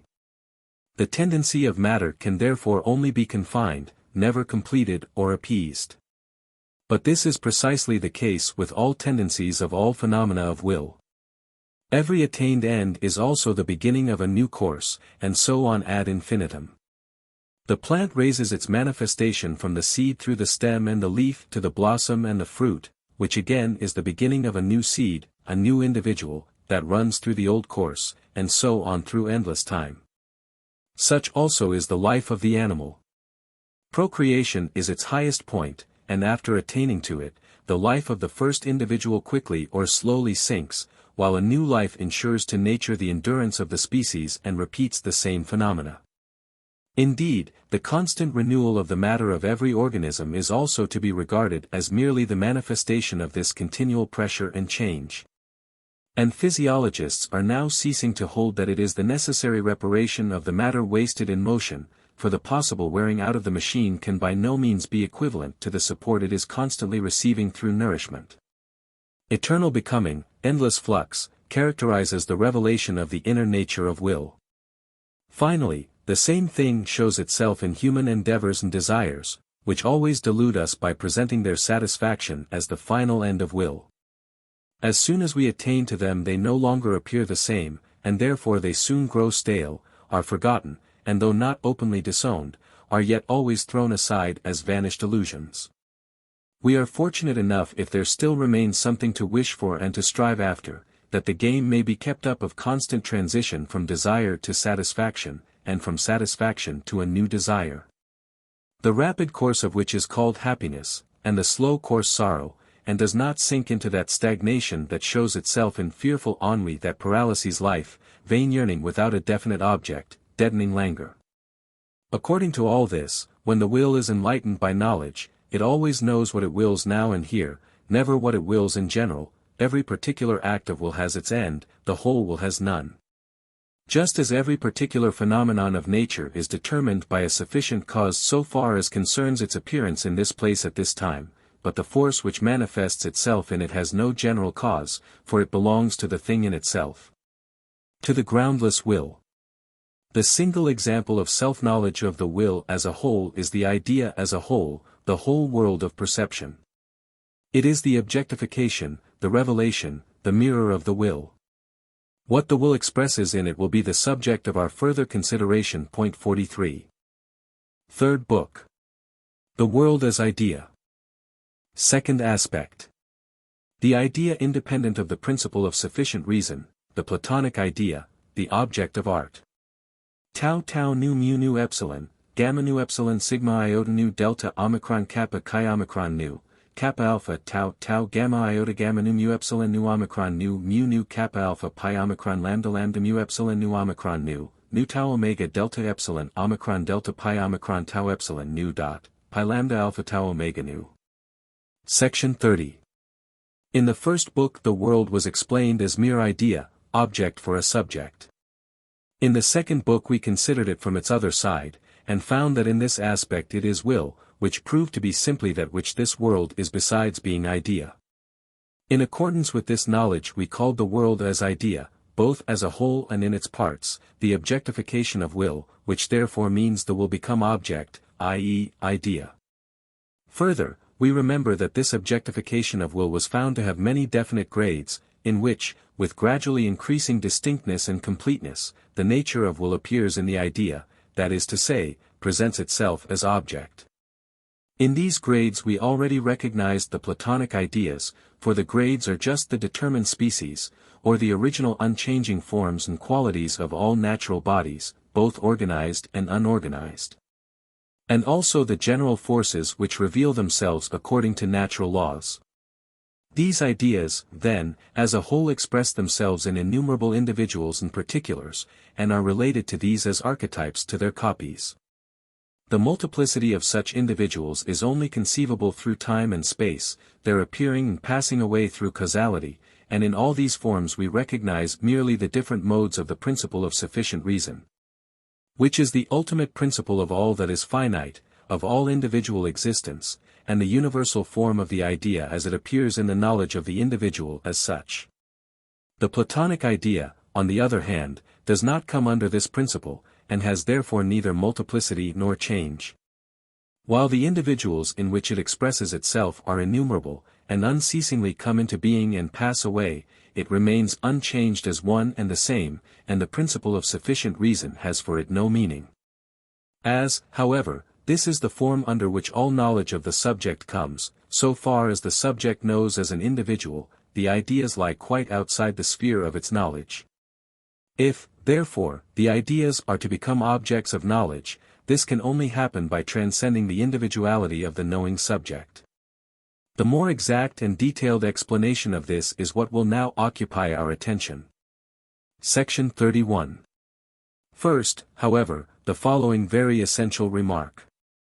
I hope that in the preceding book I have succeeded in producing the conviction that what is called in the Kantian philosophy the thing in itself, and appears there as so significant, and yet so obscure and paradoxical a doctrine. And especially on account of the manner in which Kant introduced it as an inference from the cause to the cause, was considered a stumbling stone, and, in fact, the weak side of his philosophy, that this, I say, if it is reached by the entirely different way by which we have arrived at it, is nothing but the will when the sphere of that conception is extended and defined in the way I have shown. I hope, further, that after what has been said there will be no hesitation in recognizing the definite grades of the objectification of the will, which is the inner reality of the world. To be what Plato called the eternal ideas or unchangeable forms, epsilon iota delta. A doctrine which is regarded as the principal, but at the same time the most obscure and paradoxical dogma of his system, and has been the subject of reflection and controversy, of ridicule and of reverence to so many and such differently endowed minds in the course of many centuries. If now the will is for us the thing in itself, and the idea is the immediate objectivity of that will at a definite grade, we find that Kant's thing in itself, and Plato's idea, which to him is the only omicron nu tau omega omicron nu. These two great obscure paradoxes of the two greatest philosophers of the West are not indeed identical, but yet very closely related, and only distinguished by a single circumstance. The purport of these two great paradoxes, with all inner harmony and relationship, is yet so very different on account of the remarkable diversity of the individuality of their authors, that they are the best commentary on each other. For they are like two entirely different roads that conduct us to the same goal. This is easily made clear. What Kant says is in substance this: time, space, and causality are not determinations of the thing in itself, but belong only to its phenomenal existence, for they are nothing but the forms of our knowledge. Since, however, all multiplicity, and all coming into being and passing away, are only possible through time, space, and causality, it follows that they also belong only to the phenomenon, not to the thing in itself. But as our knowledge is conditioned by these forms, the whole of experience is only knowledge of the phenomenon, not of the thing in itself, therefore its laws cannot be made valid for the thing in itself. This extends even to our own ego, and we know it only as phenomenon, and not according to what it may be in itself. This is the meaning and content of the doctrine of Kant in the important respect we are considering. What Plato says is this: the things of this world which our senses perceive have no true being, they always become, they never are, they have only a relative being, they all exist merely in and through their relations to each other. Their whole being may, therefore, quite as well be called a non-being. They are consequently not objects of a true knowledge, epsilon pi iota sigma tau eta mu eta, for such a knowledge can only be of what exists for itself, and always in the same way. They, on the contrary, are only the objects of an opinion based on sensation, delta omicron xi alpha mu epsilon tau alpha iota sigma theta eta sigma epsilon omega alpha lambda omicron gamma omicron upsilon. So long as we are confined to the perception of these, we are like men who sit in a dark cave, bound so fast that they cannot turn their heads, and who see nothing but the shadows of real things which pass between them and a fire burning behind them, the light of which casts the shadows on the wall opposite them. And even of themselves and of each other they see only the shadows on the wall. Their wisdom would thus consist in predicting the order of the shadows learned from experience. The real archetypes, on the other hand, to which these shadows correspond, the eternal ideas, the original forms of all things, can alone be said to have true being, omicron nu tau omega omicron nu, because they always are, but never become nor pass away. To them belongs no multiplicity, for each of them is according to its nature only one, for it is the archetype itself, of which all particular transitory things of the same kind which are named after it are copies or shadows. They have also no coming into being nor passing away, for they are truly being, never becoming or vanishing, like their fleeting shadows. It is necessarily presupposed, however, in these two negative definitions, that time, space, and causality have no significance or validity for these ideas, and that they do not exist in them. Of these only can there be true knowledge, for the object of such knowledge can only be that which always and in every respect, thus in itself, is, not that which is and again is not, according as we look at it. This is Plato's doctrine. It is clear, and requires no further proof that the inner meaning of both doctrines is entirely the same. That both explain the visible world as a manifestation, which in itself is nothing, and which only has meaning in a borrowed reality through that which expresses itself in it, in the one case the thing in itself, in the other the idea. To this last, which has true being, all the forms of that phenomenal existence, even the most universal and essential, are, according to both doctrines, entirely foreign. In order to disown these forms, Kant has directly expressed them even in abstract terms, and distinctly refused time, space, and causality as mere forms of the phenomenon to the thing in itself. Plato, on the other hand, did not attain to the fullest expression, and has only distinctly refused these forms to his ideas in that he denies of the ideas what is only possible through these forms, multiplicity of similar things, coming into being and passing away. Though it is perhaps superfluous, I should like to illustrate this remarkable and important agreement by an example. There stands before us, let us suppose, an animal in the full activity of life. Plato would say, this animal has no true existence, but merely an apparent existence, a constant becoming, a relative existence which may just as well be called non-being as being. Only the idea which expresses itself in that animal is truly being, or the animal in itself, alpha upsilon tau omicron theta eta rho iota omicron nu, which is dependent upon nothing, but is in and for itself, kappa alpha theta alpha upsilon tau omicron, alpha epsilon iota alpha upsilon tau omega. It has not become, it will not end, but always is in the same way, alpha epsilon iota omicron nu, kappa alpha iota mu eta delta epsilon pi omicron tau epsilon tau epsilon gamma nu omicron mu epsilon nu omicron tau epsilon alpha pi omicron lambda upsilon mu epsilon nu omicron nu. If now we recognize its idea in this animal, it is all one and of no importance whether we have this animal now before us or its progenitor of 1,000 years ago, whether it is here or in a distant land. Whether it presents itself in this or that manner, position, or action. Whether, lastly, it is this or any other individual of the same species, all this is nothing, and only concerns the phenomenon. The idea of the animal alone has true being, and is the object of real knowledge. So Plato. Kant would say something of this kind, this animal is a phenomenon in time, space, and causality, which are collectively the conditions a priori of the possibility of experience, lying in our faculty of knowledge. Not determinations of the thing in itself. Therefore this animal as we perceive it at this definite point of time, in this particular place, as an individual in the connection of experience, i.e. in the chain of causes and effects which has come into being, and will just as necessarily pass away, is not a thing in itself, but a phenomenon which only exists in relation to our knowledge. To know it as what it may be in itself, that is to say, independent of all the determinations which lie in time, space, and causality, would demand another kind of knowledge than that which is possible for us through the senses and the understanding. In order to bring Kant's mode of expression nearer the Platonic, we might say, time, space, and causality are that arrangement of our intellect by virtue of which the one being of each kind which alone really is, manifests itself to us as a multiplicity of similar beings, constantly appearing and disappearing in endless succession.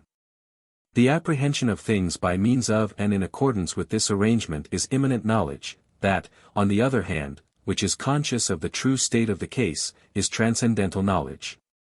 The latter is obtained in abstracto through the criticism of pure reason, but in exceptional cases it may also appear intuitively. This last is an addition of my own, which I am endeavoring in this third book to explain. If the doctrine of Kant had ever been properly understood and grasped, and since Kant's time that of Plato, if men had truly and earnestly reflected on the inner meaning and content of the teaching of these two great masters, instead of involving themselves in the technicalities of the one and writing parodies of the style of the other, they could not have failed to discern long ago to what an extent these two great philosophers agree, and that the true meaning, the aim of both systems, is the same. Not only would they have refrained from constantly comparing Plato to Leibniz, on whom his spirit certainly did not rest, or indeed to a well-known gentleman who is still alive. 44 As if they wanted to mock the manes of the great thinker of the past. But they would have advanced much farther in general, or rather they would not have fallen so disgracefully far behind as they have in the last 40 years. They would not have let themselves be led by the nose, today by one vain boaster and tomorrow by another, nor would they have opened the 19th century, which promised so much in Germany, with the philosophical farces that were performed over the grave of Kant, as the ancients sometimes did at the funeral obsequies of their dead, and which deservedly called forth the derision of other nations. For such things least become the earnest and straight-laced German. But so small is the chosen public of true philosophers, that even students who understand are but scantily brought them by the centuries. Epsilon iota sigma iota delta eta nu alpha rho theta eta kappa omicron phi omicron rho omicron iota mu epsilon nu pi omicron lambda lambda omicron iota, beta alpha kappa chi omicron iota delta epsilon gamma epsilon pi alpha upsilon rho omicron iota, thursigeri cadem multi, baci vero possi. Alpha tau iota mu iota alpha phi iota lambda omicron sigma omicron phi iota delta iota alpha tau alpha pi rho omicron sigma pi epsilon pi tau omega kappa epsilon nu, tau iota omicron upsilon kappa alpha xi iota alpha nu alpha upsilon tau eta pi tau omicron nu tau alpha iota. Omicron upsilon gamma alpha rho nu omicron theta omicron upsilon epsilon delta epsilon iota pi tau epsilon sigma theta alpha iota, alpha lambda lambda alpha gamma nu eta sigma iota omicron upsilon, em ob rem philosophia in infamiam incidit, quod non pro dignitate ipsum attingent, nec anima spuris, sed allegitimus erat attractanda. Plato. Men followed the words, such words as, a priori ideas, forms of perception and thought existing in consciousness independently of experience, fundamental conceptions of the pure understanding, and asked whether Plato's ideas, which were also original conceptions, and besides this were supposed to be reminiscences of a perception before life of the truly real things, were in some way the same as Kant's forms of perception and thought, which lie a priori in our consciousness.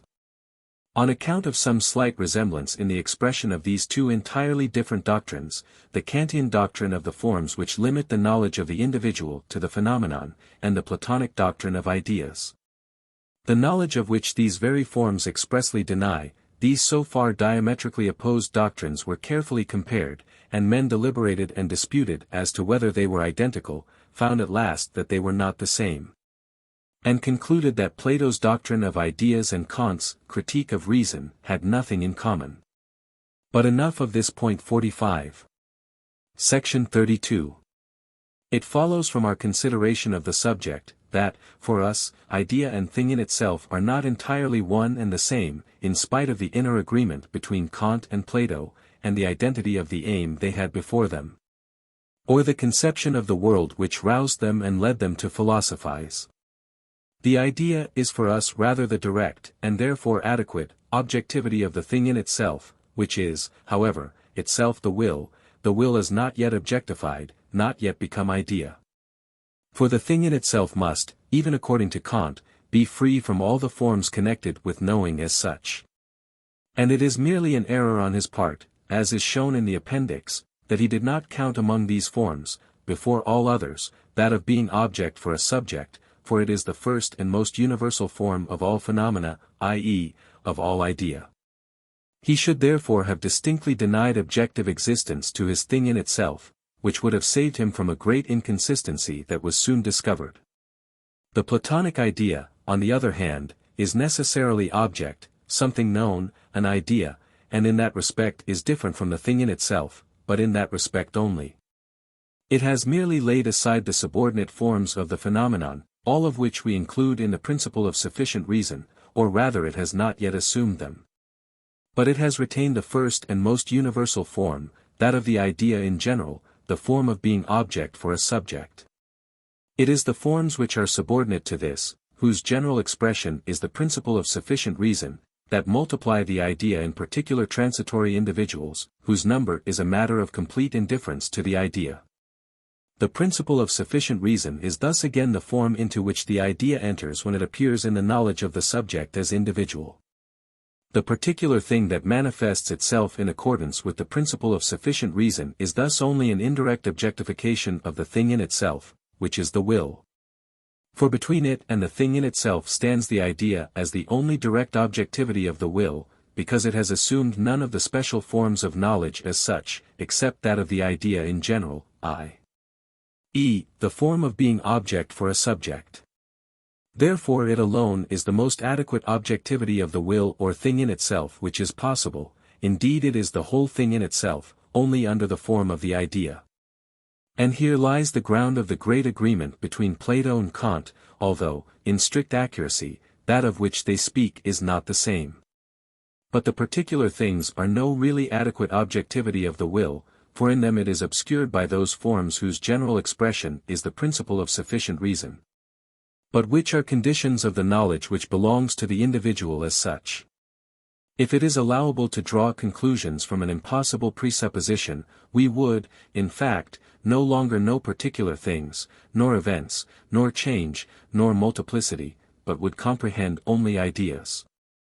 Only the grades of the objectification of that one will, of the thing in itself, in pure unclouded knowledge.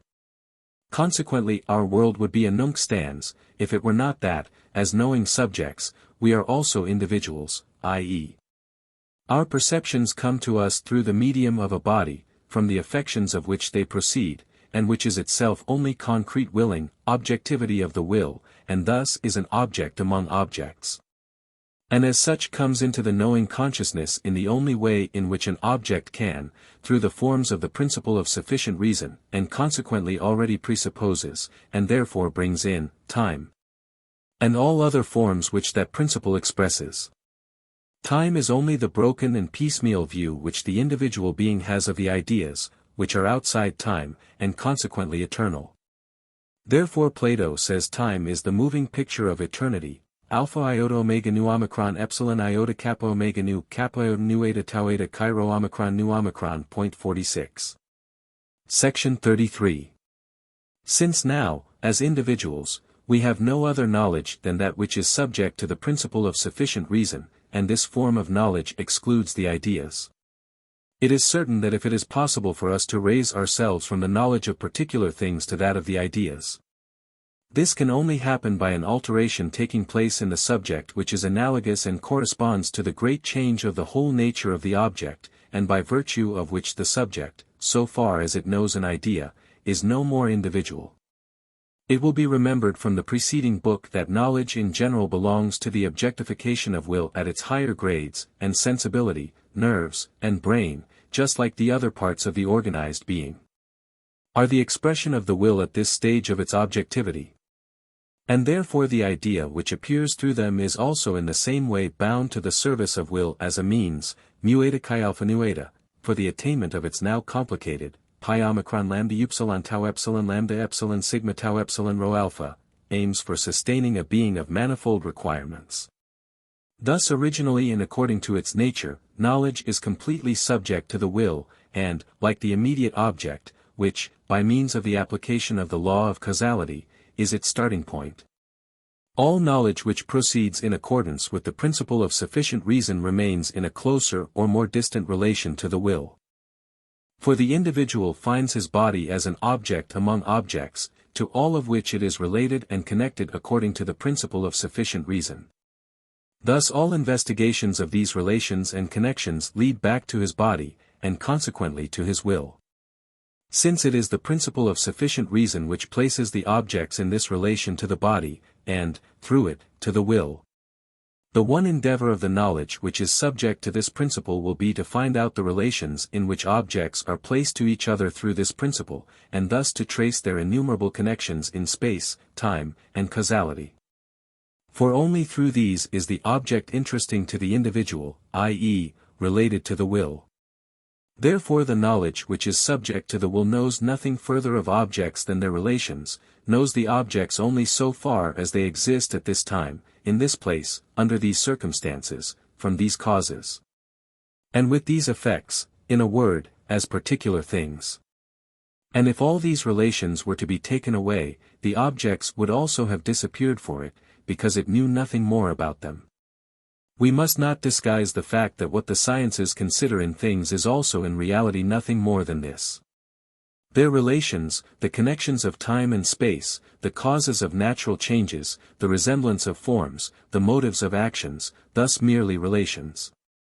What distinguishes science from ordinary knowledge is merely its systematic form, the facilitating of knowledge by the comprehension of all particulars in the universal, by means of the subordination of concepts. And the completeness of knowledge which is thereby attained. All relation has itself only a relative existence, for example, all being in time is also non-being, for time is only that by means of which opposite determinations can belong to the same thing. Therefore every phenomenon which is in time again is not, for what separates its beginning from its end is only time, which is essentially a fleeting, inconstant, and relative thing, here called duration. But time is the most universal form of all objects of the knowledge which is subject to the will, and the prototype of its other forms. Knowledge now, as a rule, remains always subordinate to the service of the will, as indeed it originated for this service, and grew, so to speak, to the will, as the head to the body. In the case of the brutes this subjection of knowledge to the will can never be abolished. In the case of men it can be abolished only in exceptional cases, which we shall presently consider more closely. This distinction between man and brute is outwardly expressed by the difference of the relation of the head to the body. In the case of the lower brutes both are deformed, in all brutes the head is directed towards the earth, where the objects of its will lie. Even in the higher species the head and the body are still far more one than in the case of man, whose head seems freely set upon his body, as if only carried by and not serving it. This human excellence is exhibited in the highest degree by the Apollo of Belvedere. The head of the god of the Muses, with eyes fixed on the far distance, stands so freely on his shoulders that it seems wholly delivered from the body, and no more subject to its cares. Section 34. The transition which we have referred to as possible, but yet to be regarded as only exceptional, from the common knowledge of particular things to the knowledge of the idea, takes place suddenly. For knowledge breaks free from the service of the will, by the subject ceasing to be merely individual, and thus becoming the pure will-less subject of knowledge, which no longer traces relations in accordance with the principle of sufficient reason, but rests in fixed contemplation of the object presented to it, out of its connection with all others, and rises into it. A full explanation is necessary to make this clear, and the reader must suspend his surprise for a while, till he has grasped the whole thought expressed in this work, and then it will vanish of itself. If, raised by the power of the mind, a man relinquishes the common way of looking at things, gives up tracing, under the guidance of the forms of the principle of sufficient reason, their relations to each other, the final goal of which is always a relation to his own will. If he thus ceases to consider the where, the when, the why, and the whither of things, and looks simply and solely at the what.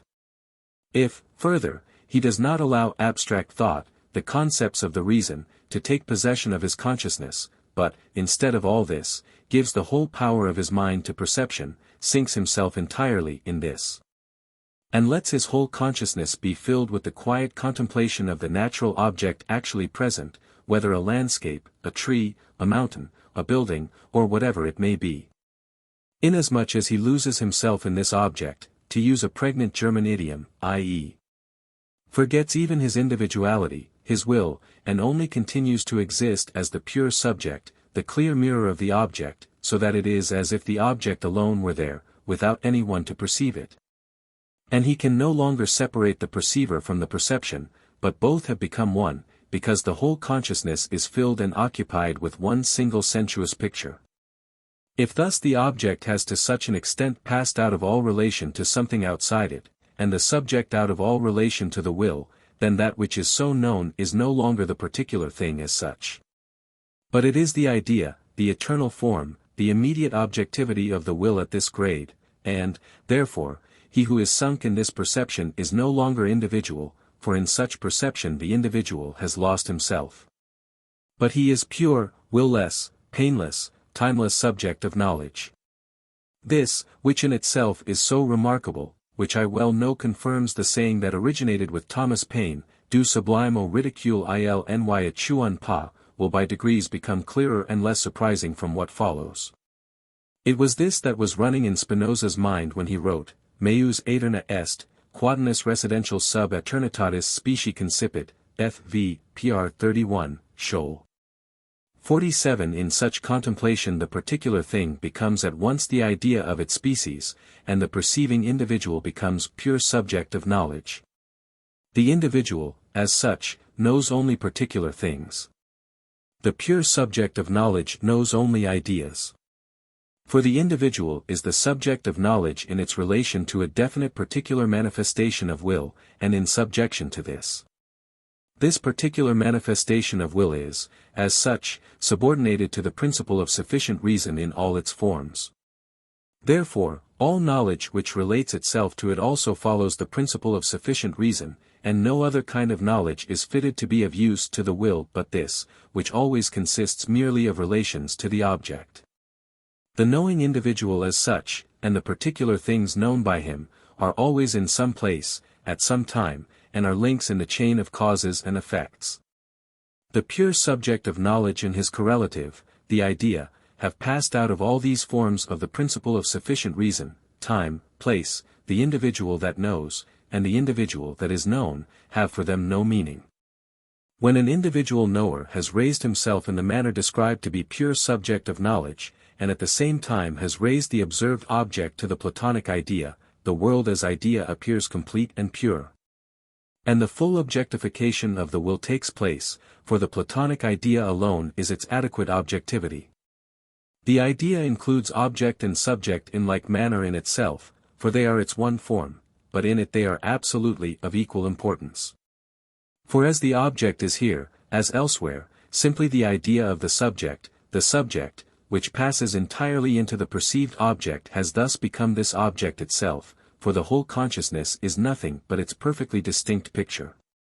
Now this consciousness constitutes the whole world as idea, for one imagines the whole of the Platonic ideas, or grades of the objectivity of will, in their series passing through it.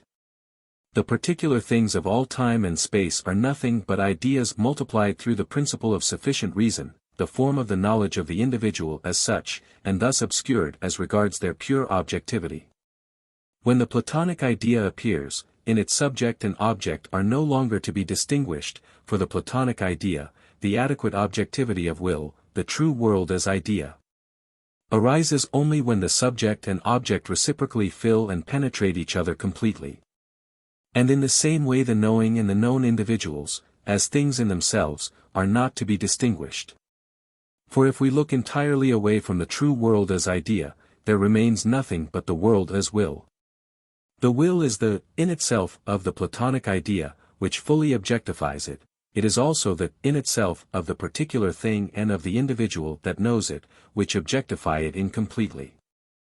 As will, outside the idea in all its forms, it is one and the same in the object contemplated and in the individual, who soars aloft in this contemplation, and becomes conscious of himself as pure subject.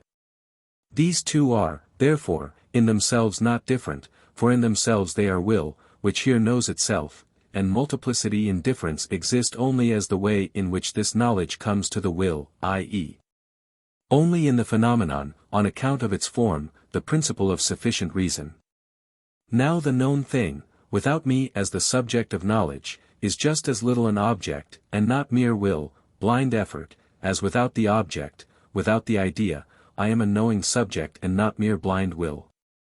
This will is in itself, i.e., outside the idea, one and the same with mine, only in the world as idea, whose form is always at least that of subject and object, we are separated as the known and the knowing individual. As soon as knowledge, the world as idea, is abolished, there remains nothing but mere will, blind effort. That it should receive objectivity, become idea, supposes at once both subject and object.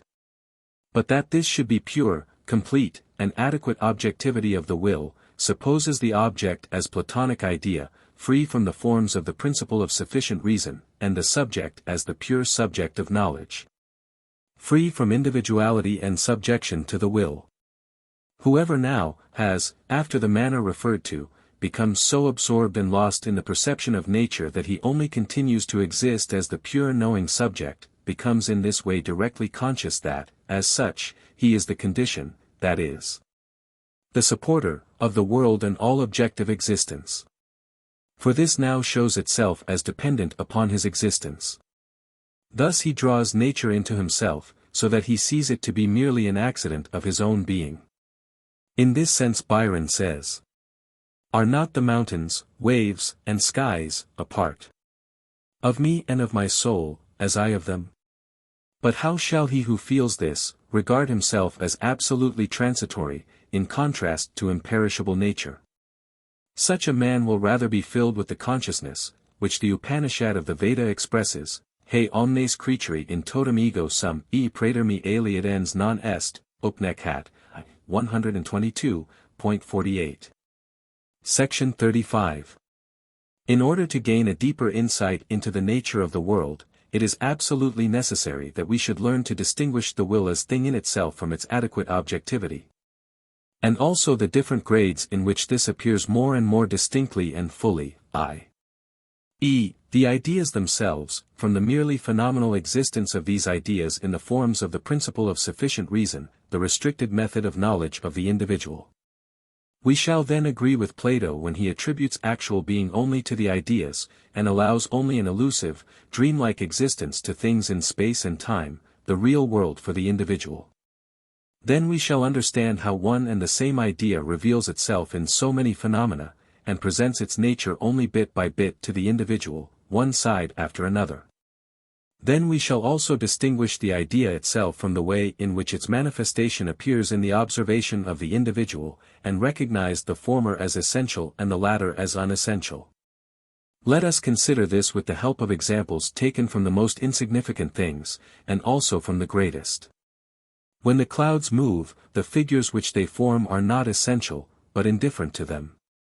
But that as elastic vapor they are pressed together, drifted along, spread out, or torn asunder by the force of the wind, this is their nature, the essence of the forces which objectify themselves in them, the idea. Their actual forms are only for the individual observer. To the brook that flows over stones, the eddies, the waves, the foam flakes which it forms are indifferent and unessential. But that it follows the attraction of gravity, and behaves as inelastic, perfectly mobile, formless, transparent fluid, this is its nature, this, if known through perception, is its idea. These accidental forms are only for us so long as we know as individuals. The ice on the window pane forms itself into crystals according to the laws of crystallization, which reveal the essence of the force of nature that appears here, exhibit the idea. But the trees and flowers which it traces on the pane are unessential, and are only there for us. What appears in the clouds, the brook, and the crystal is the weakest echo of that will which appears more fully in the plant, more fully still in the beast, and most fully in man. But only the essential in all these grades of its objectification constitutes the idea. On the other hand, its unfolding or development, because broken up in the forms of the principle of sufficient reason into a multiplicity of many-sided phenomena, is unessential to the idea. Lies merely in the kind of knowledge that belongs to the individual and has reality only for this. The same thing necessarily holds good of the unfolding of that idea which is the completest objectivity of will. Therefore, the history of the human race, the throng of events, the change of times, the multifarious forms of human life in different lands and countries, all this is only the accidental form of the manifestation of the idea. Does not belong to the idea itself, in which alone lies the adequate objectivity of the will, but only to the phenomenon which appears in the knowledge of the individual, and is just as foreign, unessential, and indifferent to the idea itself as the figures which they assume are to the clouds, the form of its eddies and foam flakes to the brook, or its trees and flowers to the ice. To him who has thoroughly grasped this, and can distinguish between the will and the idea, and between the idea and its manifestation, the events of the world will have significance only so far as they are the letters out of which we may read the idea of man, but not in and for themselves. He will not believe with the vulgar that time may produce something actually new and significant. That through it, or in it, something absolutely real may attain to existence, or indeed that it itself as a whole has beginning and end, plan and development, and in some way has for its final aim the highest perfection, according to their conception, of the last generation of man, whose life is a brief 30 years. Therefore he will just as little, with Homer, people a whole Olympus with gods to guide the events of time, as, with Ossian, he will take the forms of the clouds for individual beings. For, as we have said, both have just as much meaning as regards the idea which appears in them. In the manifold forms of human life and in the unceasing change of events, he will regard the idea only as the abiding and essential, in which the will to live has its fullest objectivity, and which shows its different sides in the capacities, the passions, the errors, and the excellences of the human race. In self-interest, hatred, love, fear, boldness, frivolity, stupidity, slyness, wit, genius, and so forth, all of which crowding together and combining in thousands of forms, individuals continually create the history of the great and the little world, in which it is all the same whether they are set in motion by nuts or by crowns. Finally, he will find that in the world it is the same as in the dramas of Gozzi, in all of which the same persons appear, with like intention, and with a like fate. The motives and incidents are certainly different in each piece, but the spirit of the incidents is the same. The actors in one piece know nothing of the incidents of another, although they performed in it themselves. Therefore, after all experience of former pieces, Pantaloon has become no more agile or generous, Tartaglia no more conscientious, Brighella no more courageous, and Columbine no more modest. Suppose we were allowed for once a clearer glance into the kingdom of the possible, and over the whole chain of causes and effects. If the earth spirit appeared and showed us in a picture all the greatest men, enlighteners of the world, and heroes, that chance destroyed before they were ripe for their work, then the great events that would have changed the history of the world and brought in periods of the highest culture and enlightenment, but which the blindest chance, the most insignificant accident, hindered at the outset. Lastly, the splendid powers of great men, that would have enriched whole ages of the world, but which, either misled by error or passion, or compelled by necessity, they squandered uselessly on unworthy or unfruitful objects, or even wasted in play. If we saw all this, we would shudder and lament at the thought of the lost treasures of whole periods of the world. But the earth spirit would smile and say, the source from which the individuals and their powers proceed is inexhaustible and unending as time and space, for, like these forms of all phenomena, they also are only phenomena, visibility of the will. No finite measure can exhaust that infinite source, therefore an undiminished eternity is always open for the return of any event or work that was nipped in the bud. In this world of phenomena true loss is just as little possible as true gain. The will alone is, it is the thing in itself, and the source of all these phenomena.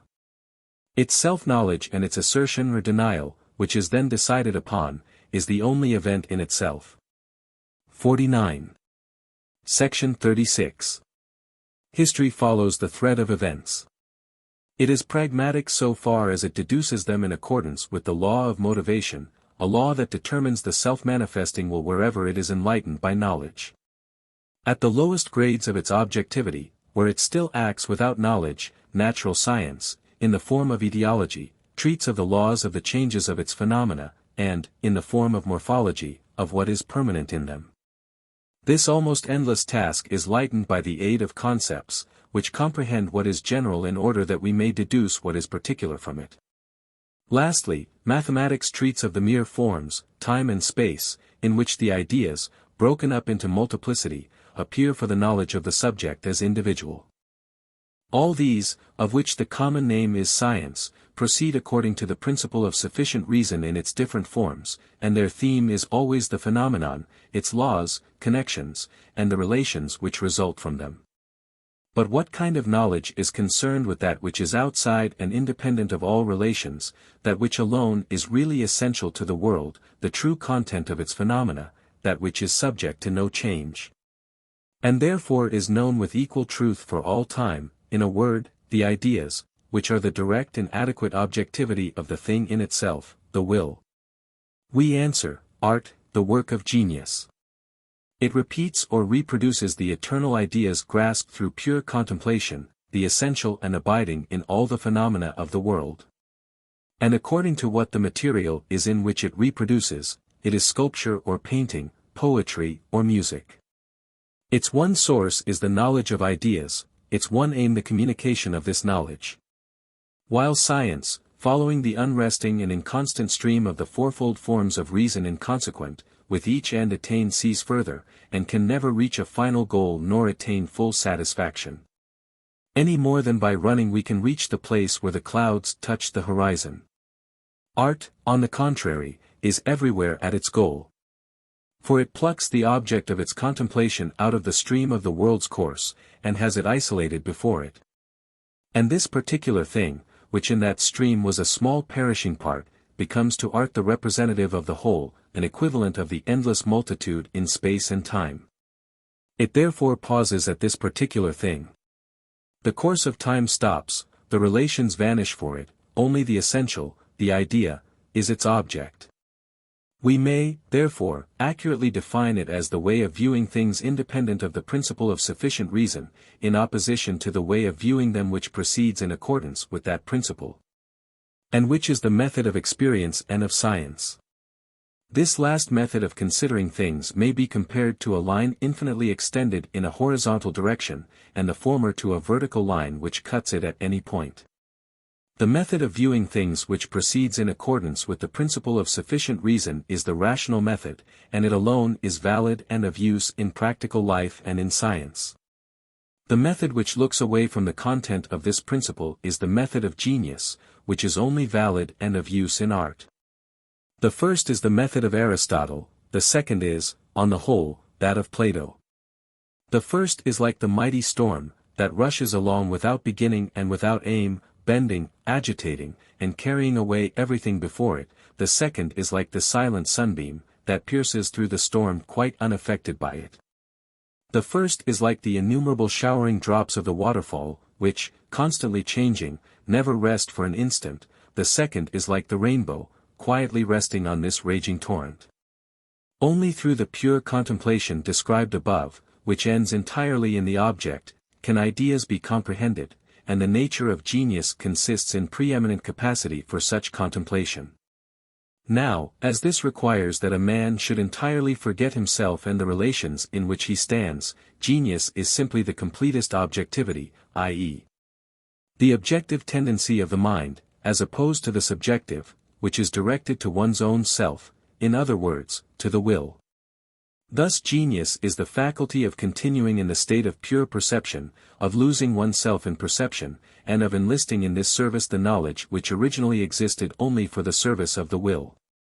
That is to say, genius is the power of leaving one's own interests, wishes, and aims entirely out of sight, thus of entirely renouncing one's own personality for a time, so as to remain pure knowing subject, clear vision of the world. And this not merely at moments, but for a sufficient length of time, and with sufficient consciousness, to enable one to reproduce by deliberate art what has thus been apprehended, and to fix in lasting thoughts the wavering images that float before the mind. It is as if, when genius appears in an individual, a far larger measure of the power of knowledge falls to his lot than is necessary for the service of an individual will. And this superfluity of knowledge, being free, now becomes subject purified from will, a clear mirror of the inner nature of the world. This explains the activity, amounting even to disquietude, of men of genius, for the present can seldom satisfy them, because it does not fill their consciousness. This gives them that restless aspiration, that unceasing desire for new things, and for the contemplation of lofty things, and also that longing that is hardly ever satisfied, for men of similar nature and of like stature, to whom they might communicate themselves. Whilst the common mortal, entirely filled and satisfied by the common present, ends in it, and finding everywhere his like, enjoys that peculiar satisfaction in daily life that is denied to genius. Imagination has rightly been recognized as an essential element of genius. It has sometimes even been regarded as identical with it, but this is a mistake. As the objects of genius are the eternal ideas, the permanent, essential forms of the world and all its phenomena, and as the knowledge of the idea is necessarily knowledge through perception, is not abstract. The knowledge of the genius would be limited to the ideas of the objects actually present to his person, and dependent upon the chain of circumstances that brought these objects to him. If his imagination did not extend his horizon far beyond the limits of his actual personal existence, and thus enable him to construct the whole out of the little that comes into his own actual apperception, and so to let almost all possible scenes of life pass before him in his own consciousness.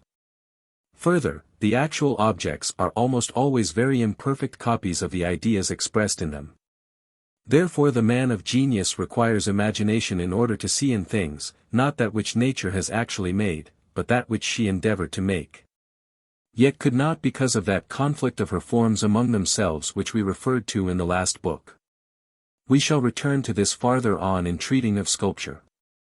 The imagination then extends the intellectual horizon of the man of genius beyond the objects which actually present themselves to him, both as regards quality and quantity. Therefore extraordinary strength of imagination accompanies, and is indeed a necessary condition of genius. But the converse does not hold, for strength of imagination does not indicate genius. On the contrary, men who have no touch of genius may have much imagination. For as it is possible to consider a real object in two opposite ways, purely objectively, the way of genius grasping its idea, or in the common way, merely in the relations in which it stands to other objects and to one's own will. In accordance with the principle of sufficient reason, it is also possible to perceive an imaginary object in both of these ways. Regarded in the first way, it is a means to the knowledge of the idea, the communication of which is the work of art. In the second case, the imaginary object is used to build castles in the air congenial to egotism and the individual humor, and which for the moment delude and gratify, thus only the relations of the fantasies so linked together are known. The man who indulges in such an amusement is a dreamer. He will easily mingle those fancies that delight his solitude with reality, and so unfit himself for real life. Perhaps he will write them down, and then we shall have the ordinary novel of every description, which entertains those who are like him and the public at large, for the readers imagine themselves in the place of the hero, and then find the story very agreeable. The common mortal, that manufacture of nature which she produces by the thousand every day, is, as we have said, not capable, at least not continuously so, of observation that in every sense is wholly disinterested, as sensuous contemplation, strictly so called, is. He can turn his attention to things only so far as they have some relation to his will, however indirect it may be. Since in this respect, which never demands anything but the knowledge of relations, the abstract conception of the thing is sufficient, and for the most part even better adapted for use. The ordinary man does not linger long over the mere perception, does not fix his attention long on one object, but in all that is presented to him hastily seeks merely the concept under which it is to be brought, as the lazy man seeks a chair. And then it interests him no further. This is why he is so soon done with everything, with works of art, objects of natural beauty, and indeed everywhere with the truly significant contemplation of all the scenes of life. He does not linger. Only seeks to know his own way in life, together with all that might at any time become his way. Thus he makes topographical notes in the widest sense. Over the consideration of life itself as such he wastes no time. The man of genius, on the other hand, whose excessive power of knowledge frees it at times from the service of will, dwells on the consideration of life itself, strives to comprehend the idea of each thing, not its relations to other things. And in doing this he often forgets to consider his own path in life, and therefore for the most part pursues it awkwardly enough. While to the ordinary man his faculty of knowledge is a lamp to lighten his path, to the man of genius it is the sun which reveals the world. This great diversity in their way of looking at life soon becomes visible in the outward appearance both of the man of genius and of the ordinary mortal. The man in whom genius lives and works is easily distinguished by his glance, which is both keen and steady, and bears the stamp of perception, of contemplation. This is easily seen from the likenesses of the few men of genius whom nature has produced here and there among countless millions. On the other hand, in the case of an ordinary man, the true object of his contemplation, what he is prying into, can be easily seen from his glance, if indeed it is not quite stupid and vacant, as is generally the case. Therefore the expression of genius in a face consists in this, that in it a decided predominance of knowledge over will is visible, and consequently there also shows itself in it a knowledge that is entirely devoid of relation to will, i.e., pure knowing. On the contrary, in ordinary countenances there is a predominant expression of will, and we see that knowledge only comes into activity under the impulse of will, and thus is directed merely by motives. Since the knowledge that pertains to genius, or the knowledge of ideas, is that knowledge which does not follow the principle of sufficient reason, so, on the other hand, the knowledge which does follow that principle is that which gives us prudence and rationality in life, and which creates the sciences. Thus men of genius are affected with the deficiencies entailed in the neglect of this latter kind of knowledge. Yet what I say in this regard is subject to the limitation that it only concerns them in so far as and while they are actually engaged in that kind of knowledge which is peculiar to genius. And this is by no means at every moment of their lives, for the great though spontaneous exertion which is demanded for the comprehension of ideas free from will must necessarily relax. And there are long intervals during which men of genius are placed in very much the same position as ordinary mortals, both as regards advantages and deficiencies. On this account the action of genius has always been regarded as an inspiration, as indeed the name indicates, as the action of a superhuman being distinct from the individual himself, and which takes possession of him only periodically. The disinclination of men of genius to direct their attention to the content of the principle of sufficient reason will first show itself, with regard to the ground of being, as dislike of mathematics. For its procedure is based upon the most universal forms of the phenomenon space and time, which are themselves merely modes of the principle of sufficient reason, and is consequently precisely the opposite of that method of thought which seeks merely the content of the phenomenon, the idea which expresses itself in it apart from all relations. The logical method of mathematics is also antagonistic to genius, for it does not satisfy but obstructs true insight, and presents merely a chain of conclusions in accordance with the principle of the ground of knowing. The mental faculty upon which it makes the greatest claim is memory, for it is necessary to recollect all the earlier propositions which are referred to. Experience has also proved that men of great artistic genius have no faculty for mathematics. No man was ever very distinguished for both. Alfieri relates that he was never able to understand the fourth proposition of Euclid. Goethe was constantly reproached with his want of mathematical knowledge by the ignorant opponents of his theory of colors. Here certainly, where it was not a question of calculation and measurement upon hypothetical data, but of direct knowledge by the understanding of causes and effects, this reproach was so utterly absurd and inappropriate, that by making it they have exposed their entire want of judgment, just as much as by the rest of their ridiculous arguments.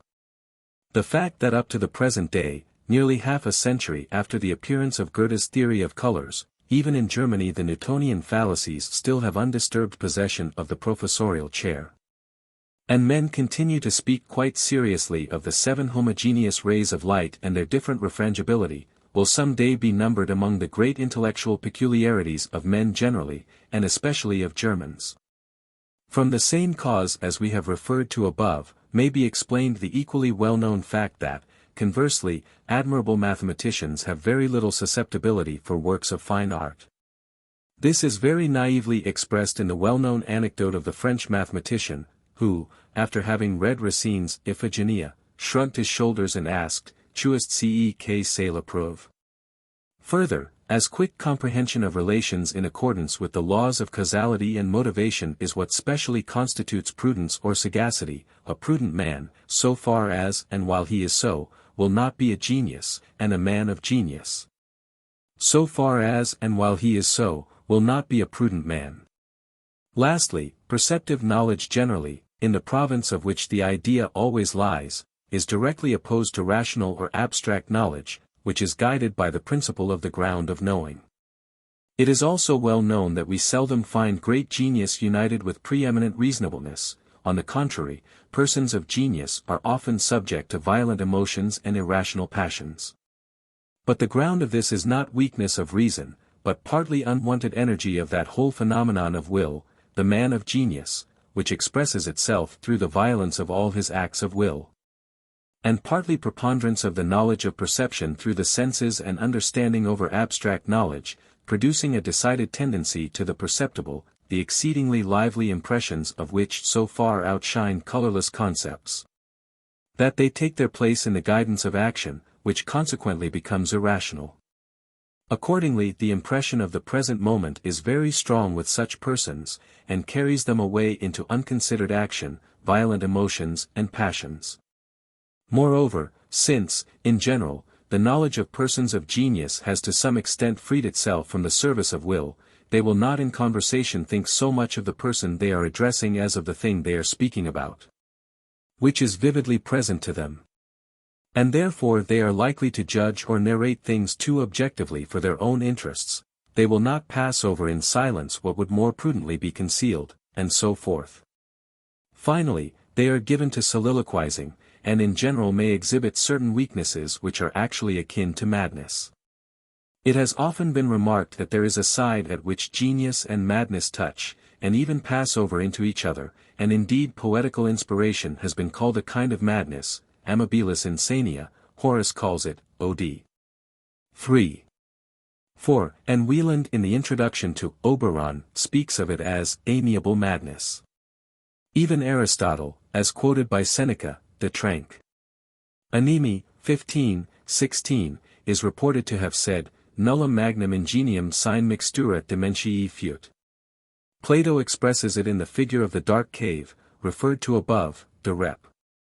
7, when he says, those who, outside the cave, have seen the true sunlight and the things that have true being, ideas, cannot afterward see properly down in the cave, because their eyes are not accustomed to the darkness. They cannot distinguish the shadows, and are jeered at for their mistakes by those who have never left the cave and its shadows. In the Phaedrus also, page 317, he distinctly says that there can be no true poet without a certain madness. In fact, page 327, that every one appears mad who recognizes the eternal ideas in fleeting things.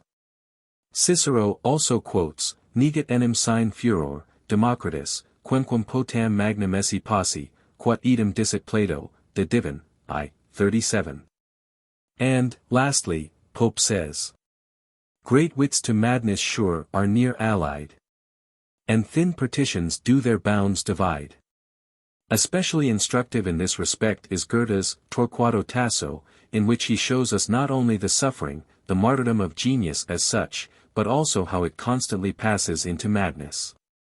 Finally, the fact of the direct connection of genius and madness is established by the biographies of great men of genius, such as Rousseau, Byron, and Alfieri, and by anecdotes from the lives of others. On the other hand, I must mention that, by a diligent search in lunatic asylums, I have found individual cases of patients who were unquestionably endowed with great talents, and whose genius distinctly appeared through their madness, which, however, had completely gained the upper hand. Now this cannot be ascribed to chance, for on the one hand the number of mad persons is relatively very small, and on the other hand a person of genius is a phenomenon which is rare beyond all ordinary estimation, and only appears in nature as the greatest exception. It will be sufficient to convince us of this if we compare the number of really great men of genius that the whole of civilized Europe has produced, both in ancient and modern times, with the 250 millions who are always living in Europe, and who change entirely every 30 years. In estimating the number of men of outstanding genius, we must of course only count those who have produced works which have retained through all time an enduring value for mankind.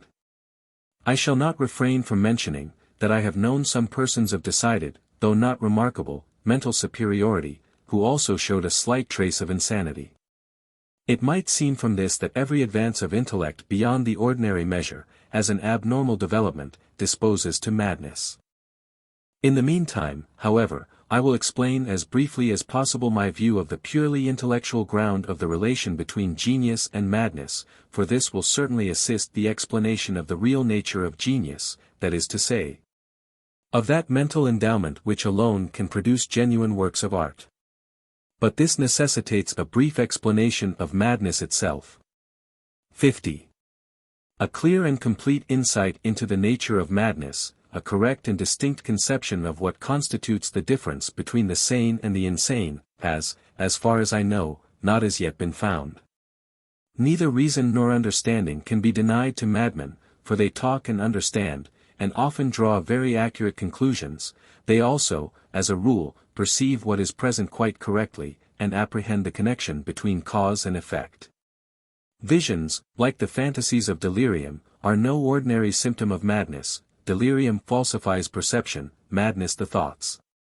For the most part, madmen do not err in the knowledge of what is immediately present.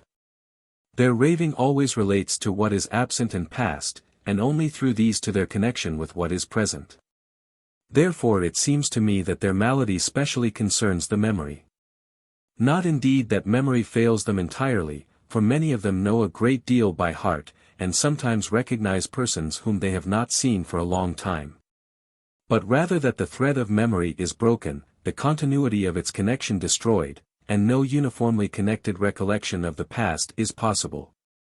Particular scenes of the past are known correctly, just like the particular present. But there are gaps in their recollection which they fill up with fictions, and these are either always the same, in which case they become fixed ideas, and the madness that results is called monomania or melancholy. Or they are always different, momentary fancies, and then it is called folly, fatuitas. This is why it is so difficult to find out their former life from lunatics when they enter an asylum. The true and the false are always mixed up in their memory. Although the immediate present is correctly known, it becomes falsified through its fictitious connection with an imaginary past. They therefore regard themselves and others as identical with persons who exist only in their imaginary past. They do not recognize some of their acquaintances at all, and thus while they perceive correctly what is actually present, they have only false conceptions of its relations to what is absent.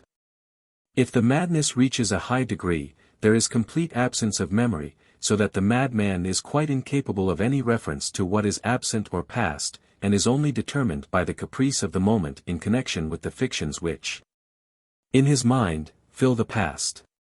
In such a case, we are never for a moment safe from violence or murder, unless we constantly make the madman aware of the presence of superior force.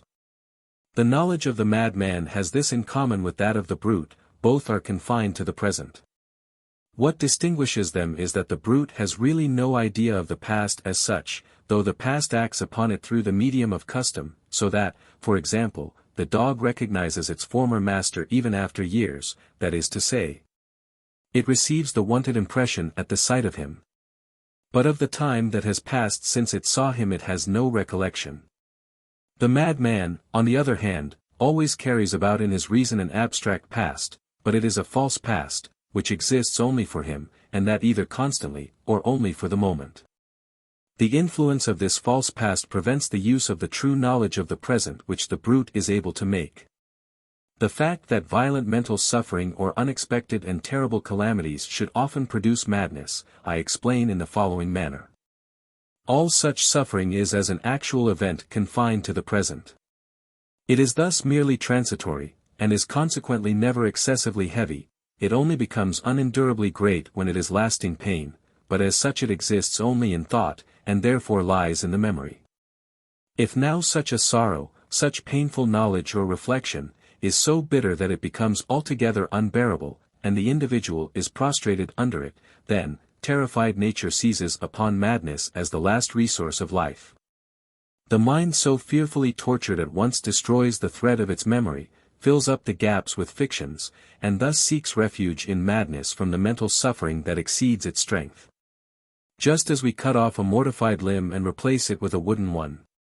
The distracted Ajax, King Lear, and Ophelia may be taken as examples, for the creations of true genius, to which alone we can refer here, as universally known, are equal in truth to real persons. Besides, in this case, frequent actual experience shows the same thing. A faint analogy of this kind of transition from pain to madness is to be found in the way in which all of us often seek, as it were mechanically, to drive away a painful thought that suddenly occurs to us by some loud exclamation or quick movement, to turn ourselves from it, to distract our minds by force. We see, from what has been said, that the madman has a true knowledge of what is actually present, and also of certain particulars of the past, but that he mistakes the connection, the relations, and therefore falls into error and talks nonsense. Now this is exactly the point at which he comes into contact with the man of genius. For he also leaves out of sight the knowledge of the connection of things, since he neglects that knowledge of relations which conforms to the principle of sufficient reason, in order to see in things only their ideas. And to seek to comprehend their true nature, which manifests itself to perception, and in regard to which one thing represents its whole species, in which way, as Goethe says, one case is valid for 1,000. The particular object of his contemplation, or the present which is perceived by him with extraordinary vividness, appear in so strong a light that the other links of the chain to which they belong are at once thrown into the shade. And this gives rise to phenomena which have long been recognized as resembling those of madness. That which in particular given things exists only incompletely and weakened by modifications, is raised by the man of genius, through his way of contemplating it, to the idea of the thing, to completeness. He therefore sees everywhere extremes. And therefore his own action tends to extremes. He cannot hit the mean, he lacks soberness, and the result is what we have said. He knows the ideas completely but not the individuals. Therefore it has been said that a poet may know mankind deeply and thoroughly, and may yet have a very imperfect knowledge of men. He is easily deceived, and is a tool in the hands of the crafty. Section 37. Genius, then, consists, according to our explanation, in the capacity for knowing, independently of the principle of sufficient reason, not individual things, which have their existence only in their relations, but the ideas of such things. And of being oneself the correlative of the idea, and thus no longer an individual, but the pure subject of knowledge. Yet this faculty must exist in all men in a smaller and different degree, for if not, they would be just as incapable of enjoying works of art as of producing them, they would have no susceptibility for the beautiful or the sublime. Indeed, these words could have no meaning for them. We must therefore assume that there exists in all men this power of knowing the ideas in things, and consequently of transcending their personality for the moment, unless indeed there are some men who are capable of no aesthetic pleasure at all. The man of genius excels ordinary men only by possessing this kind of knowledge in a far higher degree and more continuously. Thus, while under its influence he retains the presence of mind which is necessary to enable him to repeat in a voluntary and intentional work what he has learned in this manner, and this repetition is the work of art. Through this he communicates to others the idea he has grasped. This idea remains unchanged and the same, so that aesthetic pleasure is one and the same whether it is called forth by a work of art or directly by the contemplation of nature and life. The work of art is only a means of facilitating the knowledge in which this pleasure consists. That the idea comes to us more easily from the work of art than directly from nature and the real world, arises from the fact that the artist, who knew only the idea, no longer the actual, has reproduced in his work the pure idea. Has abstracted it from the actual, omitting all disturbing accidents. The artist lets us see the world through his eyes. That he has these eyes, that he knows the inner nature of things apart from all their relations, is the gift of genius, is inborn. But that he is able to lend us this gift, to let us see with his eyes, is acquired, and is the technical side of art. Therefore, After the account which I have given in the preceding pages of the inner nature of aesthetical knowledge in its most general outlines, the following more exact philosophical treatment of the beautiful and the sublime will explain them both, in nature and in art, without separating them further. First of all we shall consider what takes place in a man when he is affected by the beautiful and the sublime. Whether he derives this emotion directly from nature, from life, or partakes of it only through the medium of art, does not make any essential, but merely an external, difference. Section 38. In the aesthetical mode of contemplation we have found two inseparable constituent parts, the knowledge of the object, not as individual thing but as Platonic idea, that is, as the enduring form of this whole species of things. And the self-consciousness of the knowing person, not as individual, but as pure will-less subject of knowledge.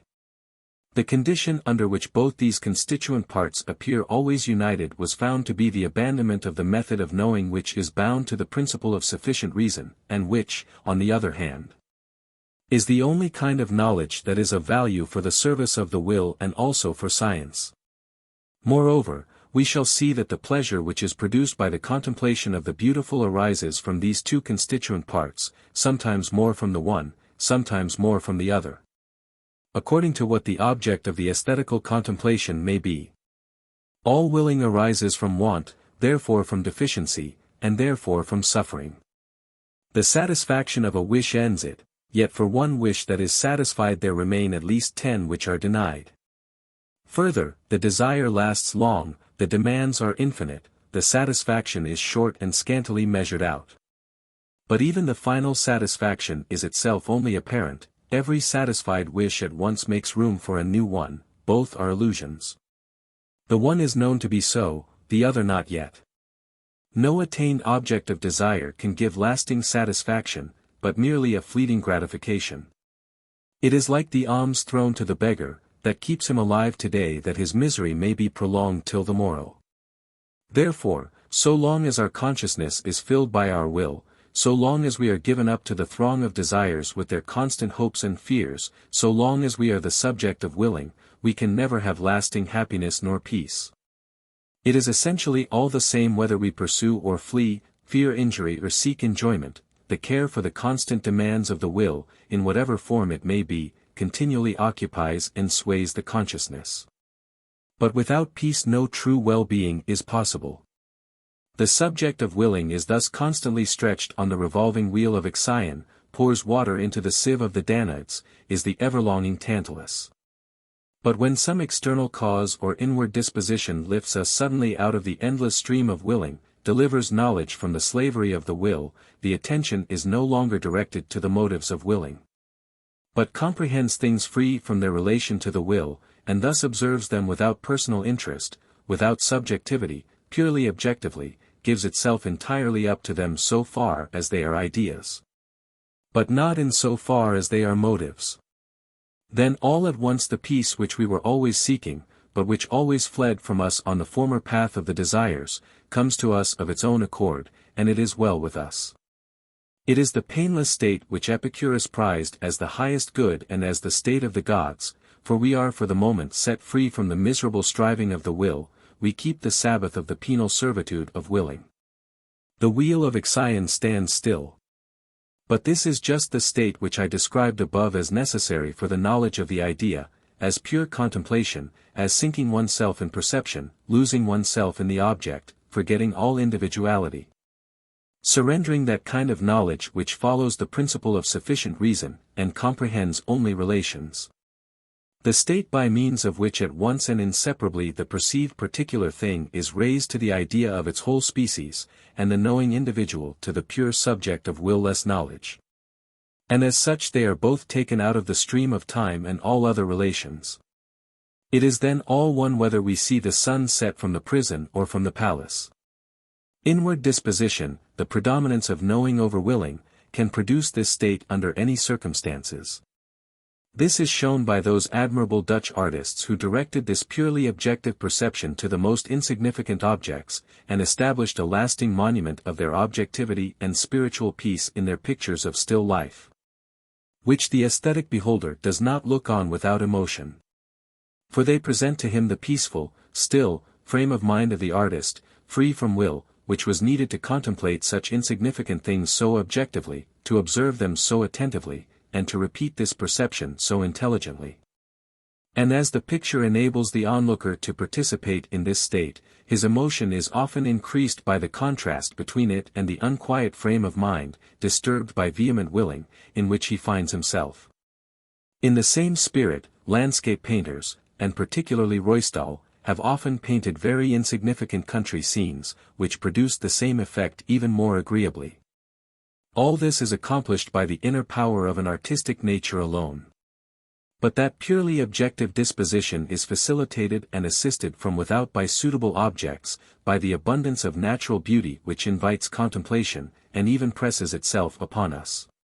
Whenever it discloses itself suddenly to our view, it almost always succeeds in delivering us, though it may be only for a moment, from subjectivity, from the slavery of the will, and in raising us to the state of pure knowing.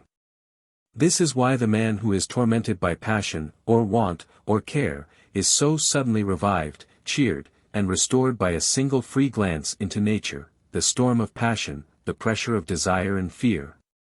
And all the miseries of willing are then at once, and in a marvelous manner, calmed and appeased. For at the moment at which, freed from the will, we give ourselves up to pure will-less knowing, we pass into a world from which everything is absent that influenced our will and moved us so violently through it. This freeing of knowledge lifts us as wholly and entirely away from all that, as do sleep and dreams, happiness and unhappiness have disappeared, we are no longer individual, the individual is forgotten, we are only pure subject of knowledge. We are only that one eye of the world which looks out from all knowing creatures, but which can become perfectly free from the service of will in man alone. Thus all difference of individuality so entirely disappears, that it is all the same whether the perceiving eye belongs to a mighty king or to a wretched beggar, for neither joy nor complaining can pass that boundary with us. So near us always lies a sphere in which we escape from all our misery, but who has the strength to continue long in it? As soon as any single relation to our will, to our person, even of these objects of our pure contemplation, comes again into consciousness, the magic is at an end. We fall back into the knowledge which is governed by the principle of sufficient reason, we know no longer the idea, but the particular thing, the link of a chain to which we also belong, and we are again abandoned to all our woe. Most men remain almost always at this standpoint because they entirely lack objectivity, i.e., genius. Therefore they have no pleasure in being alone with nature, they need company, or at least a book. For their knowledge remains subject to their will. They seek, therefore, in objects, only some relation to their will, and whenever they see anything that has no such relation, there sounds within them, like a ground bass in music, the constant inconsolable cry, "It is of no use to me." Thus in solitude the most beautiful surroundings have for them a desolate, dark, strange, and hostile appearance. Lastly, it is this blessedness of will-less perception which casts an enchanting glamour over the past and distant, and presents them to us in so fair a light by means of self-deception. For as we think of days long gone by, days in which we lived in a distant place, it is only the objects which our fancy recalls, not the subject of will, which bore about with it then its incurable sorrows just as it bears them now. But they are forgotten, because since then they have often given place to others. Now, objective perception acts with regard to what is remembered just as it would in what is present, if we let it have influence over us, if we surrendered ourselves to it free from will. Hence it arises that, especially when we are more than ordinarily disturbed by some want, the remembrance of past and distant scenes suddenly flits across our minds like a lost paradise. The fancy recalls only what was objective, not what was individually subjective, and we imagine that that objective stood before us then just as pure and undisturbed by any relation to the will as its image stands in our fancy now. While in reality the relation of the objects to our will gave us pain then just as it does now. We can deliver ourselves from all suffering just as well through present objects as through distant ones whenever we raise ourselves to a purely objective contemplation of them. And so are able to bring about the illusion that only the objects are present and not we ourselves. Then, as the pure subject of knowledge, freed from the miserable self, we become entirely one with these objects, and, for the moment, our wants are as foreign to us as they are to them. The world as idea alone remains, and the world as will has disappeared. In all these reflections it has been my object to bring out clearly the nature and the scope of the subjective element in aesthetic pleasure. The deliverance of knowledge from the service of the will, the forgetting of self as an individual, and the raising of the consciousness to the pure will-less, timeless, subject of knowledge, independent of all relations. With this subjective side of aesthetic contemplation, there must always appear as its necessary correlative the objective side, the intuitive comprehension of the Platonic idea. But before we turn to the closer consideration of this, and to the achievements of art in relation to it, it is better that we should pause for a little at the subjective side of aesthetic pleasure. In order to complete our treatment of this by explaining the impression of the sublime which depends altogether upon it, and arises from a modification of it. After that we shall complete our investigation of aesthetic pleasure by considering its objective side. But we must first add the following remarks to what has been said. Light is the pleasantest and most gladdening of things. It has become the symbol of all that is good and salutary. In all religions it symbolizes salvation, while darkness symbolizes damnation. Ormuz dwells in the purest light, Aramenes in eternal night. Dante's paradise would look very much like Vauxhall in London, for all the blessed spirits appear as points of light and arrange themselves in regular figures. The very absence of light makes us sad, its return cheers us. Colors excite directly a keen delight, which reaches its highest degree when they are transparent. All this depends entirely upon the fact that light is the correlative and condition of the most perfect kind of knowledge of perception, the only knowledge which does not in any way affect the will. For sight, unlike the affections of the other senses, cannot, in itself, directly and through its sensuous effect, make the sensation of the special organ agreeable or disagreeable, that is, it has no immediate connection with the will. Such a quality can only belong to the perception which arises in the understanding, and then it lies in the relation of the object to the will. In the case of hearing this is to some extent otherwise. Sounds can give pain directly, and they may also be sensuously agreeable, directly and without regard to harmony or melody. Touch, as one with the feeling of the whole body, is still more subordinated to this direct influence upon the will. And yet there is such a thing as a sensation of touch which is neither painful nor pleasant.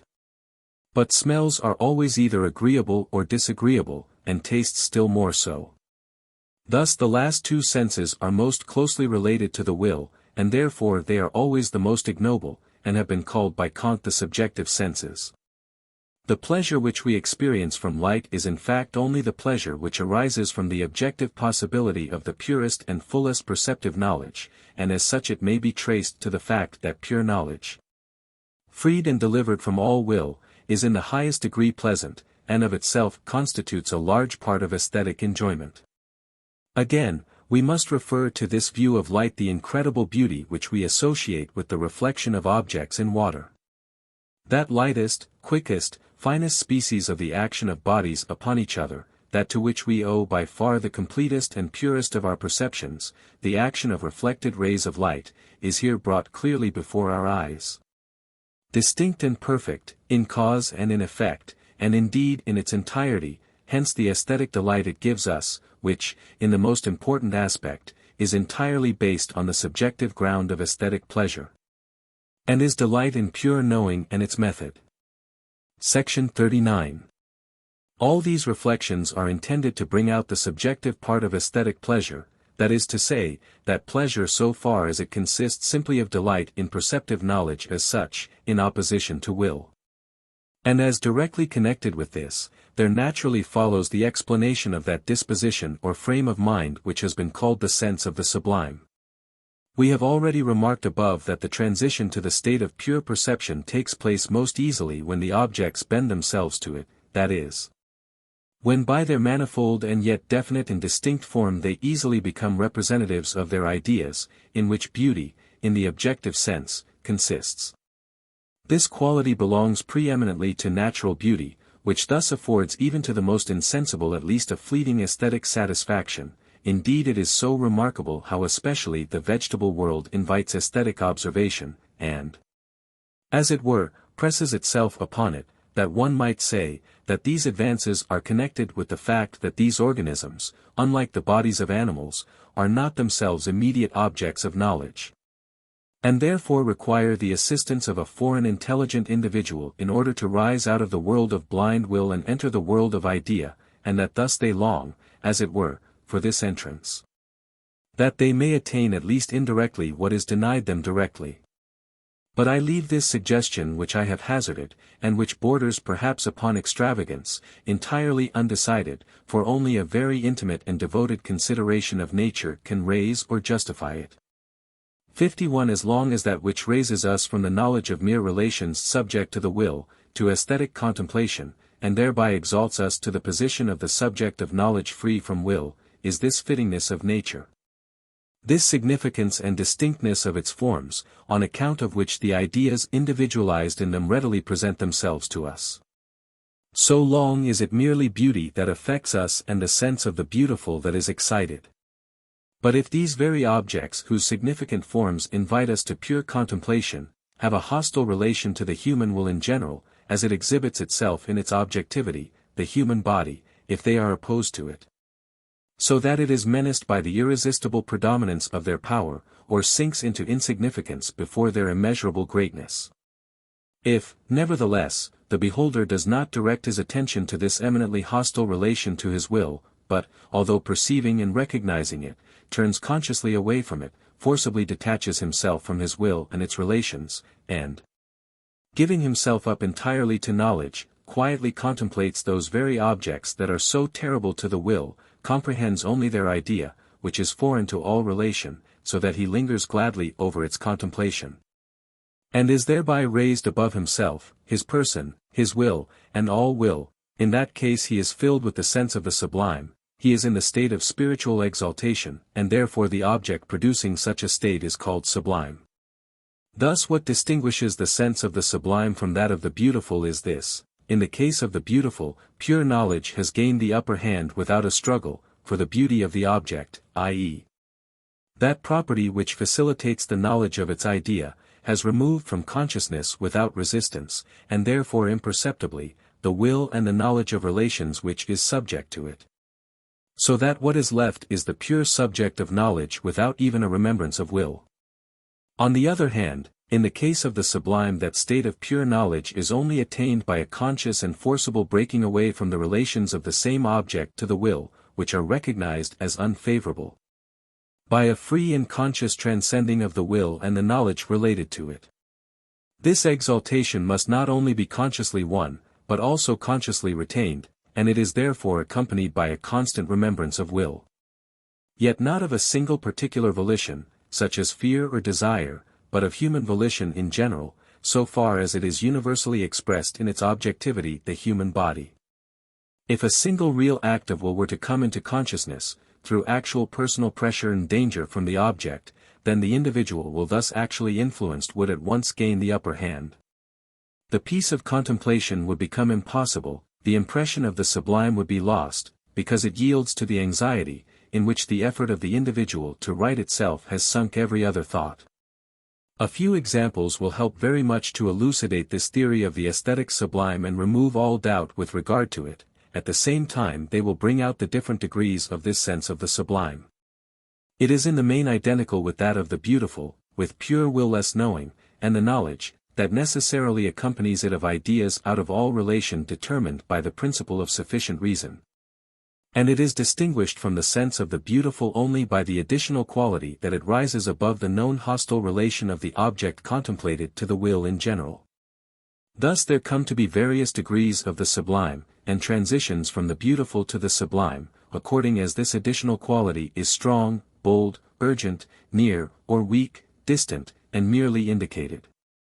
I think it is more in keeping with the plan of my treatise, first to give examples of these transitions, and of the weaker degrees of the impression of the sublime, although persons whose aesthetical susceptibility in general is not very great, and whose imagination is not very lively, will only understand the examples given later of the higher and more distinct grades of that impression. And they should therefore confine themselves to these, and pass over the examples of the very weak degrees of the sublime that are to be given first. As man is at once impetuous and blind striving of will, whose pole or focus lies in the genital organs, an eternal, free, serene subject of pure knowing, whose pole is the brain. So, corresponding to this antithesis, the sun is both the source of light, the condition of the most perfect kind of knowledge, and therefore of the most delightful of things, and the source of warmth, the first condition of life, i.e., of all phenomena of will in its higher grades. Therefore, what warmth is for the will, light is for knowledge. Light is the largest gem in the crown of beauty, and has the most marked influence on the knowledge of every beautiful object. Its presence is an indispensable condition of beauty, its favorable disposition increases the beauty of the most beautiful. Architectural beauty more than any other object is enhanced by favorable light, though even the most insignificant things become through its influence most beautiful. If, in the dead of winter, when all nature is frozen and stiff, we see the rays of the setting sun reflected by masses of stone, illuminating without warming, and thus favorable only to the purest kind of knowledge, not to the will. The contemplation of the beautiful effect of the light upon these masses lifts us, as does all beauty, into a state of pure knowing. But, in this case, a certain transcending of the interests of the will is needed to enable us to rise into the state of pure knowing, because there is a faint recollection of the lack of warmth from these rays, that is, an absence of the principle of life. There is a slight challenge to persist in pure knowing, and to refrain from all willing, and therefore it is an example of a transition from the sense of the beautiful to that of the sublime. It is the faintest trace of the sublime in the beautiful. And beauty itself is indeed present only in a slight degree. The following is almost as weak an example. Let us imagine ourselves transported to a very lonely place, with unbroken horizon, under a cloudless sky, trees and plants in the perfectly motionless air, no animals, no men, no running water, the deepest silence. Such surroundings are, as it were, a call to seriousness and contemplation, apart from all will and its cravings, but this is just what imparts to such a scene of desolate stillness a touch of the sublime. For, because it affords no object, either favorable or unfavorable, for the will which is constantly in need of striving and attaining, there only remains the state of pure contemplation, and whoever is incapable of this is ignominiously abandoned to the vacancy of unoccupied will, and the misery of ennui. So far it is a test of our intellectual worth, of which, generally speaking, the degree of our power of enduring solitude, or our love of it, is a good criterion. The scene we have sketched affords us, then, an example of the sublime in a low degree, for in it, with the state of pure knowing in its peace and all-sufficiency, there is mingled, by way of contrast, the recollection of the dependence and poverty of the will which stands in need of constant action. This is the species of the sublime for which the sight of the boundless prairies of the interior of North America is celebrated. But let us suppose such a scene, stripped also of vegetation, and showing only naked rocks. Then from the entire absence of that organic life which is necessary for existence, the will at once becomes uneasy, the desert assumes a terrible aspect, our mood becomes more tragic. The elevation to the sphere of pure knowing takes place with a more decided tearing of ourselves away from the interests of the will, and because we persist in continuing in the state of pure knowing, the sense of the sublime distinctly appears. The following situation may occasion this feeling in a still higher degree: nature convulsed by a storm, the sky darkened by black threatening thunderclouds, stupendous, naked, overhanging cliffs, completely shutting out the view. Rushing, foaming torrents, absolute desert, the wail of the wind sweeping through the clefts of the rocks. Our dependence, our strife with hostile nature, our will broken in the conflict, now appears visibly before our eyes. Yet, so long as the personal pressure does not gain the upper hand, but we continue in aesthetic contemplation, the pure subject of knowing gazes unshaken and unconcerned through that strife of nature, through that picture of the broken will, and quietly comprehends the ideas even of those objects which are threatening and terrible to the will. In this contrast lies the sense of the sublime. But the impression becomes still stronger, if, when we have before our eyes, on a large scale, the battle of the raging elements. In such a scene we are prevented from hearing the sound of our own voice by the noise of a falling stream. Or, if we are abroad in the storm of tempestuous seas, where the mountainous waves rise and fall, dash themselves furiously against steep cliffs, and toss their spray high into the air.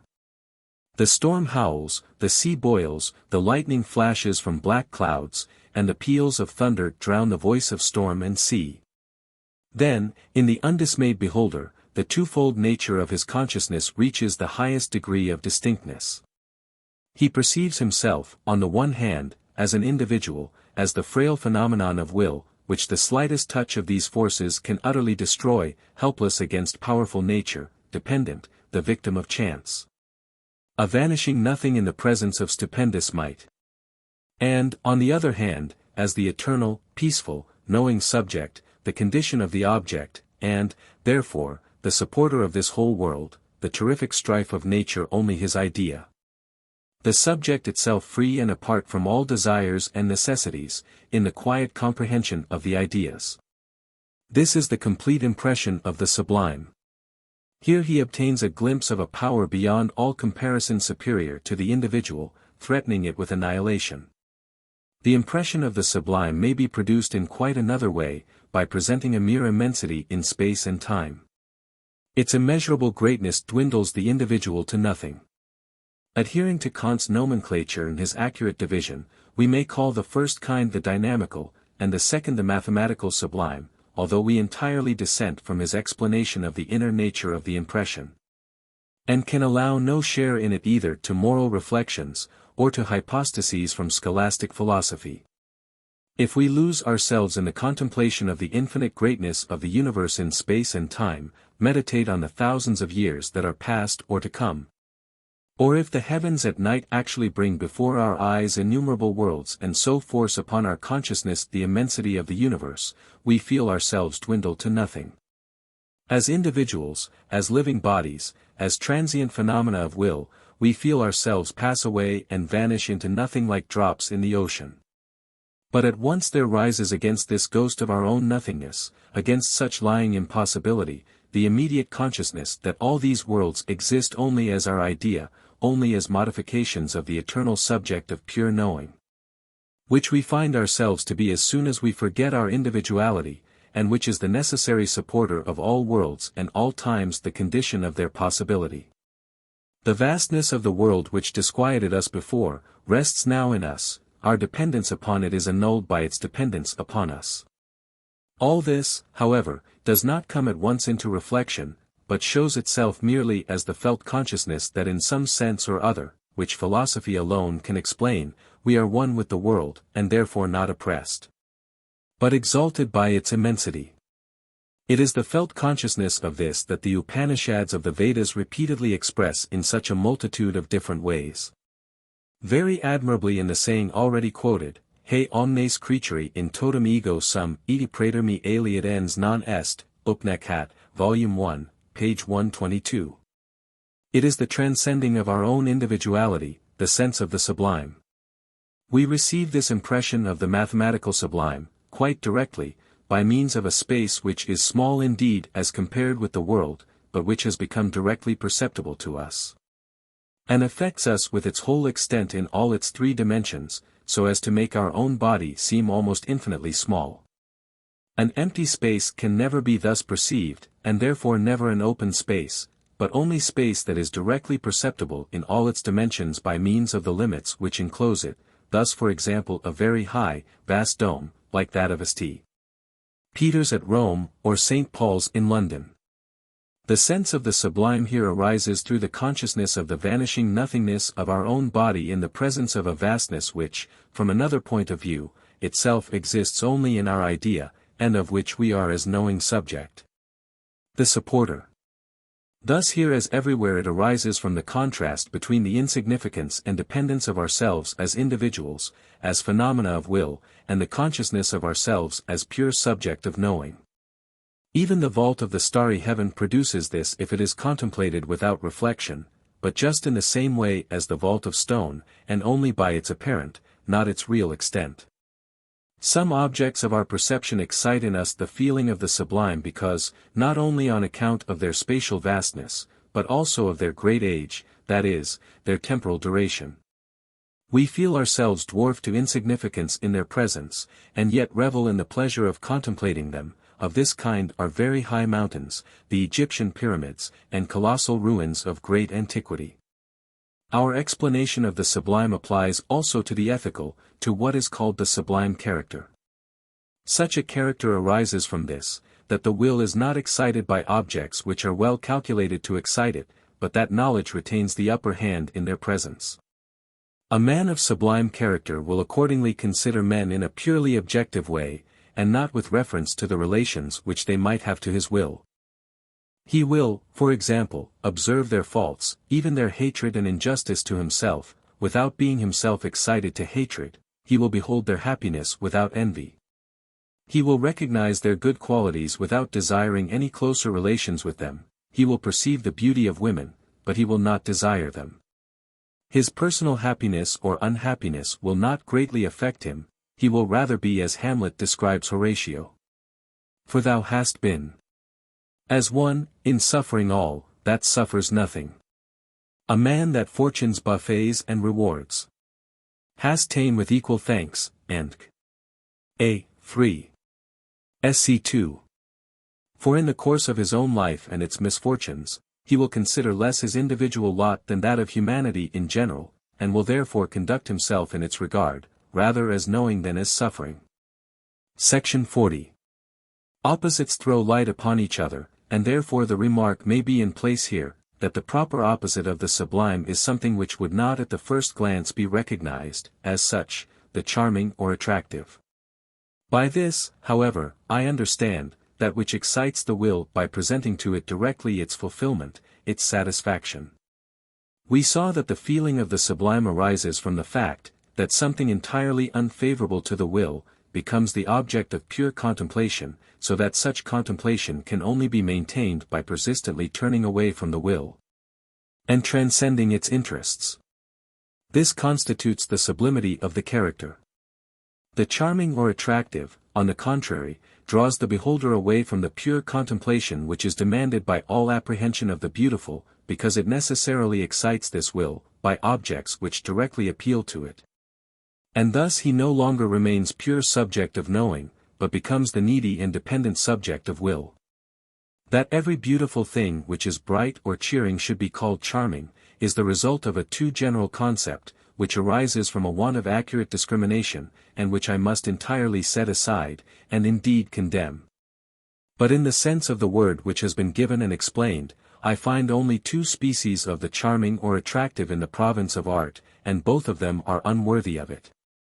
The one species, a very low one, is found in Dutch paintings of still life, when they err by representing articles of food, which by their deceptive likeness necessarily excite the appetite for the things they represent. And this is just an excitement of the will, which puts an end to all aesthetic contemplation of the object.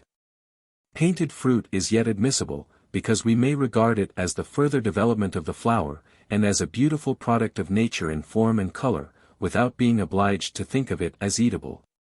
But unfortunately we often find, represented with deceptive naturalness, prepared and served dishes, oysters, herrings, crabs, bread and butter, beer, wine, and so forth, which is altogether to be condemned. In historical painting and in sculpture the charming consists in naked figures, whose position, drapery, and general treatment are calculated to excite the passions of the beholder, and thus pure aesthetical contemplation is at once annihilated. And the aim of art is defeated. This mistake corresponds exactly to that which we have just censured in the Dutch paintings. The ancients are almost always free from this fault in their representations of beauty in complete nakedness of form, because the artist himself created them in a purely objective spirit, filled with ideal beauty, not in the spirit of subjective and base sensuality. The charming is thus everywhere to be avoided in art. There is also a negative species of the charming or exciting which is even more reprehensible than the positive form which has been discussed. This is the disgusting or the loathsome. It arouses the will of the beholder, just as what is properly speaking charming, and therefore disturbs pure aesthetic contemplation. But it is an active aversion and opposition which is excited by it. It arouses the will by presenting to it objects which it abhors. Therefore it has always been recognized that it is altogether inadmissible in art, where even what is ugly, when it is not disgusting, is allowable in its proper place, as we shall see later. Section 41.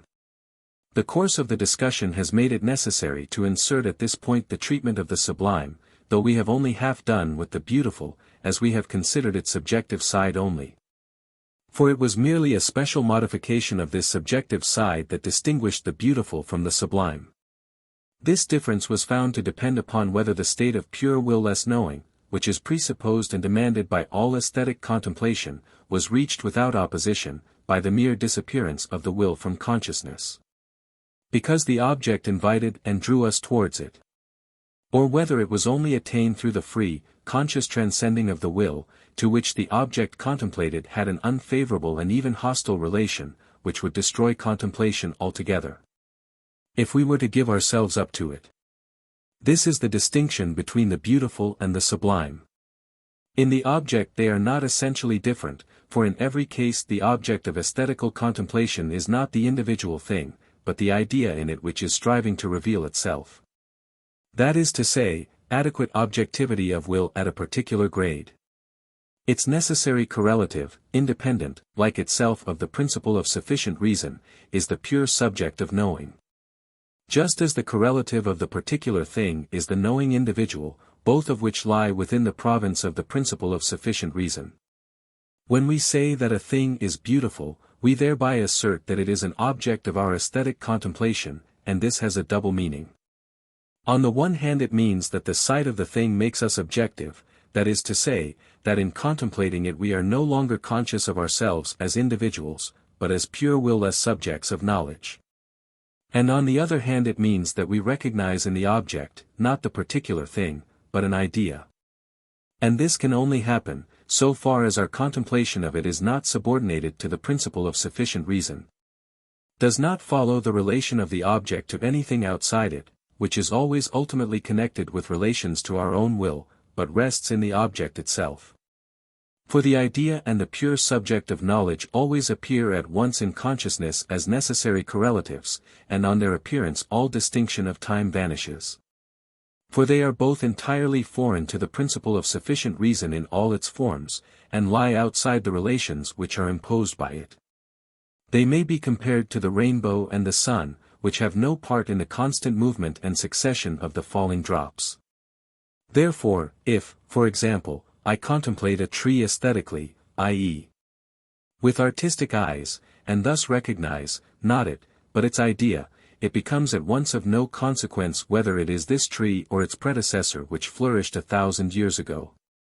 And whether the observer is this individual or any other that lived anywhere and at any time. The particular thing and the knowing individual are abolished with the principle of sufficient reason, and there remains nothing but the idea and the pure subject of knowing, which together constitute the adequate objectivity of will at this grade.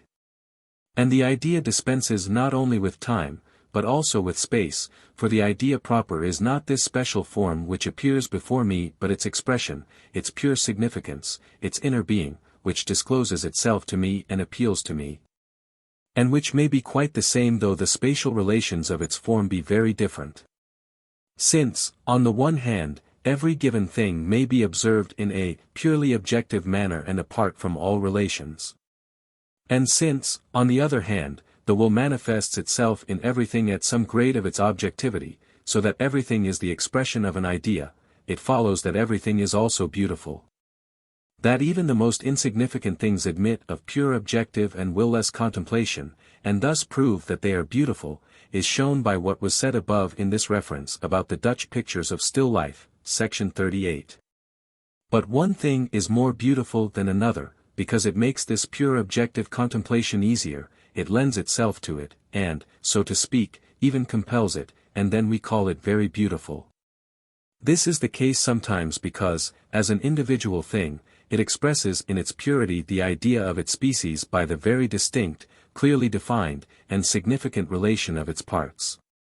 And also fully reveals that idea through the completeness of all the possible expressions of its species united in it, so that it makes the transition from the individual thing to the idea, and therefore also the condition of pure contemplation. Very easy for the beholder. Sometimes this possession of special beauty in an object lies in the fact that the idea itself which appeals to us in it is a high grade of the objectivity of will, and therefore very significant and expressive. Therefore it is that man is more beautiful than all other objects, and the revelation of his nature is the highest aim of art. Human form and expression are the most important objects of plastic art, and human action the most important object of poetry. Yet each thing has its own peculiar beauty, not only every organism which expresses itself in the unity of an individual being, but also everything unorganized and formless, and even every manufactured article. For all these reveal the ideas through which the will objectifies itself at its lowest grades, they give, as it were, the deepest resounding bass notes of nature. Gravity, rigidity, fluidity, light, and so forth, are the ideas which express themselves in rocks, in buildings, in waters. Landscape gardening or architecture can do no more than assist them to unfold their qualities distinctly, fully, and variously. They can only give them the opportunity of expressing themselves purely, so that they lend themselves to aesthetic contemplation and make it easier. Inferior buildings or ill-favored localities, on the contrary, which nature has neglected or art has spoiled, perform this task in a very slight degree or not at all. Yet even from them these universal, fundamental ideas of nature cannot altogether disappear. To the careful observer they present themselves here also, and even bad buildings and the like are capable of being aesthetically considered. The ideas of the most universal properties of their materials are still recognizable in them, only the artificial form which has been given them does not assist but hinders aesthetic contemplation. Manufactured articles also serve to express ideas, only it is not the idea of the manufactured article which speaks in them, but the idea of the material to which this artificial form has been given. This may be very conveniently expressed in two words, in the language of the schoolmen, thus, the manufactured article expresses the idea of its forma substantialis, but not that of its forma accidentalis. The latter leads to no idea, but only to a human conception of which it is the result. It is needless to say that by manufactured article no work of plastic art is meant. The schoolmen understand, in fact, by forma substantialis that which I call the grade of the objectification of will in a thing. We shall return immediately, when we treat of architecture, to the idea of the material. Our view, then, cannot be reconciled with that of Plato if he is of opinion that a table or a chair express the idea of a table or a chair, De Republic, X, pages 284, 285, E. Parman, page 79, edition BIP. But we say that they express the ideas which are already expressed in their mere material as such. According to Aristotle, Metap. 11, Chap. 3, however, Plato himself only maintained ideas of natural objects, pi lambda alpha tau omega nu epsilon phi eta, tau iota epsilon iota delta eta epsilon sigma tau iota nu pi omicron sigma alpha phi upsilon sigma epsilon iota. Plato dixit, quod ide earum sunt, quae natura sunt, and in Chap. 5 he says that, according to the Platonists, there are no ideas of house and ring. In any case, Plato's earliest disciples, as Alcinous informs us, Introductio in Platonicam Philosophiam, Chap. 9, denied that there were any ideas of manufactured articles.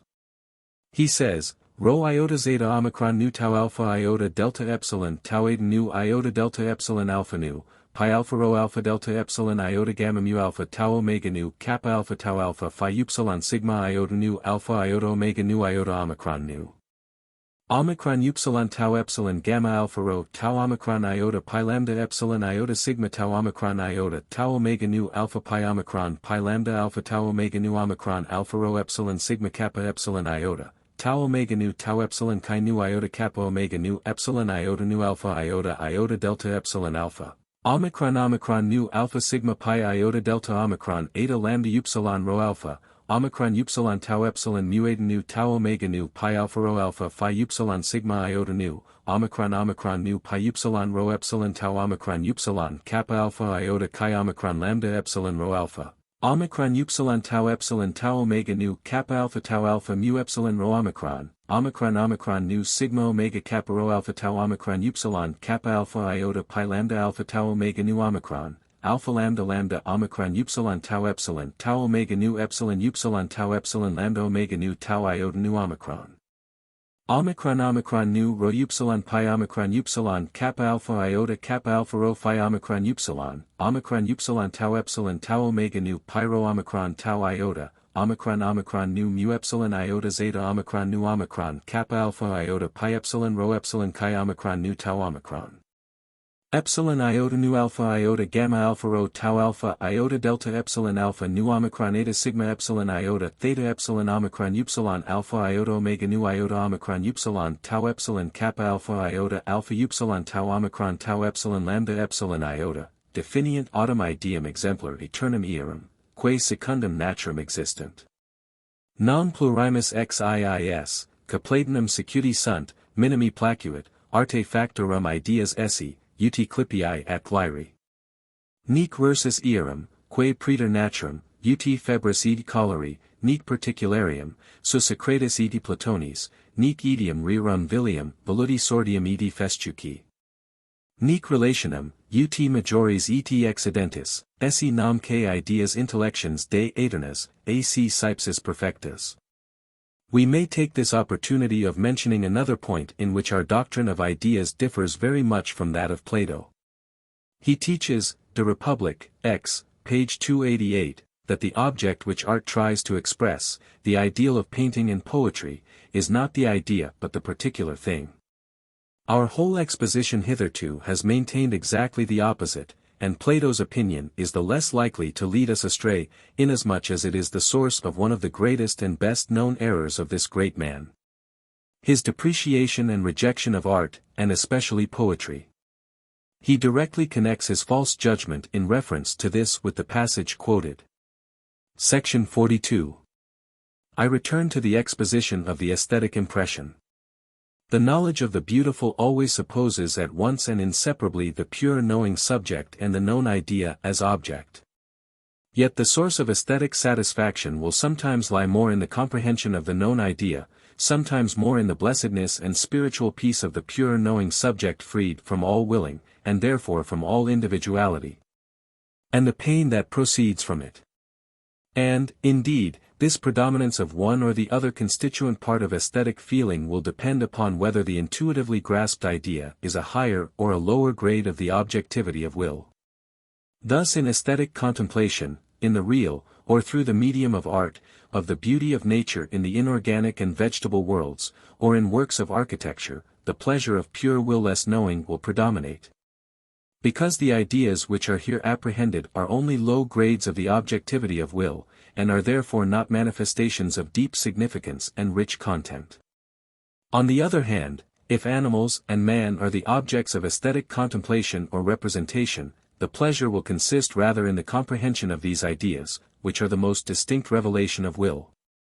For they exhibit the greatest multiplicity of forms, the greatest richness and deep significance of phenomena, and reveal to us most completely the nature of will, whether in its violence, its terribleness, its satisfaction or its aberration, the latter in tragic situations, or finally in its change and self-surrender, which is the peculiar theme of Christian painting. As the idea of the will enlightened by full knowledge is the object of historical painting in general, and of the drama. We shall now go through the fine arts one by one, and this will give completeness and distinctness to the theory of the beautiful which we have advanced. Section 43. Matter as such cannot be the expression of an idea. For, as we found in the first book, it is throughout nothing but causality, its being consists in its casual action. But causality is a form of the principle of sufficient reason. Knowledge of the idea, on the other hand, absolutely excludes the content of that principle. We also found, in the second book, that matter is the common substratum of all particular phenomena of the ideas, and consequently is the connecting link between the idea and the phenomenon, or the particular thing. Accordingly, for both of these reasons it is impossible that matter can for itself express any idea. This is confirmed a posteriori by the fact that it is impossible to have a perceptible idea of matter as such, but only an abstract conception. In the former, i.e., in perceptible ideas are exhibited only the forms and qualities of which matter is the supporter, and in all of which ideas reveal themselves. This corresponds also with the fact that causality, the whole essence of matter, cannot for itself be presented perceptibly, but is merely a definite causal connection. On the other hand, every phenomenon of an idea, because as such it has entered the form of the principle of sufficient reason, or the principium individuationis, must exhibit itself in matter, as one of its qualities. So far then matter is, as we have said, the connecting link between the idea and the principium individuationis, which is the form of knowledge of the individual, or the principle of sufficient reason. Plato is therefore perfectly right in his enumeration, for after the idea and the phenomenon, which include all other things in the world, he gives matter only, as a third thing which is different from both, Timaeus, page 345. The individual, as a phenomenon of the idea, is always matter.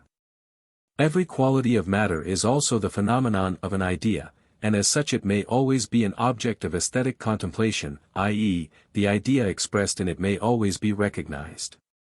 This holds good of even the most universal qualities of matter, without which it never appears, and which are the weakest objectivity of will. Such are gravity, cohesion, rigidity, fluidity, sensitiveness to light, and so forth. If now we consider architecture simply as a fine art and apart from its application to useful ends, in which it serves the will and not pure knowledge, and therefore ceases to be art in our sense, we can assign to it no other aim than that of bringing to greater distinctness some of those ideas, which are the lowest grades of the objectivity of will. Such as gravity, cohesion, rigidity, hardness, those universal qualities of stone, those first, simplest, most inarticulate manifestations of will, the base notes of nature, and after these light, which in many respects is their opposite. Even at these low grades of the objectivity of will we see its nature revealing itself in discord, for properly speaking the conflict between gravity and rigidity is the sole aesthetic material of architecture. Its problem is to make this conflict appear with perfect distinctness in a multitude of different ways. It solves it by depriving these indestructible forces of the shortest way to their satisfaction, and conducting them to it by a circuitous route. So that the conflict is lengthened and the inexhaustible efforts of both forces become visible in many different ways. The whole mass of the building, if left to its original tendency, would exhibit a mere heap or clump, bound as closely as possible to the earth, to which gravity, the form in which the will appears here, continually presses, while rigidity, also objectivity of will, resists. But this very tendency, this effort, is hindered by architecture from obtaining direct satisfaction, and only allowed to reach it indirectly and by roundabout ways. The roof, for example, can only press the earth through columns, the arch must support itself, and can only satisfy its tendency towards the earth through the medium of the pillars, and so forth. But just by these enforced digressions, just by these restrictions, the forces which reside in the crude mass of stone unfold themselves in the most distinct and multifarious ways. And the purely aesthetic aim of architecture can go no further than this. Therefore the beauty, at any rate, of a building lies in the obvious adaptation of every part, not to the outward arbitrary end of man, so far the work belongs to practical architecture, but directly to the stability of the whole, to which the position, dimensions, and form of every part must have so necessary a relation that, where it is possible, if any one part were taken away, the whole would fall to pieces. For just because each part bears just as much as it conveniently can, and each is supported just where it requires to be and just to the necessary extent, this opposition unfolds itself, this conflict between rigidity and gravity, which constitutes the life, the manifestation of will, in the stone, becomes completely visible, and these lowest grades of the objectivity of will reveal themselves distinctly. In the same way the form of each part must not be determined arbitrarily, but by its end, and its relation to the whole. The column is the simplest form of support, determined simply by its end, the twisted column is tasteless. The four-cornered pillar is in fact not so simple as the round column, though it happens that it is easier to make it. The forms also of frieze, rafter, roof, and dome are entirely determined by their immediate end, and explain themselves from it.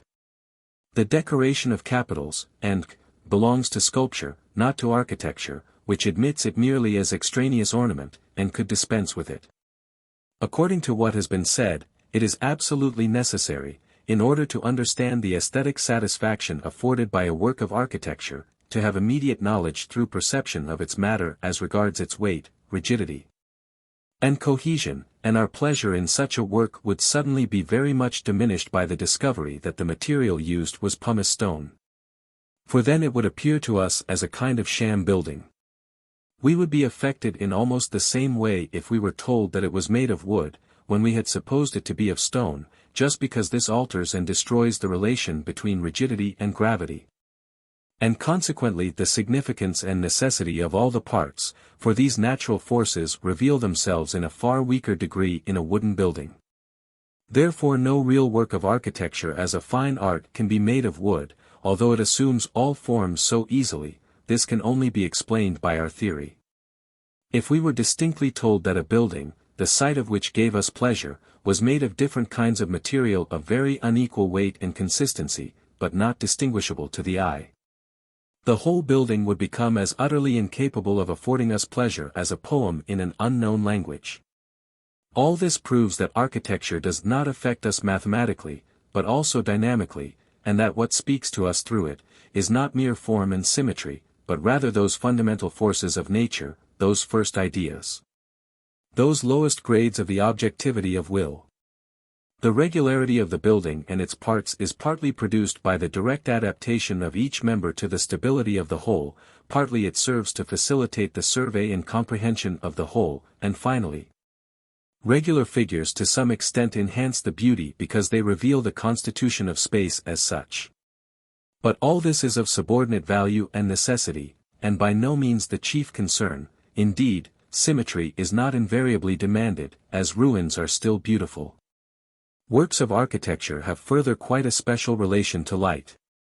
They gain a double beauty in the full sunshine, with the blue sky as a background, and again they have quite a different effect by moonlight.